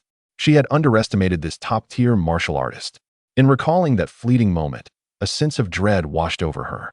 Hu Hao sighed, urging immediate notification to the higher-ups, fearing time was of the essence. He hoped to resolve this predicament swiftly. Just before he left, he noticed Yuan Shuo clutching his heart, and he worried that the possibility of a heart rupture and bleeding had arisen. Given Yuan Shuo's pride, he would never bleed before those he deemed junior unless absolutely necessary. Yuan Shuo was an exceedingly proud individual, both haughty and arrogant. Yet now, as Hu Hao observed his retreating figure, an inexplicable wave of sympathy washed over him. A master of his caliber, a towering figure in the martial arts realm, today revealed such fatigue in a mere moment of action. To the extent that he might perish, it was a sight that stirred Hu Hao's compassion. For a peak martial artist, such a fate was utterly cruel. Chen Ming, heavily injured, upon hearing his words and gazing at the departing Yuan Shuo, felt her deep-seated animosity dissipate, replaced by a twinge of regret. "I never anticipated such an outcome. He is far too resolute. I hardly witnessed anything before he charged in." Alas, Hu Hao shook his head. To pry into martial arts, especially secret techniques, is an endeavor fraught with complications. Chen Ming may not have intended to delve into martial arts, but she had indeed underestimated Yuan Shuo. She believed him to be invincible and thought that, as an antiquated figure who had not engaged in combat for years, there was little to fear. Even presuming he would not detect her overconfidence, which ultimately led to this incident. Let us cease this discussion and withdraw to a safer distance. Hu Hao supported Chen Ming as they hastily departed. This matter required reporting, and they needed to procure some treasures swiftly, at least to sustain Yuan Shuo's life for a while and offer some comfort. Otherwise, if he were to perish, what reason would he have to work for them? This situation could escalate into a significant problem, and the higher-ups would likely be extremely displeased. No one could have anticipated such a consequence. In the small courtyard, Yuan Shuo limped back. "Master," Li Hao exclaimed, concern etched on his face. The next moment, Yuan Shuo exhaled and suddenly laughed. "What is the matter?" "I'm fine. You frightened me." Li Hao was taken aback. "What is going on? Why are you staring? Use your brain." Yuan Shuo, as a mentor, did not hesitate to offer guidance. Expressing his apprehension, "In that initial moment, my temper flared, exacerbated by my ongoing transformation. I could scarcely contain my anger and acted too harshly. After all, these are the Night Watchmen, the foremost superpower organization, upon whom we rely for protection." With a cheerful demeanor, he continued, "To nearly beat someone to death would surely breed enmity, and that would be most unfortunate. Moreover, she is just a young girl. If I were to inadvertently cause her demise, the Night Watchman would accuse us of bullying the weak." He then added thoughtfully, "Let us remain discreet. Perhaps we can still reap some benefits. I am on the verge of death. Couldn't they spare some treasures to ensure my survival? They will need my assistance soon." Li Hao inhaled sharply, astonished that the teacher had contemplated so much in an instant. Additionally, he mused, "I coughed up blood, conveniently expelling the residual blood within me, a result of my injuries accumulating. This serves to validate their perception of my dire condition. I am nearing death, and there is no need for them to remain cautious of me." Li Hao took another breath, realizing the underlying meaning. "Teacher, you are indeed cunning and calculating," he remarked quietly. Yet, the crux of the matter lay elsewhere. "Teacher, how is your injury faring?" Yuan Shuo beamed, his smile radiant. "Let us maintain a low profile. My wounds are nearly healed. The timing couldn't be better. He glanced at Li Hao. Those two individuals are nearby, but I cannot drive them too far away. Now that they are at least 1,000 meters distant, this is the moment for my recovery. It was a multifaceted opportunity. The two had been too close previously. Given their superhuman abilities, they might have sensed something amiss. However, now, due to Yuan Shua's anger and the injuries sustained by the adversaries, their retreat to 1,000 meters allowed Yuan Shua the chance to heal without fear of detection. Could he break through? Li Hao felt a pang of anxiety. Yet, he remained awestruck by his teacher's recent display of prowess. It was truly impressive. In an instant, Yuan Shua had traversed hundreds of meters. Li Hao had never realized that the flight technique could genuinely allow one to soar, albeit briefly for 100 meters before needing support. And indeed, Yuan Shua had just flown. With a single punch, he had caused both superhumans to cough up blood, one severely injured, the other rendered mute. In that moment, a singular thought consumed Li Hao. If the teacher had not yet broken through, once he fully healed and achieved that breakthrough, what superpower would stand a chance against him? Yuan Shua paid little mind to Li Hao's thoughts. The recent strike had indeed been beneficial, clearing the stagnant blood within him and expelling lingering internal injuries. As for acquiring some advantage, that was secondary. His recovery was paramount, and he had no qualms about sharing with Li Hao. At this moment, he once again drew upon mysterious energy. He did not anticipate ascending to superhuman status. Rather, he sought to elevate his martial prowess. He was on the cusp of becoming a master of the 1,000 strikes.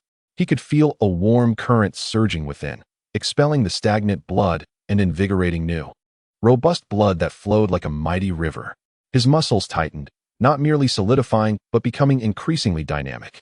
A smile spread across Yuan Shua's face, and even his white hair began to shift towards black.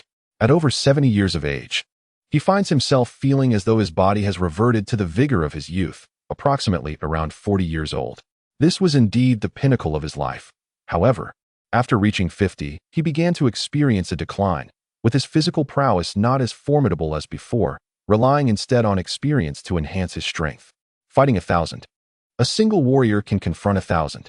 In that moment, Yuan Shua suddenly declared, breaking 100 is akin to being superhuman, surpassing human limits. To engage 1,000 was once revered, with those who could face such odds being called terrestrial immortals. Throughout history, martial artists capable of battling 1,000 have made indelible marks. It is often these formidable warriors who, amidst a myriad of troops, seize the heads of leaders. Engaging 1,000 is feasible, provided one is cautious. In the midst of an army of 10,000, one need not be foolishly confrontational. Retreating at the first sign of danger makes it difficult for the enemy to ensnare you.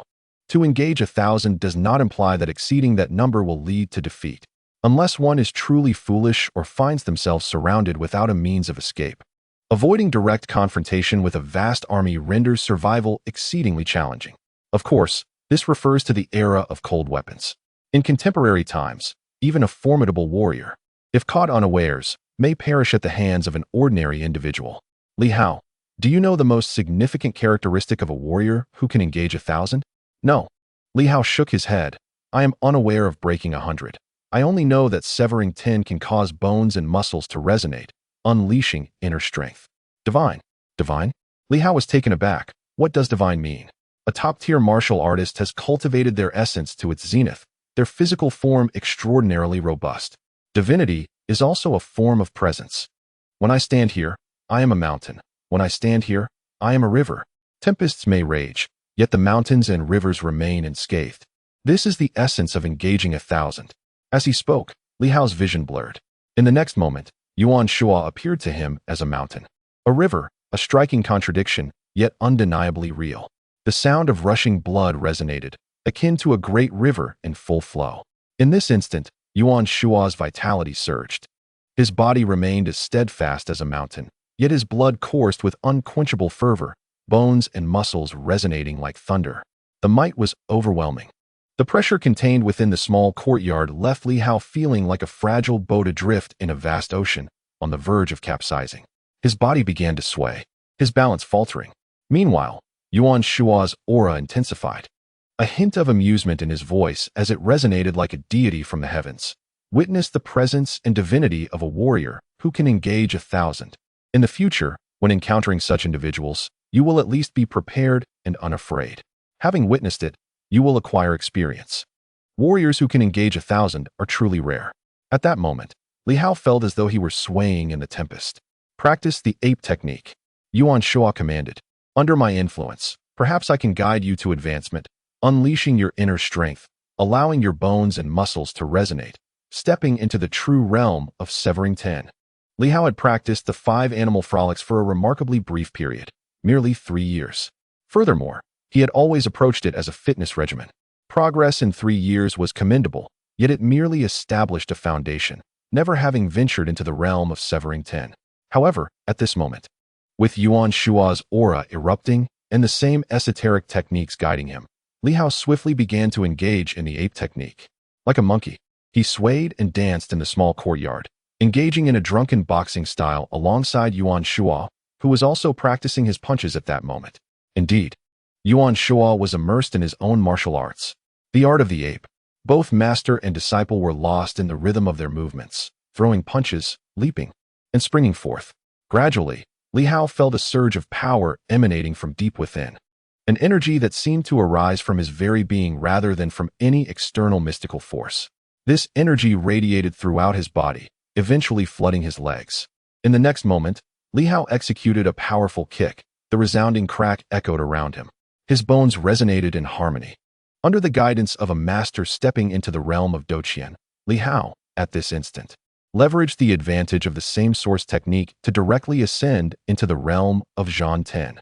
This was a rare opportunity, one that countless individuals could only dream of.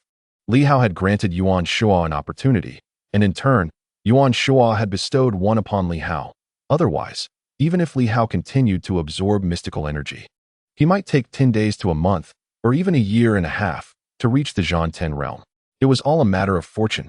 At this moment, however, he was propelled by the force of momentum directly into the Zhan 10 realm.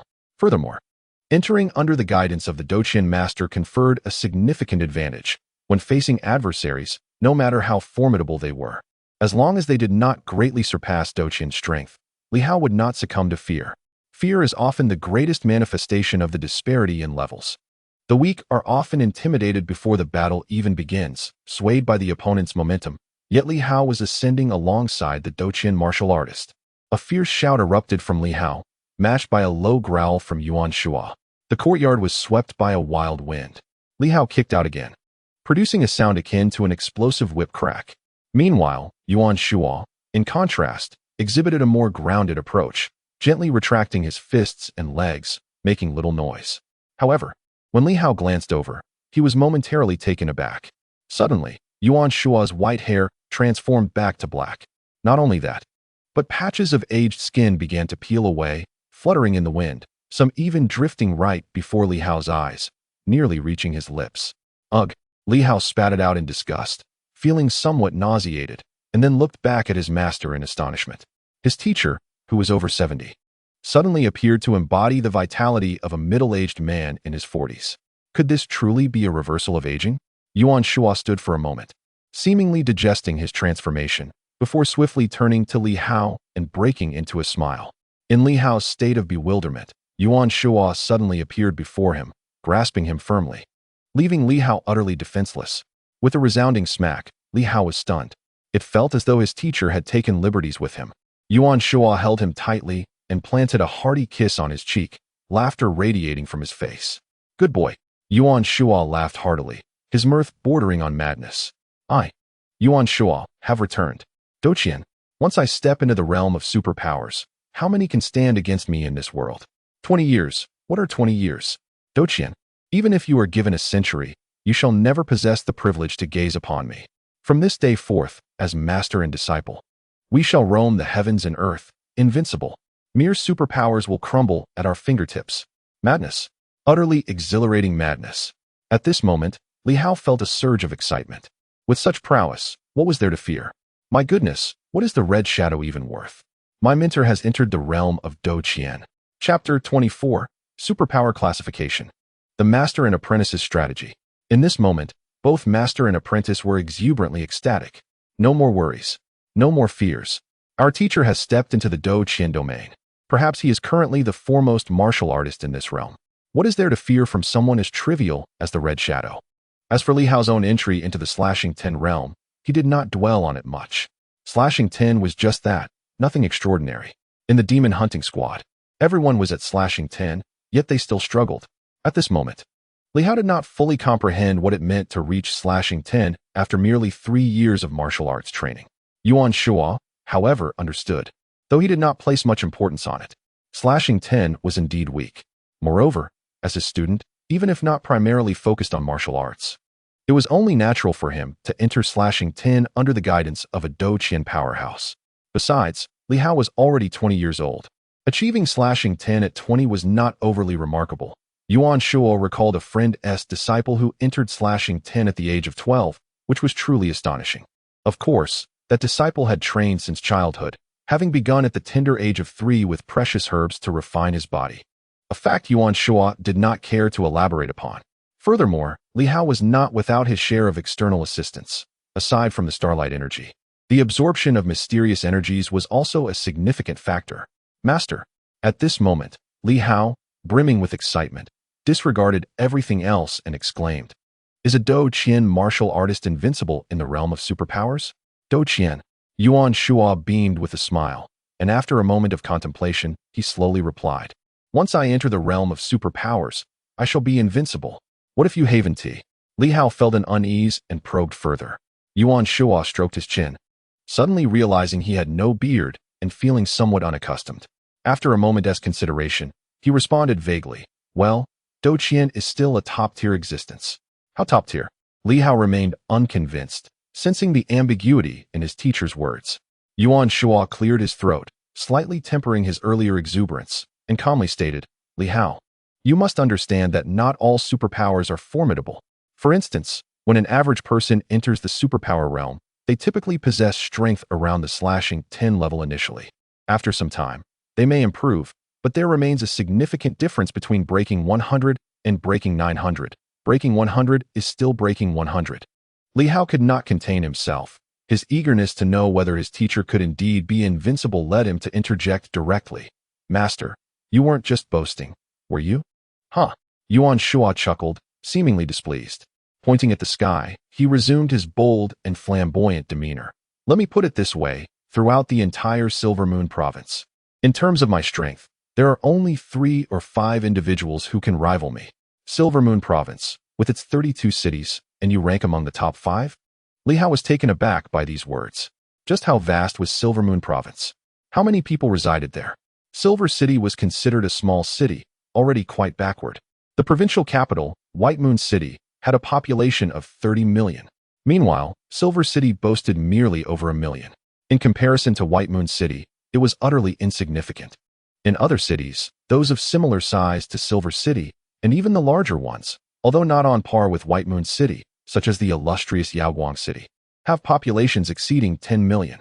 The entire Silver Moon province boasts a population nearing 100 million.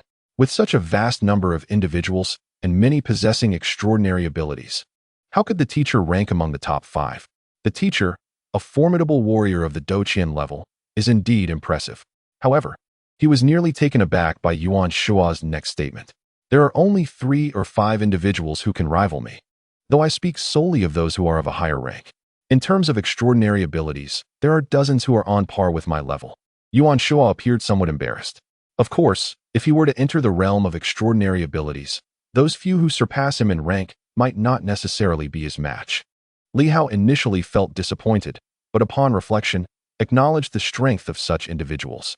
It seems that there are not many powerful beings of the same caliber in the vast Silver Moon province. The teacher has yet to enter the realm of extraordinary abilities, and his current prowess is already quite astounding. Teacher, is it easy to enter the realm of extraordinary abilities at the Douqian level? Easy. Yuan Shuo chuckled. It is not particularly easy, but significantly easier than for martial artists. To put it this way, the realm of extraordinary abilities is tiered. Those who are comparable to the Douqian level are referred to as Riyao. Extraordinary beings at the Riyao level are equivalent to those at the Douqian level among martial artists. In the Silver Moon province, there are numerous at the Riyao level, with almost every major city having one in residence. However, if we speak of ease, it is relative. At least within the martial artist domain, I let out a soft sigh and shook my head slightly, saying, I may be the last Do Qian level martial artist in the past 20 years. There were some 2 decades ago, but now, I have not heard of any. Perhaps there are still a few, either in seclusion or waiting for the opportune moment to break into the extraordinary realm, or they may have already entered it.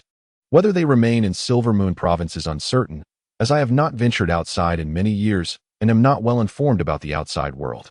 At this moment, Li Hao noted the term, Riao. The extraordinary beings at this level, comparable to Do Qian, were once referred to as terrestrial immortals. However, they are not invincible within the realm of extraordinary abilities, as there are dozens in Silver Moon Province. What level is that Red Shadow? Concerned about potentially endangering his teacher, Li Hao cautiously inquired. Teacher, if you have entered the Do Qian level, could you confront the extraordinary being who killed Xiao Yuan? Furthermore, if the opponent has an organization of numerous extraordinary beings, is it not manageable? Let us step inside and discuss, Yuan Shuo suggested, glancing outside and lowering his voice. The situation has changed significantly. We must maintain a low profile. Understanding, Li Hao followed Yuan Shuo toward the main house of the small courtyard. The spacious reception hall, imbued with an ancient charm, welcomed them. Upon entering, Yuan Shuo did not hasten to engage Li Hao in conversation, but instead approached the mirror, adjusting his appearance with a nod of satisfaction before returning to the hall. Somewhat ostentatious, Li Hao chose to overlook it. The extraordinary being who killed Zhang Yuan is, in my view, not weak, yet not overwhelmingly strong. Yuan Shuo analyzed.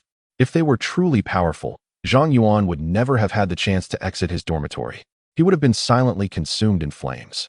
The fact that he emerged signifies that his assailant or their extraordinary ability is limited. Certainly, one cannot hastily conclude that the adversary is weak. Having meticulously strategized for over a decade, they are undoubtedly formidable. The crux of the matter now lies in discerning whether the opponent operates as an organized entity or as an individual. Li Hao pondered and asserted, it must be an organization. How so? Yuan Shuo inquired, infused with a hint of inquisitiveness as he regarded Li Hao. Li Hao elaborated, outside Zhang Yuan's residence, I sensed the presence of the adversary, indicative of surveillance. I also discovered that someone had previously followed me from the inspection bureau, possibly a mere civilian, engaged in the same clandestine activity. The mastermind, I believe, lacks the audacity to shadow me consistently, given my relative weakness. Thus, it stands to reason that there are multiple individuals involved, though I cannot ascertain their exact number or the count of superpowered beings among them. At this juncture, he turned to Yuan Shuo and queried, Teacher, how does one evaluate the strength of superpowered individuals? It is indeed challenging to ascertain, Yuan Shuo replied candidly.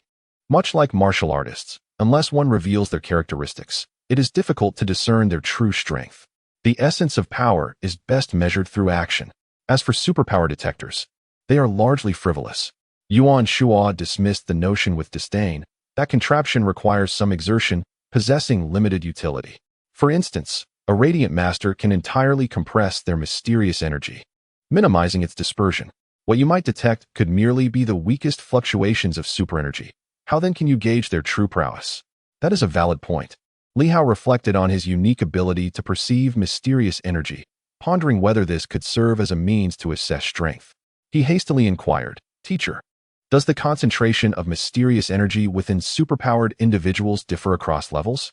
Of course, Yuan Shuo affirmed with a nod. The stronger the mysterious energy, the denser it is, indicating greater power. However, this does not account for practical combat scenarios. For instance, a superpowered healer might possess robust mysterious energy, yet may not surpass a seemingly weaker counterpart. Individual capability plays a significant role. I comprehend. Are there distinctions among different levels of mysterious energy? Li Hao queried, intrigued. I witnessed an ice crystal shield within the demon hunting squad, which manifested mysterious energy.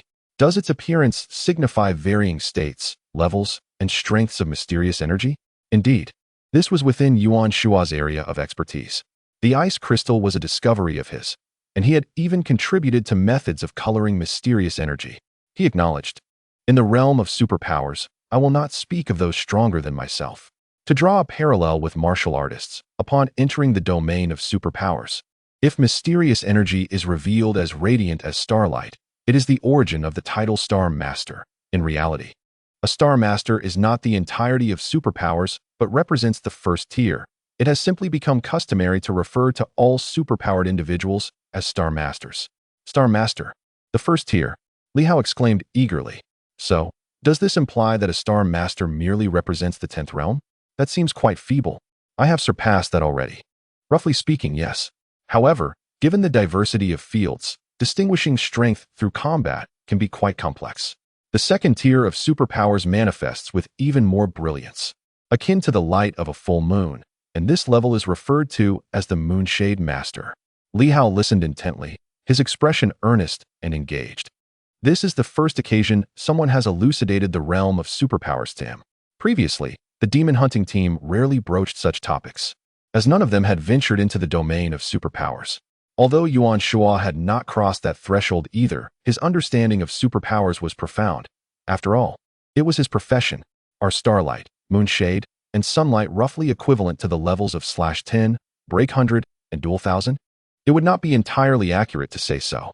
Yuan Shuo, albeit reluctantly, admitted, at the same level, a martial artist, unless they reach dual 1000, generally cannot contend with a superpowered individual of the same tier.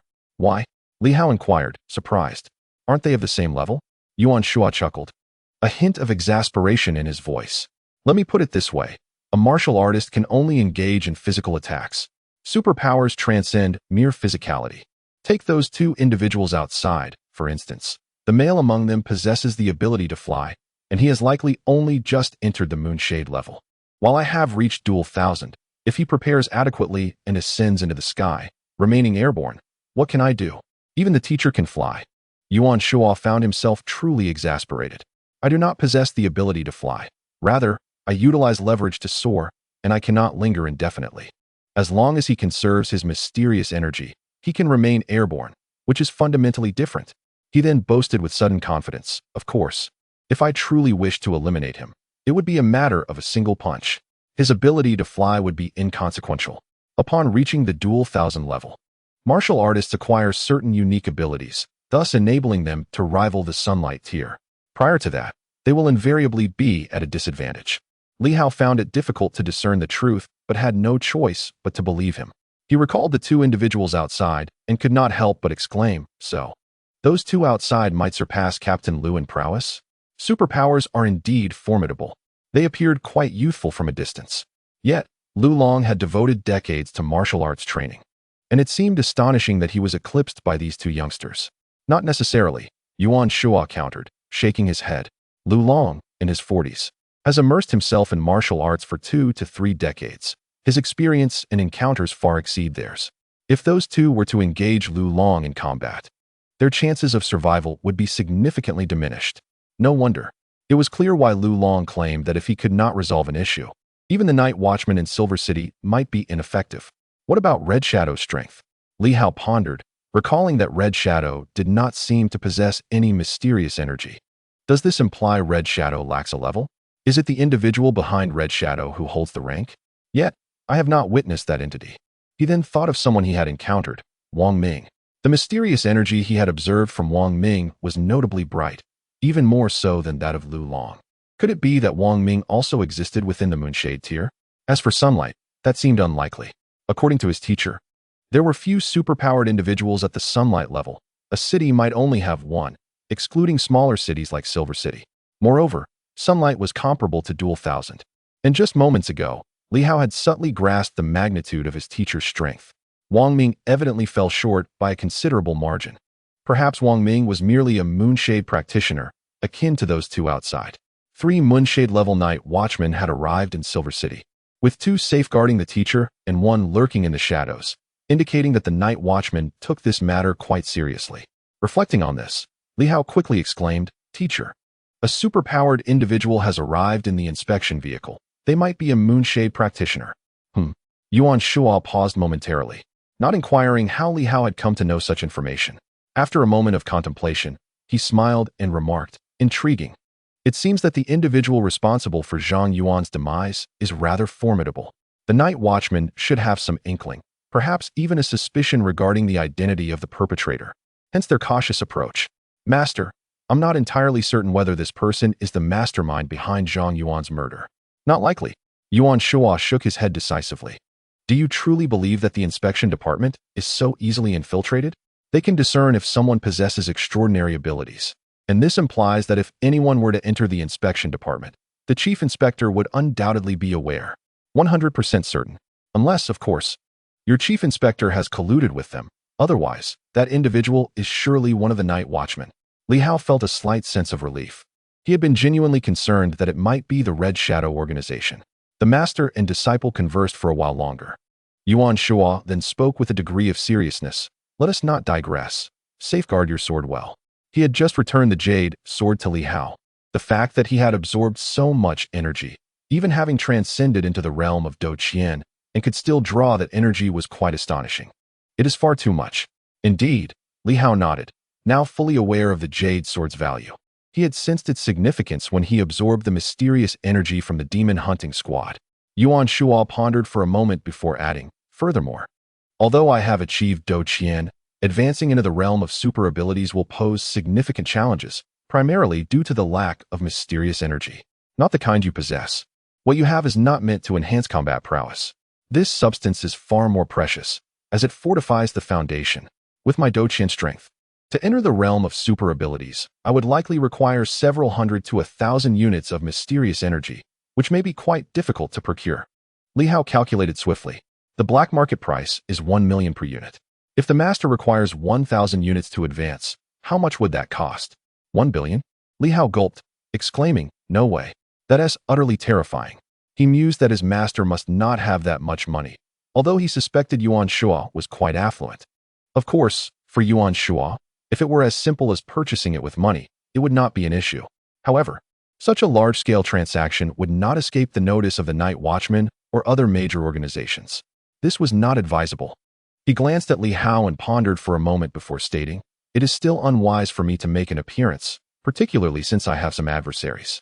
Though they may not be in the Silver Moon province, their strength is not to be underestimated. We must remain somewhat discreet for the time being. Li Hao forced a smile, recalling how he had just mentioned acting without restraint. Indeed, his master's words were a blend of truth and exaggeration. Yuan Shuo added, of course, if I were to advance, then I would truly reign supreme, and you would have no issues moving forward without a care. Let us maintain a low profile for a few days. There is no need to rush. Yuan Shuo chuckled. As for the current danger, I will observe for a while. If the adversary proves too weak, we shall eliminate them directly. However, if they are formidable, he laughed, let the night watchman take the blame. Li Hao's interest was piqued. Yuan Shuo whispered, if the puppeteer is feeble, I can easily eradicate them. There is no need for elaboration. Simply put, it is a matter of execution. However, if the opponent surpasses the realm of Riyao, it could become troublesome. Even if I can withstand 1 or 2 encounters, you, my young friend, would find yourself in deep trouble. Therefore, if such a powerful entity exists, they are certainly not in Silver City at present, beneath the radiant realm of the sun. Should any threat arise, even if it were to be from the very realm itself, we would confront it with resolve and declare. It was the Night Watchers who vanquished it. Among the Night Watchers, there exist formidable individuals. Of the 3 to 5 who surpass my own prowess, half can be found among their ranks. Li Hao nodded in agreement. His mentor was indeed discerning in choosing his strategies. A cautious approach is always prudent. Moreover, while neither he nor Yuan Shuo spoke of it openly, both were acutely aware of the implications. A schemer who has orchestrated plans for many years poses a significant threat. And considering the formidable power of the star energy within the Jade Sword, if the adversary were to acquire additional treasures, would they not become exponentially stronger? Yuan Shuo had the potential to ascend to the rank of Do Qian. Why could their opponent not seize the opportunity to elevate to an even mightier echelon? The two refrained from voicing their concerns, fearing it might undermine their resolve.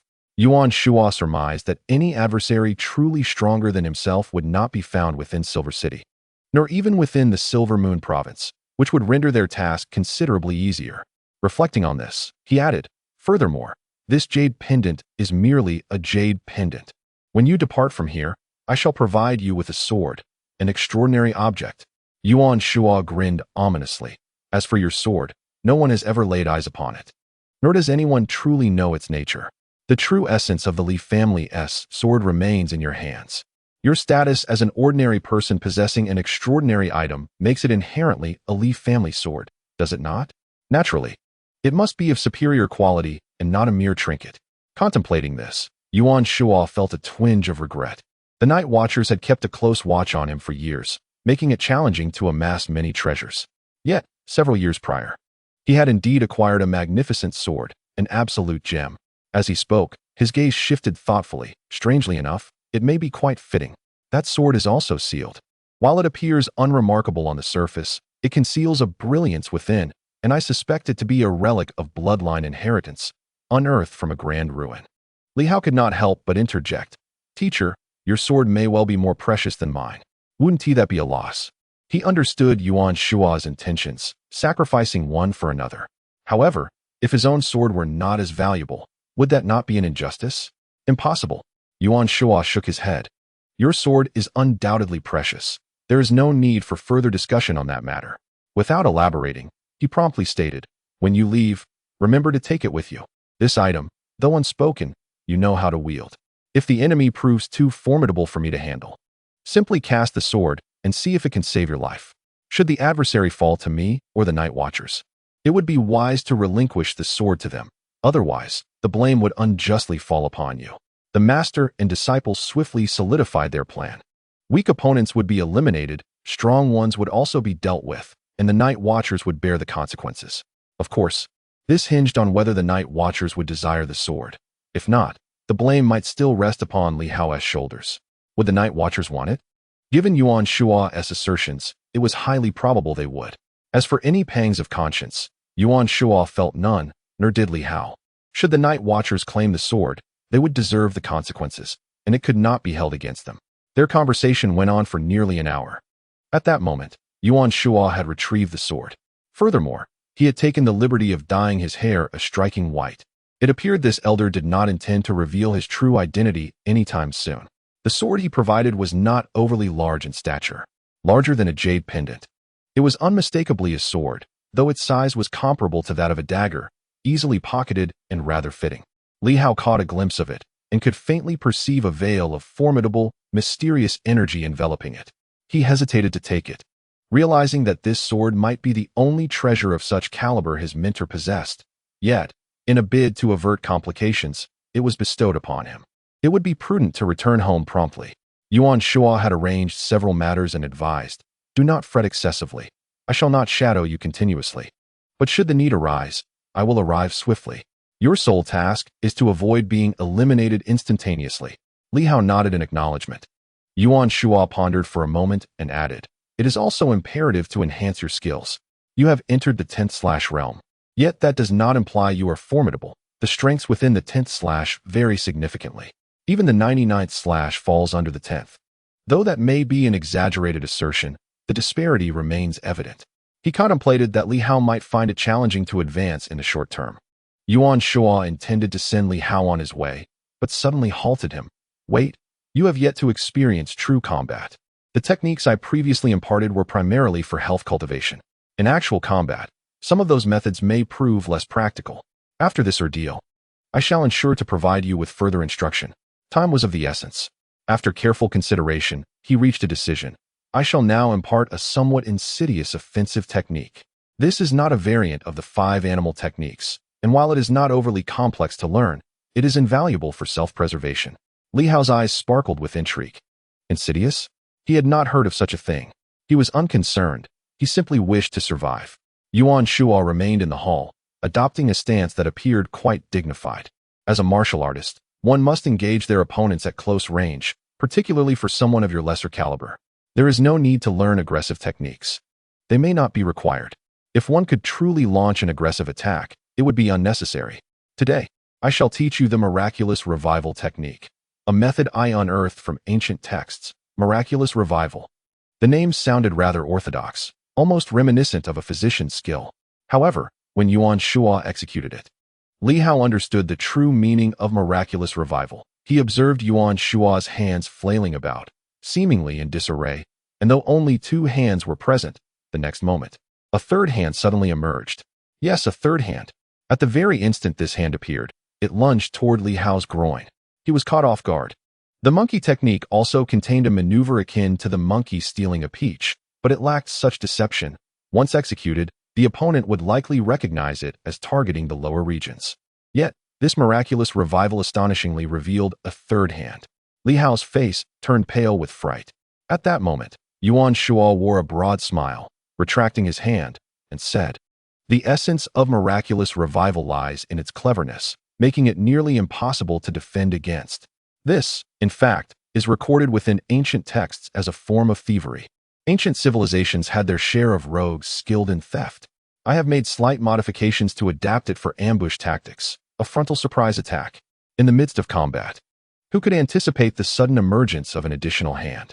Master, how could a third hand possibly appear?" Li Hao remained perplexed.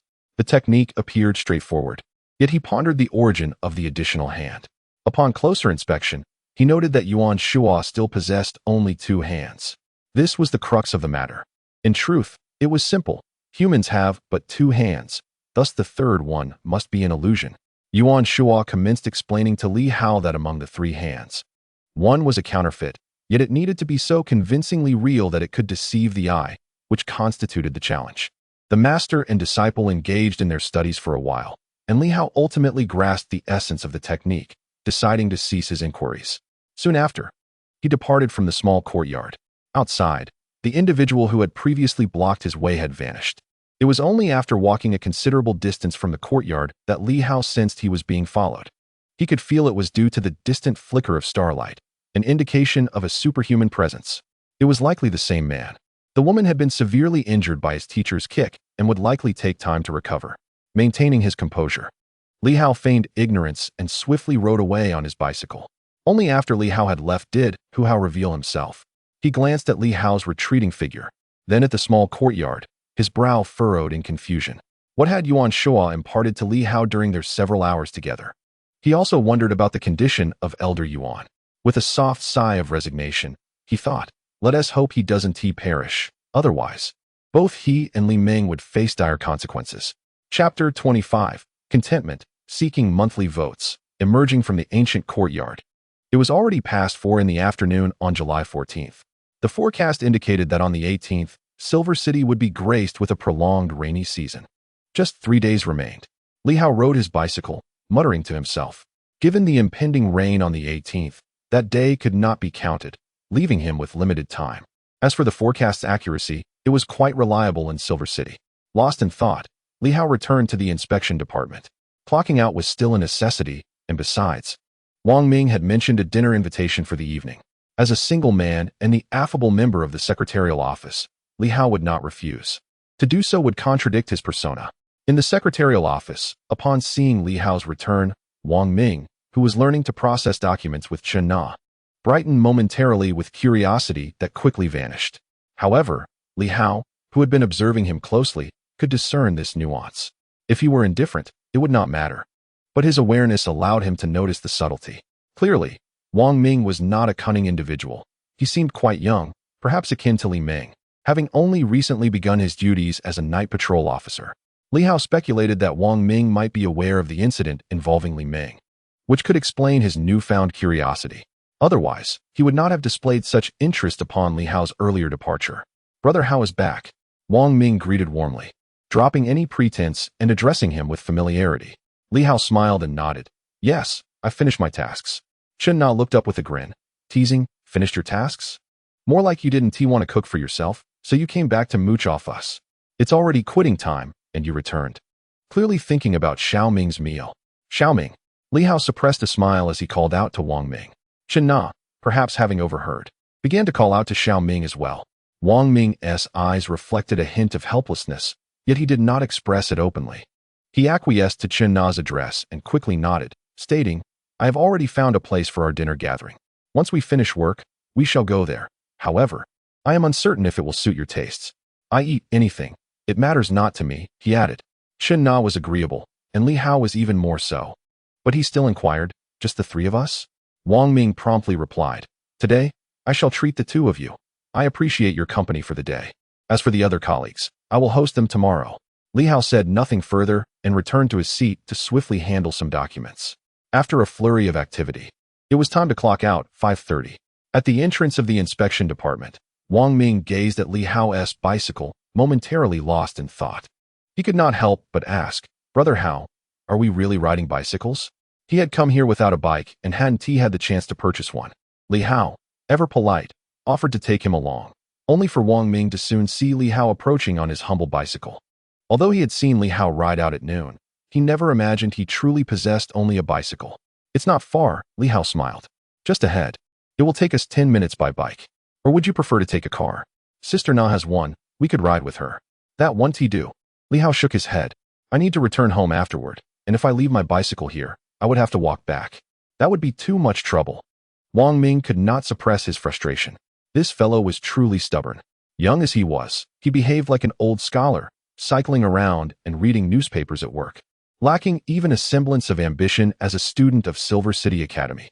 Despite his dissatisfaction with the bicycle, Wang Ming decided to accompany Li Hao after considering that it might be an opportunity to learn more about him. On the bicycle, Wang Ming's long legs felt awkwardly constrained, and he had no choice but to hold on to Li Hao's waist, which proved to be an entirely new experience. After a moment, he could not help but exclaim, "Brother Hao, what do you have in your pocket? It feels a bit uncomfortable." If it weren't for his grip on Li Hao's waist, he might have let his imagination run wild. "It's rather hard." As a man, he thought perhaps he was overthinking it. "Oh, I almost forgot," Li Hao replied, riding along without turning his head, his tone light and cheerful. "It's an old heirloom from my family. Lately, our neighborhood seems a bit unsettled. Even the dogs are barking loudly at night. I feared losing it, so I kept it in my pocket." Wang Ming's eyes lit up instantly. "An heirloom? Family treasure?" His interest piqued. He asked casually, "What kind of old item is it that you carry so carelessly? Aren't you afraid of damaging it?" "You're quite careless, Brother Hao." "Not at all." Li Hao chuckled. "It's not porcelain. It's a small metal sword. Even if it were to hit the ground, it wouldn't break. I've dropped it countless times in my childhood." "A small sword?" At that moment, Wang Ming, seeing Li Hao's back, felt a rush of excitement. The Li family sword was indeed with Li Hao, nestled in his pocket, and he could easily reach out and take it. He found it somewhat incredible, yet soon deemed it quite ordinary. In a neighborhood rife with unrest, valuable possessions must be kept close. However, he never anticipated that he would encounter the sword of the Li family so swiftly. Within the ranks of the Night Watchers, there exists a file pertaining to this sword, albeit rather vague, as the organization is relatively new and primarily relies on a compilation of scan information. The 8 great families of Silver City boast a lineage that may extend back centuries, perhaps even millennia, but tracing the specifics now proves challenging. Nevertheless, the weapons mentioned in the folk songs related to the 8 great families, according to the Night Watcher's assessment, are all at least of the radiant level. This burgeoning realm of superpowers has begun to categorize these extraordinary artifacts according to their levels of potency. The radiant level is akin to the prowess of a formidable martial master. For superhumans, weapons of the radiant level are indeed rare treasures. Wang Ming felt a surge of excitement and could not refrain from asking, "How go? May I take a look at the family heirloom sword?" His interest in such antiquities was genuine. He added, "I have collected numerous vintage items in West City. If you fancy any, I could bring some back for you to enjoy during my next holiday."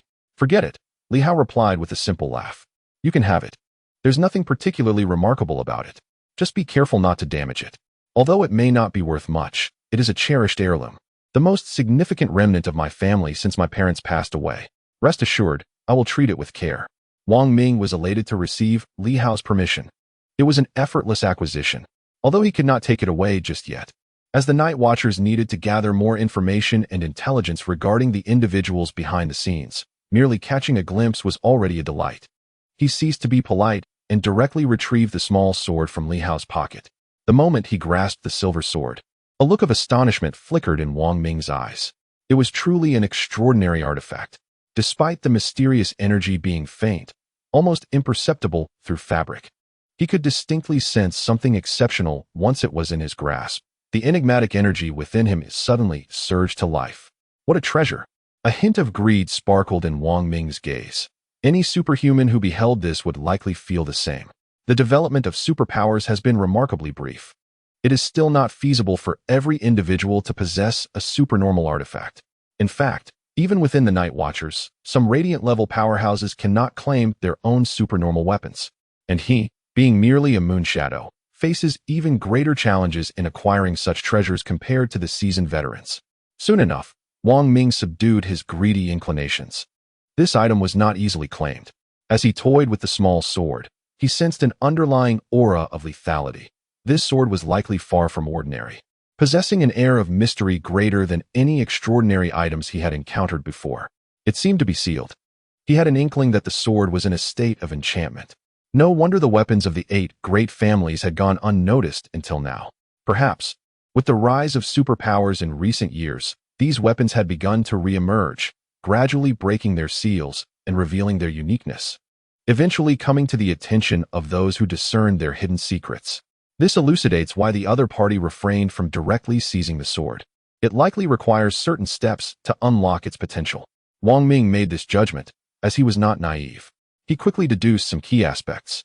Observing Li Hao's silhouette, he felt a tinge of sympathy. This individual might truly be a descendant of an ancient superpowered lineage. Alas, time has passed, and the treasures left by ancestors have ironically become a deadly poison. Among the 8 prominent families, the night watchman had investigated, and it seemed that the true heir was perhaps only Li Hao. The condition being, Li Hao must be the heir of the Li family, the very sword of the Li clan. Previously uncertain, Wang Ming was now completely convinced. After all, he held the Li family's sword in his hands. "Brother Hao, this sword is truly exquisite," Wang Ming remarked, revealing a keen interest. "Brother Hao, would you consider selling it?" "Not for sale." Li Hao promptly rejected the idea. "Don't even think about my sword. It is my family heirloom. If I were to sell it, my father would rise from the grave to punish me. Moreover, I've appraised it myself, and it's merely iron, not worth much." "That cannot be said," Wang Ming countered. "Everyone has their own tastes and perspectives. If Brother Hao is considering a sale, I would be very interested. I wouldn't dare to promise more, but I could manage around 1 or 200,000. "Such a high price?" Li Hao was utterly astonished. 1 or 200,000. Wang Ming noticed that even the speed of his cycling had slowed, reflecting on the disparity in perspectives. 1 or 200,000. If this were indeed an extraordinary item of the radiant sun level, those formidable beings would not blink at such sums. Multiplying it by 100 would pose no issue. What are a few million star coins worth? In the entire Silver Moon province, with a population nearing 100 million, how many radiant sun practitioners exist? Each one would be in desperate pursuit of such wealth, hardly batting an eye at mere star coins. Of course, he would not quote excessively.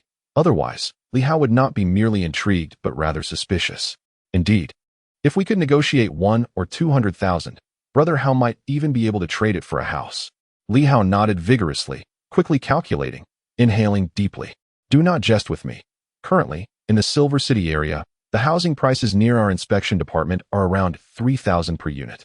If I could indeed sell for 200,000, I could purchase a new 2-bedroom apartment."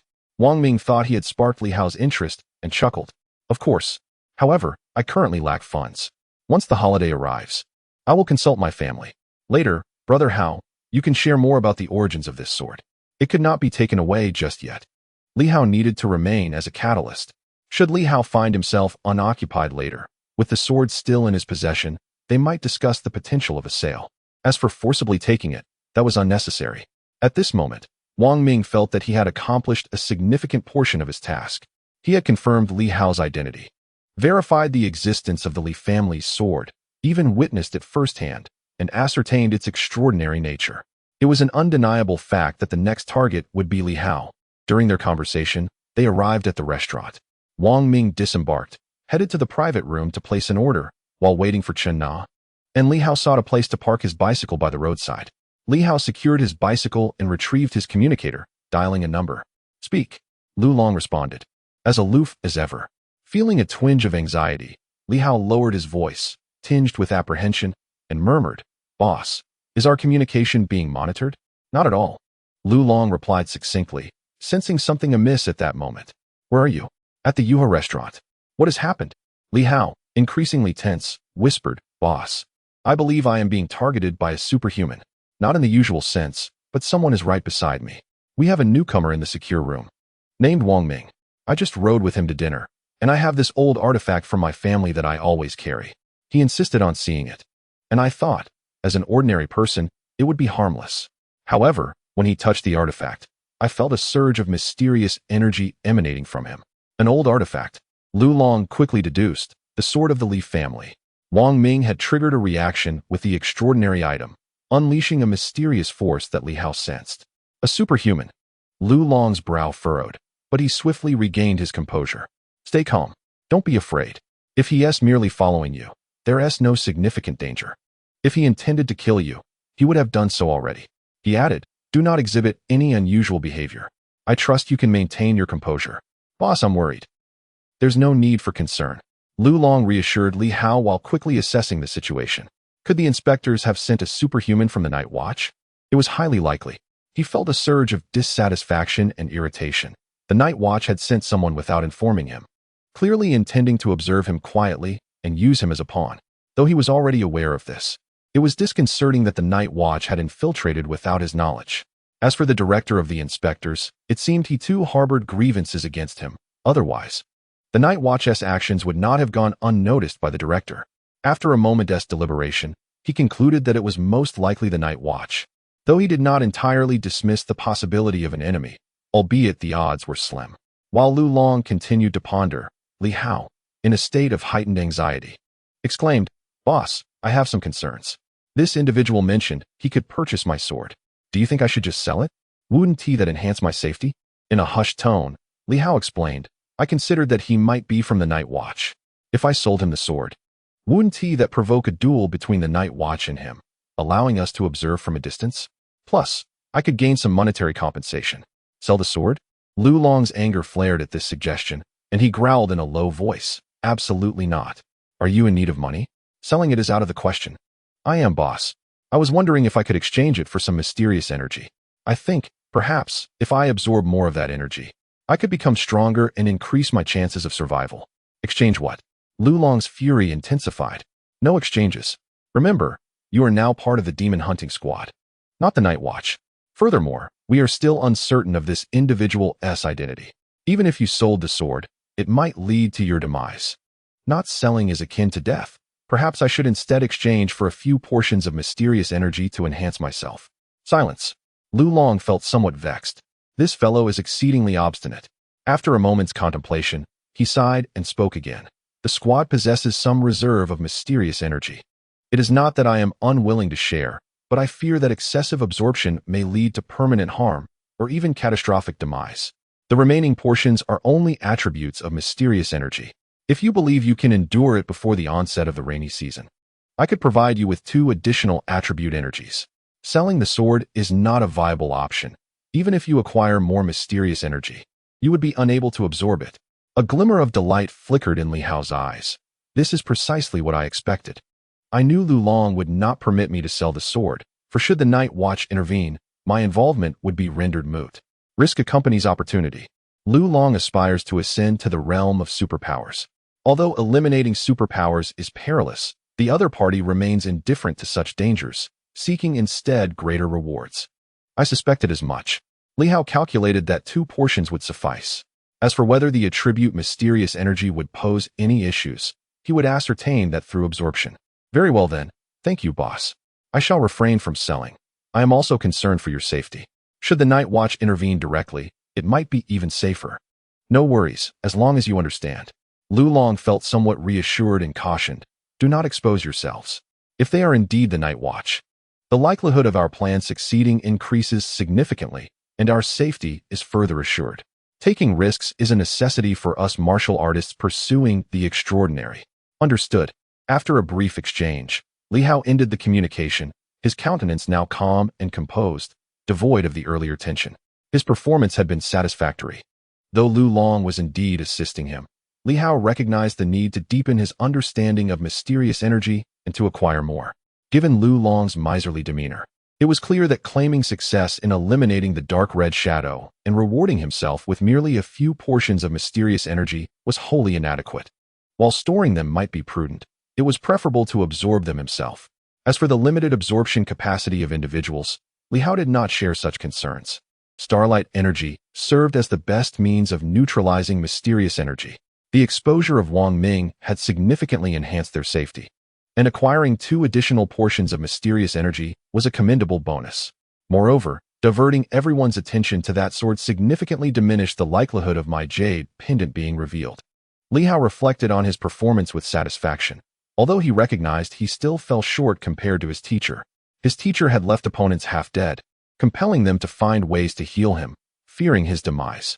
In comparison, Li Hao acknowledged the need to learn from his teacher, who stood as a true exemplar. 2 portions of mysterious energy would hardly warrant his teacher's attention. The path ahead is long and arduous. Li Hao returned to the private room. Wang Ming, true to his affluent nature, had ordered more than a dozen dishes for just 3 people, some of which Li Hao had never even heard of. In comparison to Wang Ming, Li Hao realized he was indeed just a pauper. During a meal, Chen Na suddenly spoke in a mysterious tone. Xiao Ming, you hail from Baiwei City, a grand metropolis. Pray, do enlighten us. What brings you to Yincheng? Is there a special purpose behind your visit? Wang Ming was taken aback. Had he been discovered? Surely not. Observing his expression, Chen Na appeared to have pieced together the truth. Noticing Li Hao's bewilderment, she sighed. Li Hao, how can you be so oblivious?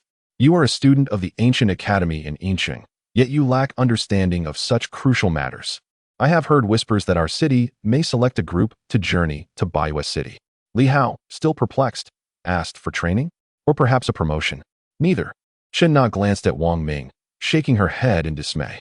You remain in the dark, but Xiao Ming is surely aware. Each year, as the year draws to a close, some young individuals from Yincheng's inspection division mysteriously vanish, heading to Baiwei City for a selection process. If they succeed, they may become figures of legend. At that moment, Wang Ming breathed a silent sigh of relief. He understood now. It was the selection for night watchers. You scared me. I thought I had been exposed. Li Hao, too, grasped the situation.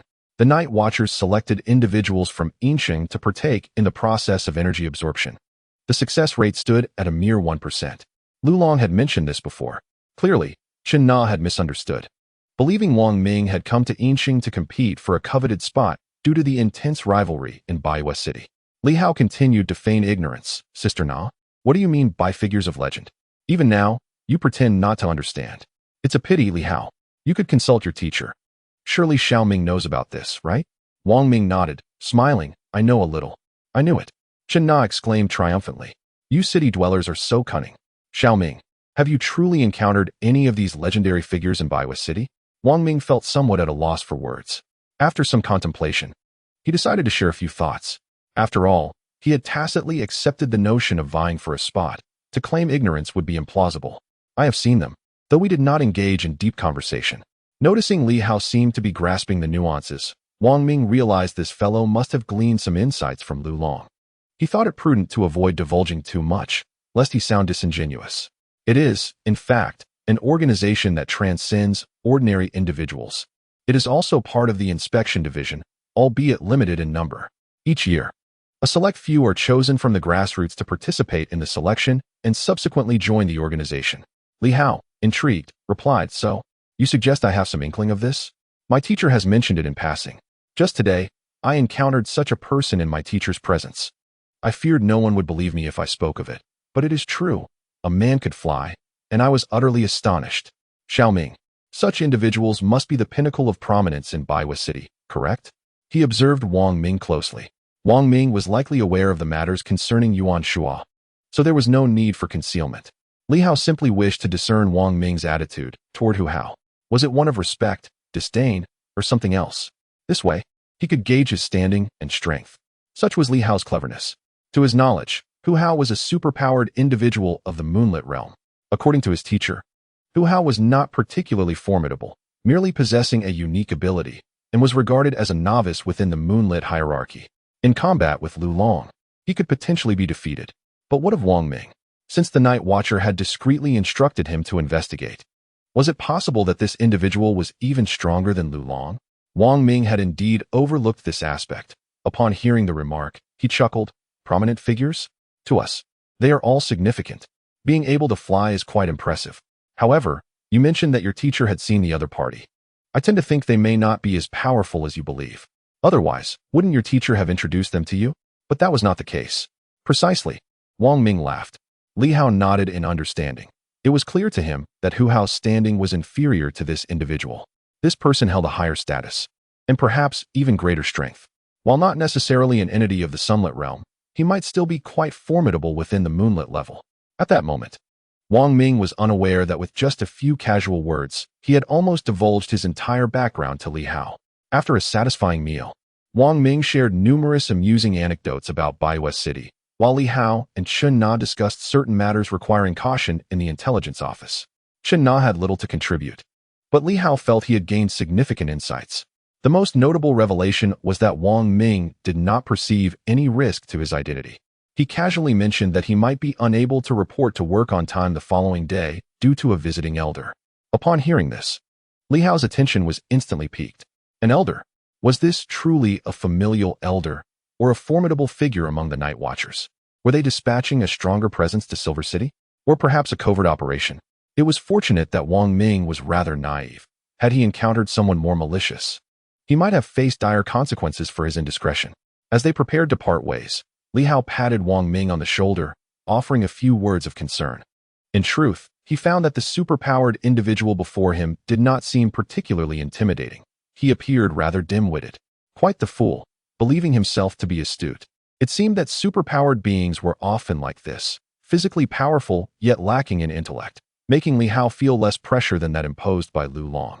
As Li Hao rode away on his bicycle, his perception of superpowered individuals had shifted. He no longer harbored the same fear he once did. Homeward bound, seizing the opportunity while unobserved, he planned to retrieve the stone knife, curious whether he could extract some star energy from it. The star energy emanating from the jade sword was impressive. What of the stone knife? Did it possess the same star energy, or something entirely different? In that moment, Li Hao found himself filled with anticipation. Outside the restaurant, Wang Ming watched Li Hao depart, feeling somewhat perplexed. Just moments ago, Li Hao had exuded the demeanor of an older brother, leading Wang Ming to feel almost foolishly innocent, as if he truly believed he was a newcomer to the intelligence office.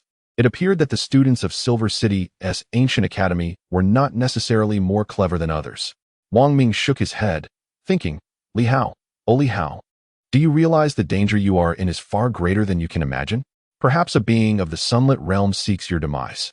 Fortunately, a more formidable presence is soon to arrive, stealthily lying in wait. Even if the opponent is of the same caliber, a surprise assault can swiftly resolve matters.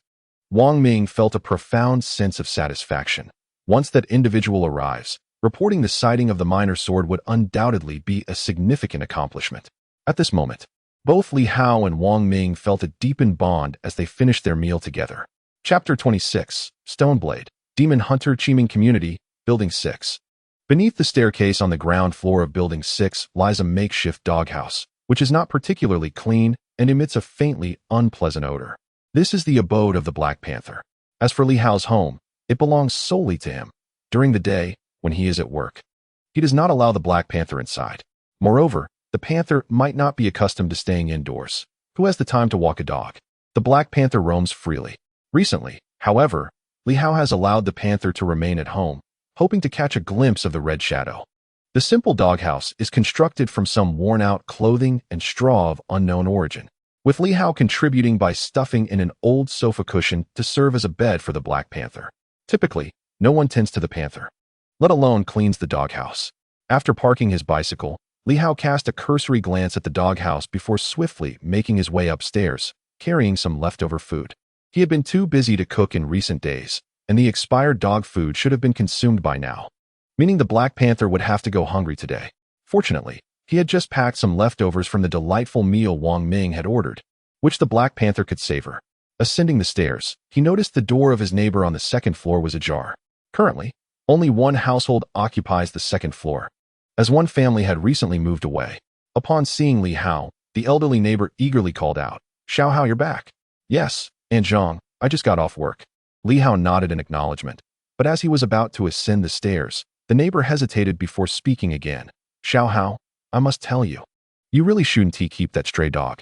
Since your parents passed, this house is all that remains of them. You're away during the day, and the dog is left alone. It has been making a racket upstairs all day long. I suspect it may have caused quite a mess." Making a racket all day? Li Hao was taken aback. The Black Panther was usually well behaved. Causing a mess? Surely not. Besides, the Panther had become quite sensible. Li Hao had sternly instructed it not to create disorder at home. "You'll see for yourself when you return," The elderly neighbor shook her head, looking somewhat exasperated. Furthermore, Xiao Hao, have you been under some stress lately? Li Hao was left speechless. How could he even begin to explain? Auntie, I'm fine. If you have something to say, please go ahead. Ahem, it's just that I've noticed quite a commotion from upstairs lately when you come home. You used to only exercise for a few minutes, but now, to be frank, are you seeing someone? The neighbor's curiosity piqued. Her eyes sparkled with intrigue. If you are, do introduce her. Just don't associate with those dubious women. It's rather improper to be absent during the day and then causing a ruckus at night. The elderly woman appeared deeply concerned, as if she had conjured an entire drama in her mind. Regarding the commotion caused by Li Hao in the evening, she could easily surmise that he had summoned some dubious women to his abode. Youthful exuberance, after all, in the throes of vigor and without a girlfriend. Such thoughts were to be expected. Li Hao hesitated for a moment, then awkwardly replied, Auntie, you've misunderstood. I was merely exercising. I'll be more mindful next time. I forgot that our old building has poor soundproofing. I understand. The elderly lady's expression was laden with meaning, clearly comprehending the implications. Young man, don't worry. I want to spread the word. Li Hao felt a sense of helplessness. Understanding the old lady's insinuation, he resigned himself to the fact that by tomorrow, while he was away, the entire neighborhood would likely be abuzz with tales of him inviting questionable women to his home, engaging in nocturnal revelries. There was no point in trying to explain. Even if he did, no one would believe him. He chose silence as he ascended the stairs. In the next moment, Li Hao nearly stumbled down the staircase. Little Hao, if you're truly seeking companionship, that's one thing, but please, don't harbor any improper thoughts about the dog. Li Hao almost lost his footing, a martial artist of great prowess, utterly defeated in that moment. The old lady, somewhat disheartened, remarked, previously, when that black dog was downstairs, there was no commotion from your home. You brought it back for just a couple of days, and now there's noise at night. Surely, I'm not imagining things. But you really ought to be cautious. This is quite concerning. She couldn't help but speculate. You see, when the Black Panther was outside, your home was perfectly quiet. Now that it resides with you, there's ruckus at night. What is the situation? You must have an inkling. Li Hao, feeling somewhat flustered, hurried upstairs. His voice echoing down. I'll take the Black Panther downstairs right away, Aunt Zhang. This is truly a misunderstanding. It's one thing to be wrongfully accused of inviting women, but do not wrongfully accuse me of seeking a dog. Oh, that's good to hear. Aunt Zhang was unperturbed, as long as he took the dog downstairs. She hoped this young man wouldn't stray onto the wrong path. With a click, the door opened. He stepped inside, closed the door, and exhaled deeply. At that moment, he noticed the Black Panther gazing intently at him, and Li Hao, feeling exasperated, said, Did you hear that? It seems that Aunt Zhang's influence is quite formidable. Woof woof. Enough chatter. Down you go, back to your doghouse. Woof woof.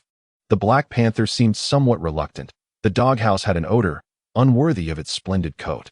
Look at this sheen. Going down there would tarnish my fine fur. Down you go. Li Hao raised an eyebrow, mimicking the gesture of throwing stones, and the Black Panther immediately understood. Stones. Precious stones, got it. Without needing further prompting, the Black Panther swiftly opened the door, demonstrating its newfound ability to operate the door. As the door swung open, both man and dog hurried downstairs. The door to the second floor closed behind them, and Aunt Zhang, upon hearing the sounds of Li Hao and the dog descending, nodded approvingly at the entrance. Relieved that the young man had found his way back on the right path. Downstairs, it was still relatively early, and there were a few residents strolling about the neighborhood. Li Hao paid no heed, appreciating the presence of others. When there were many people around, the shadowy figures typically did not appear. Black Panther, let us find something to eat. Where's your food bowl? Li Hao slipped into the doghouse and, after a brief search, stealthily retrieved a stone knife concealed beneath his long sleeves. He carelessly tossed the leftover food to the Black Panther, whispering, Keep watch for me. If any humans arrive. It's fine, but if that thing appears, remember to bark a few times. The Black Panther nodded, though fear flickered in its eyes. It too was wary of that creature. However, it could manage a few barks. Li Hao said nothing further and ascended the stairs. With the stone knife now in his possession, he had refrained from taking it out in recent days to avoid drawing attention. Others could not be certain he had taken it, including Lu Long, who might have noticed a difference in the kitchen but could not be sure it was he who had removed it. With the stone knife in hand, Li Hao reached the upper floor and secured the door. This stone knife had been stored in the doghouse for a while, and had remained in the kitchen for many years, leaving him somewhat disdainful of its condition, prompting him to wash it several times. On the sofa, Li Hao scrutinized the stone knife, contemplating whether to soak it in water or absorb its energy directly. Utilizing the 5 animals breathing technique for absorption should be feasible, he reasoned. If he could absorb the energy from the jade sword, there was no reason the stone knife should be any different. Regarding his teacher's mention of bloodline weapons, Li Hao believed that was merely a requirement for unsealing. What he needed was not the unsealing of the stone knife, but rather the extraction of the starlight energy contained within. This process should not necessitate any bloodline connection. Otherwise, the Black Panther and his teacher would also be unable to absorb the starlight energy from the jade sword. This was Li Hao's deduction, yet he could not be entirely certain. Furthermore, he hesitated, pondering whether the energy of the stone knife would resemble that of the jade sword or the mysterious energy Lu Long had provided him. The jade sword was exceptionally unique, as Yuan Shuo had clearly articulated, and incredibly precious. Only experimentation will reveal the truth. Idly speculating was futile. Li Hao's sole concern was that the red shadow should not manifest during the absorption process. Otherwise, it would spell trouble. Xiao Yuan, I shall borrow your knife for now. I will avenge you once it is used. Do not take offense. Li Hao chuckled, recalling that he would honor Xiao Yuan by slaying the red shadow on the anniversary of his death. The 5 animals breathing technique swiftly activated as he regulated his breath. His heart aligned with the heavens. The stone knife was nestled against his chest. To determine whether it contained starlight energy, he would need to test it. In the next moment, a peculiar energy surged forth from the stone knife. The 5 animals breathing technique was undeniably the pinnacle of energy absorption methods within the realm of superpowers. As for the technique Lu Long had provided, it seemed ineffective for both the jade sword and the stone knife. Fortunately, his teacher had imparted this technique. Otherwise, Li Hao would have been relegated to the previous method of soaking it in water, gradually diluting it for absorption. Ordinary superhumans, lacking the 5 animals breathing technique, would likely struggle to absorb the special energies contained within such weapons, unless they fortuitously discovered the method of soaking. The starlight flickered. Its form was remarkably similar to that of the energy within the jade sword. Li Hao opened his eyes, witnessing this energy. Just as that thought flickered through his mind, he suddenly coughed up blood. A powerful and aggressive force surged wildly within him. Li Hao's expression changed instantaneously. The mysterious energy. This was not starlight energy, but rather a more aggressive form of mysterious energy. At this moment, Li Hao experienced an excruciating pain, akin to being sliced by a knife. The energy within the stone blade was overwhelmingly aggressive. It surged through him like a multitude of large blades, wreaking havoc within his body. In this instance, Li Hao understood what Lu Long had described. Many who attempted to absorb mysterious energy would rupture their blood vessels due to its overwhelming force. Yet, the intensity Li Hao felt at this moment was at least 3 times stronger than the mysterious energy from earlier. A low gasp escaped his lips as veins bulged and even began to rupture. He hastily altered his position, abandoning the breathing technique he had been employing to absorb the energy. In the blink of an eye, a torrent of blade energy invaded his body, relentlessly battering him. The pain was excruciatingly intense. Li Hao had previously speculated about the nature of the energy, considering whether it might indeed be mysterious energy. But having absorbed energy from 2 sources during the day posed little issue for him, especially since he had ascended to the 10th realm, stronger than before. Thus, he believed he could endure it. However, at this moment, he realized he had gravely miscalculated. Another low growl escaped him as the energy continued to assault him.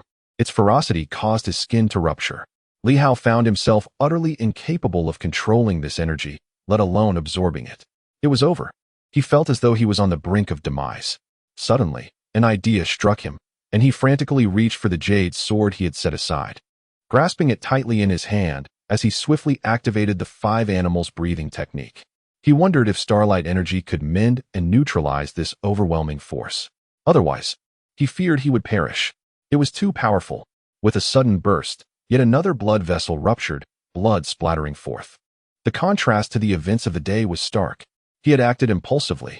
Li Hao was jolted back to reality, not panicking at the sight of blood, but instead feeling a mix of awakening and self-reproach. The past 2 days had gone smoothly, although the red shadow appeared sporadically. With his teacher advancing to the 1000 combat stage, he had grown careless and relaxed. He had boldly attempted to absorb the energy from the stone blade. Knowing full well that different weapons might harbor differing energies, he still believed he could withstand it. In truth, he could not. I am merely an ordinary person, having just ascended to the 10th realm, and it was solely due to my teacher's influence. Without absorbing the jade sword energy, I doubt I could advance even after 3 years. Li Hao, have you forgotten that you are just an ordinary person? You must exercise caution, utmost caution. Have you forgotten the terror of the Red Shadow? Have you forgotten that the realm of superpowers is even more terrifying than you can imagine? He reflected on his past errors. In this moment, he hurriedly sought to absorb the jade sword's energy, hoping to heal his wounds and suppress the stone blade's energy. This time, he had indeed been careless. With a low exclamation, Li Hao gritted his teeth and unleashed the full extent of his breathing technique. A gentle flow of jade sword energy swiftly entered his body.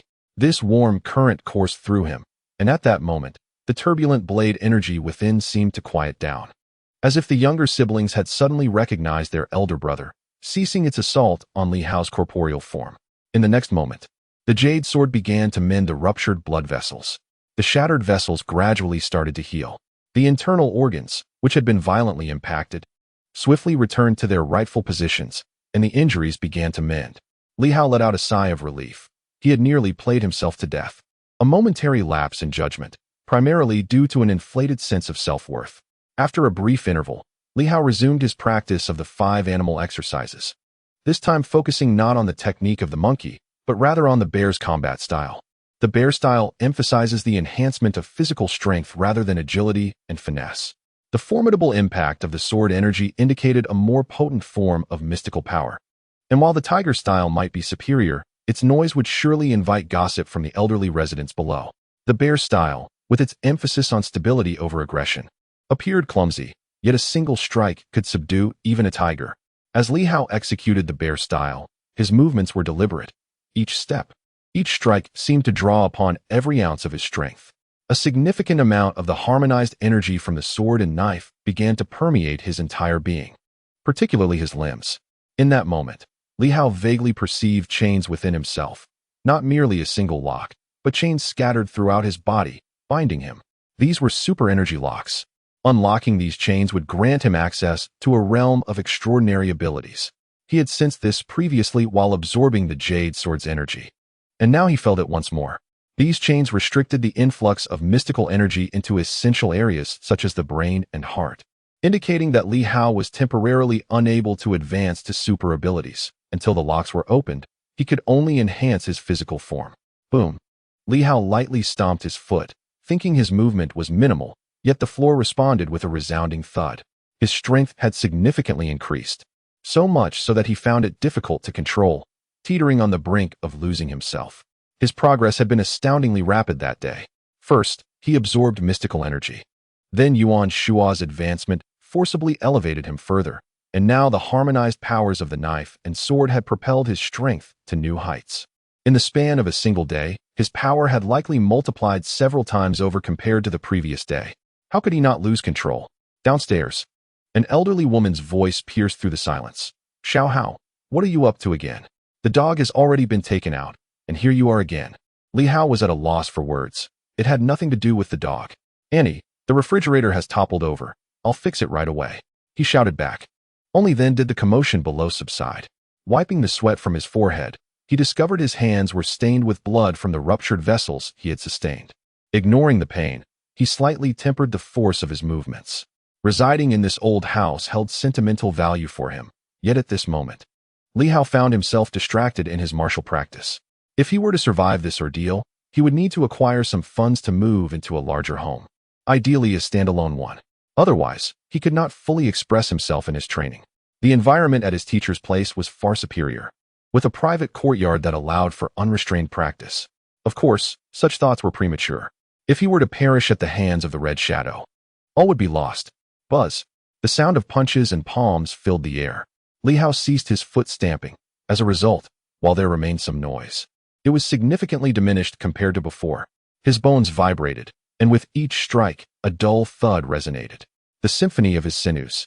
Of course, this was manageable. Otherwise, a martial artist's continuous outbursts would easily reveal their techniques to adversaries. However, at this moment, Li Hao struggled to control his newfound strength. The sudden surge of power left him feeling somewhat unsteady, akin to a child wielding a heavy hammer. This time, he engaged in the bear combat technique for a full 10 rounds, lasting half an hour before finally subsiding. Even a mere fraction of what he absorbed took him half an hour to digest, feeling more potent than the mysterious energy he encountered earlier that day. Li Hao glanced at the stone knife and jade sword beside him, and his gaze subtly shifted. These two seemed to exude offensive, mysterious energy. Though different from what he absorbed in the morning, the quality felt superior. At this juncture, he refrained from further absorption. Even with frenzied consumption, there was a necessary conversion process. A mere few days would not suffice for any significant transformation. Advancing even slightly within the 10th realm would be commendable. Moreover, an excessive enhancement could raise suspicions. Time was essential for gradual digestion. I may not be capable, but the teacher mentioned that to elevate to the superpower tier, he requires substantial mysterious energy, Li Hao pondered. That refers to this offensive type of energy. What about the energy from the stone knife? He found himself ensnared in a web of contemplation. The teacher was already aware of the jade sword, yet he had not mentioned the stone knife, although it was likely the teacher had surmised its significance. Exhaling deeply, Li Hao resolved to inform his teacher, as he harbored concerns about the formidable strength lurking behind the red shadow. After all, the adversary might have appropriated weaponry from other factions, and should they uncover any secrets, it might not solely be this type of mysterious energy. If they could harness it, they could potentially rival even the sun's brilliance. Should the teacher ascend, he might transcend the realm of sunlight, joining the ranks of the select few he often spoke of. Li Hao inhaled again. Under ordinary circumstances, he might have opted for gradual absorption. After all, humanity possesses an innate selfishness. Slowly fortifying oneself is, in itself, a form of joy. Yet now, time was of the essence. He hoped that the energy contained within would enable his teacher to successfully advance, for that would grant him the opportunity to seize a promising future. With this thought, a smile graced Li Hao's face. In that fleeting moment, he triumphed over the avarice within his heart. Every individual harbors desires. No one is born a sage. To gain clarity about oneself, to see through the fog without being swayed by immediate gains, that is true success. The teacher had once remarked that he too possessed desires. Li Hao had sensed this greed when the teacher absorbed the energy from the jade sword. Yet, the teacher had conquered his inner turmoil, and Li Hao realized he must strive to align himself with his teacher. If the teacher grew stronger, so too would he, at least ensuring his current safety. With this resolution, Li Hao ceased his absorption of the knife energy. He believed it would be wasteful to continue at this juncture. He called back the Black Panther, intending to absorb a small amount more, allowing the knife energy to disperse, granting the panther a moment of delight. The Black Panther, nourished by the starlight energy, was in splendid form, basking in comfort. It was time to bring it a measure of joy. Moreover, in this manner, the Black Panther might possess formidable offensive capabilities, thus becoming one of its own assets. Contemplating this, Li Hao smiled, a smile pure and unadulterated. Dog, have you not been gazing longingly at my jade sword every day? I shall grant you a taste. Let us see if you still desire the jade sword next time. After freshening up and washing away the blood, Li Hao descended the stairs. He quietly dragged the well-fed Black Panther upstairs, careful to avoid attracting the suspicion of the elderly lady, who might wonder what he was up to bringing a dog home. The Black Panther, obedient and resigned, allowed itself to be pulled along.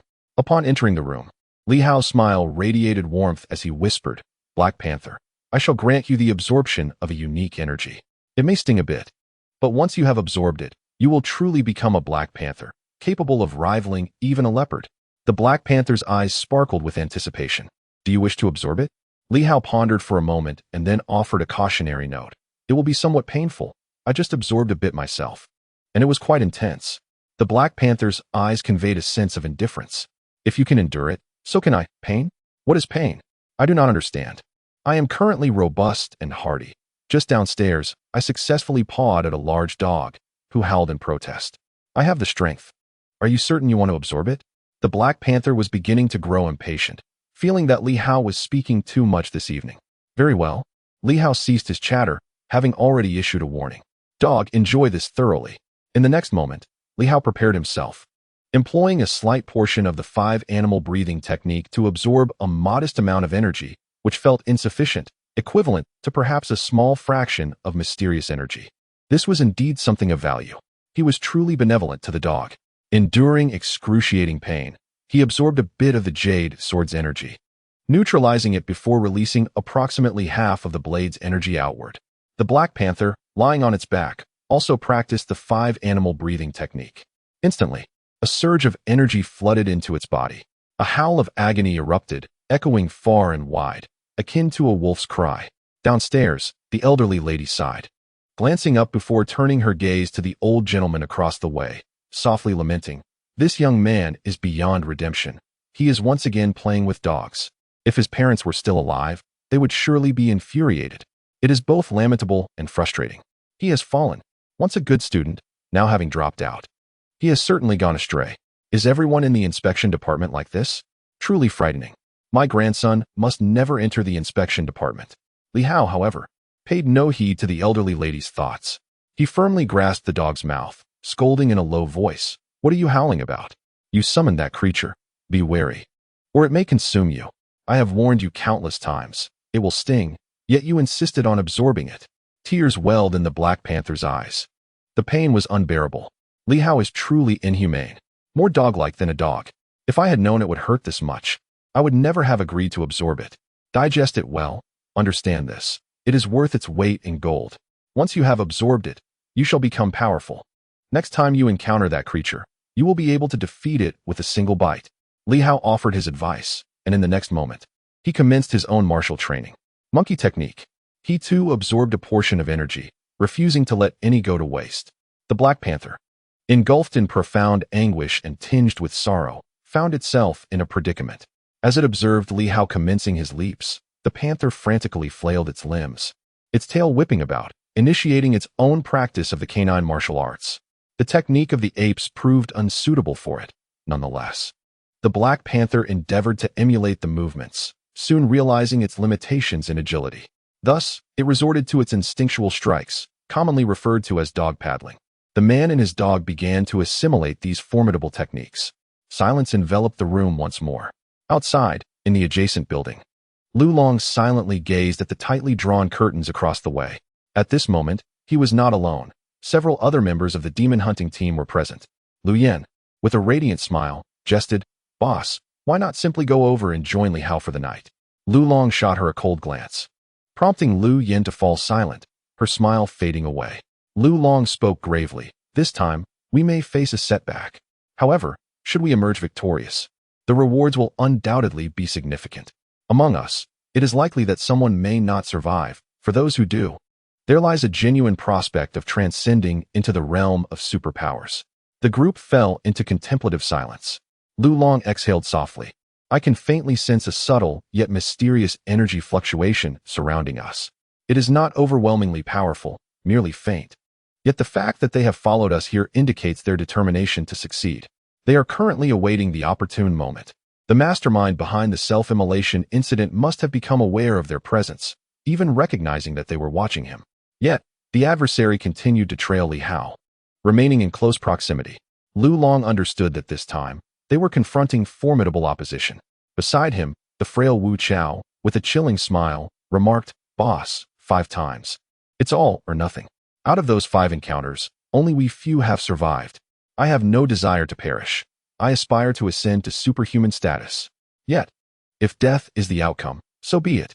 Boss, just tell us your plan." The others remained silent.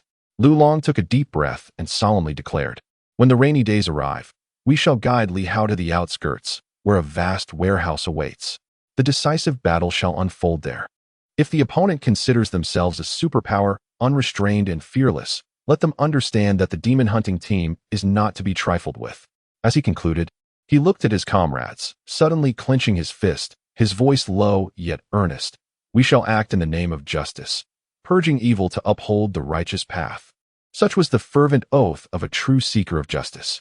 In that very moment, even Yun Yao joined in, raising her fist as well, echoing the chant, "In the name of justice, we shall purge evil to uphold the righteous path." At that instant, the faces of the 5 radiated a sacred glow. Demon hunters, purging evil to uphold the righteous path. As July came to a close and August began, Excitement surged within me as I noted that my book had been out for 12 days. I felt both exhilarated and anxious. The word count had astonishingly surpassed 160,000, nearing 170,000. Alas, the initial phase of my new release seems to have faltered. The recommendation slots could not keep pace with my updates, and the editor was unable to arrange promotions in time. While others enjoy a 2-month launch period, mine may only span a month. Otherwise, the late release could result in an overwhelming amount of free content, jeopardizing the initial sales. I inquired about the status and learned that the book would likely be available around August 20th, in approximately 20 days, with an expected count of over 400,000 words by that time. This is still manageable, as the earlier works of Eagle were released with similar word counts. Originally, I intended to slow down the updates for my new book. However, with the launch of this new work, I find myself yearning to express my thoughts more freely. Perhaps it is the passage of time that has made me more reflective, as I feel an insatiable urge to share my musings. In just 12 days, we have achieved remarkable milestones, including ranking among the top 10 in the monthly ticket leaderboard and garnering significant support from our Golden and Silver Alliances. I am immensely grateful for the unwavering support from all my readers. In this moment of reflection, I wish to extend my heartfelt thanks to each of you. Additionally, I kindly ask my dear friends to consider casting their monthly votes. Currently, we lack recommendations, and even the Eagle requires visibility. Without the boost from the monthly ticket rankings, our efforts may falter. I sincerely hope for your continued support during this initial phase of the new book, which is set to launch on the 20th.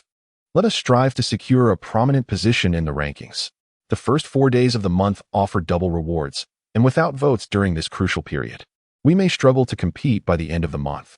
I implore you to lend your support. In summary, it is time to put forth our utmost effort. Since embarking on this journey over 3 years ago, I have either been diligently working or facing challenges.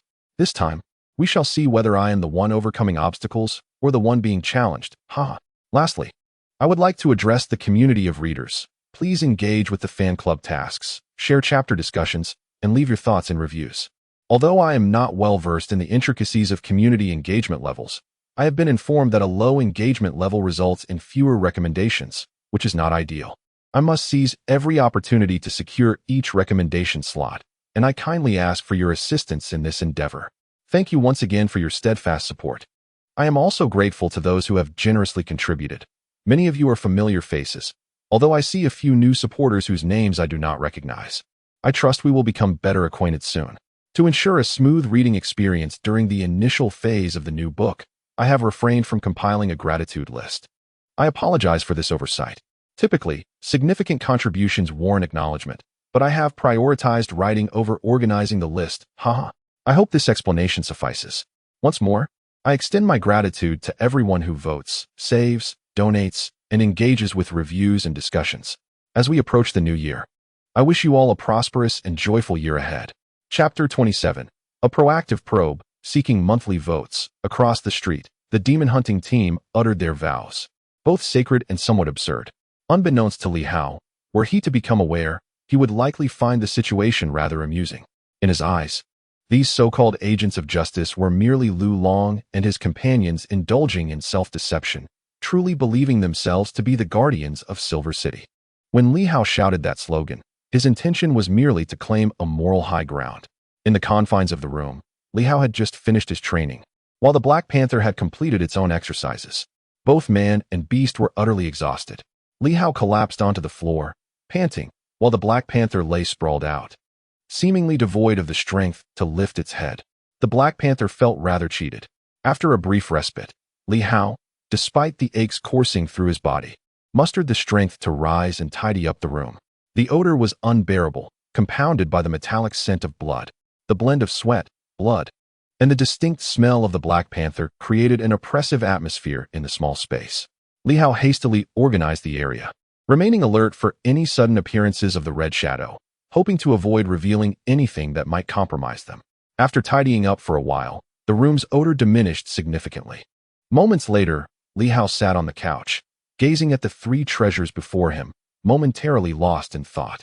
2 swords and a stone dagger, each an extraordinary artifact. For an ordinary individual to possess 3 such remarkable items, each with immense significance, Who could possibly perish? The saying, possessing treasures brings misfortune, echoed in his mind. His teacher, Lu Long, was a good man, at least toward him, a fact he comprehended well. Moreover, Lu Long was, in truth, quite decent. If this fellow did not harbor intentions of seizing his swords and daggers, Lu Long might indeed possess a sense of justice. Lu Long was aware that Li Hao owned treasures. He might not fully grasp their extent of power, but he knew of their existence. Perhaps even the dagger's presence with Li Hao. Aside from Yuan Shua and Li Hao himself, the Red Shadow faction might not be privy to this knowledge. Lu Long was the third person to speculate that the dagger resided with Li Hao. However, Lu Long had never broached the subject. His focus solely on eliminating the superpowered beings and stripping them of their mysterious abilities. It is worth noting that even the least extraordinary artifact would be deemed a treasure by Lu Long, though he may not wield it himself. Trading such artifacts for some mysterious power would likely pose no challenge. If Lu Long were truly intent on advancing his powers and succumbing to darkness, he might seek to use Li Hao and his weapons to negotiate with the Red Shadow faction for that very power. At this moment, Li Hao's thoughts began to crystallize. His teacher might not be able to reveal himself easily. Becoming a superpowered individual would entail its own troubles and aspirations. Lu Long, if the troubles with the Red Shadow were resolved this time, what path should lie ahead? Thoughts flickered through his mind. If the opportunity arose, perhaps he should assist Lu Long in advancing his powers. With this in mind, Li Hao donned his inspection uniform. The Black Panther looked up, a hint of confusion in its eyes. Why was he getting dressed at such a late hour? Come with me. Woof. The Black Panther's eyes brimmed with uncertainty. Where to? To the Silver City ancient courtyard. You know the drill. Keep an eye out for me. Woof, woof, woof. The Black Panther let out a low whine, seemingly reluctant. Li Hao chuckled. Are you afraid of that thing? What is there to fear? Don't be scared. It would be best if it reappears. The more frequently I encounter it, the less fear I will harbor, and the better I will understand it. At this moment, he even hoped for the Red Shadow to make an appearance. Each encounter would diminish its air of mystery. It would no longer be an insurmountable presence. Although Li Hao could only hope that his teacher and the others could resolve the troubles, he felt it was unreasonable to rely on outsiders to resolve all his issues. The situation with the Red Shadow might not be resolved in one go. This was his intuition. Woof woof. The Black Panther resigned itself, somewhat unwillingly. But knowing it had to accompany Li Hao, it complied. Moments later, the man and his dog set off into the night. To the ancient courtyard. Across the building. Wu Chao, who was still observing, suddenly changed his expression. Boss. Inside, the others turned their gazes toward him. Li Hao has left. Lu Long was somewhat taken aback. What could Li Hao possibly be doing out at such a late hour? Is he not aware of the peril he currently faces? What is going on? Keep up. Lu Long hissed sharply, and the members of the demon hunting team swiftly fell into formation. Although it was not a stormy night, venturing out alone at such an hour posed considerable danger for Li Hao. Superpowered individuals typically favored nocturnal escapades, as their appearances during daylight hours were infrequent, largely to minimize interactions with ordinary folk. A distinct chasm now separated the extraordinary from the mundane. Furthermore, with the night watchers lurking in the shadows, disrupting the ordinary world could provoke their wrath. Meanwhile, in a secluded corner of the Qiming community, beneath the sprawling branches of a grand tree, a ghostly visage materialized from the shadows. The masked phantom. Beside the masked phantom, a crimson figure emerged. The mask bore a pair of eerie azure eyes that gazed into the distance, tinged with confusion. Li Hao had ventured out at night. Before the arrival of the rainy season, he must not leave Silver City. This thought echoed in the masked phantom's mind, a directive from above. The phantom's mission did not involve murder nor confrontation with Li Hao. It was solely to ensure that Li Hao remained within Silver City, his whereabouts strictly confined to this domain. A trap? The notion flickered in the phantom's mind. It was aware that the so-called demon hunting team had been shadowing Li Hao, but it remained indifferent. The demon hunting team? The realms of the extraordinary and the ordinary had diverged completely. Lu Long of the demon hunting team was somewhat renowned, a martial artist who had surpassed the century mark. However, martial prowess had long since waned. The once dominant Yuan Shua was now merely a laborer, toiling for the night watchers in exchange for their protection. The era of martial artists had faded into obscurity. Let us observe. The masked phantom vanished into the darkness, while the crimson figure lingered, gliding through the air, boldly pursuing Li Hao. The phantom seemed unconcerned about the potential discovery of the crimson shadow. Even if the shadow were to confront a martial artist who had surpassed the century mark, the phantom was unperturbed. For these mundane beings could not fathom that the extraordinary had transcended their realm. Under the night sky, Li Hao strolled towards the ancient courtyard, accompanied by a dog. The distance was not great, merely a few kilometers, which would take him about half an hour on foot. At this moment, he concealed 3 precious artifacts on his person. When the time called for audacity, Li Hao exhibited remarkable courage. He was confident that the crimson figure would not attempt to harm him, and thus, he hoped for its appearance. Should it reveal itself, he would gain further insight into the crimson figure and assess whether the demon hunting team could perceive it.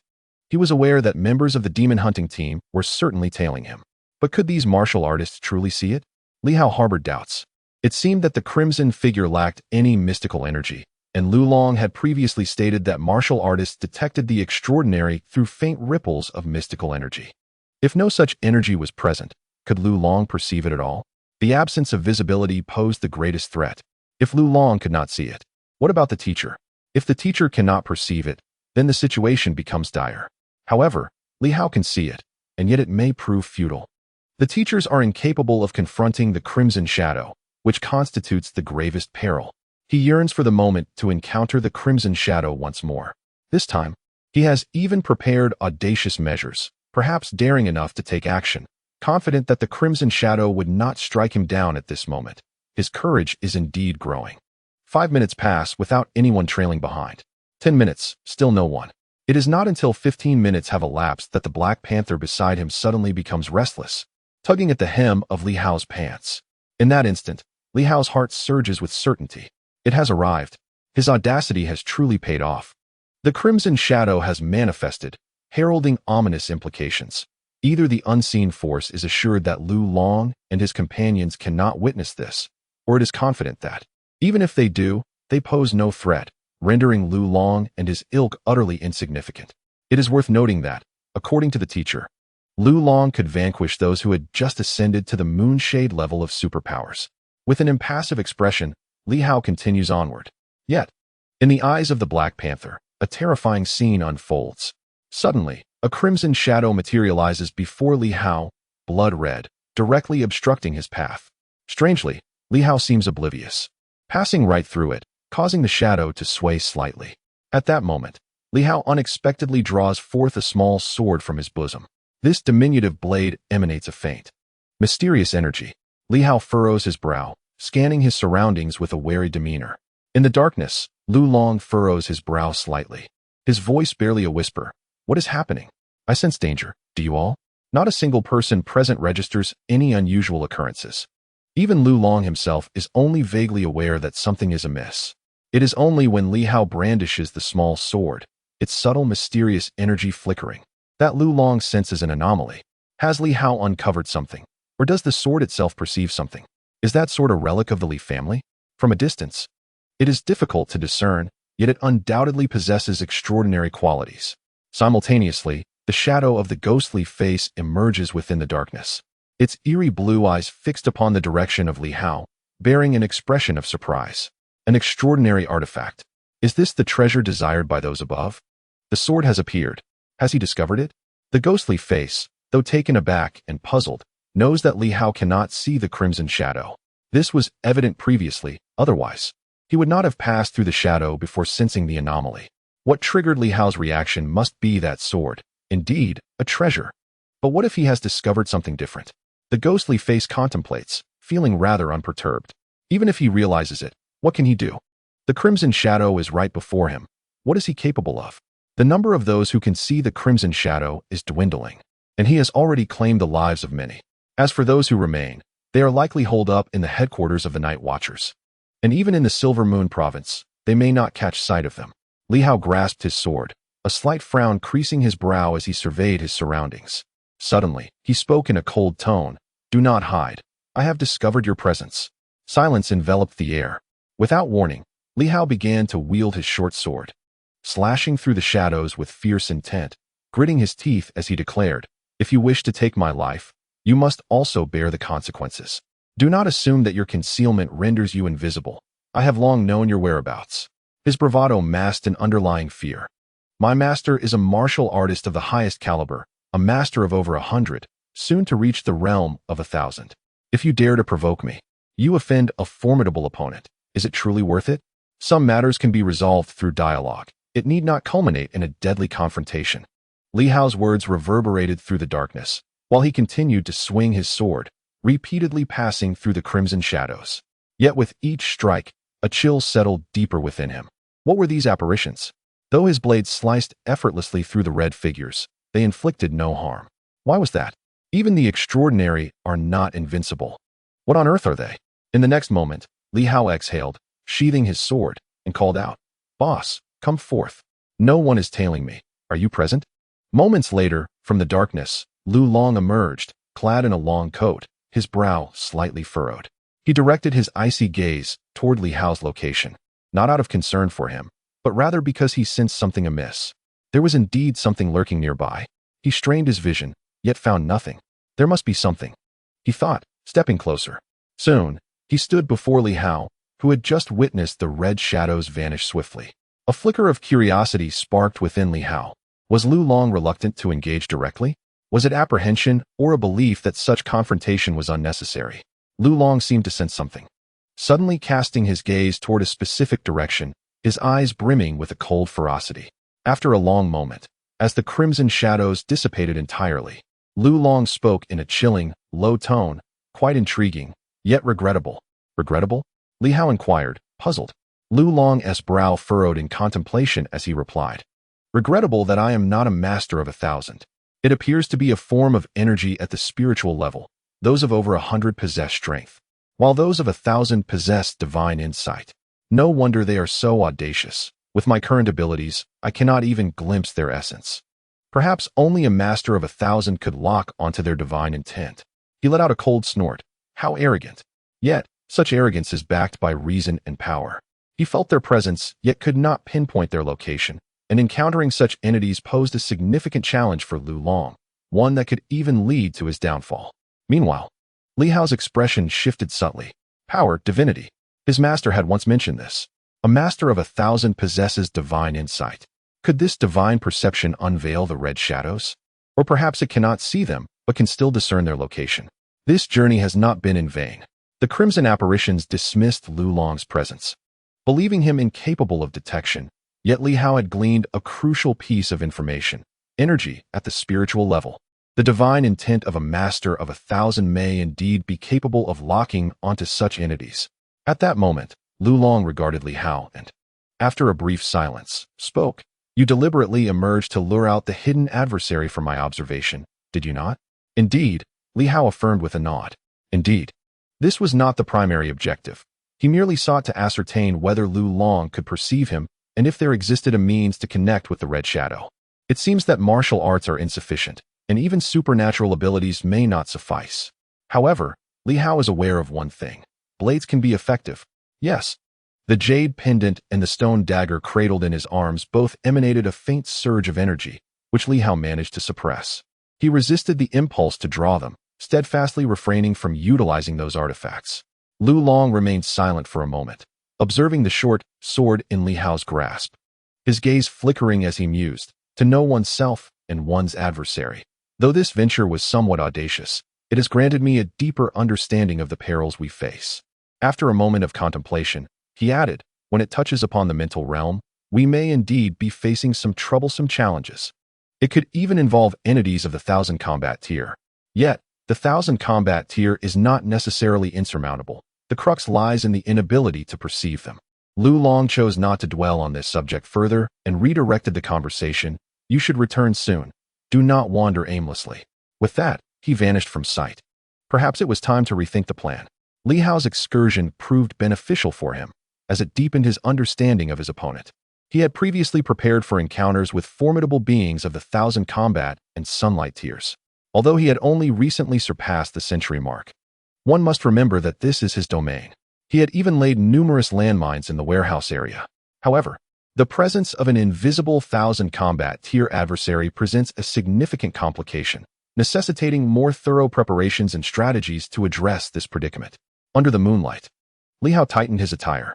Lu Long's lack of resignation indicated he was still contemplating solutions. This was a positive sign. Lu Long displayed neither retreat nor fear in the face of the 1,000 combat mental tier. Taking note of these developments, Li Hao continued on his path, and this time, the red shadow did not reappear. Soon enough, he arrived at the ancient courtyard. Instead of entering through the main gate, Li Hao, agile as ever, scaled the wall with a powerful leap, effortlessly crossing into the courtyard's interior.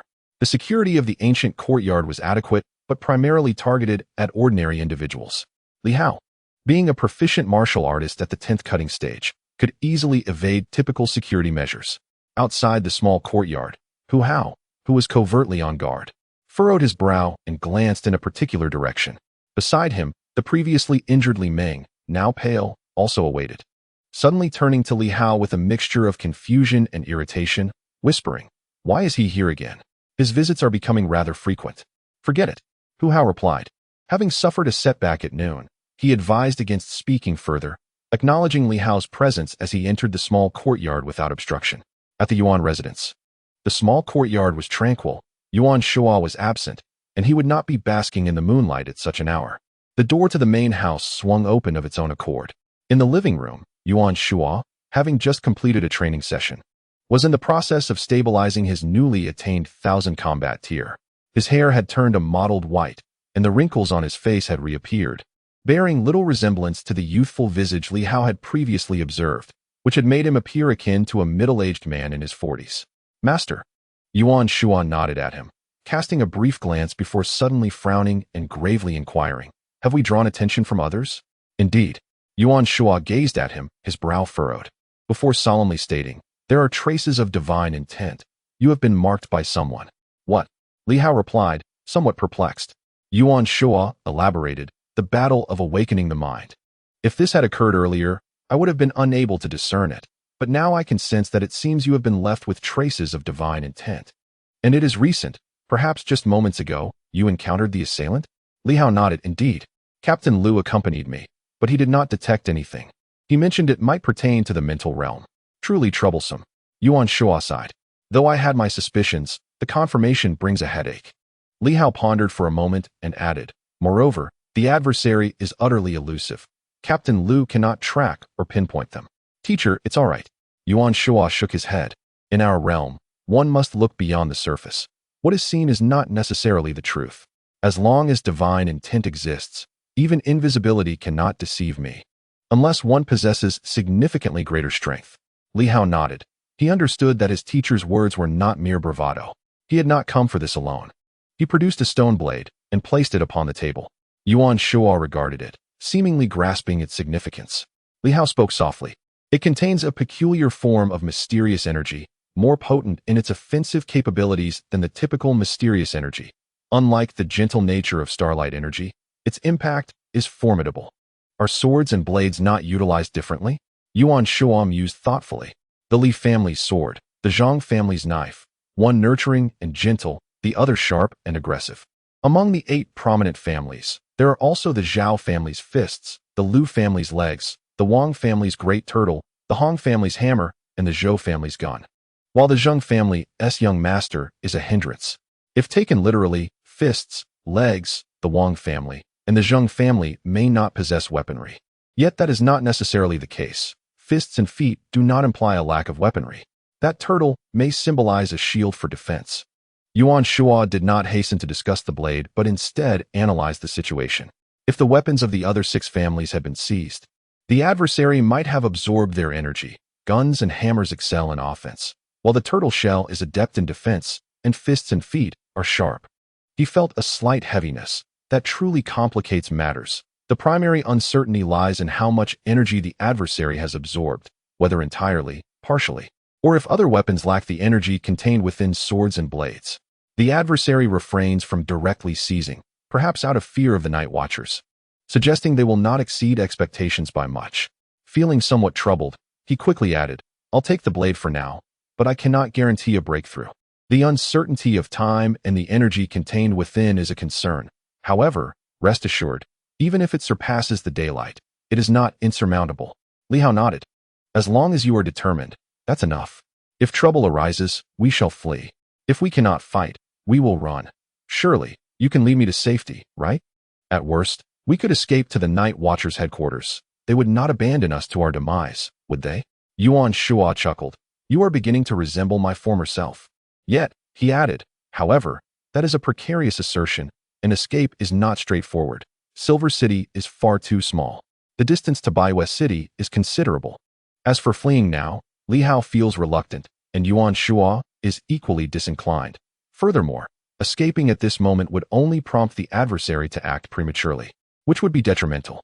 If given a few more days, Yuan Shuo may have hopes of advancing. The master and apprentice exchanged no further pleasantries this time. Yuan Shuo accepted the stone knife without hesitation. At this juncture, niceties were unnecessary. Li Hao, too, did not linger, swiftly departing from the small courtyard. Once Li Hao left, Yuan Shuo attempted to absorb the energy. Before leaving, Li Hao had warned him that it would be quite painful, but Yuan Shuo had dismissed this. However, upon truly absorbing a fragment of the knife's essence, Yuan Shuo found his mouth twitching in agony. Indeed, the pain was intense. The energy was overwhelmingly potent. In the next moment, Yuan Shuo's eyes gleamed. This was a remarkable treasure. The heirloom weapons of the 8 families were indeed of the highest caliber. This sealed stone knife was brimming with formidable offensive power. The more he learned about the 8 families of Silver City, the more enigmatic they became. As he pondered this, he recalled the upcoming exploration of ancient civilization ruins at the end of the month. Was there a connection between those ruins and the 8 families? Initially, these two seemed utterly unrelated. One situated in Silver City, the other nearly outside the Silver Moon province, one a modest locale, the other an ancient relic. Yet at this moment, he felt an undeniable link. He remembered that the entrance to the ruins bore the imprint of a turtle. Could it possibly relate to the Wang family among the 8 families? In that instant, Yuan Shuo fell into contemplation. The ruins were the largest he had discovered in recent years, remarkably well preserved, yet equally perilous. It was there that he had sustained injuries 3 years prior. The incident had claimed numerous lives, prompting the Night Watchers to abandon their exploration and seal off the area. Recently, however, it was set to reopen, and it was rumored that more than one superpower organization would join forces for the exploration, clearly indicating that the Night Watchers were wary of a repeat of the previous casualties. Despite the necessity to share the spoils, the collective strength in numbers made it worthwhile. If losses were substantial, it was better for all to shoulder the burden together. If the perpetrator of the 8 families self-immolation case were aware of certain matters concerning the 8 families, or even suspected a connection to the ruins, would they also participate? If that were the case, would a single organization concentrate more power in that vicinity? This, in turn, might render Silver City somewhat safer. But he decided to set that thought aside for now. Yuan Shuo took a deep breath. The pressing concern was to resolve the troubles stemming from Li Hao's side. As for the ruins, he would revisit that later. Chapter 28.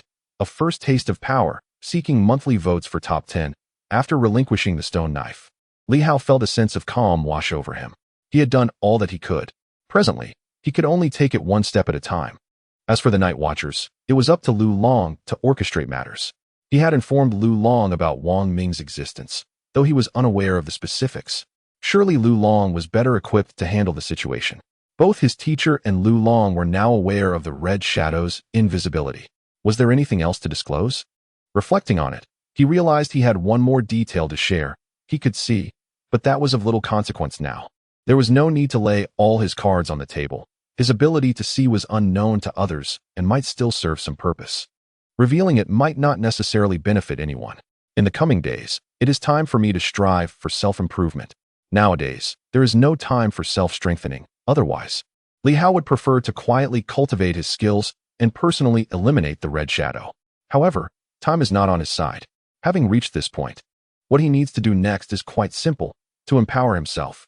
Since entering the 10th realm, he has yet to engage in combat with any formidable adversaries, nor has he experienced a fight of any real significance. According to his teacher, a martial artist of such caliber is merely a facade. Their true skills are lacking, merely running faster than others and delivering a stronger punch. Another peaceful night passed. On July 15th, in the basement of the Inspection Bureau, the Demon Hunting Squad's base, Li Hao arrived early, uninterested in circling around with Wang Ming, and directly proceeded here. Early in the morning, Li Hao began practicing the 5 animal frolics, free from the concern of disturbing the elderly ladies downstairs. Punching techniques, grappling, bear hugs, and tiger pounces. This time, Li Hao attempted to employ all 5 animals: tiger, bear, deer, monkey, and bird. As he practiced, his movements appeared somewhat awkward. At times, he would drop to the ground like a wild beast, leaping forth with vigor. Among the 5 animal frolics, the bird technique is indeed the most challenging to master. The art of flying requires one to be light and airy, primarily relying on the principle of leveraging momentum to ascend. This aspect is rather unfriendly to a novice like Li Hao. After several attempts at soaring, he found himself crashing to the ground heavily, far less effective than the monkey technique. After a few tries, Li Hao decided to abandon the bird technique and focus on the monkey technique, which he was more adept at. As he was engrossed in his practice, someone entered. The burly Chen Jian, appearing somewhat groggy and naive, pushed the door open. Upon seeing Li Hao, he paused in surprise. "Li Hao, you're here so early?" Despite having had a restless night, he was the first to arrive, not expecting Li Hao to beat him to it. As for the task of protecting Li Hao, with the boss around, he felt little concern. "Brother Jian," Li Hao said, slightly out of breath, smiling as he suddenly asked, "Are you interested in sparring with me again?" Chen Jian was taken aback. He had assumed that after their last encounter, Li Hao would be reluctant to engage with him again. Unexpectedly, the young man brought it up himself. Chen Jian chuckled, "You want to practice with me? I'm not particularly skilled in offense. I mainly focus on defense. How about this? I'll just defend and not attack, serving as your sparring partner." Li Hao's face brightened at the prospect. Having Chen Jian as a defensive partner was likely the most desirable scenario for someone of his novice status. After all, a living opponent is quite different from a target. Moreover, having an exceptionally strong martial artist like Chen Jian as a sparring partner would surely enhance his practice significantly. "Brother Jian, yesterday I absorbed some mysterious energy." "Never mind," Chen Jian chuckled, though internally he felt powerless to retort. "I know. You absorbed energy from 2 sources yesterday. Of course, I'm aware. The key point is that you understand that the effects of the mysterious energy cannot be fully absorbed and digested in just one day. It requires a prolonged process of assimilation." Moreover, although Li Hao possessed some foundational skills, he was truly not remarkable. He was merely slightly stronger than the average person and would be utterly defeated before a genuine martial artist. Chen Jian, being a defensive powerhouse, had no reason to fear that Li Hao could harm him. Li Hao paused his training, a look of delight gracing his features. "Then I shall not be coy. Brother Jian, please enlighten me. Feel free to strike. Although I want to retaliate, I will evade, as that is the fundamental instinct of a defensive stance." "Understood," Li Hao replied, his joy evident. This was indeed preferable. Otherwise, it would be akin to striking iron. The two exchanged no further words. Li Hao lunged forward, initiating a flurry of tiger claw techniques. His hands, like talons, darted towards Chen Jian's arms, aiming to grip them. Though Chen Jian was portly, his movements were astonishingly nimble. With a slight shift of his feet, he evaded Li Hao's grasp by mere inches. Li Hao grasped at empty air, the void echoing with a faint whimper. Chen Jian, having just evaded, was momentarily taken aback. Had Li Hao's claw technique truly improved so significantly? In that fleeting instant, Li Hao wasted no time. Having failed to secure a hold, he collapsed to the ground, limbs splayed, and propelled himself forward like a stag in flight. He was light and agile, poised and comfortable, yet when faced with danger, the power of a stag is formidable. Chen Jian instinctively moved to evade again, but he found himself outpaced by Li Hao's powerful kick. No longer opting to retreat, he resolved to defend himself. Boom! A resounding crash echoed. Li Hao, suspended in midair, utilized his momentum to propel himself, channeling all his strength into his arms. Resembling a fierce tiger descending from the mountain, fists clenched and descending with force. Bang! Chen Jian staggered back a step, and Li Hao too was jolted by the tremendous recoil. Yet, in that instant of retreat, he moved with the agility of a monkey, astonishingly rebounding back. Now, with his hands poised like claws, he struck downwards. Chen Jian was taken aback.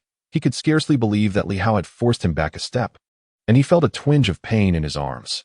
This shock momentarily left him dazed. Just 2 days prior, he had effortlessly sent Li Hao flying with a single slap.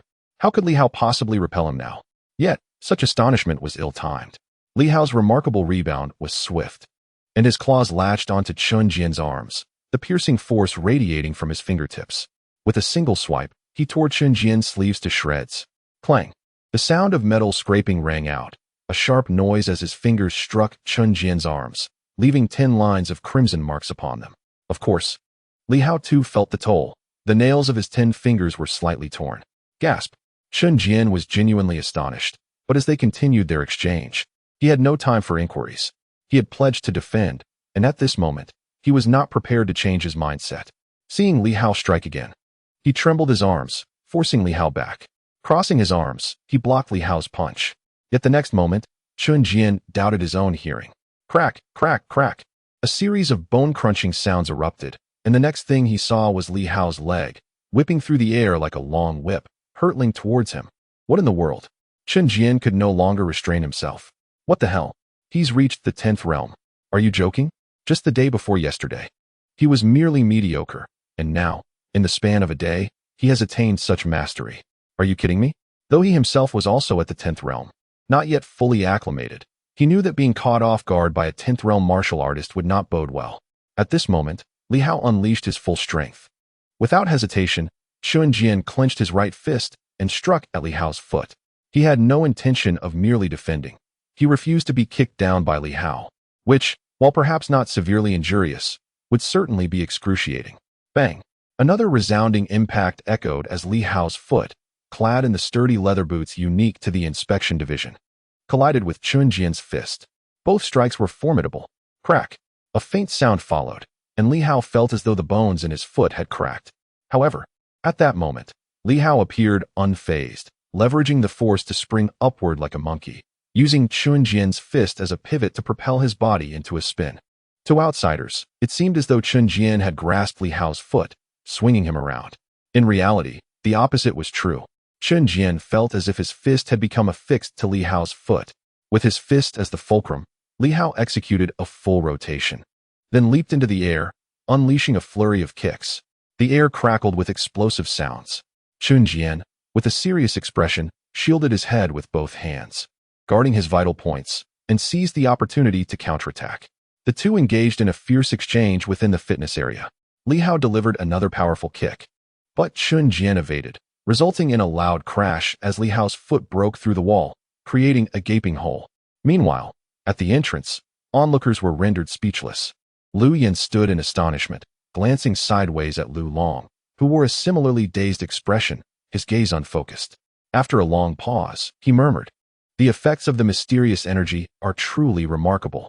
Beyond that, he had no words to offer. The transformation of Li Hao was evident to all, just days prior. He had been unremarkable, and even after absorbing the mysterious energy, he had merely managed to land a kick on Lu Yan. Yet today, had Lu Long not confirmed the timing, he would have suspected that several years had passed since he last saw Li Hao. Remarkable. In just one night, he had ascended to the 10th realm. Although still somewhat inexperienced, his opponent was perfectly suited for him, a defensive type not skilled in offense, allowing Li Hao's abilities to shine. Lu Yan rolled her eyes. "Give me a break. We've absorbed mysterious energy too. It doesn't yield such extraordinary results. If it were that easy to attain the 10th realm, there would be no such thing as the Starlight realm among the Night Watchers. Once a martial artist ascends to the 10th realm, they typically become a moonshade. Therefore, the Night Watchers indeed hoped that some foundational martial artists would join them, channeling energy into their bodies to become moonshade masters. Certainly, surpassing the 100 mark proves exceedingly challenging. Take Lu Long, for instance. Had he advanced effortlessly, the Night Watchers would have cherished him dearly. Yet, Lu Long has absorbed a considerable amount of mysterious energy, yet remains unable to progress, leading to the Night Watchers' disappointment and resignation, ultimately compelling them to withdraw their support and send him back home. This individual, during his time with the Night Watchers, was not merely a transient presence. However, his persistent inability to advance left him feeling quite stifled as a martial artist. Choosing to return to Silver City was indeed Lu Long's own decision. The 10th realm of severance is a demographic that the Night Watchers particularly favor. Regrettably, it is often the case that those who reach this realm are not in their youth, and as the development of superpowers progresses, many find themselves unable to endure the arduous training, yearning instead to become superpowered beings immediately. Few possess the fortitude to dedicate themselves to martial training. At this juncture, Yun Yao, who had been silent, suddenly spoke softly. "Can you sense the mysterious energy within him?" Typically, A novice like Li Hao would exhibit a continuous leakage of absorbed mysterious energy. Even Lu Long, in truth, emanated mysterious energy, as did the demon hunting squad. This phenomenon elucidates why Li Hao is capable of perceiving starlight, whereas he cannot perceive Yuan Shua. Upon Yun Yao's utterance, Lu Long's expression shifted subtly, and in the next moment, a realization dawned upon him, leading to a sudden cold chuckle. Yuan Shua's disciple is truly extraordinary. That old man, with martial artists nearing extinction, still conceals himself, unwilling to extend a hand to his fellow practitioners. In that moment, Lu Long thought of Yuan Shua. Yuan Shua was indeed like this. After absorbing mysterious energy, no one could sense it, as if he had consumed it all himself. The Night Watchers were aware of this as well, leading to suspicions that Yuan Shua possessed an exceptionally potent method of drawing energy into his body. Alas, Yuan Shua remained tight-lipped, and no one could compel him to divulge his secrets. Previously, they assumed it might be due to Yuan Shua's overwhelming strength. However, today, they found that Li Hao, too, emitted no detectable mysterious energy. What did this signify? Lu Long comprehended immediately. Just yesterday afternoon and evening, this young man had visited Yuan Shua twice, and it remained uncertain whether he had just learned or had long known the techniques. It was rumored that Yuan Shua had imparted additional secret arts to him, even disregarding the Night Watchers' prestige and injuring one of their own. Lu Long was well informed and had received updates about the events of the previous day. Lu Yan murmured, "Boss, are you suggesting that Li Hao has mastered Elder Yuan's secret arts, absorbing such formidable techniques? This must be the aspiration of everyone. Logically, possessing such a treasure could invite peril. Even as a distinguished figure in ancient civilization studies, Yuan Shua's powerful techniques would undoubtedly attract countless eyes. Yet, Yuan Shua remained unscathed, withholding his secrets, thus indicating that the old man possessed certain cunning. Indeed, Lu Long nodded, contemplating this angle. He felt a mix of envy and resentment towards Yuan Shua. In truth, he and Yuan Shua were old acquaintances. His father had a decent rapport with Yuan Shua in their youth, and Lu Long had even visited him as a child, hoping Yuan Shua would take him as a disciple, only to be met with refusal. According to Yuan Shua, he prefers to teach intelligent individuals, even if they possess numerous ideas and tend to be disobedient, rather than instructing the foolish. It is as though he nearly implied that Lu Long is a fool. Thus, a rivalry was born between Lu Long and Yuan Shua during their childhood. In the present day, the martial arts practitioners are nearly extinct. Lu Long is determined to revive the martial arts community in Silver City, providing some assurance in a situation where the Night Watchers are reluctant to guard the small town. Yet, the old man Yuan Shua, despite having lived a life of countless achievements, remains unwilling to part with even a single feather, not to mention the extraordinary secret techniques. That old fellow is even reluctant to contribute a single volume of martial arts scripture. At times, Lu Long finds himself baffled by Yuan Shua. Why the reluctance? Those teachings hold little significance for Yuan Shua now. Wouldn't it be better to cultivate and expand the martial arts community? Silver City is too small, and the strong are too few. Producing some talent would surely reflect well on him as well. Having taught at the ancient academy in Silver City for many years, Yuan Shua has never imparted martial arts, focusing solely on academic instruction. This has drawn criticism over the years, as Yuan Shua has only taken on a limited number of students, some of whom have never even studied martial arts. Conversely, Li Hao has learned the 5 animal exercises, making him one of the few students to acquire Yuan Shua's martial skills.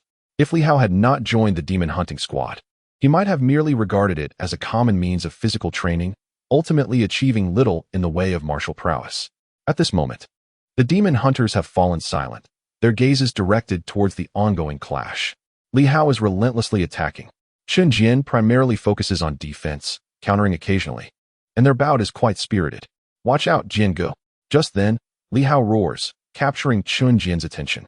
In the next instant, a tiger's roar reverberates through the basement, the sound of a fierce tiger-esque growl. Of course, while Li Hao has seen a tiger, it was merely a caged one. He has never truly encountered a wild tiger or heard its fearsome roar. Thus, his roar cannot be compared to Yuan Shua's. Yuan Shua has genuinely battled wild tigers. Comparing him to Yuan Shua is akin to contrasting a fierce tiger with a caged one, lacking the ferocity and intimidation. Nevertheless, Li Hao's sudden tiger-like roar still slightly unsettles Chen Jian, causing his eardrums to resonate. In that fleeting moment, Li Hao, resembling a black bear, wraps his arms around Chen Jian, who is significantly larger and heavier, more like a black bear himself. Yet at this moment, Li Hao hoists him up effortlessly. "Let us go." Li Hao bellows, summoning all his strength, and with a powerful heave, he lifts Chen Jian, shaking him off with a mighty toss. A tremendous crash resounds as Chen Jian collides with the wall, leaving a distinct imprint, with bits of cement cascading down from the wall. Although Chen Jian emerges somewhat disheveled, he is unhurt, merely stunned and incredulous as he gazes at Li Hao. Panting heavily, Li Hao also looks at Chen Jian in astonishment. Wow, after all that, Chen Jian has only a few scratches on his arm and seems hardly harmed. Is he even human? Li Hao, having even snapped a steel cast pipe with a kick, found that Chen Jian was utterly unscathed. No matter how long they fought, he mused, it would not be enough to defeat him. He himself might perish from exhaustion. Brother Jian is formidable. Yet, Chen Jian felt an immediate flush of embarrassment, perceiving Li Hao's mockery as rather unsporting at such a moment. Suddenly, applause erupted from outside the door. Lu Yan's radiant smile resembled a blossoming flower, her eyes sparkling as they rested on the drenched Li Hao. In the next instant, while Li Hao stood momentarily dazed, Lu Yan drew close, wrapping her arms around his neck and teasingly exclaiming, "Little Hao, you are truly impressive." Li Hao, maintaining his composure, shifted slightly but found himself unable to escape her grasp. A faint fragrance wafted from her, causing him to rub his nose shyly. "Sister Lu, please let me go." "Oh, feeling shy, are we?" Lu Yan giggled, her laughter a delightful melody. Not only did she not release him, but she also pulled him closer, her voice sweet as honey. "Little Hao, your absorption of mysterious energy is astounding. Could you teach your sister?" Li Hao, feeling awkward, replied, "Sister Lu, I'll ask my teacher if it's possible to share. But if I do, will it lead to repercussions?" Lu Yan froze for a moment, then pushed Li Hao away, her expression one of feigned sorrow. "You have no compassion for the delicate," she exclaimed. The young man certainly knew how to speak. She could not afford to offend that particular individual. If she were truly expelled, whom could she turn to for redress? Hadn't she seen how the night patrol's curiosity was nearly met with violence from Yuan Shuai yesterday? Such an old fellow was best left undisturbed. As for Li Hao, having demonstrated the prowess of the 10th realm, he had no intention of concealing his abilities. The 5 animals breathing technique would likely be hard to disguise, as it was evident that he had already assimilated it. Yuan Shuai had mentioned that it was of no consequence. He too had undergone the same process, and the night patrol was aware of it. The knowledge of it was not problematic, but the means to practice were what truly mattered. At that moment, Lu Long stepped forward, his demeanor surprisingly gentle as he expressed admiration. "Impressive. You have exceeded my expectations. I thought your introduction of mysterious energy might lead you to the 10th realm swiftly, yet I anticipated it would take at least a month. However, you accomplished it in a single day." Li Hao humbly replied, "It is not my own prowess, but rather my teacher's brilliance. Yesterday, I sought my teacher's guidance, and he is the true master." With a sigh, Li Hao reflected, "Yesterday, my teacher, angered by someone peeking at his training, unleashed powers that should not have been invoked. At that moment, he transcended to a near-peak state, just as he had when he guided me through the understanding of the 5 animals' secret technique, using his intent to lead me into the 10th realm." As he spoke, a shadow of sorrow crossed his face. "Yet, while he guided me into this realm, he suffered incessant blood loss, and I am deeply concerned." Upon hearing this, Lu Long also sighed deeply. Past grievances faded in an instant, leaving behind a sense of self-mockery and melancholy. In the Silver Moon province, the foremost martial arts master may well be nearing the end of his saga. "I heard of yesterday's events. Yuan Shuai had suffered a significant injury years ago, and upon being spied upon during his secret practice, he unleashed his peak power and effortlessly defeated 2 Moonshade warriors. What a pity. At that moment, he was perilously close to the realm of Doqian, a state I have long yearned for. Little did I expect that you had already witnessed it ahead of time." In this instant, he was not surprised that Li Hao could step into the realm of Zhan Shi, a peak martial artist who had shattered 100 in a final explosive surge, comprehended divine intent once more. Such an existence could have ascended into Doqian. Yet, Yuan Shuai had aged, his injuries too severe. Ultimately, he merely fostered a disciple of Zhan Shi, which, upon reflection, feels rather unworthy. Even if this were to spread, the powerful among the Night Watchers would lament its futility. Li Hao entering Zhan Shi is but a trivial matter. Had Yuan Shuo been able to enter Do Qian, that would have been truly remarkable. The other demon hunters, upon hearing this, cast peculiar glances at Li Hao. Divine intent. Lu Yin expressed her astonishment. Divine presence is a technique of Do Qian. If old Yuan had not been injured years ago, he might have truly stepped into the domain of Do Qian, becoming a terrestrial deity among martial artists. She felt a mix of shock, sentiment, envy, and even sympathy. Yes, sympathy. How tragic. Such a master might never regain his former prowess. Capable of vanquishing 2 moon phantoms with a single strike. Li Hao sighed, managing a bitter smile. Thus, my visit today was to test my own strength, to see if I could live up to my teacher's cultivation. Otherwise, my heart would remain restless. Lu Long nodded slightly. That's quite commendable. Chen Jian is in the mid-stage of Zhan Shi, not a novice. Strictly speaking, if Zhan Shi is indeed divided from Zhan 10 to Zhan 99, Chen Jian should possess the strength of around Zhan 30. Of course, he primarily focuses on defense. And the fact that you could engage him like this indicates your superiority over the average Zhan Shi. Yet, when it comes to actual combat, it's uncertain. Perhaps someone weaker than Li Hao could still defeat him. Li Hao felt a twinge of disappointment. Brother Jian wasn't even injured, while I exerted myself fully. Were you hoping to harm him? Lu Long chuckled. If he were so easily injured by you, what would we even be doing as demon hunters?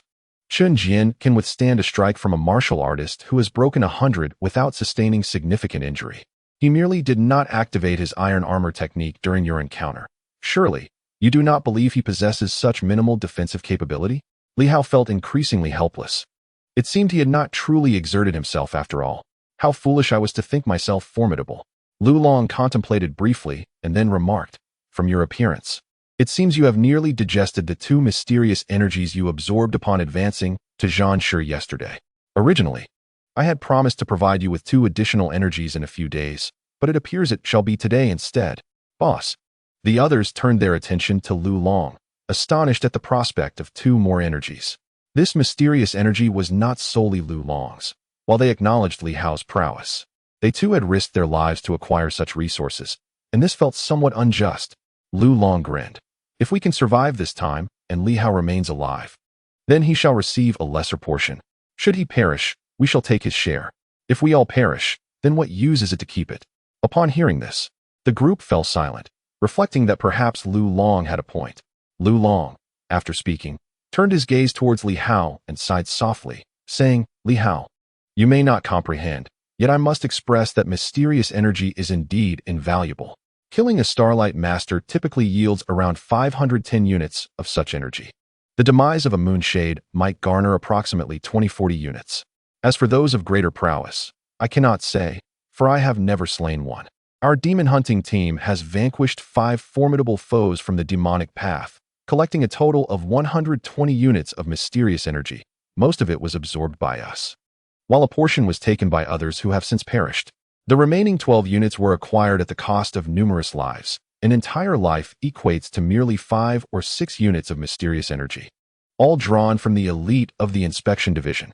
If you absorb 2 more units, it will approach the cost of 1 life. In that moment, Li Hao suddenly felt the weight of the mysterious energy. 22 lives had been lost for the acquisition of 120 units. The price was exorbitant. Is it worth it, boss? Li Hao inquired suddenly. Lu Long laughed. A wild, unrestrained laugh. Absolutely. Because we are the embodiment of justice. The guardians of Silver City. Li Hao mulled over this declaration. Previously, he had found it absurd. Yet at this moment, the humor evaporated, and it no longer seemed so laughable. Is it truly justice? Perhaps it is.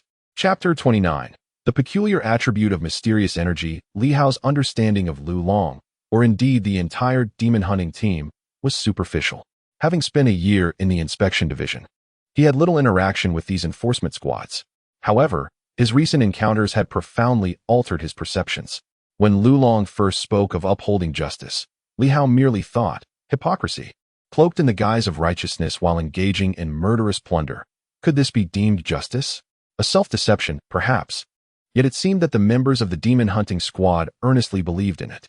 Naturally, Li Hao could not display his skepticism. He found an odd comfort in that. The second time Lu Long spoke of safeguarding justice, Li Hao felt a flicker of self-doubt. Was Lu Long's notion of protection genuinely noble? Or merely a pursuit of greater power, coincidentally eliminating some who threatened Silver City? Could this be classified as justice? He harbored further doubts regarding the motivations of his teammates in their pursuit of superpowers. What were their aims? To grow stronger? Superpowers appeared perilous. Ordinary people might not fare worse than those with superhuman abilities. Had Li Hao not been targeted by the Red Shadow, he might never have ventured into the realm of superpowers. His former mentor had mentioned the existence of superpower organizations, such as the Night Watchers. Li Hao was aware of this organization, albeit unaware of its specific name. At that time, he harbored little thought on the matter, perceiving them as inhabitants of a different world from his own. Now, he found himself reluctantly embroiled in this domain. Though these thoughts swirled within him, Li Hao remained silent. He preferred to keep his thoughts to himself. Sometimes, speaking more could carry ulterior motives, merely serving one's own ambitions. Since a year prior, he had donned a mask of hypocrisy, wearing a disingenuous smile. Following Lu Long, they made their way towards the storeroom once again. This time, it was not only Yun Yao who trailed behind. Several others joined as well. Lu Yin, unabashed, warmly wrapped her arms around Li Hao, her face radiant with joy. "Xiao Hao, it's remarkable. You've only been part of the team for a few days, and this is already your second absorption of mysterious energy. When I joined, there was a gap of 3 whole months between my first and second." Li Hao shrugged slightly, feeling a bit overwhelmed by her exuberance. This sister was indeed quite forward, practically leaning against him. "What else with the shudder? Is your shoulder uncomfortable? Shall I give you a massage tonight?" Li Hao was at a loss for words. She was quite a handful. Ahead, Lu Long's gaze remained unflinching. He paid no heed to Lu Yan's antics. The 5 survivors in their small team each harbored their own stories and thoughts. Since the establishment of the demon hunting squad, they had lost 22 members, and among the few remaining, who did not carry their own burdens. At times, Lu Long was aware of their troubles, but chose not to speak of them. After today, the certainty of tomorrow was uncertain. With a click, the storeroom door swung open once more. Inside were 3 rooms, and the mysterious energy was contained within the third. On his previous visit, Li Hao had been oblivious to the contents of the first 2 rooms. This time, with Lu Yin accompanying them, she cheerfully introduced. "There are 3 rooms here. The third room contains the mysterious energy. Do you have any idea what's in the first 2? Advanced weaponry?" He guessed. "Incorrect. Those items are hardly worthy of being stored here." Lu Yin chuckled. "The first room is filled with various supernormal items, such as weapons of superhumans, their books, diaries, essentially a collection of odds and ends we gathered, aside from the ones we hunted. There might be something valuable among them, but it's difficult for us to discern." Li Hao nodded in understanding. "And what about the second room?" "The second?" Lu Yan's smile remained, yet Li Hao caught a hint of something unusual in her expression. "Oh, that one is quite interesting. Ordinary folks cannot enter. It is deemed the most important area of our squad, even more so than the chamber housing the mysterious energy. However, dear brother, I advise you to steer clear of it." "Is it a treasure? What kind of treasure that one cannot even glance at?" Li Hao queried, perplexed. At that moment, Lu Long turned his head to cast a glance at Lu Yin, his tone indifferent as he remarked, "Are you done playing around?" Lu Yin laughed, releasing her grip on Li Hao's neck, playfully saying, "Boss, don't be so fierce. It's just that I haven't been able to entertain you. Are you feeling jealous?" Lu Long's expression remained unchanged, neither angry nor flustered. He merely observed the second chamber for a moment before silently striding towards the third chamber. Li Hao too glanced at the second chamber. His curiosity piqued this time. Lu Long had remained silent until Lu Yin mentioned the second chamber, which seemed to stir his irritation. What lay within? There was no time for contemplation. The door to the third chamber had already been opened by Yun Yao. The doctor had remained quiet throughout, speaking little, yet each time she caught his eye, she would smile and nod, presenting a demeanor that was surprisingly amiable, in stark contrast to Lu Yan's more formidable disposition. Within the crystalline enclosure, a myriad of mysterious energies of various hues unfolded before the audience. 10 distinct energies remained, each housed within separate ice crystal chambers. Yun Yao commenced her introduction. The remaining 10 energies possess unique attributes, each originating from 3 different superpowered individuals. She gestured towards the vibrant crimson energy on the left, elaborating, "This is fire attribute energy, belonging to a superpowered individual of considerable strength, at the pinnacle of the Starlight Master level. To put it in the terms of martial artists, they are at the zenith of the 10th realm." After a moment's contemplation, she added, Do not underestimate a peak Starlight Master. Back then, Brother Lu had already transcended the 100-tier level, and strictly speaking, he was somewhat stronger than his opponent. Yet, despite this, we still suffered casualties in our efforts to defeat him. That individual wielded formidable firepower, and once it touched you, it swiftly engulfed your entire being. The deceased were all reduced to ashes. Nearby, the rotund Chen Jian suddenly lifted his shirt, revealing not chest hair, but a substantial scar across his chest. With an endearing grin, he remarked, "Li Hao, you ought to be wary of these fellows. This is the mark left by that individual." A mere spark of flame fell upon me, and it nearly incinerated me. Li Hao understood the formidable nature of Chen Jian's defenses, exceptionally robust. However, such defenses were merely physical. When confronted with the onslaught of mysterious energy, even the slightest flame came perilously close to claiming the life of this shield-bearing warrior. Terrifying indeed. Li Hao's expression grew solemn as he nodded slightly. Contemplating for a moment, he suddenly spoke. In 1727, a catastrophic fire occurred in the southern outskirts of Silver City, claiming 128 lives. Subsequent investigations revealed that a short circuit ignited the factory. Yet, witnesses claimed to have seen a spark descend from the heavens, directly incinerating the structure. Lu Long, somewhat taken aback, cast a glance at him and nodded slightly. "You seem well informed. That case has already been resolved." It was indeed this individual's doing. Prior to becoming a superpowered being, he was merely a laborer, working in the factory, known for his penchant for petty theft, which ultimately led to his dismissal. Given his character, he was met with considerable disdain. Upon becoming a superpowered individual, he returned to Silver City solely for vengeance against those who wronged him. Lu Long scoffed. How could such a person even be deemed a superpowered being? Heaven must truly be blind. Which member of the Demon Hunter squad is not superior to this beast? What utter nonsense about being a favored one of the heavens. It is nothing but foolishness. Li Hao remained silent, reflecting that it was indeed the perpetrator who had been slain. He had previously examined the case files, paying close attention due to the fire's significance, and discovered that surviving witnesses had asserted it was arson rather than a mere electrical fault. However, the case ultimately concluded with a verdict of short circuit igniting the factory. He had presumed it to be an unresolved mystery, but it was not. The culprit had already been eliminated.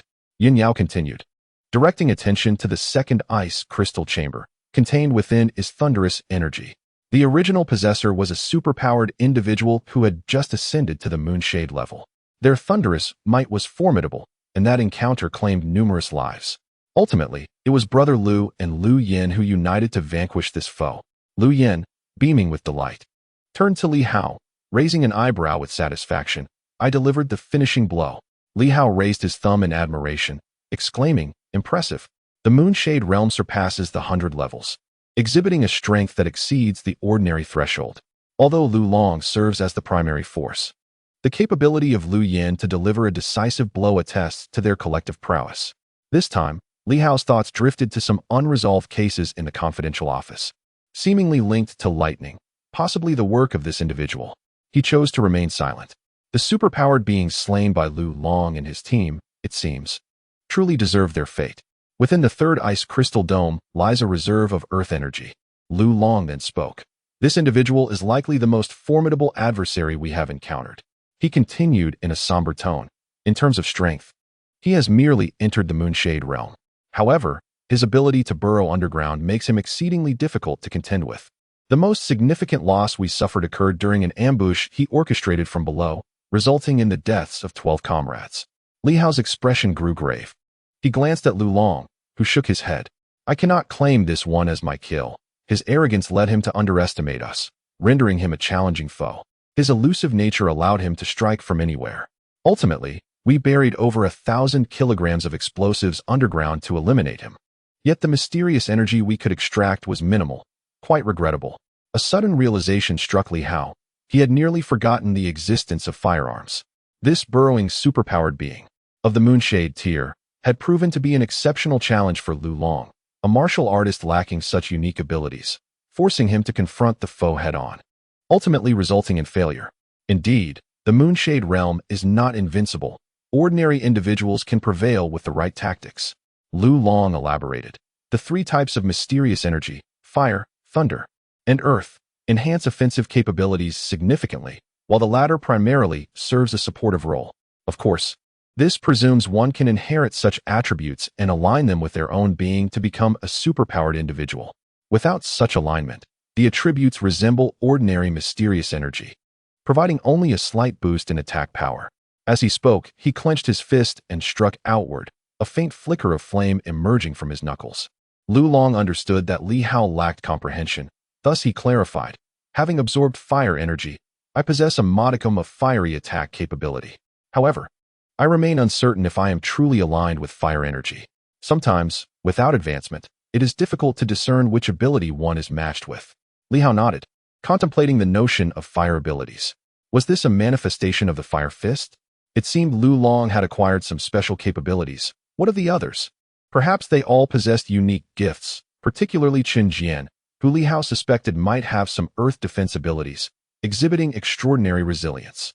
He reflected on their squad's elimination of 5 superpowered beings.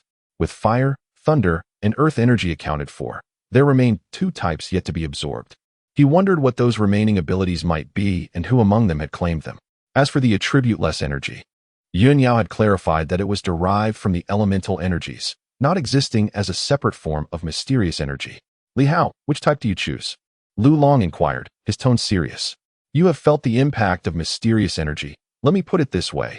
Attribute-based mysterious energy nearly doubles the impact. The enhancement effect is comparable to that of ordinary attribute-less mysterious energy. Thus, should one absorb a mysterious energy of attributes that does not align with their own, the prospects of advancing to a higher power may be thwarted, resulting in a significant loss. The individual would encounter greater peril without reaping additional benefits. However, if successful, one might either fail to advance or gain a modicum of attribute capabilities, which is indeed advantageous. Li Hao contemplated the 3 types of attribute energies before him, feeling a tinge of hesitation. Which one to choose? Boss, I have 2 options. Choose one. Lu Long firmly shook his head. No mixing. You may consider it after some time, but not all at once. If you attempt to absorb 2 conflicting attributes simultaneously, you might very well have your head blown apart. I do not wish to be responsible for collecting your remains. Understanding the gravity of the situation, Li Hao resumed his examination of the 3 attributes. Fire and thunder appeared promising. Possessing even a fraction of their capabilities would undoubtedly bolster his attack power. Yet, the earth attribute also held its merits. Its initial impression was one of enhanced defense, solid and unyielding as a mountain. Furthermore, the ability to burrow underground could serve as an excellent means of survival in dire circumstances, albeit with the risk of yielding no rewards, merely equating to ordinary mysterious energy. I shall choose the earth attribute. Li Hao resolved decisively. Lu Long nodded approvingly, a smile gracing his features. A commendable choice, with heightened safety. Moreover, only 2 portions of the earth attribute remained. Among the 3 types of energies, the earth attribute was the rarest, likely linked to the manner of the opponent's demise, exploded to smithereens, perhaps leaving no trace behind, making it fortunate to retain any mysterious energy at all. In contrast, the fire and thunder attributes were more abundant. Proceed to absorb it. Lu Long instructed, and then, as an afterthought, added, also, utilize the method that Yuan Shua taught you. There's no need to employ the energy absorption technique I showed you. Li Hao felt a bit awkward.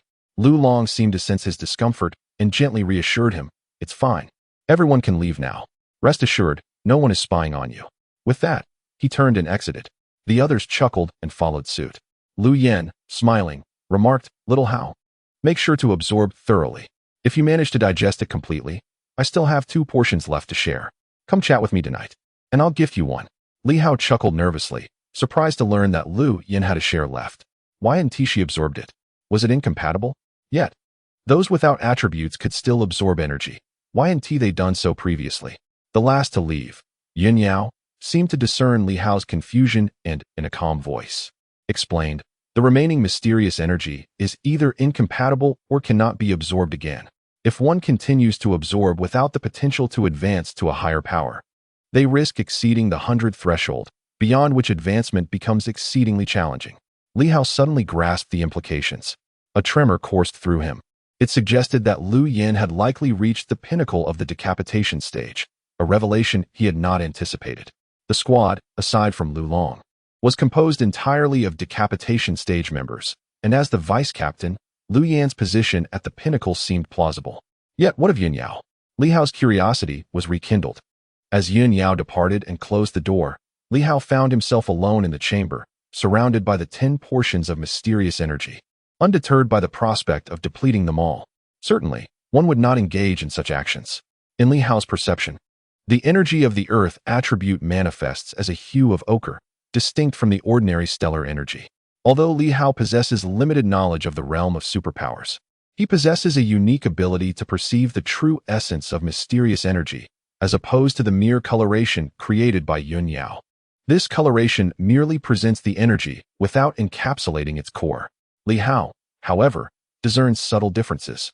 What accounts for the varying attributes of mysterious energy?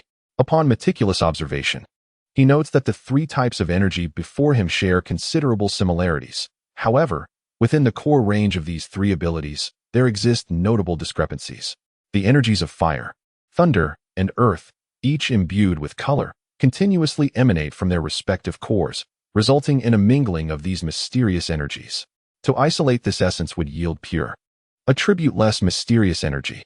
The advantage of attribute-less mysterious energy lies in its heightened safety and reduced suffering upon absorption. Conversely, its limitation is that it can solely enhance physical attributes without facilitating advancement in superpowers.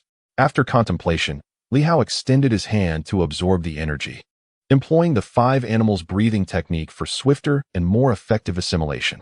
Naturally, this method presents a challenge as it also draws energy from the jade sword. The energy of the jade sword can only be harvested through this technique, rendering it futile for those unfamiliar with it. 2 streams of mysterious energy surged into Li Hao's body simultaneously. In the next moment, amidst the pain, he perceived a remarkable distinction. The stellar energy was separating the earth energy. Li Hao, taken aback, both felt and witnessed this phenomenon. The stellar energy was cleaving the earth energy apart. Predominantly mysterious, the earth energy comprised a fraction of attribute energy. At this moment, as both energies entered Li Hao's body, they were indeed being divided. Before long, a pure orb of ochre energy was isolated. Rather than coursing through the veins and muscles, this ochre energy surged directly toward a specific region. In an instant, Li Hao pressed his hand against the upper left quadrant of his abdomen, where a vital organ resided, the spleen. The spleen, associated with the earth element, is situated in the left abdomen beneath the stomach. It plays a crucial role as the body's reservoir of blood, storing it when at rest. In times of need, the spleen supplies blood. A hemorrhage from the spleen often signifies a dire prognosis, as a ruptured blood reservoir leads to the loss of vital fluid, frequently heralding death. The spleen itself is exceedingly fragile, even more so than the stomach or heart. A severe blow can result in rupture and bleeding with greater likelihood than injuries to the heart or stomach. Thus, even skilled martial artists face potential defeat, or even death, should their spleen be compromised. At this moment, the ochre energy surged directly into the spleen, leaving Li Hao pale with dread. He was acutely aware of the spleen's fragility and the formidable power of mysterious energy, particularly the attribute-specific energy, which possesses greater impact than ordinary mysterious energy. Once the impact reaches the spleen and shatters it, the human body's reservoir of blood would collapse. Survival would be a miracle. Cursed be this predicament. Li Hao swiftly summoned a vast amount of starlight energy to encircle the spleen for an onslaught. Alas, this situation truly betrayed him. How could it be so? Under normal circumstances, mysterious energy does not intrude upon the vital organs, as they are too fragile, primarily circulating through the blood vessels, muscles, and skin. Yet this time, it was strikingly different. Activating the breathing technique to channel energy, Li Hao found that as the starlight energy approached the spleen, it did not launch an attack, but rather flowed past it effortlessly. Li Hao's countenance turned pale. In that instant, yellow energy surged into the spleen, prompting him to feel an urgent need for help. With the spleen in tatters, he required immediate assistance, hoping that Dr. Yun Yao could be of use and be reliable enough to save him amidst severe hemorrhaging. Before the plea for help could escape his lips, Li Hao was taken aback. Astonishingly, there was no pain. The yellow energy integrated into the spleen without inflicting any agony, merely engendering a sensation of fullness, akin to having overeaten. In the next moment, Li Hao experienced an overwhelming surge as the blood stored within the spleen erupted forth. This was indeed the human body's reservoir of blood. Yet the outpouring was not due to destruction. It felt as if it had been unleashed after satiation, flooding out with a powerful force. Under normal circumstances, the flowing blood would merely provide the body with the energy it required. However, this time, it resembled the exhilaration experienced during intense physical exertion, as if the blood had become fervent and its flow accelerated, causing Li Hao's entire circulatory system to boil with vitality. If he were to check his blood pressure at that moment, it would likely be dangerously high. The sound of rushing blood echoed within him, reminiscent of a small stream flowing, creating a cacophony of movement. This sudden transformation left Li Hao both astonished and awestruck. The spleen seemed to be undergoing a metamorphosis. That earthy yellow energy was altering his spleen, enhancing it. Was it an earth attribute energy? The spleen? Enhancement? Li Hao murmured to himself, while the unclassified mysterious energy continued to assail the blood vessels, which now seemed less significant. He felt as though he had uncovered something extraordinary. However, the next moment, Li Hao understood the dire consequences of ignoring the onslaught of mysterious energy, and he screamed, "Help!" The doors swung open swiftly. 5 individuals rushed in, and upon assessing the situation, they were taken aback. At that moment, Li Hao appeared as though he were a figure made entirely of blood, with blood seeping from every pore, even from his 7 orifices. Lu Long was equally astonished. The first time was uneventful, yet how could this happen now? The blood loss is extraordinary, Yin Yao. It seems as though Li Hao's very essence is pouring out. At this rate, he might perish from his own bloodletting. Yun Yao hurried forward, emanating a gentle, soothing energy from her hands. As soon as she made contact with Li Hao, she furrowed her brow slightly, sensing something unusual. With a grave tone, she inquired, "Do you feel weak?" "Not at all. I feel invigorated," Li Hao responded. Yun Yao frowned, continuing her examination. After a moment, her expression turned peculiar, and she remarked with surprise, "Your blood production rate is astonishingly rapid. The sensation I experienced felt akin to a transfusion. The blood that coursed through me previously was fraught with insufficient energy, thus providing little sustenance. However, now my digestive system is rapidly generating new blood, seemingly infused with a more potent vitality." This is precisely what left her astounded.